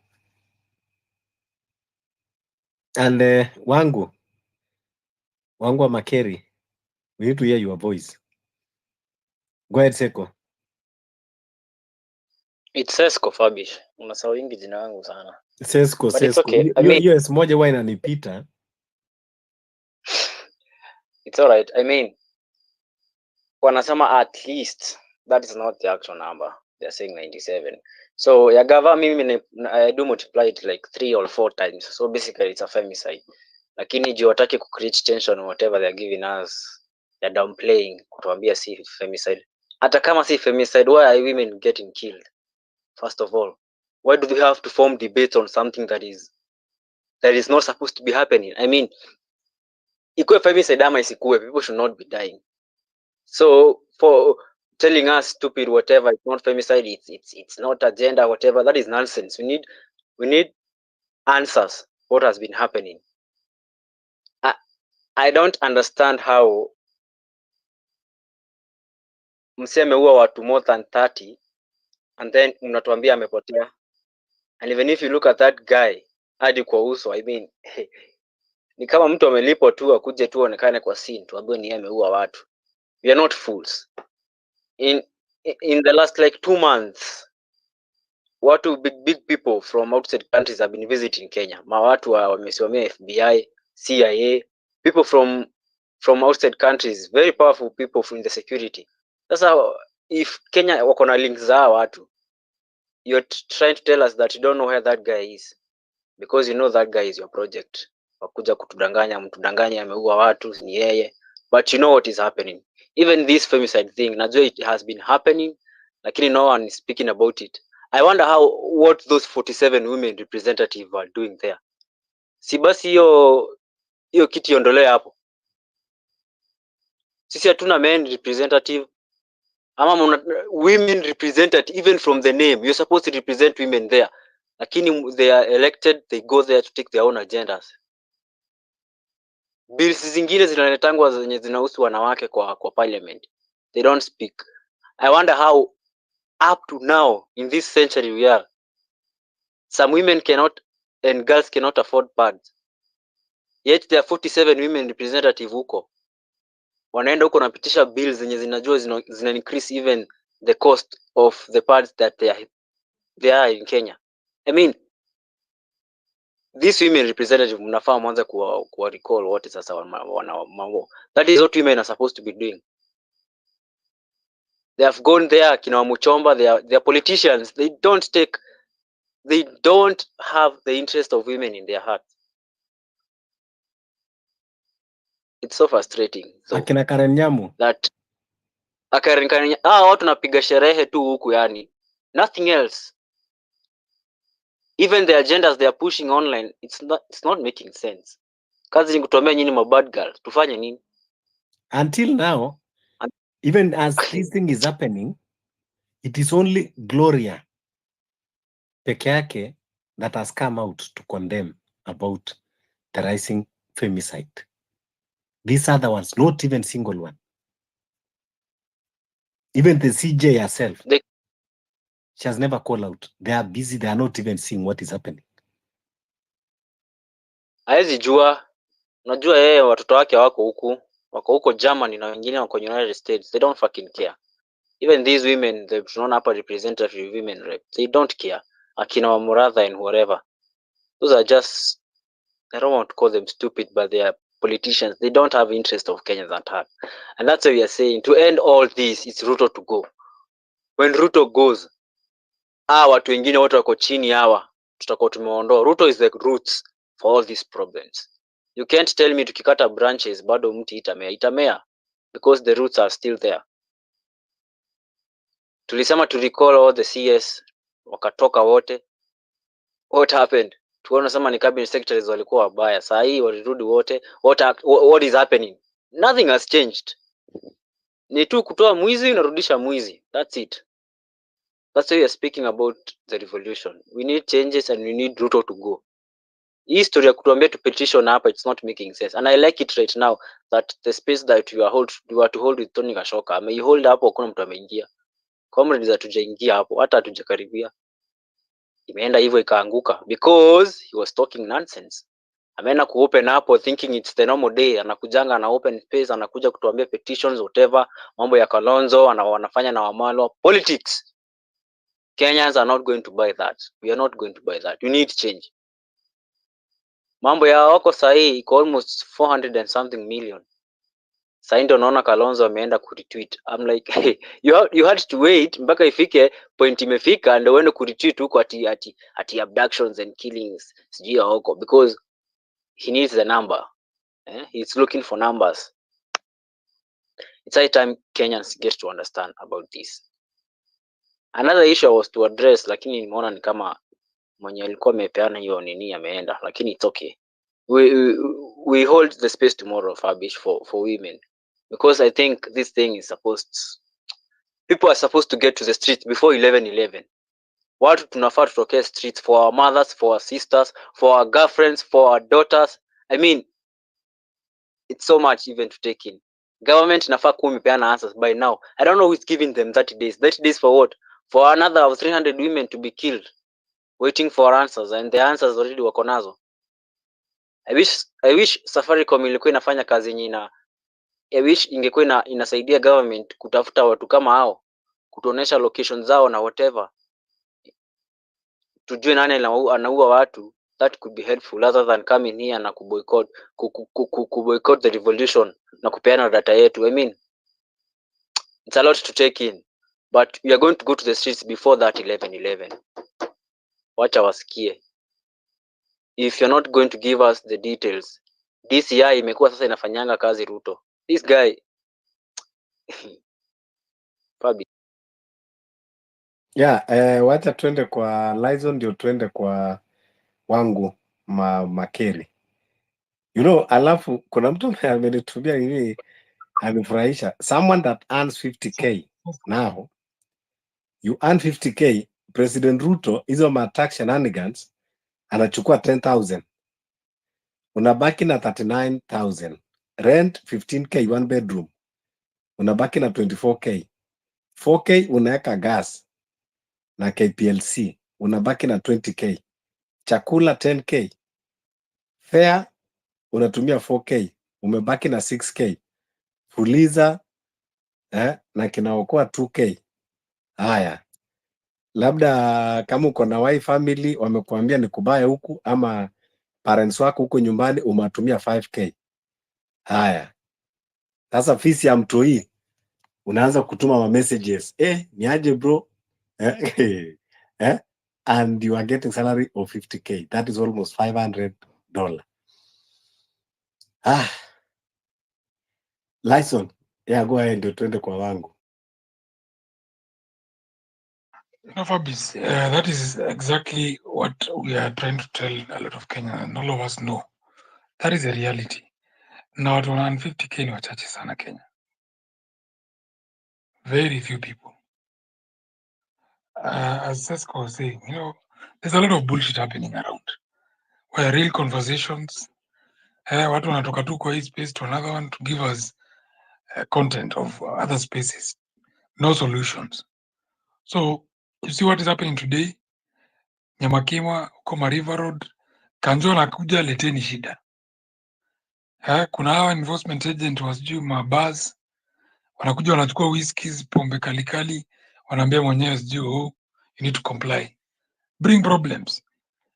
Nyiwe wasee mko mtaa mahali mnafanya vitu zenyu, mnaanza kuwa harass na sijui bring problems. Make noise. Make it unpalatable for all administration units. DO, DC, county commander, chief, police, anybody. Make it very uncomfortable. When you have a group of 10 people, nobody can come there and start harassing a one business person and you observe. The biggest problem has been watu wengi wamekuwa tumekuwa si ni wote actually. Tumekuwa very selfish. Mtu akishikwa mahali you don't care. Juzi kuna mzee mmoja alikufia hapo afya center, who was a lecturer, a teacher of biology. Nimesema hii story before. Alikuwa anaitwa sijui Paul, I'll remember the name. Patrick, a lecturer, alikuwa a teacher wa Starehe Boys Center, amekuwa all the schools Marsabit where yani he died in the street after collapsing there for 2 days. Nobody was there to pick him, to give him anything or take him to hospital. So hiyo ndio attitude lazima to change kama Wakenya. If something is happening in your neighborhood, take interest to know what is it. Kama ni abductors, toa alarm. If it's your neighbor, toa alarm.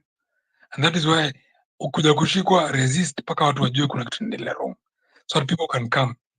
Umeona vile Kisumu hata ule MCA sika ni county finance manager alikwenda kushikwa after court kuwa abducted. Watu wakaleta shida, akakuwa although he's a corrupt fella, but at least that is the unity we want. Mnaleta shida mpaka mtu anashindwa kufanya hiyo abduction. So when you say civic disobedience, si lazima ati watu warushe mawe or what. Your sheer numbers at any point anywhere out in overstretch police. Police ni wachache sana. I can give you facts. There are about 200,000 policemen versus a population of 50 million. plus. So hakuna vile hao polisi wanaweza kuwa everywhere. That is why they have to come with vifaru siku ya standard marathon, yani kuonesha tu kuingiza watu baridi. But the moment we conquer our fear is the beginning of our freedom. So lazima tu conquer your fear. And because we are not saying anything wrong, we just say hakuna vile unaweza wa mtoto wangu mimi niko nange hapo unapita na niko sawa. Watu wako wana grow, wangu walishaenda, and we are okay. Until it happens to us is when it can hit you. But if you're bright enough, you can actually see the pain of losing a brother, losing a sister, losing a mother, losing a father. And the danger is so big that we are saying soon is going to catch up with all of us. The moment we accept watu wachache, watu ingize baridi. Alafu ikuwa yani ukiona Subaru unapanic, unakojoa, unatoroka. We cannot live like that. This country is a country of liberties. You have freedoms to picket. You have freedom to say what you have to say. You are not supposed to be hiding. Ati kwa sababu ya mtu mmoja tu anaitwa Ruto. Yet we can remove him through constitutional and unconstitutional manners.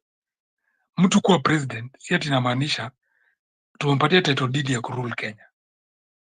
It simply says he has tumedelegate mandate atuongoze kwa muda wa miaka 5.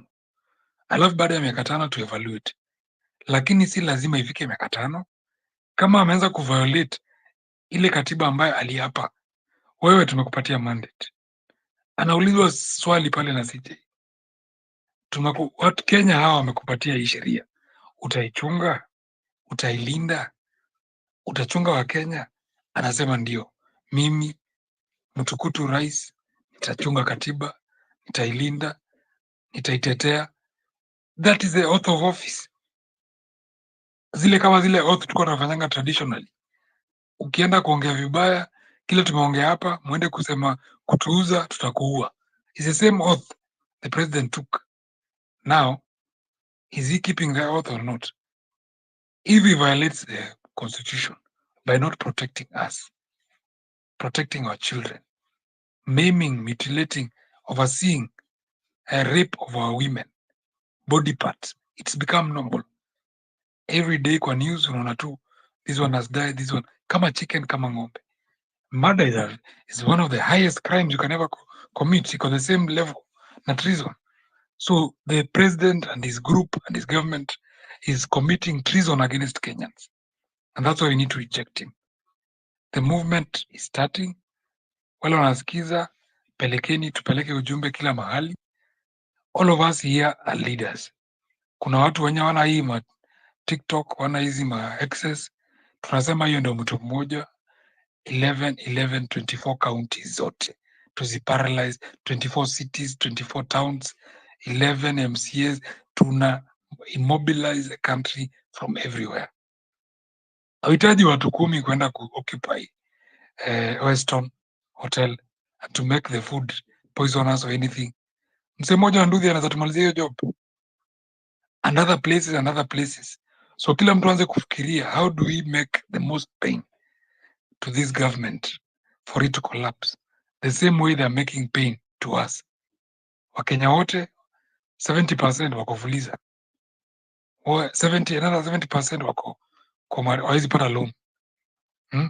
Wakenya hawana mishahara. Hakuna Wakenya wako na 100,000 kwa account, ni 99.9% of the population. So watu wengi hapa ma TikTok, ma Facebook ni drama tu, kujifanya tu ati wewe uko sawa, lakini the truth watu wako wanaumia. Uko kwa school fees, uko na kesi na baza, unajua tu vizuri hujalipa fees, mtoto anafukuzwa. Watoto wenyewe, vijana wetu campus hawezi soma, baza hawana 100,000, 200,000 as you are waiting for baza ama new funding model ya help. So many parents are suffering. Children, young people are under depression because they can see their parents cannot be able to afford the education. Yet, a few years ago, education was almost free just because of wrong policies and a wrong government. Ladies and gentlemen, I encourage you to resist this government. Do any disobedience. When you're wanaimba wimbo kwa masoko, kwa bars, anywhere. Ukienda mahali mpate watu 10 kama umeboeka, anzeni kupiga wimbo. Incite. everywhere. Safaricom, look for ways to make pain to this regime. Personal for their businesses, personal to them. Ataka MP akikuja kwa gari amekuja kwa local na amejificha, ita mayouth hapo, mwanze kupiga kelele, fukuzeni yeye. We must make this revolution from 11/11 a real movement. Because as you know, tuko na kesi ya Dani, wale watakuwa kotini wako Nairobi, occupy hiyo courts. Wale hawawezi fika Nairobi, huko ground, fanyeni vitu zenyu. Watu wa ground sisi watu wa kuambiwa kitu ya kufanya. Kila mtu afanye kitu kulingana na mahali yako na kulingana na ile uchungu uko nayo. Mkiwa wawili, watatu, wanne, mnaenda mkishika space. Mkipata nguvu. Tulianza hii space, Fabish alianza, congratulate you. Polepole imepata mashabiki wake. Wale wameshindwa wataondoka, waende kwa space zingine za ngono na hizo upuzi. Which is okay. Kuna time for everything. But when you come here, you must be coming here to bring change to our country, and we are patriots. We are more patriots than those who are hopping from space to space, just talking nothing, or transferring information from here to another one. If you are not transferring information here, patriotism, na maandamano, now there's no any other way to remove Ruto apart from mass action. Then you're wasting your time. Kuna haja ukuja unaanza kutuambia hapa, leo mliona watoto wamesoma miaka yote, wanaenda kufanya exams sijui ni KCSE, KCP, unapewa exam fake. The reason ati hiyo shule haikuwa imejiandikisha kwa ministry. So where's the government? Sasa imagine hao watoto wameenda pigo gani hilo kukosa kalikalia exam just because the government failed on its part. Yeah, other side tunasikia sijui kuko nani, yani because we have no functional government. They're just busy. Mtu anakuja kutuambia wale watu walienda KICC hawako na technical skills. Did he say that we need this and this qualification before you come to KICC? So wanachezea tu wa Kenya, vijana wetu wanachezea. Wameshinda hapo the whole day, wana chakula. Mwingine anatoka hapa anaambiwa enda sijui endeni Kabete, wengine endeni wapi. They're just creating confusion. Comrades, let's not allow it. Ruto must fall. Ruto must go. Viva for those who are doing whatever you're doing. Let's occupy. Let's do commotions. Let's create civil disobedience. Mkiwa wawili na watu wako, mkiwa na nduthi, create a mevok somewhere else. Wakikuja na hood, hata sisi tuenda na hood. Wakijifunga macho na kuvaa mask, even as we can wear masks. Create civil disobedience. Thank you, comrades. Thank you. Wangu nimekuona. Karibu. Yeah, asante ndio kutokea. Anyway, I just thought I can hop in here just for a few, just to say a few words. Naona ni kama as women, manake watu, I mean, comparing with, or rather looking at what's happening saa hii, tukiangalia kama situation ya Aoko, I feel like as women we need to make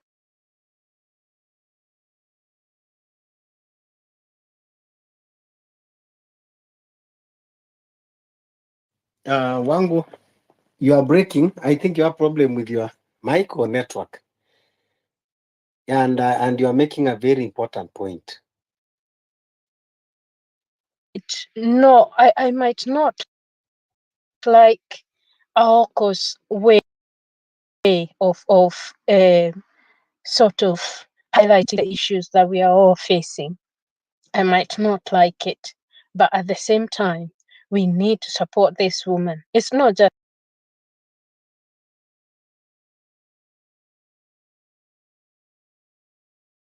everybody else at the same time. At this point in time, we need to bring tunafaa kutumia all means and ways. Kama wanawake, I mean, tulifunzwa na Wangari Maathai, someone else. I don't know whether you all know, after Patrick Lumumba was killed in Congo, his wife what was her name? I can't remember her name, but his wife was she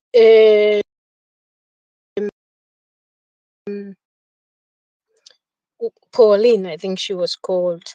She demonstrated, she protested, and you know the means that they were using. If we need, kama wanataka tutoe nguo tembea, we do it. If we have to do it. So this is where it gets to a point where we have to use any means to drive the point home. If they want 1 million women who are naked in the streets of Nairobi and elsewhere, we're going to do it. To drive the point home. Dunia yote ijue, we are not safe. We need to try all ways and means.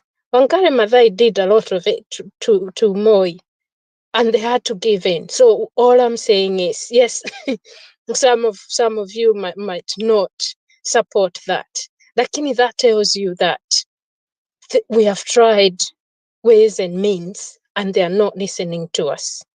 So any means necessary is what I'm saying. This is where we are at this point in time. Asante.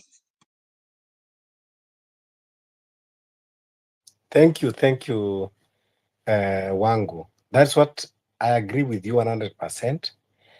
Femicide should not be tolerated.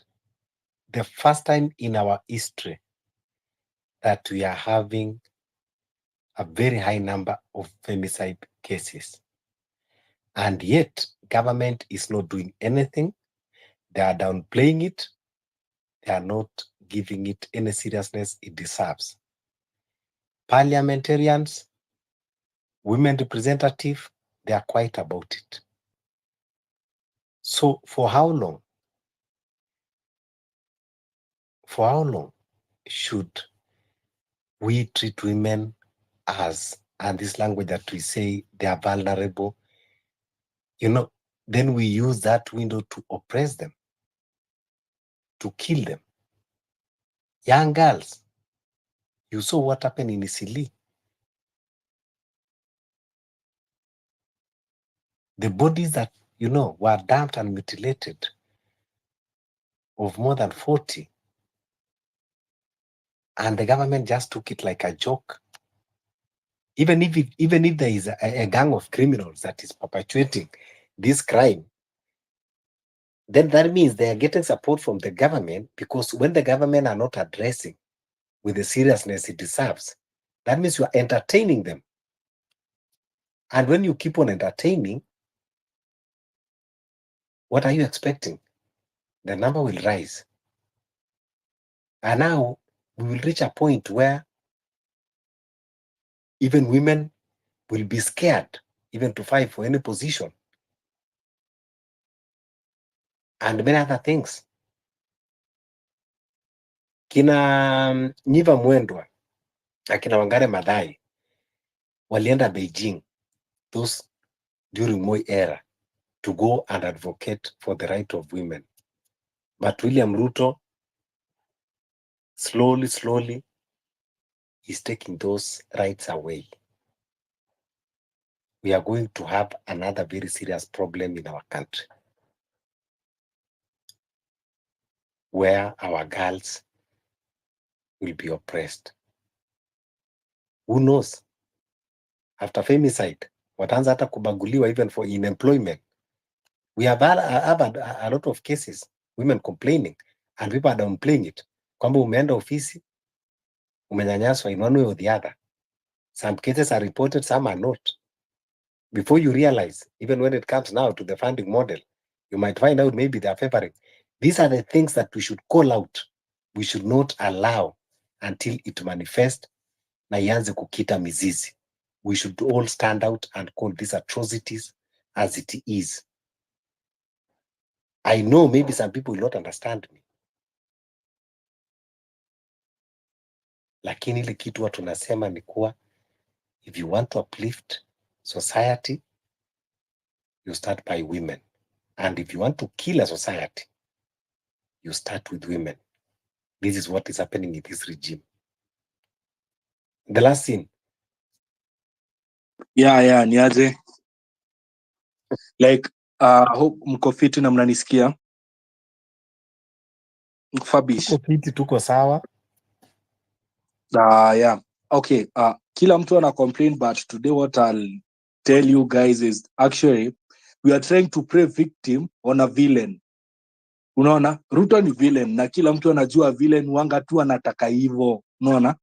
So unless now we stand up and we fight, hakuna any other way. And right now sijui mbona tulisema 11/11 tunafaa tu occupy Safaricom shops zote. Na sioni hizo hashtag. Kila mtu ako hapa, let's start with us wenye tuna believe in ourselves. We ukipost kitu like chukua tu upload ama ni download picture ya Safaricom, una post text unasema occupy Safaricom shop. Let's that be our hashtag is from today. So atuache kusema like tutatokea ndiye tatuaratu watu wengine, acha ikuwe memo. We ukipost hata ukiongea story the lady mwenye alipotea, una hashtag occupy Safaricom shops zote, na tutaenda huko fun. Unacheki, and I don't know what really happening every time when on a space mi napata tu nimetoka and my network iko fiti, hata nimejaribu even kudownload something naona iko na speed. I don't know what's happening on X. Lakini that's why nasema like tuache kushinda tukicheza victim na tuache kushinda tukiilia of wasted time. Right now is the time you're supposed to wake up. Kama ni 11/11 kuna watu wanafaa kuwa wakitengeneza poster wakisema tuna occupy Nairobi. Zinatengenezwa by kesho zitakuwa ready. Yeah, so na si ati occupy ati Nairobi pekee my friend. Tunafaa tu occupy kama kuna za Embu, kama kuna za Nairobi, like all counties zinafaa zijue tunaenda kuvamia na tunawapea the strategy. They are here calling out for a strategy. Tunaanza hapo. Unaona, kutoka hapo tutaanza sasa kupeana, because actually tukila villain you really need to send a villain. Na kama uja check in a movie villain wanga like hero ndo wanga ana win, lakini in real life we all know like villain ndo wanga ana win. So and the second thing you know, like villain are not like born, villain and created. Unacheki, and kila mtu ako hapa, weji consider villain, usiji consider ati hero. We si hero, we ni villain. Unacheki, like now I say yani unless we do that hakuna any other way tunaweza win. Ni hivyo tu, unaona. So weka uko hapo, usiseme sijui tunatokea peaceful, the time of peaceful ishaisha. Right now tunafaa tu hashtag. We ukipost anything kama unanisikia, make sure una hashtag Safaricom, occupy Safaricom shops on date 11. Acha hiyo ikuwe memories from now, because actually the last time actually I talked about something sikuona any hashtag, but sahi we start with that, watu wataanza kureflect, people will start posting it, and that's what we really need right now. We ukiingia Facebook, ukiingia status, actually I've been doing that. Si ati naongea kitu haiko, mi nimekuwa tu niki hashtag every post na make tuna hashtag. The second thing nilikuwa nataka kusema Fabish, tuliambiwa place hao watu wanakaa au wenye wanatu abduct, so tunafaa tufike huko, and I'm very sure tukienda huko the media will follow us, unaona. So tunafaa tuende kwa hizo places zenye zilitajwa, tuende tujue like ni akina nani. We need to face them. Hawatakuwa wanatukujia because when they want us they are coming us kwa nyumba zetu, but right now we need them. Tunafaa tuende kwao. Msiogope manze, like we are not here like to make a coward move. Unacheki, tushaambiwa sijui kuna wenye wako Karen, sijui wengine wako wapi. Sasa si tupate yani the exact location tuwaende. Juu like hatutashinda huku ati tuking'ang'ana tukiimba the same song.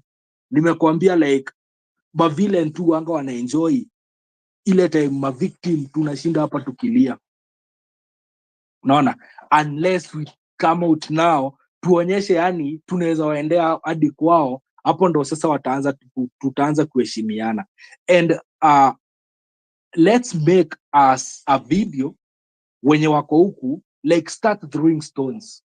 unajua like if we start with us at least hao wengine watatufollow, but hatuwezi kuwa tuko hapa. Na mimi nimesema if that thing happens on my side, honestly speaking, like I like being anonymous, unaona, lakini I'll be the first one to throw the stones. Juu watu wale wengi wanangojanga hivyo, hatutangoja hiyo Kerea, hatutangoja. And the last time it happened very well. Kuna video ili circulate back in the days like a few months ago, 2 or 1.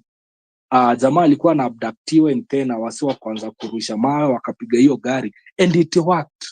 Unaona, what we just need is unity na one courageous man. Na me I'm so convinced hata kama wanaweza tumia hizo silaha hawezi tumia kwa kila mtu, unaona. So that's why nasema like we really need to fight Fabish. Na nimesema like let's set an example to Safaricom shop. Wenye hawana simu hatujaenda huko ku have fun. Unacheki, hatujaenda huko ku have fun. We upgrade your phone. Unaona, because actually hao watu wanafanya watu wetu wakujio. Even I when I'm talking like this, Fabish nilikuchat last time na nikakwambia after every space mimi najipatanga nimetextiwa. Unaona, but mimi napenda tu ku stay low. Lakini right now we first need to deal with Safaricom. Na nimewaambia the reason why we are supposed to attack Safaricom, na hope mnanisikia, because actually I have been having a network problem nikiwa space. Fabish. Oe. Yes, listen.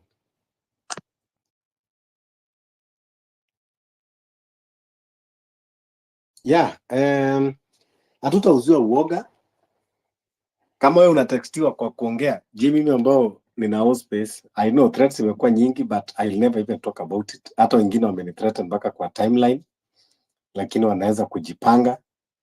Anonymous messages zinakujaga, hata siku hizi nimechoka kuzisoma. Wengine wananiambia sijui unajifanya wewe ndio unajua kuliko kila mtu Kenya, utajipata sijui river gani, but we don't care hizo threats. Kama wanajua kwamba we are not creating any impact, why are they concerned? Why are they sending the threats? So hii hata si kitu ambayo inaweza kututisha. We'll continue talking, we'll continue speaking. So yes, 11/11 is looming. Many atrocities are happening in our country. We are living in a failed state. That is the reality. The core mandate of every government in this world is not to collect tax. It is not to, oversee the project. But the core mandate is to protect the lives of its citizens and their property. And any time that they fail to do that, they have lost the mandate and they stand to be illegitimate. Illegitimacy is not only on the election, it is actually in the mandate, how they are executing it. But this regime, it does not recognize the constitution. They operate. Ruto anaoperate Kenya bila anaoperate shamba yake Sugoi. Anaoperate Kenya bila anaoperate ile nyumba yake ya kuku Sugoi. Anafikiria kwamba Kenya ni kama hiyo shamba yake. That is why amenunua parliament, judiciary mali tulikuwa tunategemea kidogo, vile inakaa, vile wana behave, by their actions, ni kuwa pia wameingia katika mfuko wa William Ruto. Kenyans are left with nobody. William Ruto has become omnipresent. You can feel him everywhere. In these spaces, you can feel his presence. That is why when you go to the spaces, he has unleashed his agents. They are roaming everywhere, joining us like speakers, like people who are with us. Some are even hosting spaces, pretending to talk like us, but we know from their behavior wengine wanakuja wakitengeneza ma content, and that is why we keep on derailing. We cannot come with solution because tunaambiwa because this big week lazima aongee. Si Wakenya wote wanaweza kuwa jinga, maybe very few. Fabish. Yes, lastly, will drop. Oh, I'm sorry for cutting you short. That's when nilikuwa nasema 99% hizo shop zote za Safaricom ujue ni venye wamerent.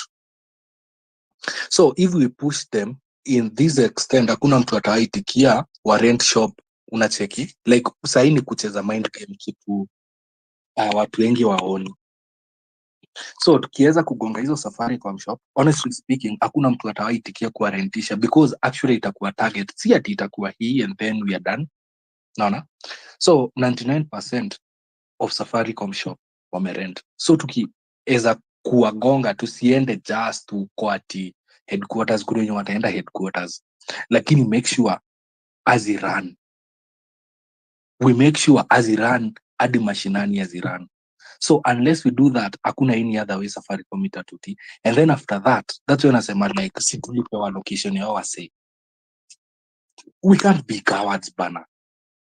Unaona, tunafaa tuende to protest hapo kwao, like, and I'm very sure even hizi media zimebaiwa, they will come to cover up the story because actually they are looking for something yenye watakuwa wanashika the government with. Unacheki? So when we storm Safaricom, mjue all Safaricom like shops zenye wamerent wataambiwa watoe vitu zao because hakuna mtu atarisk nyumba yake ichomwe juu ya pesa yenye haiko. Unacheki? Na ukacheck 99% zinakuanga big buildings. Sijui kama mnaona. So Fabish, make sure your hashtag occupy all Safaricom shop ina work. Everyone mwenye amenisikia leo, make sure hizo hashtags occupy Safaricom shops na hizo posters zinafaa kuwaka. Nakwambia like we just need to storm like 4, 5, 6, 7 na wenye nyumba tuambie tukiwa ndani, mkiendelea kuwarentisha tutachoma nyumba because you can't associate with killers who are coming to kill us. The first thing tutakuwa tumewaparalyze like huku mashinani, unacheki. Lakini kitu mimi nataka ni drawer. Unacheki hiyo drawer yenye wanakuwa wameweka pesa wenye wataenda kuchukua simu. Mimi nataka hiyo drawer ya do. That's what actually I'll say today. So muache kushinda mkilia. You can't be heroes. You need to be like a villain. As from now, yani hashtag occupy Safaricom shops. Posters zitoke, make sure ziko Facebook, ziko everywhere, like na ziko kama ni a certain county mnaandika kama ni Nairobi, occupy Nairobi all Safaricom shop, occupy Thika all Safaricom shops.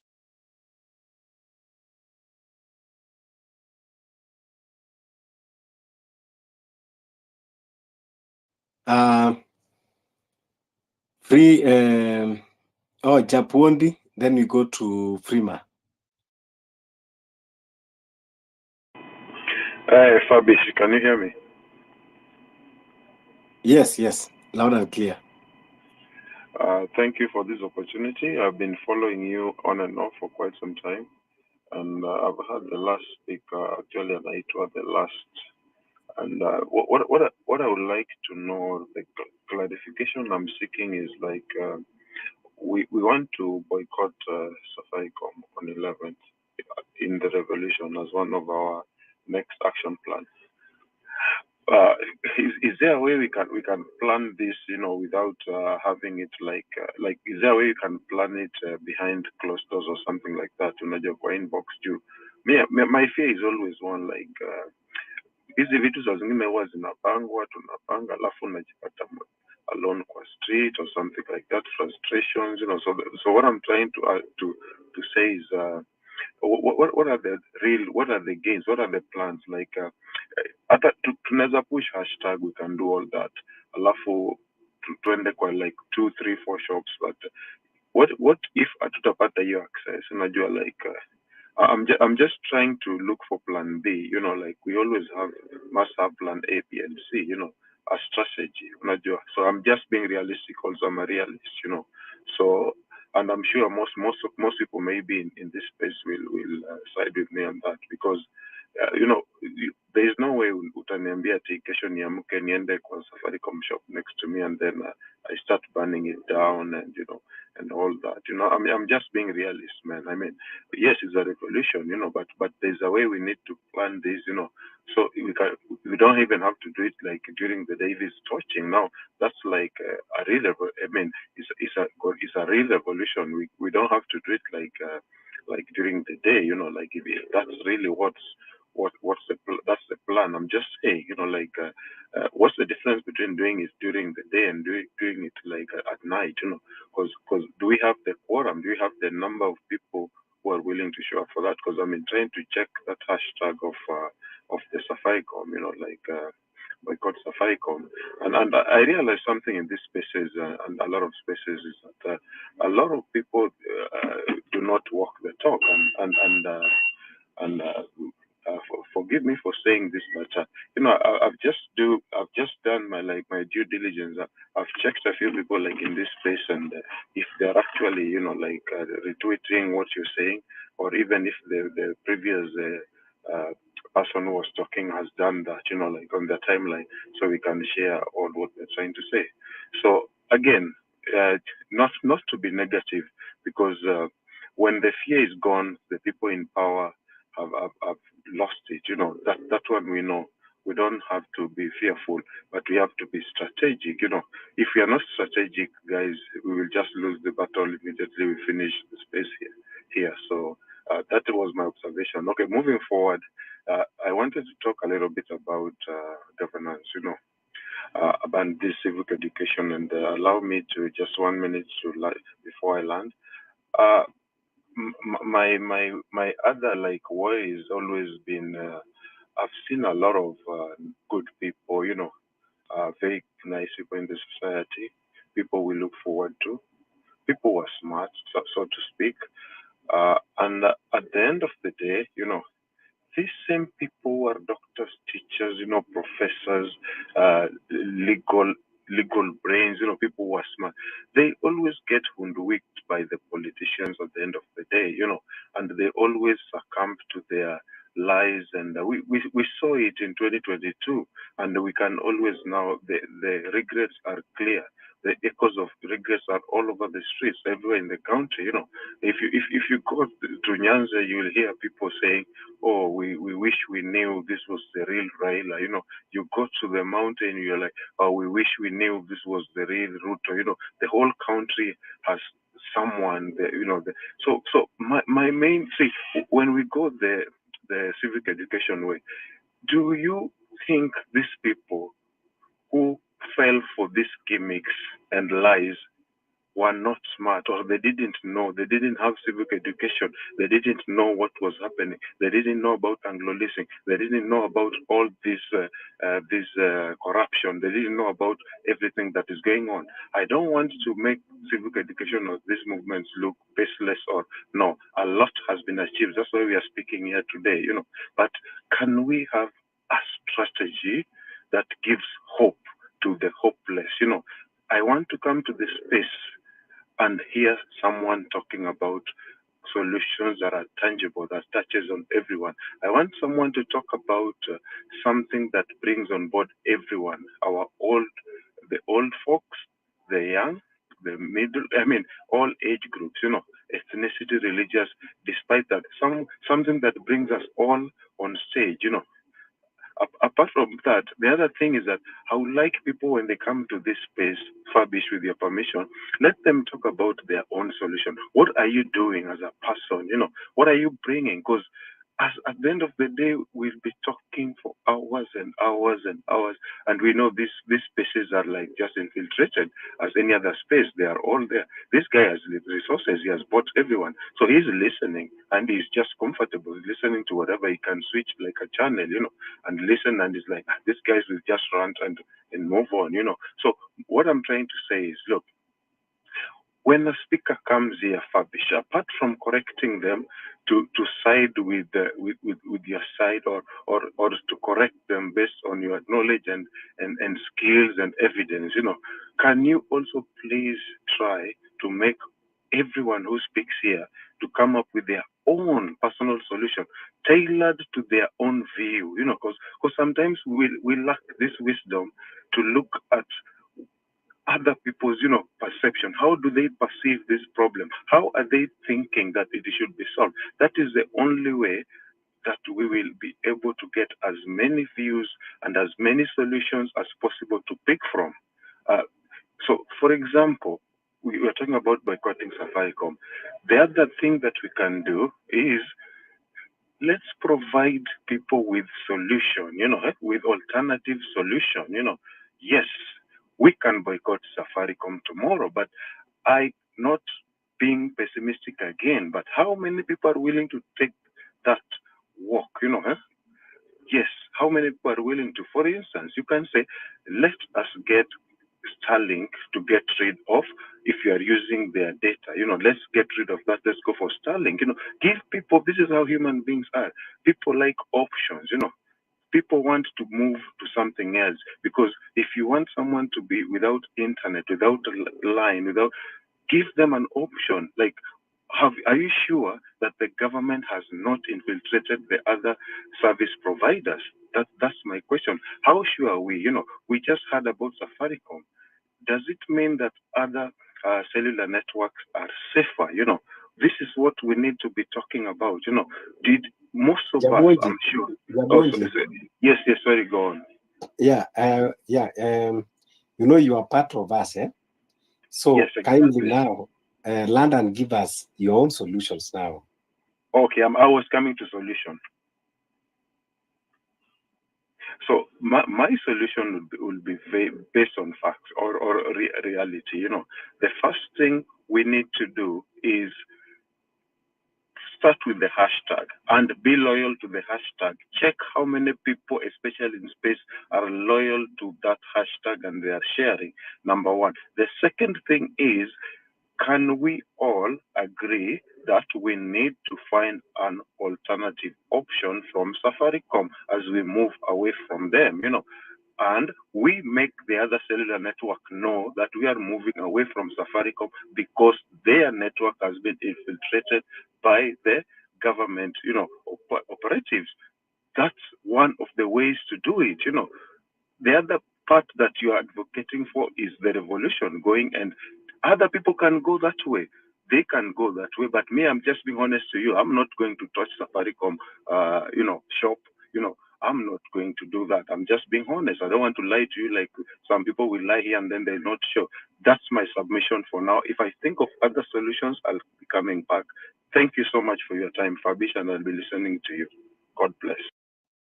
Jabonji, that was very, very great submission. Don't go anywhere. I think yes, first thing first, we need to push the hashtag. I also agree about, but I think there are other options that are very known to Kenyans that we don't need to tell someone because we cannot just come and do publicity of one company. And if people get out of Safaricom, they can have their choice. It is also good always, as a human beings to have always a alternative.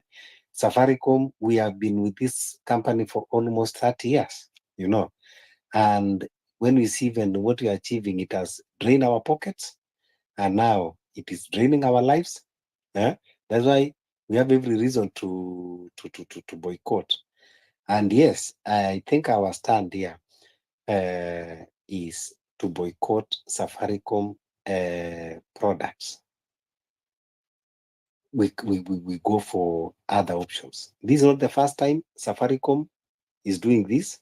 If you remember, I think it was in 2018 when Raila at that time, Safaricom was sabotaging the opposition, and also many people that time maybe they did not understand, but now it's coming clear what Raila was saying then. It is now manifesting, but even this time round, they are overdoing it because we normalized that time, and now, but even that time that we boycotted for that short period, they were really affected. And I want to just tell people that boycott is a very powerful tool. Remember, the CEO of Safaricom is an employee. He's not the owner of the company. So if he's the one that had been making decision of supporting the regime and all that, when the company will be affected, now the board will want to sit down, and I can tell you they can even sack the CEO, and the other that one will come, will have discipline. So if we push this hashtag and we be disciplined, as Japondi you are saying, like we reach maybe 100 million hashtag before that 11/11, we will have created a very huge impact. That action by itself, it will create a very huge impact. And remember, it is not only in Kenya. Safaricom have their development partners. And when this thing is going viral, some other companies that are doing business with Safaricom, they might even end up cutting deals with them because other companies don't want to be affected. So remember, Safaricom, as they have other companies that they are doing, business with, including even the people that supplying network to them. They might decide to say, no, we cannot continue, because if these people later find out that we are doing business with you, they might also end up sabotaging our companies also. So it will affect them immensely. So that action alone means a lot. So yes, we are starting the hashtag today, as we are waiting for posters tomorrow, and we will continue sharing the hashtag and sharing the posters. Yes, I want to put it clear that nobody should go and touch any building. Nobody should put fire on Safaricom. This boycotting is a first warning. Yes, we might decide to just write petitions and visit some of the offices and tell them that we are disgruntled, but we will not vandalize, so that it may not be looked like, we are not championing for this, but we are there to loot. So yes, but we'll occupy those offices of Safaricom, giving them petitions. That is within, yes, our rights. We are going to tell them. If they're going to shut down, well, they also would have helped us in amplifying the message. They're going to lose that day, and they're going to lose more. So that is one of the action that it is going to work. We will keep on identifying the companies that are doing business with this government. We will keep on identifying them, and we will keep on boycotting their products. Now they are bringing in JP Morgan. We know about BlackRock's. We are going to identify those products, and we are going to boycott, including Bill Gates. Anyone that is benefiting this regime, we are going to start boycotting the products. Hata ikifika ile siku tunasema tuna boycott whether ni products za America, hata kama including Coca-Cola, we can start boycotting. In fact, even the time that we start even boycotting Coca-Cola, it helps us even because we remain healthy. And remember, when we boycott and start tweeting about it, it is going to be affect the whole company, not only in Kenya, but even worldwide. So even this one for Safaricom is going to affect a lot in terms of their profit and even their partners, their other business partners. We go to Freema, then Sir John.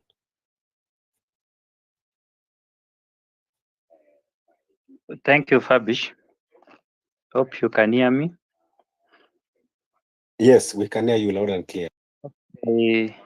I'm going to be brief. I don't want to repeat what other speakers have said. First, Thank you so much, Joe Bonj, for your contribution. Yeah, thanks for speaking our minds. You have talked of very important points there about walking the talk. Fabish, it is so interesting and ironical that majority of us, it's reality actually, we keep saying let us boycott Safaricom, but you are using bundles or services from that service provider to convey that message of boycotting Safaricom. Isn't it ironical? Like me, for instance, the last time I used Safaricom services, that's now the bundles and communicating calls and text messages, the last time was in June. Yes, I opted to Airtel because nilisema, why should I use services za company ambaye ina betray Kenyans? So mimi nataka wakati unasema tu boycott Safaricom, tukue kweli tuna walk the talk. Wewe mwenyewe unasema boycott, uwe unatumia other service lines from other service providers. Number 2, solutions. Let us talk of solutions. We have said let us boycott. What are the solutions? Joe Bonji said, what is, as a person who is focused on revolution, what are your solutions? Can you make your suggestion? Today in the morning, I found Safaricom. I reached Safaricom customer care to express my displeasure and disappointment concerning the abduction. And I asked them if they were aware of public outrage against the company. And the customer care agent told me she was not aware. I told her, you are the consumer of social media. You are not aware. She said she was not aware. So I told her, why are you providing information, personal information of your customers to the DCI? And the response was, say, it's not really true. She said that they only adhere or respect or obey the court orders. Ati those police officers the DCI wanawapelekea court orders, wapatiane information ya someone mwenye anataka kuwa arrested. That's how they work. So walikubali that wanapatiana information. So nikaambia it's okay, ni sawa basi. But sasa dawa ni, ndugu zangu, maoni yangu,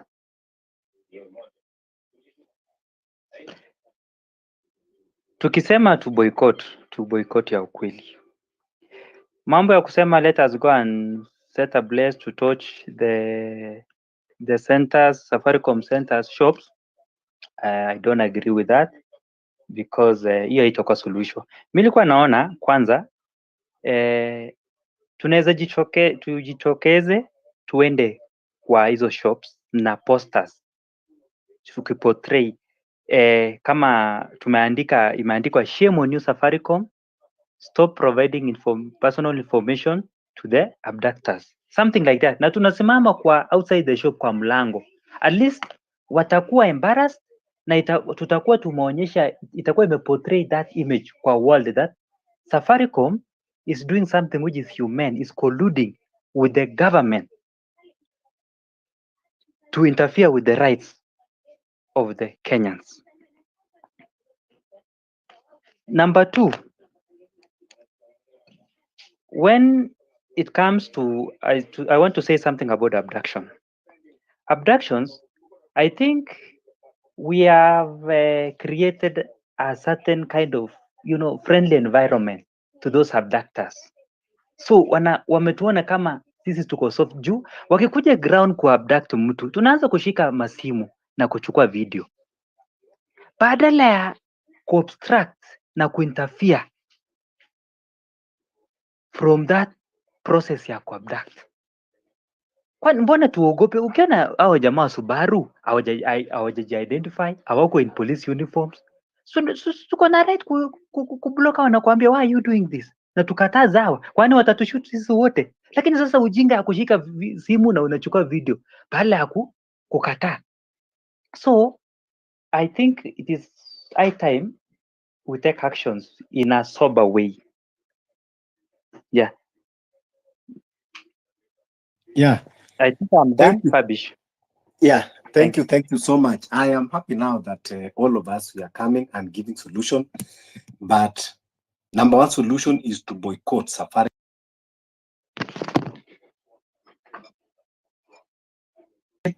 To push the hashtag even as we are waiting for the posters. So please, tunaanza push the hashtag boycott Safaricom. Then 11/11, yes, we are going to carry placards. We are going to those offices. We are going to tell them that we are not happy. Nobody is going to vandalize anyone's property. We are not for that. We are to bring change, and we are not there to destroy anyone's property. But the message, we will always make sure that we take to where it is needed. Kwa hivyo, Safaricom wametuonyesha middle finger. Tumejenga Safaricom with our sweats. Hata wametuibia mabundles unaweka ya 100 before hata wana waisha wameshafagia. Tumevumilia hizo zote, pesa wanatukata tukifanya transaction, but instead of supporting us and respecting us as clients, they are giving out our information, our privacy.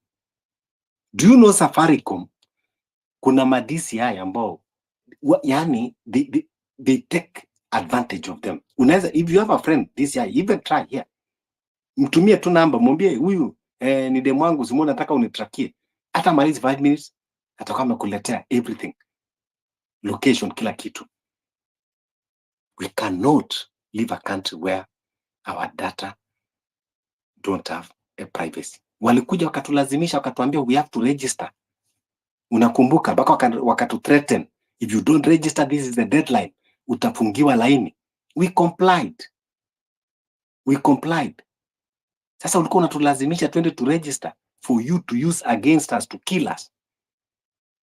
So I want to plead with you, any coin that you spend on Safaricom is like you are funding a murder somewhere, because hiyo pesa wanaenda wanapeana kwa oppressor, from oppressor wanatumia kwenda kutua. So indirectly ni kama umeparticipate. Mavri na Oko ndio wako abducted, lazima walitrack wakitumia Safaricom line.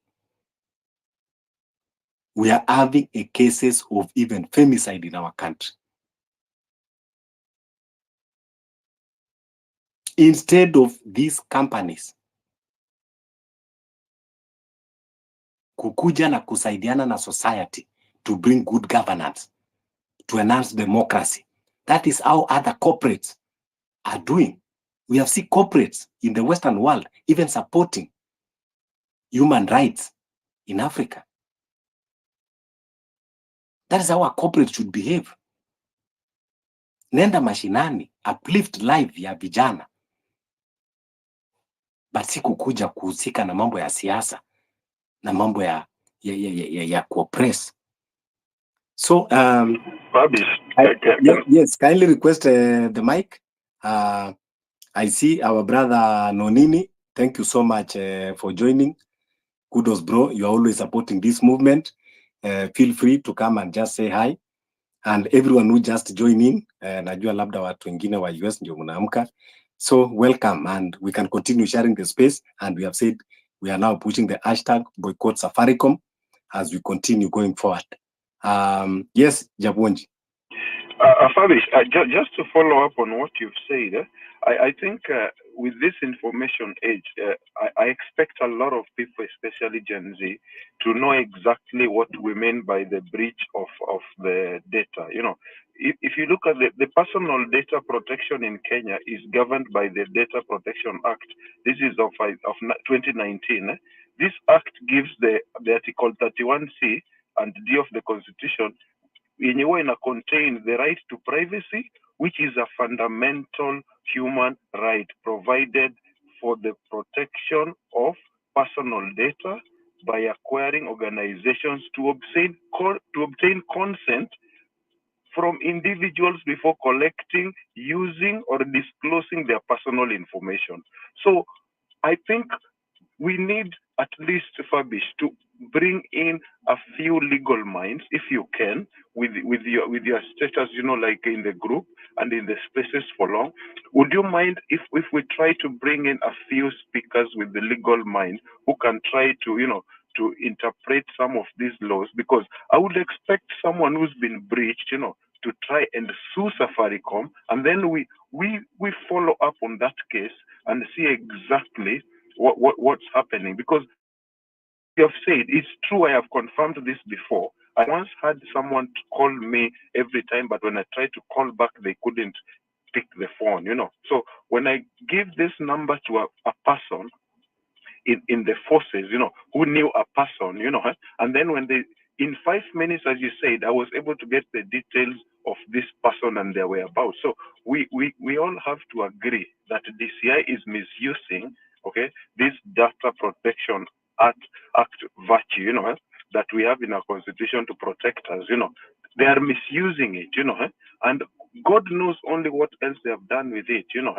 So we need to attract in. If you allow me, Fabish, I can try to reach out to 3 or 4 legal minds who can come in the space and try to, you know, to talk about it, you know, in legal, such that, for example, if you put your placard outside Safaricom shop on 11, and then the media houses like the CNN and BBC, they try to make a fool out of you, you should have at least the basic information, like your data is being infringed, you know, according to the Article 31C. I mean, you just need to sound like at least you know what we are talking about, because I don't expect you to go with the placards outside the Safaricom shop, and then when you are asked, then you start saying Safaricom killed someone. You know, I mean, these are allegations, but we just need to make sure that we follow along, and there's a little bit of civic education. Like when you start spaces like this, please give people some background information of which articles, you know, in the Constitution, and what is Safaricom doing wrong. There was no consent from the person who was involved, you know, the lawyer was not involved, and these people were being tracked. And you know, by the way, before I land, give me 30 seconds. I spoke with one of my friends who happens to be an ex-police officer. And he told, when I asked him about AOCO, you know, surprisingly, he told me that, listen, police are not supposed to abduct people. If AOCO was abducted, go and report to the police station. That's not our business. And actually, that is how they behave. They are showing us the middle finger. Like, guys, we didn't arrest anyone. He's not in any of our police station. So, as Boniface was saying the other day, there's a special collection of police officers, some from Kenya, and I understand that some are not even Kenyans, who have been tasked with that. You know, they have like a Nyayo house hidden somewhere, and this is exactly what they are doing. And the regular police officer has no idea, and they are being told, hii kesi ni ngumu. That's what they're being told. Hii usiingilie, don't talk about this. So I just wanted to highlight on that, and you can go on with the space. I will be listening. And Nonini, karibu sana. Yeah, karibu Nonini and everyone here. Kwanza Jabonji, Yes. we have discussed this before. Nilikuja nikapata a very credible information from a right source. If you remember, there was an IG, he's a retired of police, anaitwa Joseph Boynet. So Joseph Boynet is appointed to be a deputy security advisor, State House. Now Joseph Boynet ako State House, Then he created a kind of a parallel police force.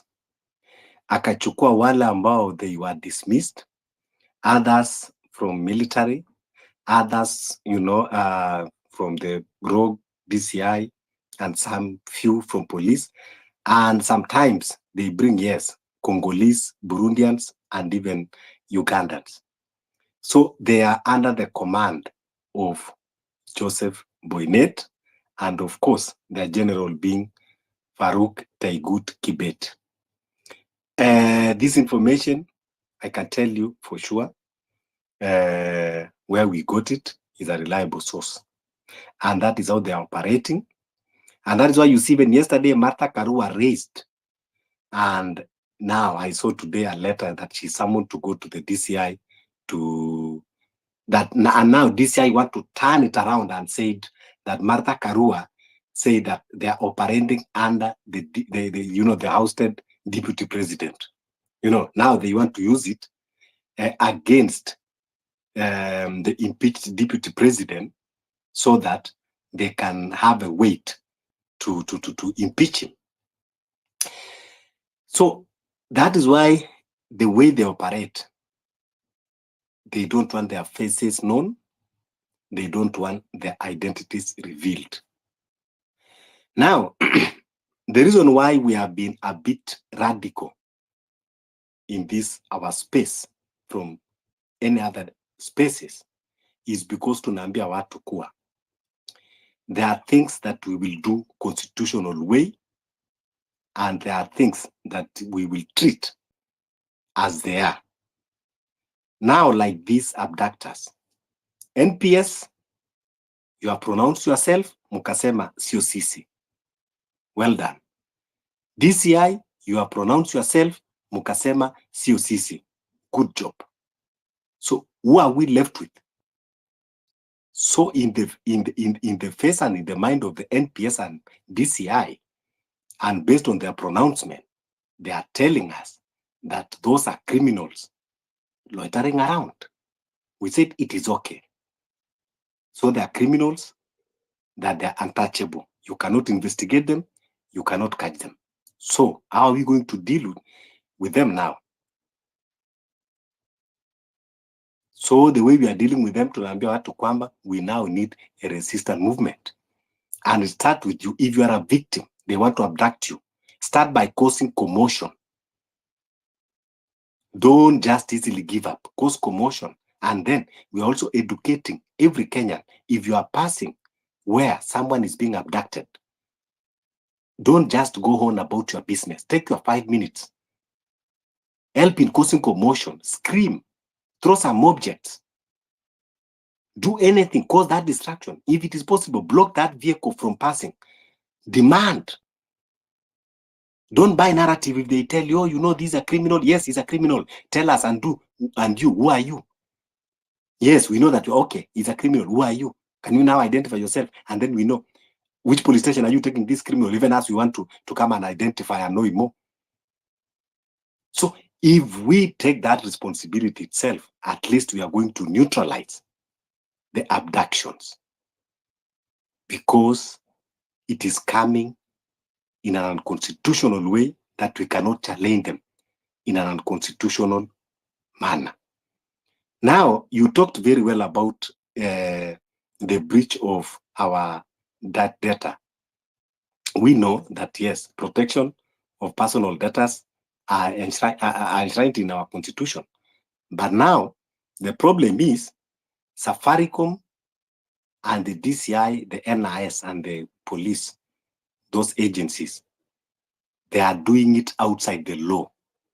Now, for us to take SAFARICOM cannot just and agree kuwa nilipatiana data za Fabish ndio waende arrest. Sababu they know that they are doing something outside the law, wataficha. Lakini ukweli ni kuwa some things are very logic, that for police to track me, to track my number, wewe ndio umempatia my details. So that is why tunasema kwamba we are not going for a legal battle now kwa koti, but we are going to the streets and we are going to give the message placards to tell them that stop killing us. Stop giving out our privacy for us to be killed. They might deny in front of the cameras, but deep down in their hearts, they know. Any person who reasons very well, they will know, yes, they are doing it, and Safaricom, they will be ashamed. When we do this, it is also one way, because one way now of revolution is also economic revolution. We need to bring those people that are supporting this regime by funding them. We need to sabotage those businesses to bring it down. One is Safaricom. We'll continue identifying. We see wamelete JB Morgan. JB Morgan, tunajua kuhusu BlackRock and Vanguard. We want to know the products. Tunaanza pia kuboycott. Hata if it means kwamba the whole America wanaanza kusupport William Ruto, tunaweza amua kwamba we are boycotting American products. Baka white man, that lady embassy, aondoke. When we boycott like Coca-Cola and we start posting the hashtag, baka ifikie mahali ambao tumefikia karibu Mavrika huko 400 million. It will not only affect Coca-Cola in Kenya, but it's going to affect nearly worldwide. So the better way also for doing this revolution is sabotaging the economy of those people that are working with our oppressors. These are doable. Haitaji hata kusumbwana na mtu sana. Just need information and we amplify. So when we are saying we are going to do civic education, we are tired of going and do civic education, kwenda kuambia wamama vijijini about the bills and about what and about what. We need those things that can be put into actions.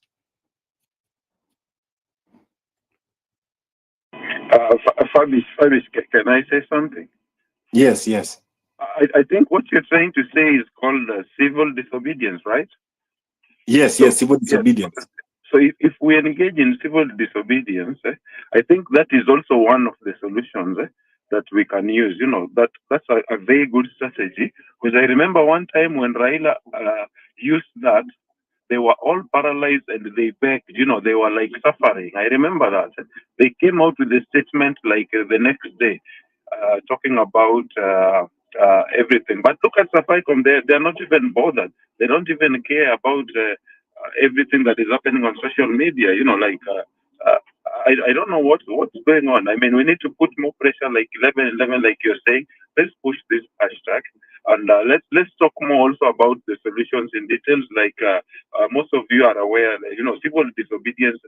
This is like when you are actively and professionally, you refuse. You know, you refuse to obey like certain laws. You know, you refuse like to be arrested. You refuse to take orders. You know, or commands by government. You know.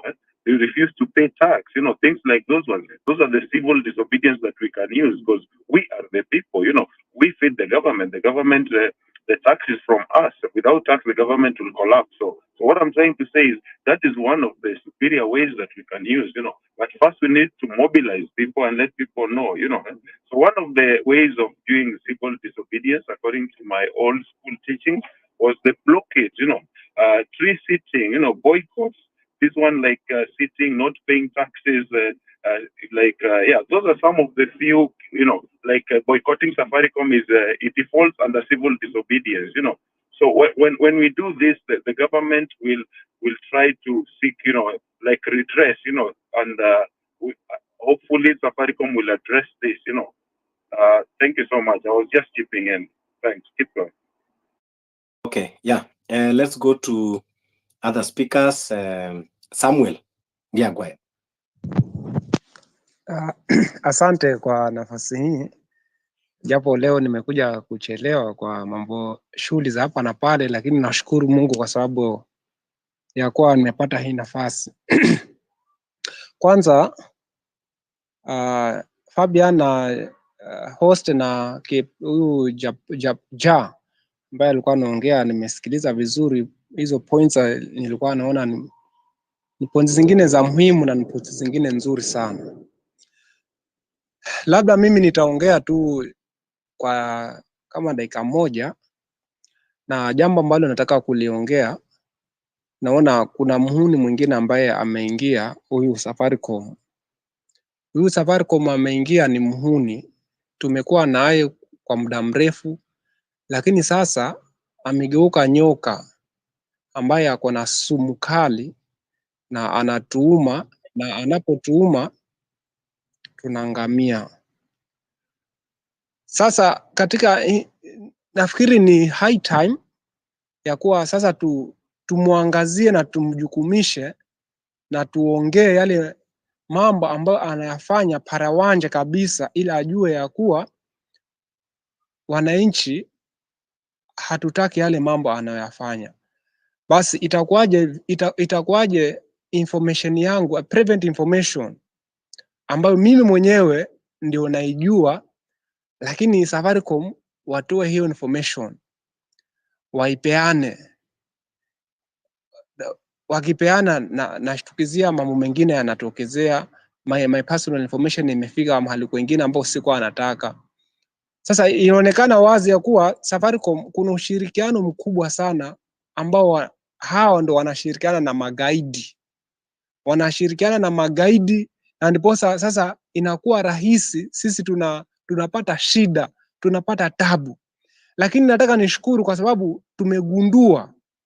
tumegundua kuwa kuna huu jambazi sugu ambaye ndiye anatulemeza na anasponsor watu waje watumalize. Anasponsor watu tena kupitia pesa zetu, kupitia data zetu tunazoweka. Unaweka data hizi, kesho zimeisha, hata umeongea tu umeweka credit ya 10 bob, dakika 2 hiyo wanaiba hizo pesa zetu. Wanaiba tena hizo pesa zetu ndo zinatuua sisi wenyewe. Nataka nisikie, nimesikia uchungu wakati nasikiliza hizo points ambazo zilikuwa zinaongelewa na maspika wote ambao wameongea. Ni points ambazo zinatufanyisha sasa sisi tuamke na tulikemee hili lishetani, kwa sababu hili ni lishetani, huyu ni shetani na anatusambaratisha na anatuua. Tumkemee, kwa sababu sasa hata tukielezea watu, tukiendelea kwenda kwa vijijini tukiambia watu hiyo muda wa kufanya hayo mambo, tunapoenda tukiendelea tukiongea na mambo yanazidi kuwa yanaharibika. Watu wanazidi kuuawa kila siku, watu wanazidi kukufa kila siku. Hawa masponsor ambao wanasponsor ugaidi, hawa kina Safaricom wanaendelea kusponsor, wanaendelea kusaidia watu kupata information zetu, wanaendelea kutoa information zetu bila idhini yetu. Sheria yenyewe inakataa, lakini hao wanaenda wanakeuka na wanatuua. Sasa mimi nataka nimalize kusema hivi. Nyoka anapoingia ndani ya nyumba yako, kuna watoto wako pale kwa nyumba, na nyoka ameingia ndani ya hiyo nyumba ambao wewe unalala. Utafanya nini? Je, utatoroka uache hiyo nyumba hapo, wewe utoroke uende kwa jirani? Utalala huko kwa jirani? Kitu utafanya, the best way ni uangalie wewe utadili naye vipi ule nyoka ambaye ameingia katika nyumba yako. Ni nyoka mkubwa, ni akona sumu kali, ama ni nyoka aina gani? Lakini kadi ameingia kwa nyumba yako ulioijenga mwenyewe na mikono yako, inakubidi uhakikishe ya kuwa yule nyoka either umemua ama umechoma tairi ama pilipili. Ule nyoka umehakikisha, umeconfirm that snake is not around, ndio wewe ukuwe na peace, ukuwe na amani. Hili li Safaricom ama hii Safaricom, huyu shetani, huyu Safaricom, huyu nyoka ambaye ameingia kwa hemaya zetu na anatuua, lazima tudili naye thorough kabisa, ili hatimaye tukaweze kumpoteza ama tukaweze kumtoa yale makali ambayo ako nayo.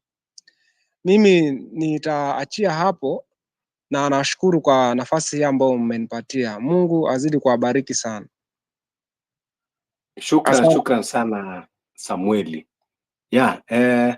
Kama ulivyosema ni kuwa nyoka akiingia kwako ni kupambana naye, na wakati unapambana naye hakikisha umemgonga kichwa, kwa kuwa ukimgonga mkia utakuwa umempandisha hasira, na bila shaka hawezi kutulia mpaka saa zile atakung'ata, ndio hasira zake zinaweza kupungua.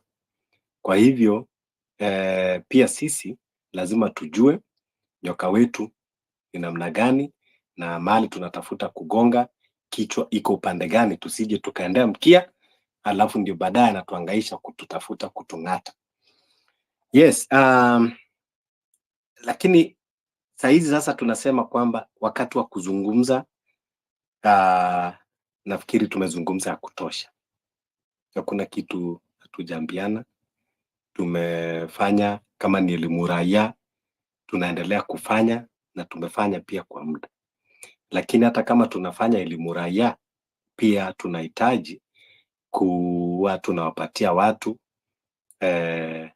ni vipi tunaweza kuwa na tiba.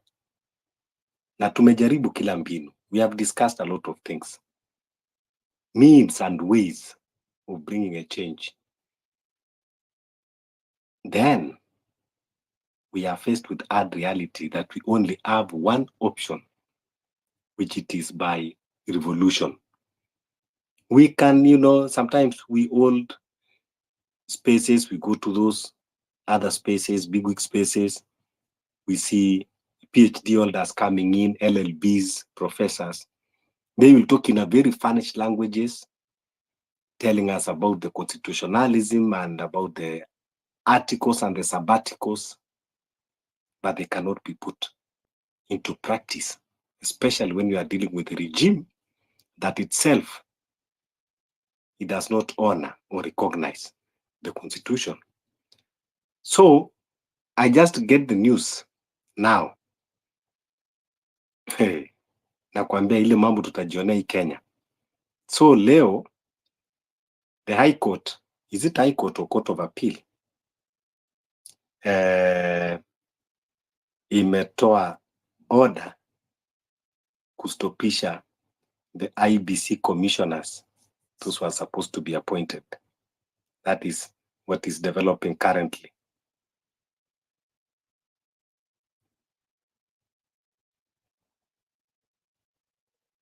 Yeah, High Court stops the appointment of new IBC officials. So bado safari ni ndefu. We don't know who is playing behind. The systems are rotten to the core. Kidogo tulikuwa tumebakiwa na hiyo ilikuwa inaning'inia, but now tulikuwa tuna doubt kidogo whether bado inatusaidia, but now I think we are now convinced that yes, indeed Kenyans, we are left alone. So let's continue having this conversation and let's push the hashtag 1111 2024. It should be the beginning of a new wave of revolution. Boycott Safaricom fast. Boycotting Safaricom is not only for hashtag, but it is supposed to be reality. Kama unatumia line ya Safaricom, anza kufanya research, uangalie unataka kutumia which service provider. In essence, hata Safaricom imekuwa iko expensive for no reason, even wanatupatia poor services. Let's boycott it. It is the civic duty.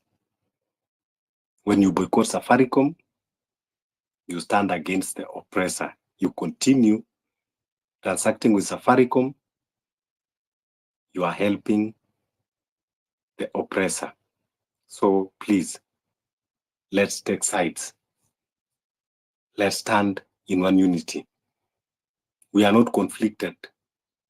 Sisi hatuna Safaricom, hatuna business ambao inatoshana Safaricom, museme kwamba ati maybe because we want to compete. No, we don't have anything against Safaricom, but tunapigania to preserve our lives. Malia, do you have anything you need to add? And please, kama uko hapa, listeners request the mic. Just come, we need collective voices. Nonini, unaweza kuja hata ukatusalimia, at least ukatuchangamsha kidogo. umekuwa unatupatia energy katika hizi movement. Umetuchangamsha na Gengetones kwa muda mrefu, na uko pia katika kutusaidia movement, vile tunajua kwamba nyinyi ndio kioo ya jamii, you are our mirror. We appreciate you bro. So kuja hata at least utusalimie kidogo, then wengine request the mic tuweze tu kusalimiana. Tell us one word, what do you think we need to do? Even just one. We need collective voices in the movement.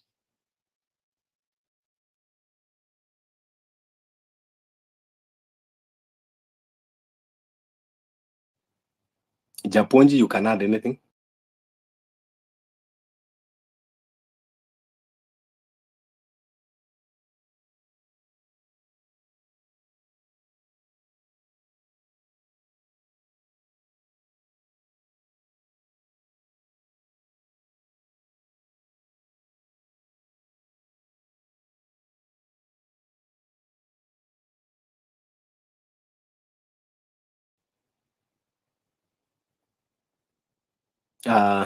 Japonji, are you still there?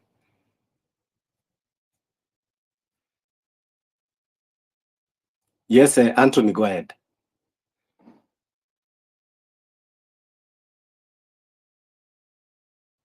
Go ahead, Anthony.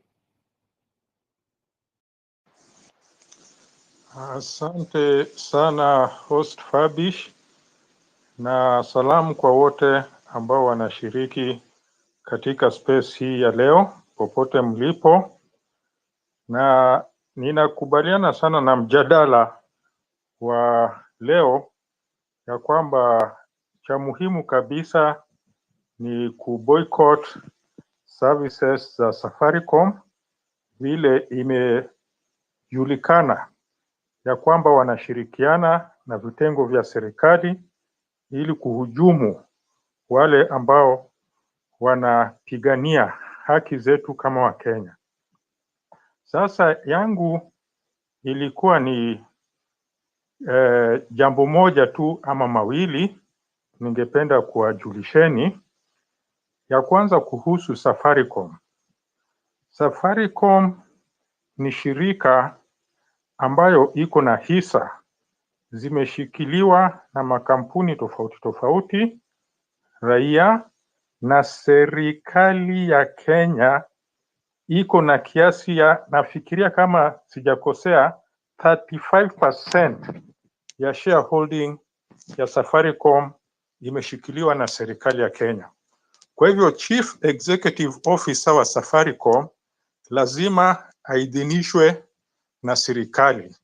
Hata chairman wa Safaricom lazima aidhinishwe na serikali, na hiyo ndio sababu serikali inafanya vile inavyotaka kufanya na Safaricom. Hakuna mtu anaweza kuwapinga. Sasa sisi, ingawaje ni kampuni yetu, tunaweza tukaileta down on its knees, na vile mwito umeitoa hapo hivyo, lazima tuisambaze kabisa. Let us start migrating out of Safaricom. Hizo Airtel na Avenue zote ambazo zina function vizuri kabisa. Unaweza ukatransact pesa, unaweza ukafanya chochote ambacho unachotaka kutumia Airtel. Na tusichukue hii kama movement motion ya mwezi moja au mwezi miwili. Iwe ni systematic for as long as it lasts. Iwe ni mwezi mitatu, misita, mwaka mzima, to migrate.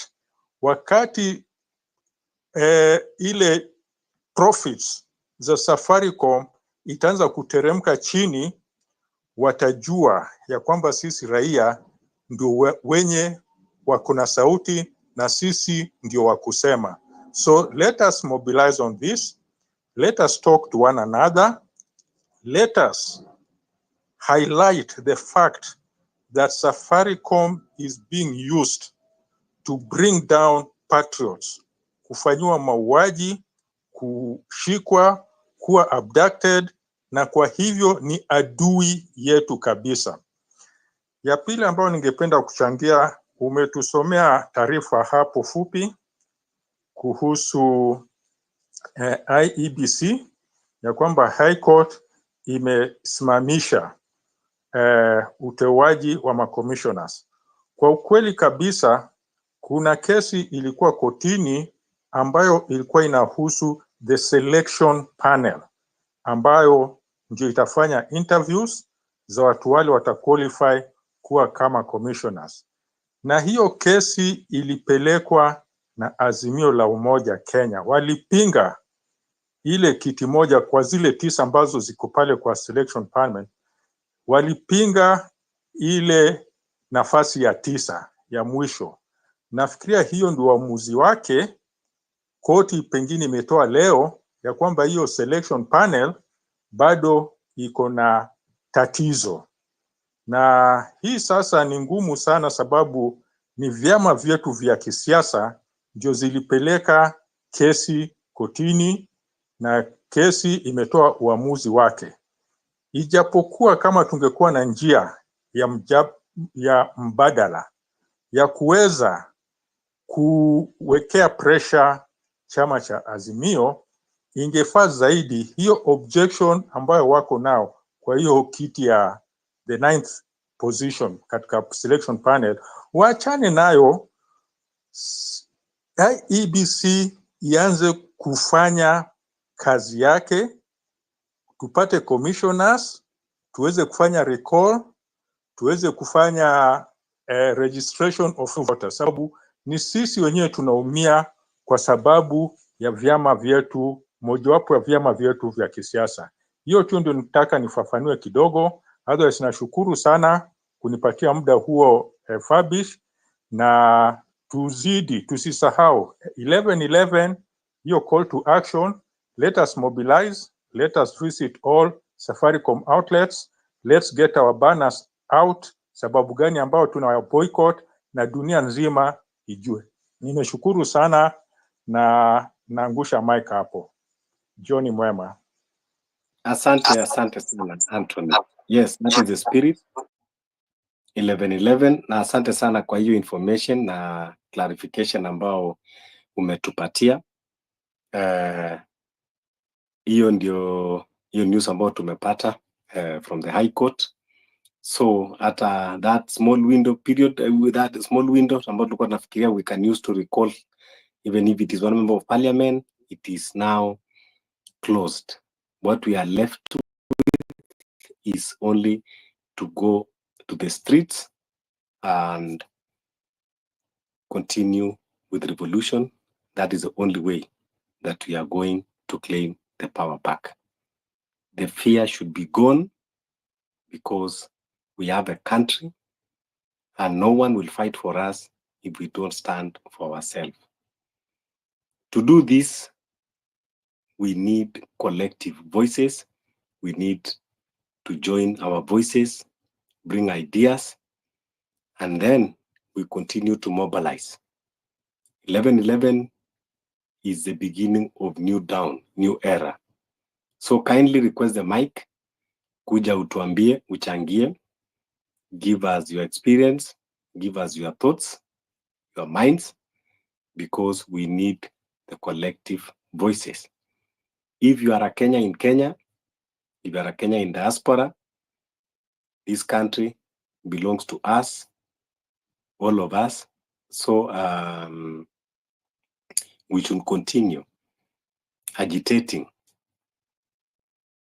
and say no to oppression, kidnappings, abductions, femicide that is happening in our country. Today, there was a report from the DCI that in the last 3 months, 97 women and girls were killed. 97.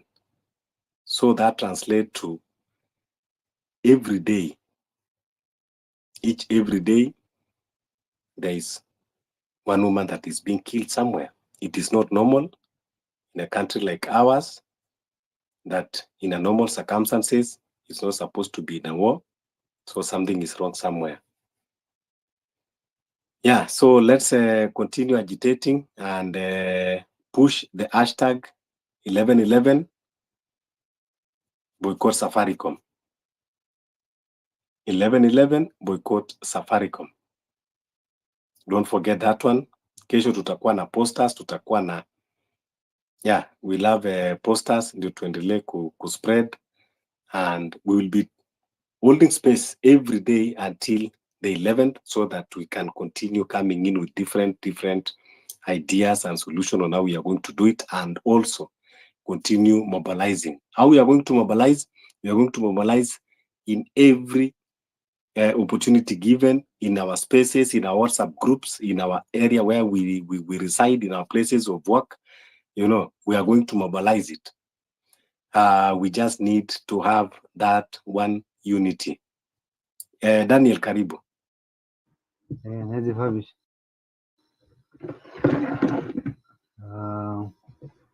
Glad you guys giving the space, the mic.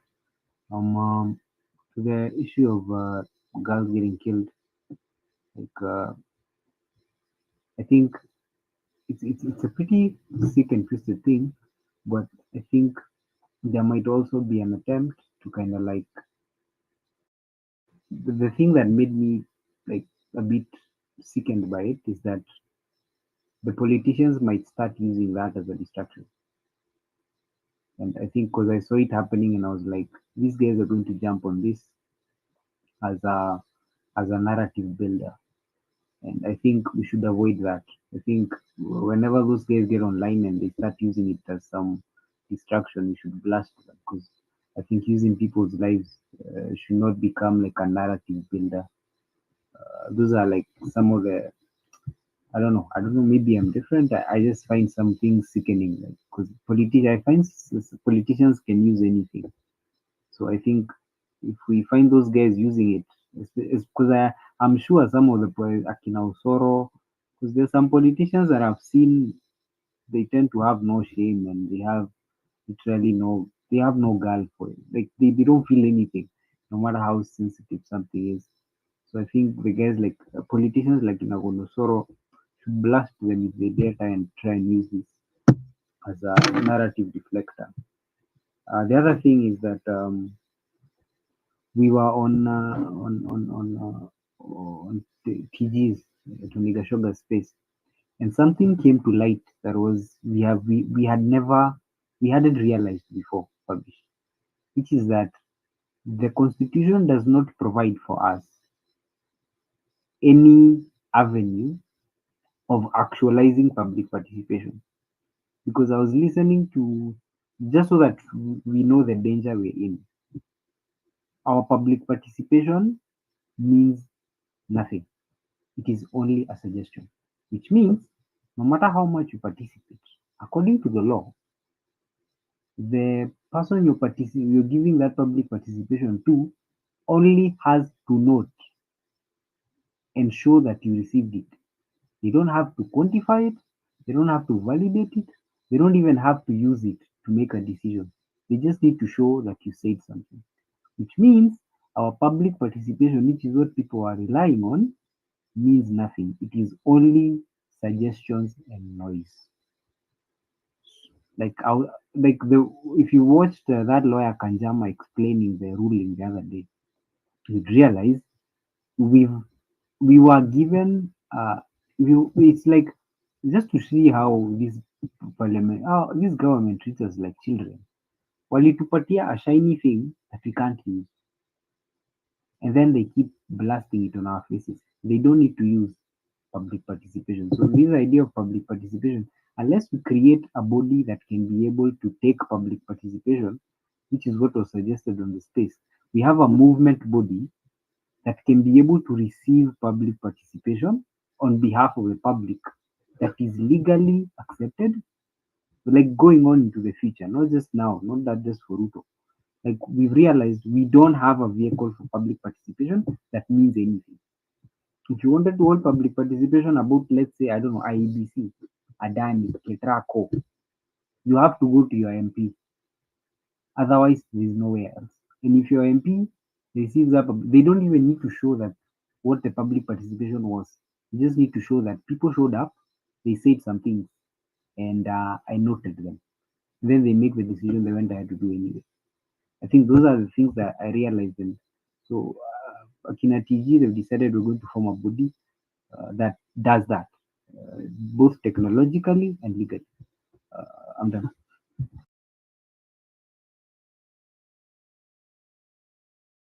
Yeah, thank you. Asante sana. Yes, Anthony. Asante sana Fabish kunipatia mic mara nyingine.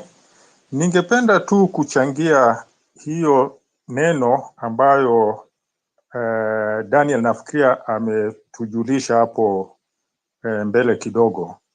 Hii ni kuhusu public participation. Kisheria, kusema ukweli, katika katiba 2010 raia tulipewa hiyo nafasi muhimu kabisa ya kwamba hakuna chochote ambacho kinaweza kikapitishwa bungeni kama sheria bila ya sisi kuhusishwa. Shida ni moja tu, sababu katiba iko broad. Ikishapitishwa katiba, inatakikana regulations zipitishwe na bunge ambazo zinatakikana zingilie kwa undani public participation itafanywa kwa njia gani na matokeo yake itatumiwa kwa njia gani. Hiyo ndio kitu ambacho kinakosa. The law katika katiba iko, lakini regulations ya implement ndinakosekana. Ni kama ile 2/3 gender rule ambayo inasema kiasi fulani ya wabunge ama ambao wanaajiriwa na shirika vya serikali, sehemu fulani iwe wa baba, sehemu fulani wa mama. Iko katika katiba, lakini ile regulation ambayo ina guide kuimplement ndinakosea. Kwa hivyo jukumu letu kama wananchi ambao tunaadhirika na ukosefu ya hizi regulations ni nini? We must put pressure on our parliamentarians. Ikiwa tutafikia wakati wowote wa uchaguzi kama hawajatimiza regulations ambazo zinatupatia nafasi ile ya kiwazi, njia ile maono yetu itachukuliwa na vile hiyo ndio itakuwa inaongoza utekelezaji wa activities zote katika bunge, tuwaonyeshe njia waende nje. So we must take a strong stand against our parliamentary leaders so that regulations are enacted and which place we the people at the top of all the activities of parliament so that whatever it is they want to do, when we do public participation, it becomes clear that these are mandatory. They are not just advisory. Vile ambavyo itatoka kwa public participation itawabidi ya kwamba waifuatilie. Hiyo ndio clarification nilitaka niongezee tu hapo juu ya mambo ya public participation. Asante sana Fabish. Yeah, asante. Karibu wakati wowote. Usikae na hizo ideas uko nazo, maanake hizo ndio tunahitaji.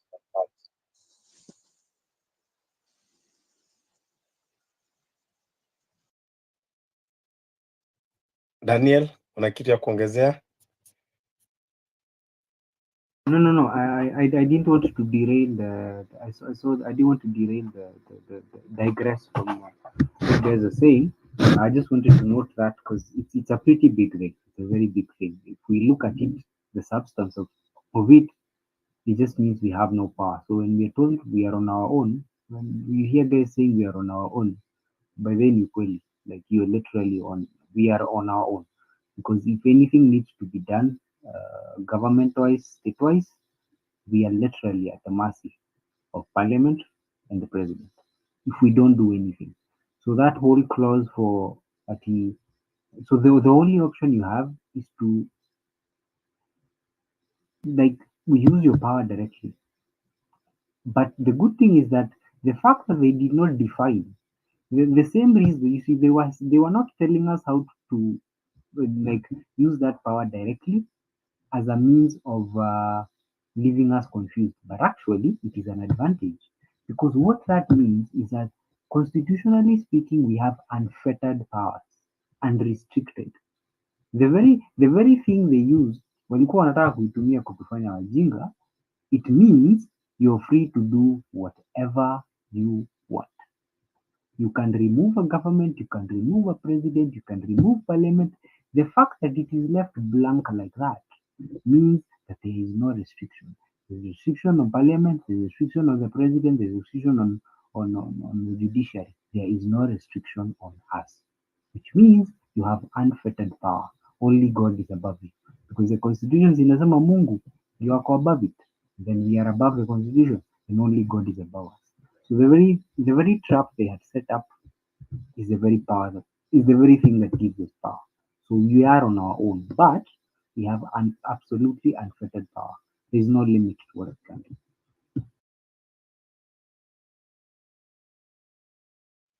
Thank you, Daniel. Calvin.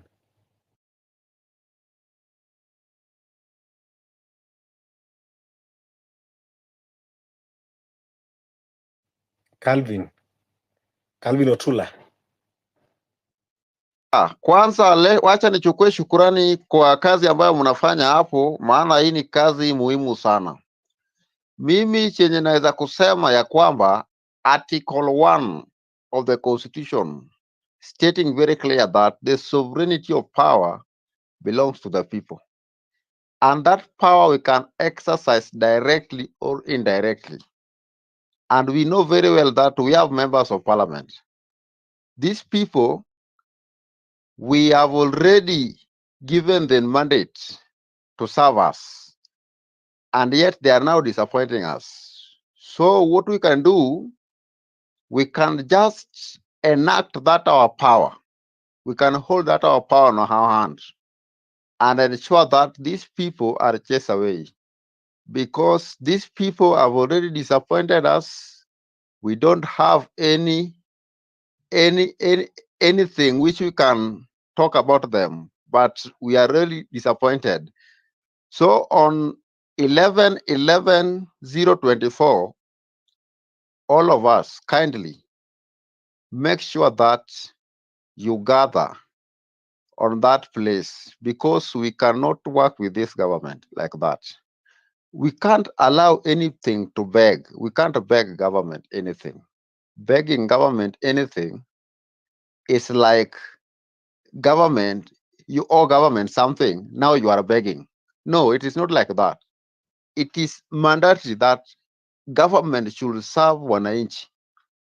And if they don't serve wananchi, what can we do? What can we do? We must now take action. We must take that action. And I want to challenge some of you here. Some of you here, you don't know what you are talking about, because it is somehow you want to pretend that you don't know what you are doing. I want to tell you that if you don't know what you are doing, I'm sorry for you. Know very well that what you are doing here is very good and is correct and it's excellent, because it is very clear that in the constitution, I didn't draft that constitution. By the way, I'm not a lawyer. I didn't draft that constitution. And the constitution is very clear that if somebody is not doing something clear, it's upon you to go on a street in peaceful way, But in this country, even if you act in a peaceful way, they don't see you that you are doing something clear. So this country, you must just come chaotic so that your action can be taken serious. So what I can tell you, Fabi and the rest, stand firm. Stand firm and stand firm. Don't fear anybody. Ruto is a human being. Ruto is a human being, and Ruto is just the way hata vile alizaliwa na wazazi wake vile alizaliwa na wazazi wake, vile mama yake alilea wakati alikuwa anazaliwa, vile hata we mama yako alilea wakati ulikuwa unazaliwa. Ile kitu baba yake alifanya, vile hata wewe baba yako alifanya. Kwa hivyo hakuna haja ya kuogopa mtu hapa. Hapa ni kuheshimiana. Respect is what is paramount to us. So you cannot come for somebody to beg somebody. Me, I cannot beg anybody. And me, I have my rule. By the time I was a leader, I was giving people instruction that my rule is very clear. If you know you cannot do it, don't come. And if you come and you fail us, slap. Makofi, unapigwa makofi kabisa. Kwa hivyo kama wewe unajiamini unaweza fanya hii kitu na uko na kikosi cha jeshi, ukifanya ile kitu morara kabisa walifanya, wewe utatolewa nje na hata makende yako itatolewa. Na hakuna kubeg. Maana hata mimi jina langu iko hapo. Mimi sijaficha jina langu hapo. Jina langu hiyo ndio jina langu. Uende wapi, uende Mawego, uende wapi, hiyo ndio jina langu. Na mimi siogopangi mtu. Mimi siogopangi wasaliti. Kenya ni yetu, kila mtu anafaa kujivunia yeye ni Mkenya. Yeye ni Mkenya. Na hizi expresses naombe tafadhali, hata watu wa media inafaa muweke kwa hii expresses. Watu wa media ndio tukitasema vitu kama hivi, wanaenda wanasema kwa habari, lakini wale ambao wako very sharp, sio kila mtu unaweka kwa expresses hapa, ambao wanakuja hapa na ujinga mingi, wanasema vitu ambayo hawezi saidia taifa. Sasa unaona Kenya iko na challenge mingi sana. Rigathi yako huko na Ruto vile vile yako huko. Na wakati walikuwa pamoja, Kenya walikuwa wanasema ati Kenya iko sawa. Sasa wanasema Kenya ni mbaya. Kwa hivyo sisi hatutaki mambo ya kutupelekea na ujinga. Hatutaki kusikiza mambo ya hawa vijana. Hawa wazee hatutaki kusikiza mambo yao hata kidogo. Wamalize tamu yao waende nyumbani. We are very tired. And naomba mtengeneze party haraka. Mtengeneze party. Na sio tafadhali, lazima mtengeneze hiyo party. Kama mwezi kutengeneza hiyo party, Kenya itachukuliwa na wakora. Wakora watachukua hii Kenya na mtakuwa wajinga wa kufuata watu nyuma yao. Hakuna haja unafuata mtu. So long as you know you are right, you can do what is required. You are not allowed to beg for somebody. It is upon you to do what is required. Because even the media itself is being frustrated. Media, the freedom of media. The freedom of media. Serikali wakiona ati media inatangaza kitu ambayo inawasaidia, hawaongei. Wakiona kitu ambayo inaenda kinyume yao, wanaongea sasa vibaya. Sasa hii hatuwezi kubali. Media is entitled article, I think it's like article 34, that media akona haki ya kutafuta na kutoa habari yoyote bila upande yote, ikuwe na habari mzuri, ikuwe na habari mbaya. Hata kama amenipata kama na rape mtoto ya mtu, hata kama anafanya mtoto wa mtu kitu mzuri, hata kama anafanya kitu mbaya, media inafaa kukafcha kitu kama hiyo na inaweka mbele. Lakini sio ati una nini, unafanywa ujinga. How many graduates do we have in this country? Ambao wanatafuta kazi na hawajapata kazi. Sasa hivi wengine walikuwa wanatafuta kazi kwenda sijui wapi, Qatar. Wakafanyiwa hivi na walisema ati kazi iko. Wapi hiyo kazi? Mimi nataka niwaambie my friend, hakuna haja ya kufleece mtu. Don't fleece anybody. Mtu usifleece. Wacha kujifanya. Msijifanye ni watu wazuri. Sasa hii Safaricom imechukua advantage, people wanakuwa kidnap carelessly kwa sababu wako na data yako. Watu wanakuwa kwa kidnap carelessly. Safaricom. Na wanafikiria hatujui.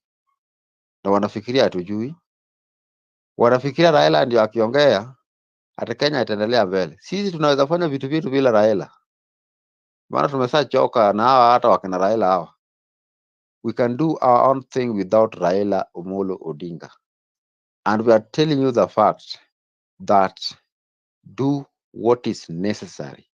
And before we take any advantage of doing anything, we must meet somewhere where we can communicate. We can communicate and we can know each other well, so that you know this is Calvin Otula, this is so and so, and this is so and so, so that we can drive our agenda in a best way, and we can organize everything, be it colleges, be it WAPI, so that these people can know that we are all leaders. Leaders, you build your leadership on your own. Hakuna mtu atakujengea leadership yako, wewe ndio utajenga hiyo leadership yako. Hakuna mwenye atakujengea. Kama unangoja Ruto akujengea, Raila akujengea, my friend, unajaribia. Tell these people that you are a leader. Tell these people that you are a leader. You don't want nonsense. You don't want nonsense. Nonsense we don't want. Nonsense we don't want, and we don't want. I end my point there. Wanna host, you can take that microphone. You may hand over to anybody. Thank you so much. Thank you, Calvin. Dr. Mude, karibu. Hey, Calvin, tonight is on fire. Kwanza acha nimgotee vijana wasichana wa Zakayo hapa. I hope mko salama. Yes. Vijana na wasichana wa Zakayo hapa. Sana. Sasa unajua Zakayo, unajua ni baba wa taifa. So he is responsible for Kenya. That's why nawaita vijana na wasichana wa Zakayo. Anyway, sasa Calvin, umekubali wewe mtoto wa Zakayo kabisa, sio? Wewe ni mtoto wa Zakayo. Mimi Zakayo ni kiongozi wangu, lakini mimi sio mtoto wake kwa sasa. Lazima arekebishe ndio nitakuwa mtoto wake. Sawa. Anyway, unajua nyinyi bla mingi haisaidii. Bla mingi hapa haisaidii. Yes. Action speaks louder than words. Yes. Unipata? Bla mingi hapa haisaidii. Kila siku nakuja hapa tufanye 11 bla nini, 8 jikia nini, bla hiyo haisaidii. Hapana. You need to act. Action speaks louder than words. Unipata? Yes. Kukuja hapa kila siku space fanya hivi bla 8 ilikuwa 8 airport juu jikia nini bla. Hiyo haitaenda mbali na it will never go far. Yeah. So we need to act. Action speaks louder than words. We need to act kwanza. Tujipange, na tukijipanga tunajipanga kisiri. Sasa tunakuja hapa bla mingi space. Huyu jamaa akona kila mahali. Na by the way, Ruto amechukua pesa mingi for development. Na Kenya kuna development hapa. He took that money because to bribe kila mtu kwa parliament, kila mahali, judge kila mahali. And for the record, Kenya took, so Ruto took $1 billion in just few years alikuwa kwa power. 1 billion, more than $1 billion. Sasa hiyo ni pesa ngapi kwa Kenya? Almost trillion. Just bribe judges, CSD nini, MPs kila mtu hapo. And he took that money in the name of development. And Kenya today is one of the worst developed country in Africa. So it's very, very unfortunate. Ruto just took the money to steal and to bribe everybody in Kenya. So mimi ningesema tu hapo, just let us organize ourselves siri. Sasa tunakuja hapa bla mingi hapana. Nipata? So to organize siri. To organize siri hapo na na sasa tunakuja hapa space bla. Ruto hapa na watu wake hapa na watukiza sahihi. So I think mimi nishasema kitambo, na kuna kijana mwingine ambaye ako hapa Amsterdam naita Rastaman. I told him kitambo, let us get Al-Shabaab way of kumtapa moto. Just bomb set out, that's enough. Now just take the bomb kama ya Iran, we bomb set out, finish. Mude. Let me just caution you kiasi. Inawapatia right ya kukuja wakufanyisha ujinga. So don't say shit like that. They use it. Ati? Daniel unasema? Huyo ndio Rasta anaongea. Nasikia mtu anaongea kama unaongea hapo. Go ahead Mude. Maanake sijamsikia. I think akona shida na network. Go ahead Mude. Okay, you can just go. Mimi nimeshasema kitambo. The only way to get out of Ruto is Iranian missiles peke yake. Hakuna kitu kingine hapo. Because imechukua pesa mingi sana kutoka US, kutoka UN, kutoka Germany, kutoka Dubai, pesa mingi sana. Na hiyo pesa ameweka akaunti yake zote. Na kila kitu, anything can happen, just give out money. Now, there's no way someone can say no to money because money is the devil. Money ni shetani, unapata. So the only way kumtoa Ruto ni Iranian missile peke yake. Kuna kitu kingine ama Russian missile. Only that. Because Ruto will be there. Will be there 2032. Take this from me tonight. Now the only way kumtoa yeye before 2027 Iranian missile peke yake. Either parliament ama huyu governor wa Nairobi. That dead devil guy. Bomb yake, Zakaja office yake, parliament and state house. These are the three offices that are looting Kenya dry. They are taxes Kenya, they are looting Kenyan taxes dry. Trust me. So we need to bomb those offices. State house, tukianza na state house kwanza. Second ni parliament. Third ni huyu Zakaja. Siku babu wino anamwitanga mzee wa Dimples nini? Sijui Dimples. Sasa let us bomb these three offices and Kenya will be free. Trust me. Ruto atahepa. Exactly. Ruto will fly. Ruto will just go away. Because ataogopa. Ruto is a very, very sensitive guy. He's a very sensitive guy. Akisikia kitu moja, he tremble with fear. He's a trembling guy. He knows what he has done. He knows watu wengi. Lakini he just denying. Menipata, he just denying kila kitu hapo. So let us bomb Ruto, State House, Parliament, and the Governor's Office in Nairobi. Finish. And Kenya will be peaceful again. Trust me, Kenya will be very, very peaceful. So, tuchange pesa, or we ask Iran for help, that's enough. Oh, yeah. Yes.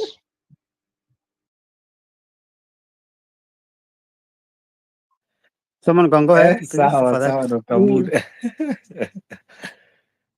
Okay. Syllabus inaenda mbio. Hivyo ndio umekasirika. Unajua ukiona mpaka Dr. Mude anasema hivyo, unafikiri amekasirika kiasi gani? Hivyo sasa ndio. Nataka Mude kesho make sure uko kwa space ndio tujue uko sawa. We need to know you're okay. So, hivyo ndio watu wamekasirika. Ndio sababu watu syllabus wanaipeleka mbio. Ruto amefikisha watu kwa kona.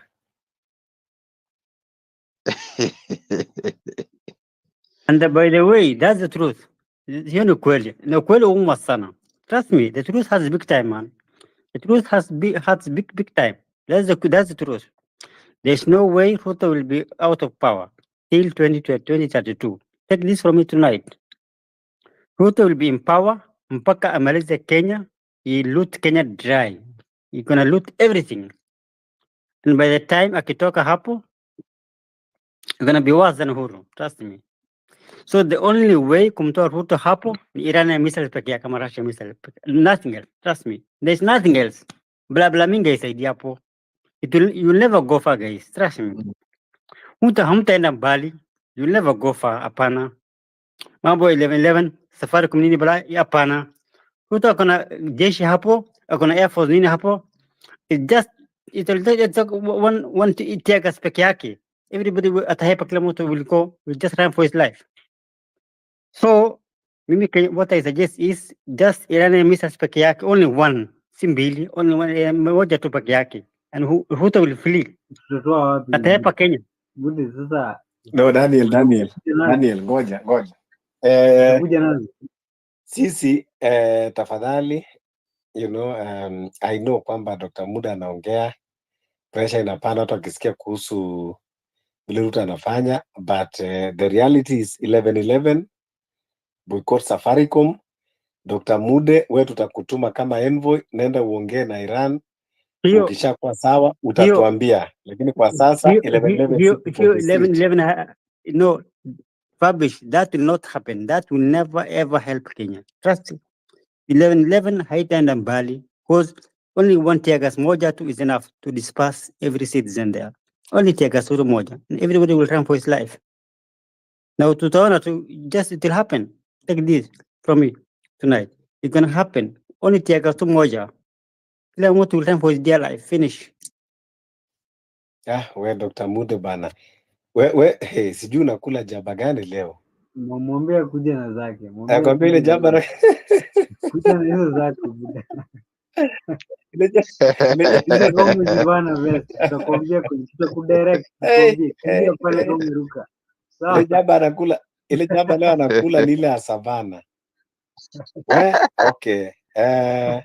Yes guys, anyway ni vizuri kupamba space kidogo. So we have to stick 11-11 boycott Safaricom. We must continue boycotting Safaricom and boycotting any companies that are associated with the regime and are participating to oppress us. Safaricom inapeana data zetu, watu wanauawa, watu wanakuwa tracked down. We should say no. Boycott Safaricom.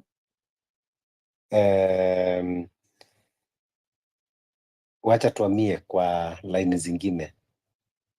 Kama wewe unajua uko kwa revolution, epa kabisa uko kwa Safaricom. Hata familia yako wa recruit. You know, when now ndio tuweze kukua strong katika hii movement. When we hate oppressor, we recruit everyone around us to aid them. Tukianza kuhate Safaricom, una recruit everyone around your contact. Discourage them. Hata wapatie excuse, waambie hey, mimi situmiagi Safaricom na mtu akinipigia kwa line ya Safaricom hata walaone vizuri. Change the number. We must boycott Safaricom. Hatuwezi kuwa tunasafa na sisi ndio tunawapatia pesa, alafu anatumia hiyo pesa zetu kuja kutugandamiza na kutuua. So yes, I see tuko na new speakers. Wacha nipatie Agnes then tuende kwa J0024. Agnes, karibu.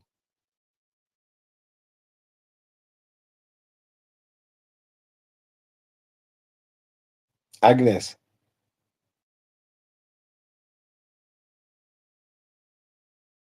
Is it Agnes? I think it's Agnes. Ama mimi ndio nime.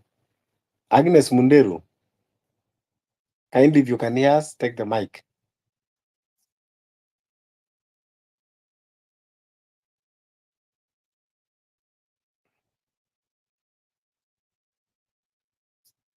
Agnes, are you ready to take the mic? Okay. Je, ume drop? Hebu angalia tena, request mic tena 0024.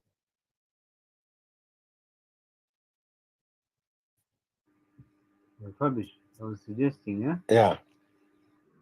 I was suggesting, since we're dealing with a corporate, on top of all this boycott stuff, the way you beat companies is through class actions. So if guys can come together and we have a class suit against Safaricom for like the deaths, that thing would scare them 10 times more than destroying anything.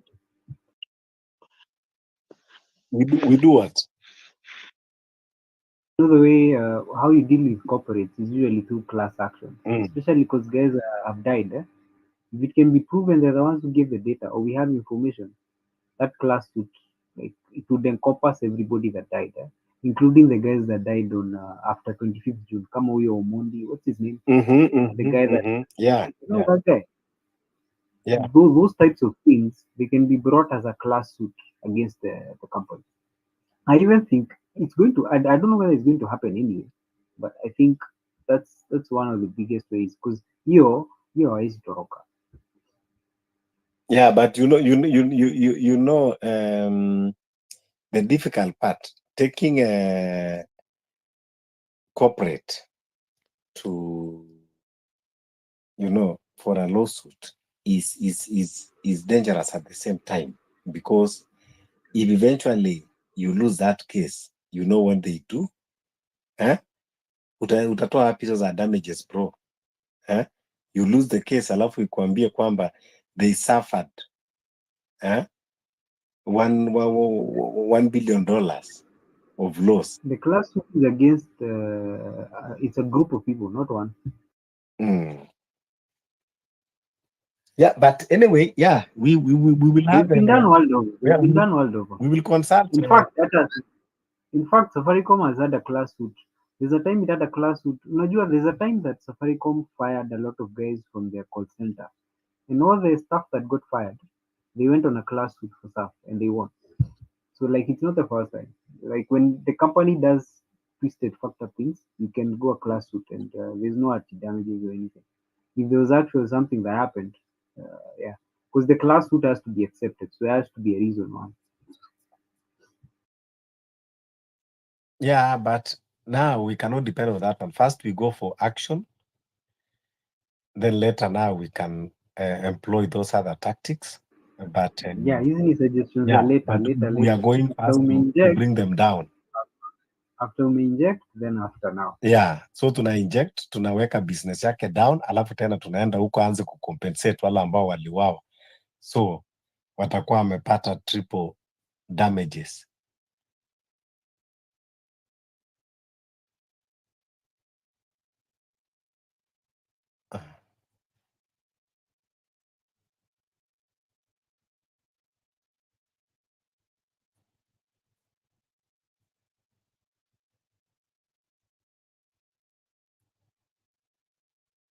Yes, who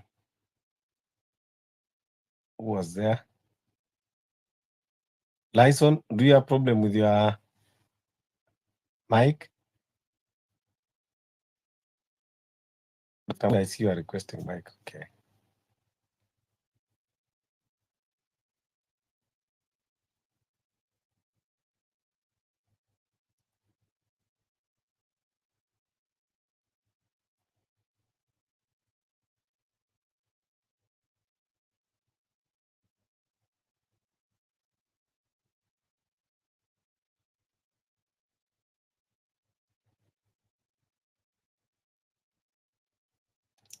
Yes, Lyson.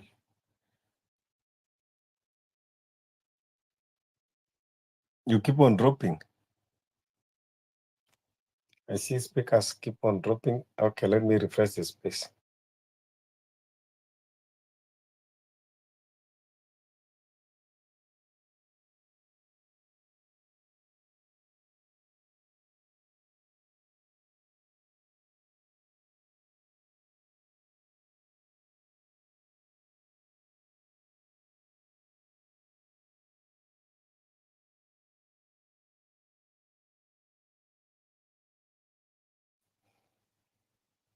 So tutaanza kuinject, tutaanza kwenda hiyo 1111 kwanza. We will visit their offices. Tuwapatie salamu tu.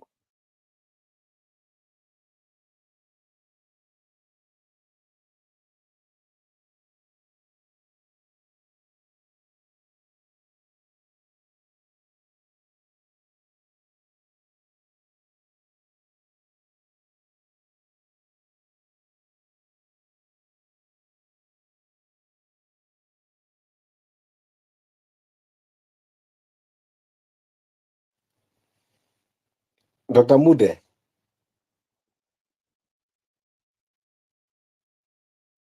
Malia, then turudi kwa Dr. Mude. Malia, go ahead.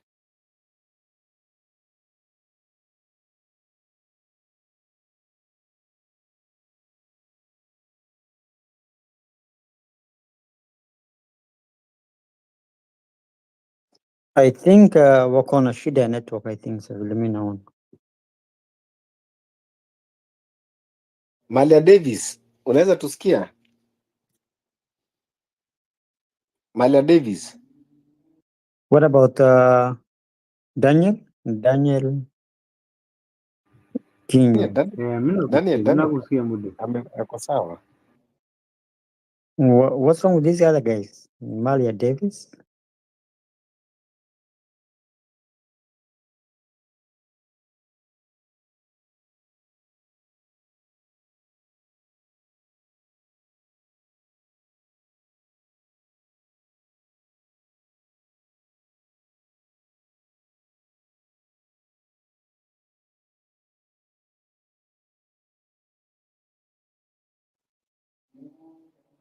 Okay.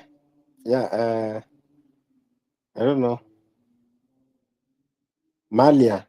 I think there's something wrong with the space or what? Or No, Daniel or nothing wrong.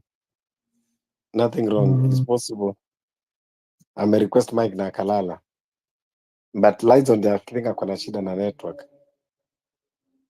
I think it's clocking to midnight in Kenya. I think so. It's almost midnight there. So yeah, and people are just listening. Don't know what's wrong with them. Hey, you guys talk. Mwongee Yeah, people are kabisa. just listening. You guys talk. Inject. What are your views here?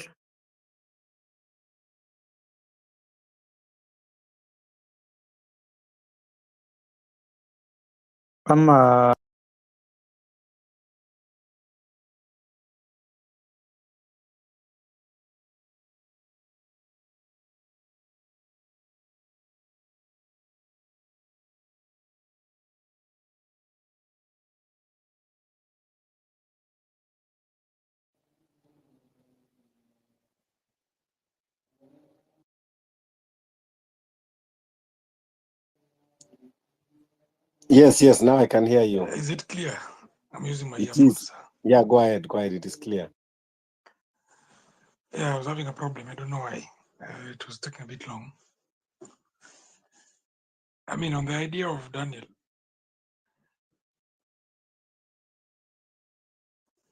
okay.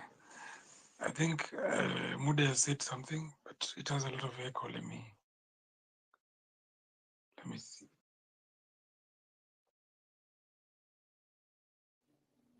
Oh, Mude, about about the missile.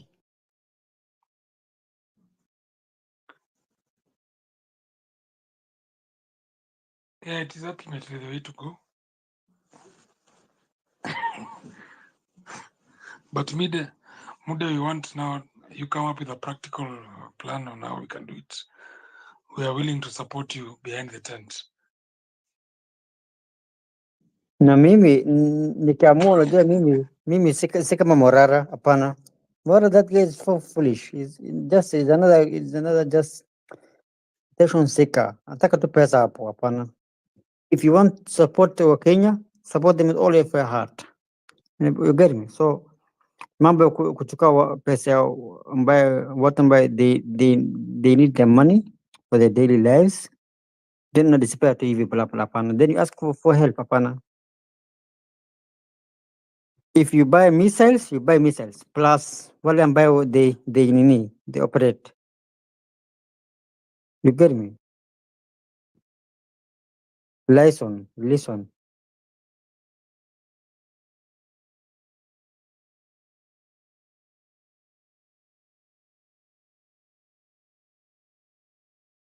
Anyway, my dear Daniel, can you hear me? Give me a 5.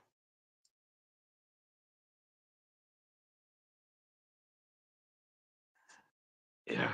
So on the classic case, I think it is not the best way because it will put people exposed. And secondly, that only works in corporate. So on civil disobedience is the best way to go. And I think we can also loop in Coca-Cola, American interest, and if necessary, we can demonstrate outside US Embassy, requesting them to stop interfering with internal affairs of Kenya. And they have not even given a statement about the abduction and murders by a regime that they are outrightly supporting. Yeah, and to add on that one, we are now calling anyone ambao anaweza kututafutia namba ya Mega Whiteman. We need also to greet her. I think hajajua hizi mambo ya salamu. Tumesalimia mpaka president. So Mega Whiteman asitujaribu. So if anyone anaweza kuwa na namba yake, we will share. We need to greet her. Aelewe salamu za Kenya. So tunaanza pia hiyo kutafuta namba ya Mega Whiteman. I'm sure maybe by kesho utakuwa tumepata. So if you know someone that knows someone, that someone knows someone ambaye anaweza kupata namba yake, please tutafutie, you forward, pia tutakuwa tunamtumia salamu. Yes, go ahead, Lisa.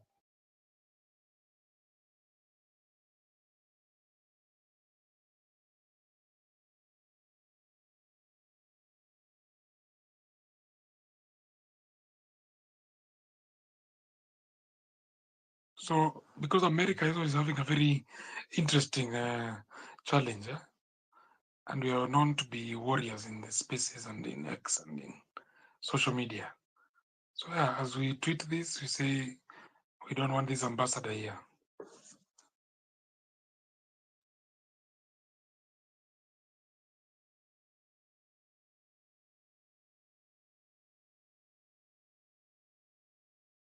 Listen, Mimi, I suggest that we do demonstrations in the US, not in Kenya, because Kenya, it will not help. We come on demonstrations we do in US. Si hapa kuna Wakenya wengi wako hapo US, almost like more than 2,000 Kenyans all over US, Minneapolis, Washington, New York, Columbus, Ohio, kila mahali. So I think it's better like we do in the US than in Kenya. Dr. Mude,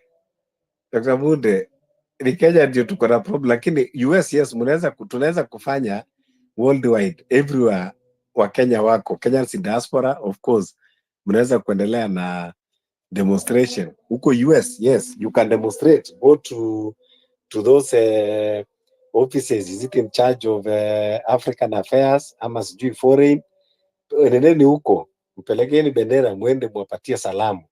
Kama uko Ujerumani, kama uko France, kama uko wapi, yeah, that one also will work for us. Lakini huku nyumbani ndio ngome yote iko. Sasa nyumbani haitasaidia, it will not help. Trust me, Mika Whitman ako na security mingi sana. And you don't even watch Kenyan news. You don't watch because you don't hata weza kuelewa Swahili. So I think the best is you don't even watch Kenya. Sorry? Haina neno, tutaenda huko, tutampelekea salamu huko.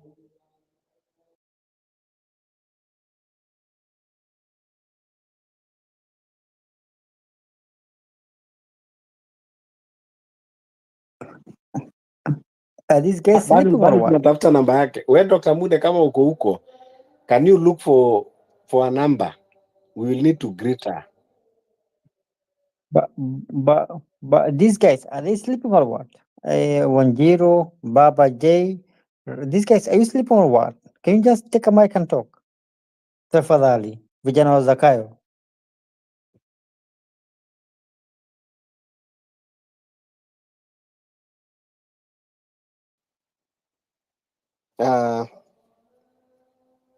Me personally, I am very tired. Nimekuwa kwa space, I think almost 11 hours now.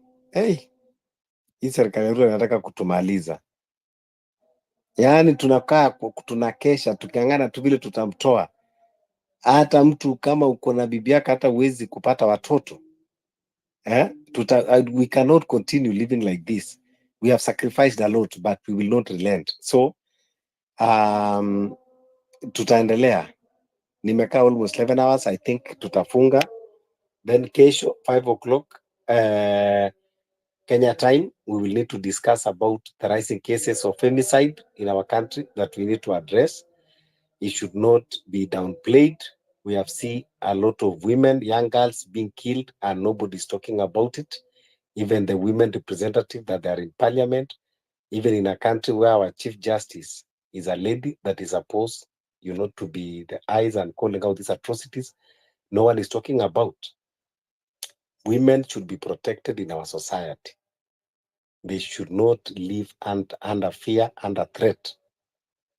And we as men, we are supposed to be at the forefront of protecting our beautiful Kenya women. So tomorrow we will discuss, even as we are talking about Revolution 1111 and boycotting Safaricom. We are talking that, yes, the reason we are all doing all this, it is because we want to protect lives. We are not ready to be killed. And we want our women to live without fear and their dignity always being put in the forefront. So thanks everyone, not unless Liza, you have anything that you want to add to tufunge. Mine just to wish everybody a good night and good morning for those who are waking up. The fight continues, the struggle continues, maisha inaendelea. Tutakangana hapa mpaka tuelewane. Wale wengi watachukua usukani, wale wachache watoroke ama tuwamalize. Mude, good ideas, but concretize it, come with it in another package. We can import a container of something, a sachet of rat and rat. Anything can happen for this revolution.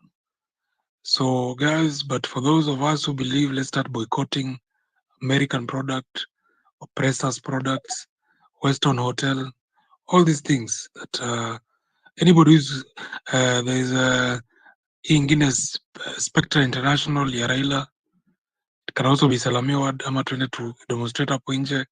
Anybody working with the oppressor we must resist and participate everywhere, every town in Kenya from the low level, because now we want the bottom people first, because tumeona hii ingine ni bottom first, hii ingine it's buttocks first, I think, or head, something not understandable.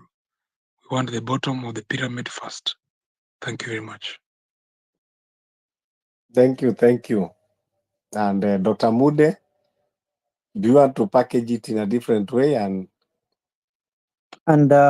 before I leave here, I would like to request Kenyans wote to reject this scam, this fraud man called Morara. Never ever dare to contribute 1 shilling or a cent to this man, because he's a gangster, he's a fraud, sir. So please let us tell everyone Kenya, ambaye wako Kenya, never ever dare to contribute to 1 shilling to Morara. That guy is a fraud, sir. He's an attention seeker. He only wanted to attention peke yake. Umenipata? So let us just take caution hapo. Be cautious. Never ever allow your money to be misused in another way. Never allow. Pay your pesa, watoto wako wanahitaji. Your mom needs that money. Your brother, your aunt, your uncle, kila mtu family, they need that money. So never ever let us stop contributing to Morara. Let us stop it for good. And that's all I have to say. Anyone else? So good night and good morning. So have a lovely night. Bye-bye. Bye-bye. Thank you, everyone. Thank you. Let's continue uniting. Don't forget to push the hashtag 1111 2024 action boycott Safaricom. Tuane kesho majaliwa inshallah. Asanteni. Mungu awabariki.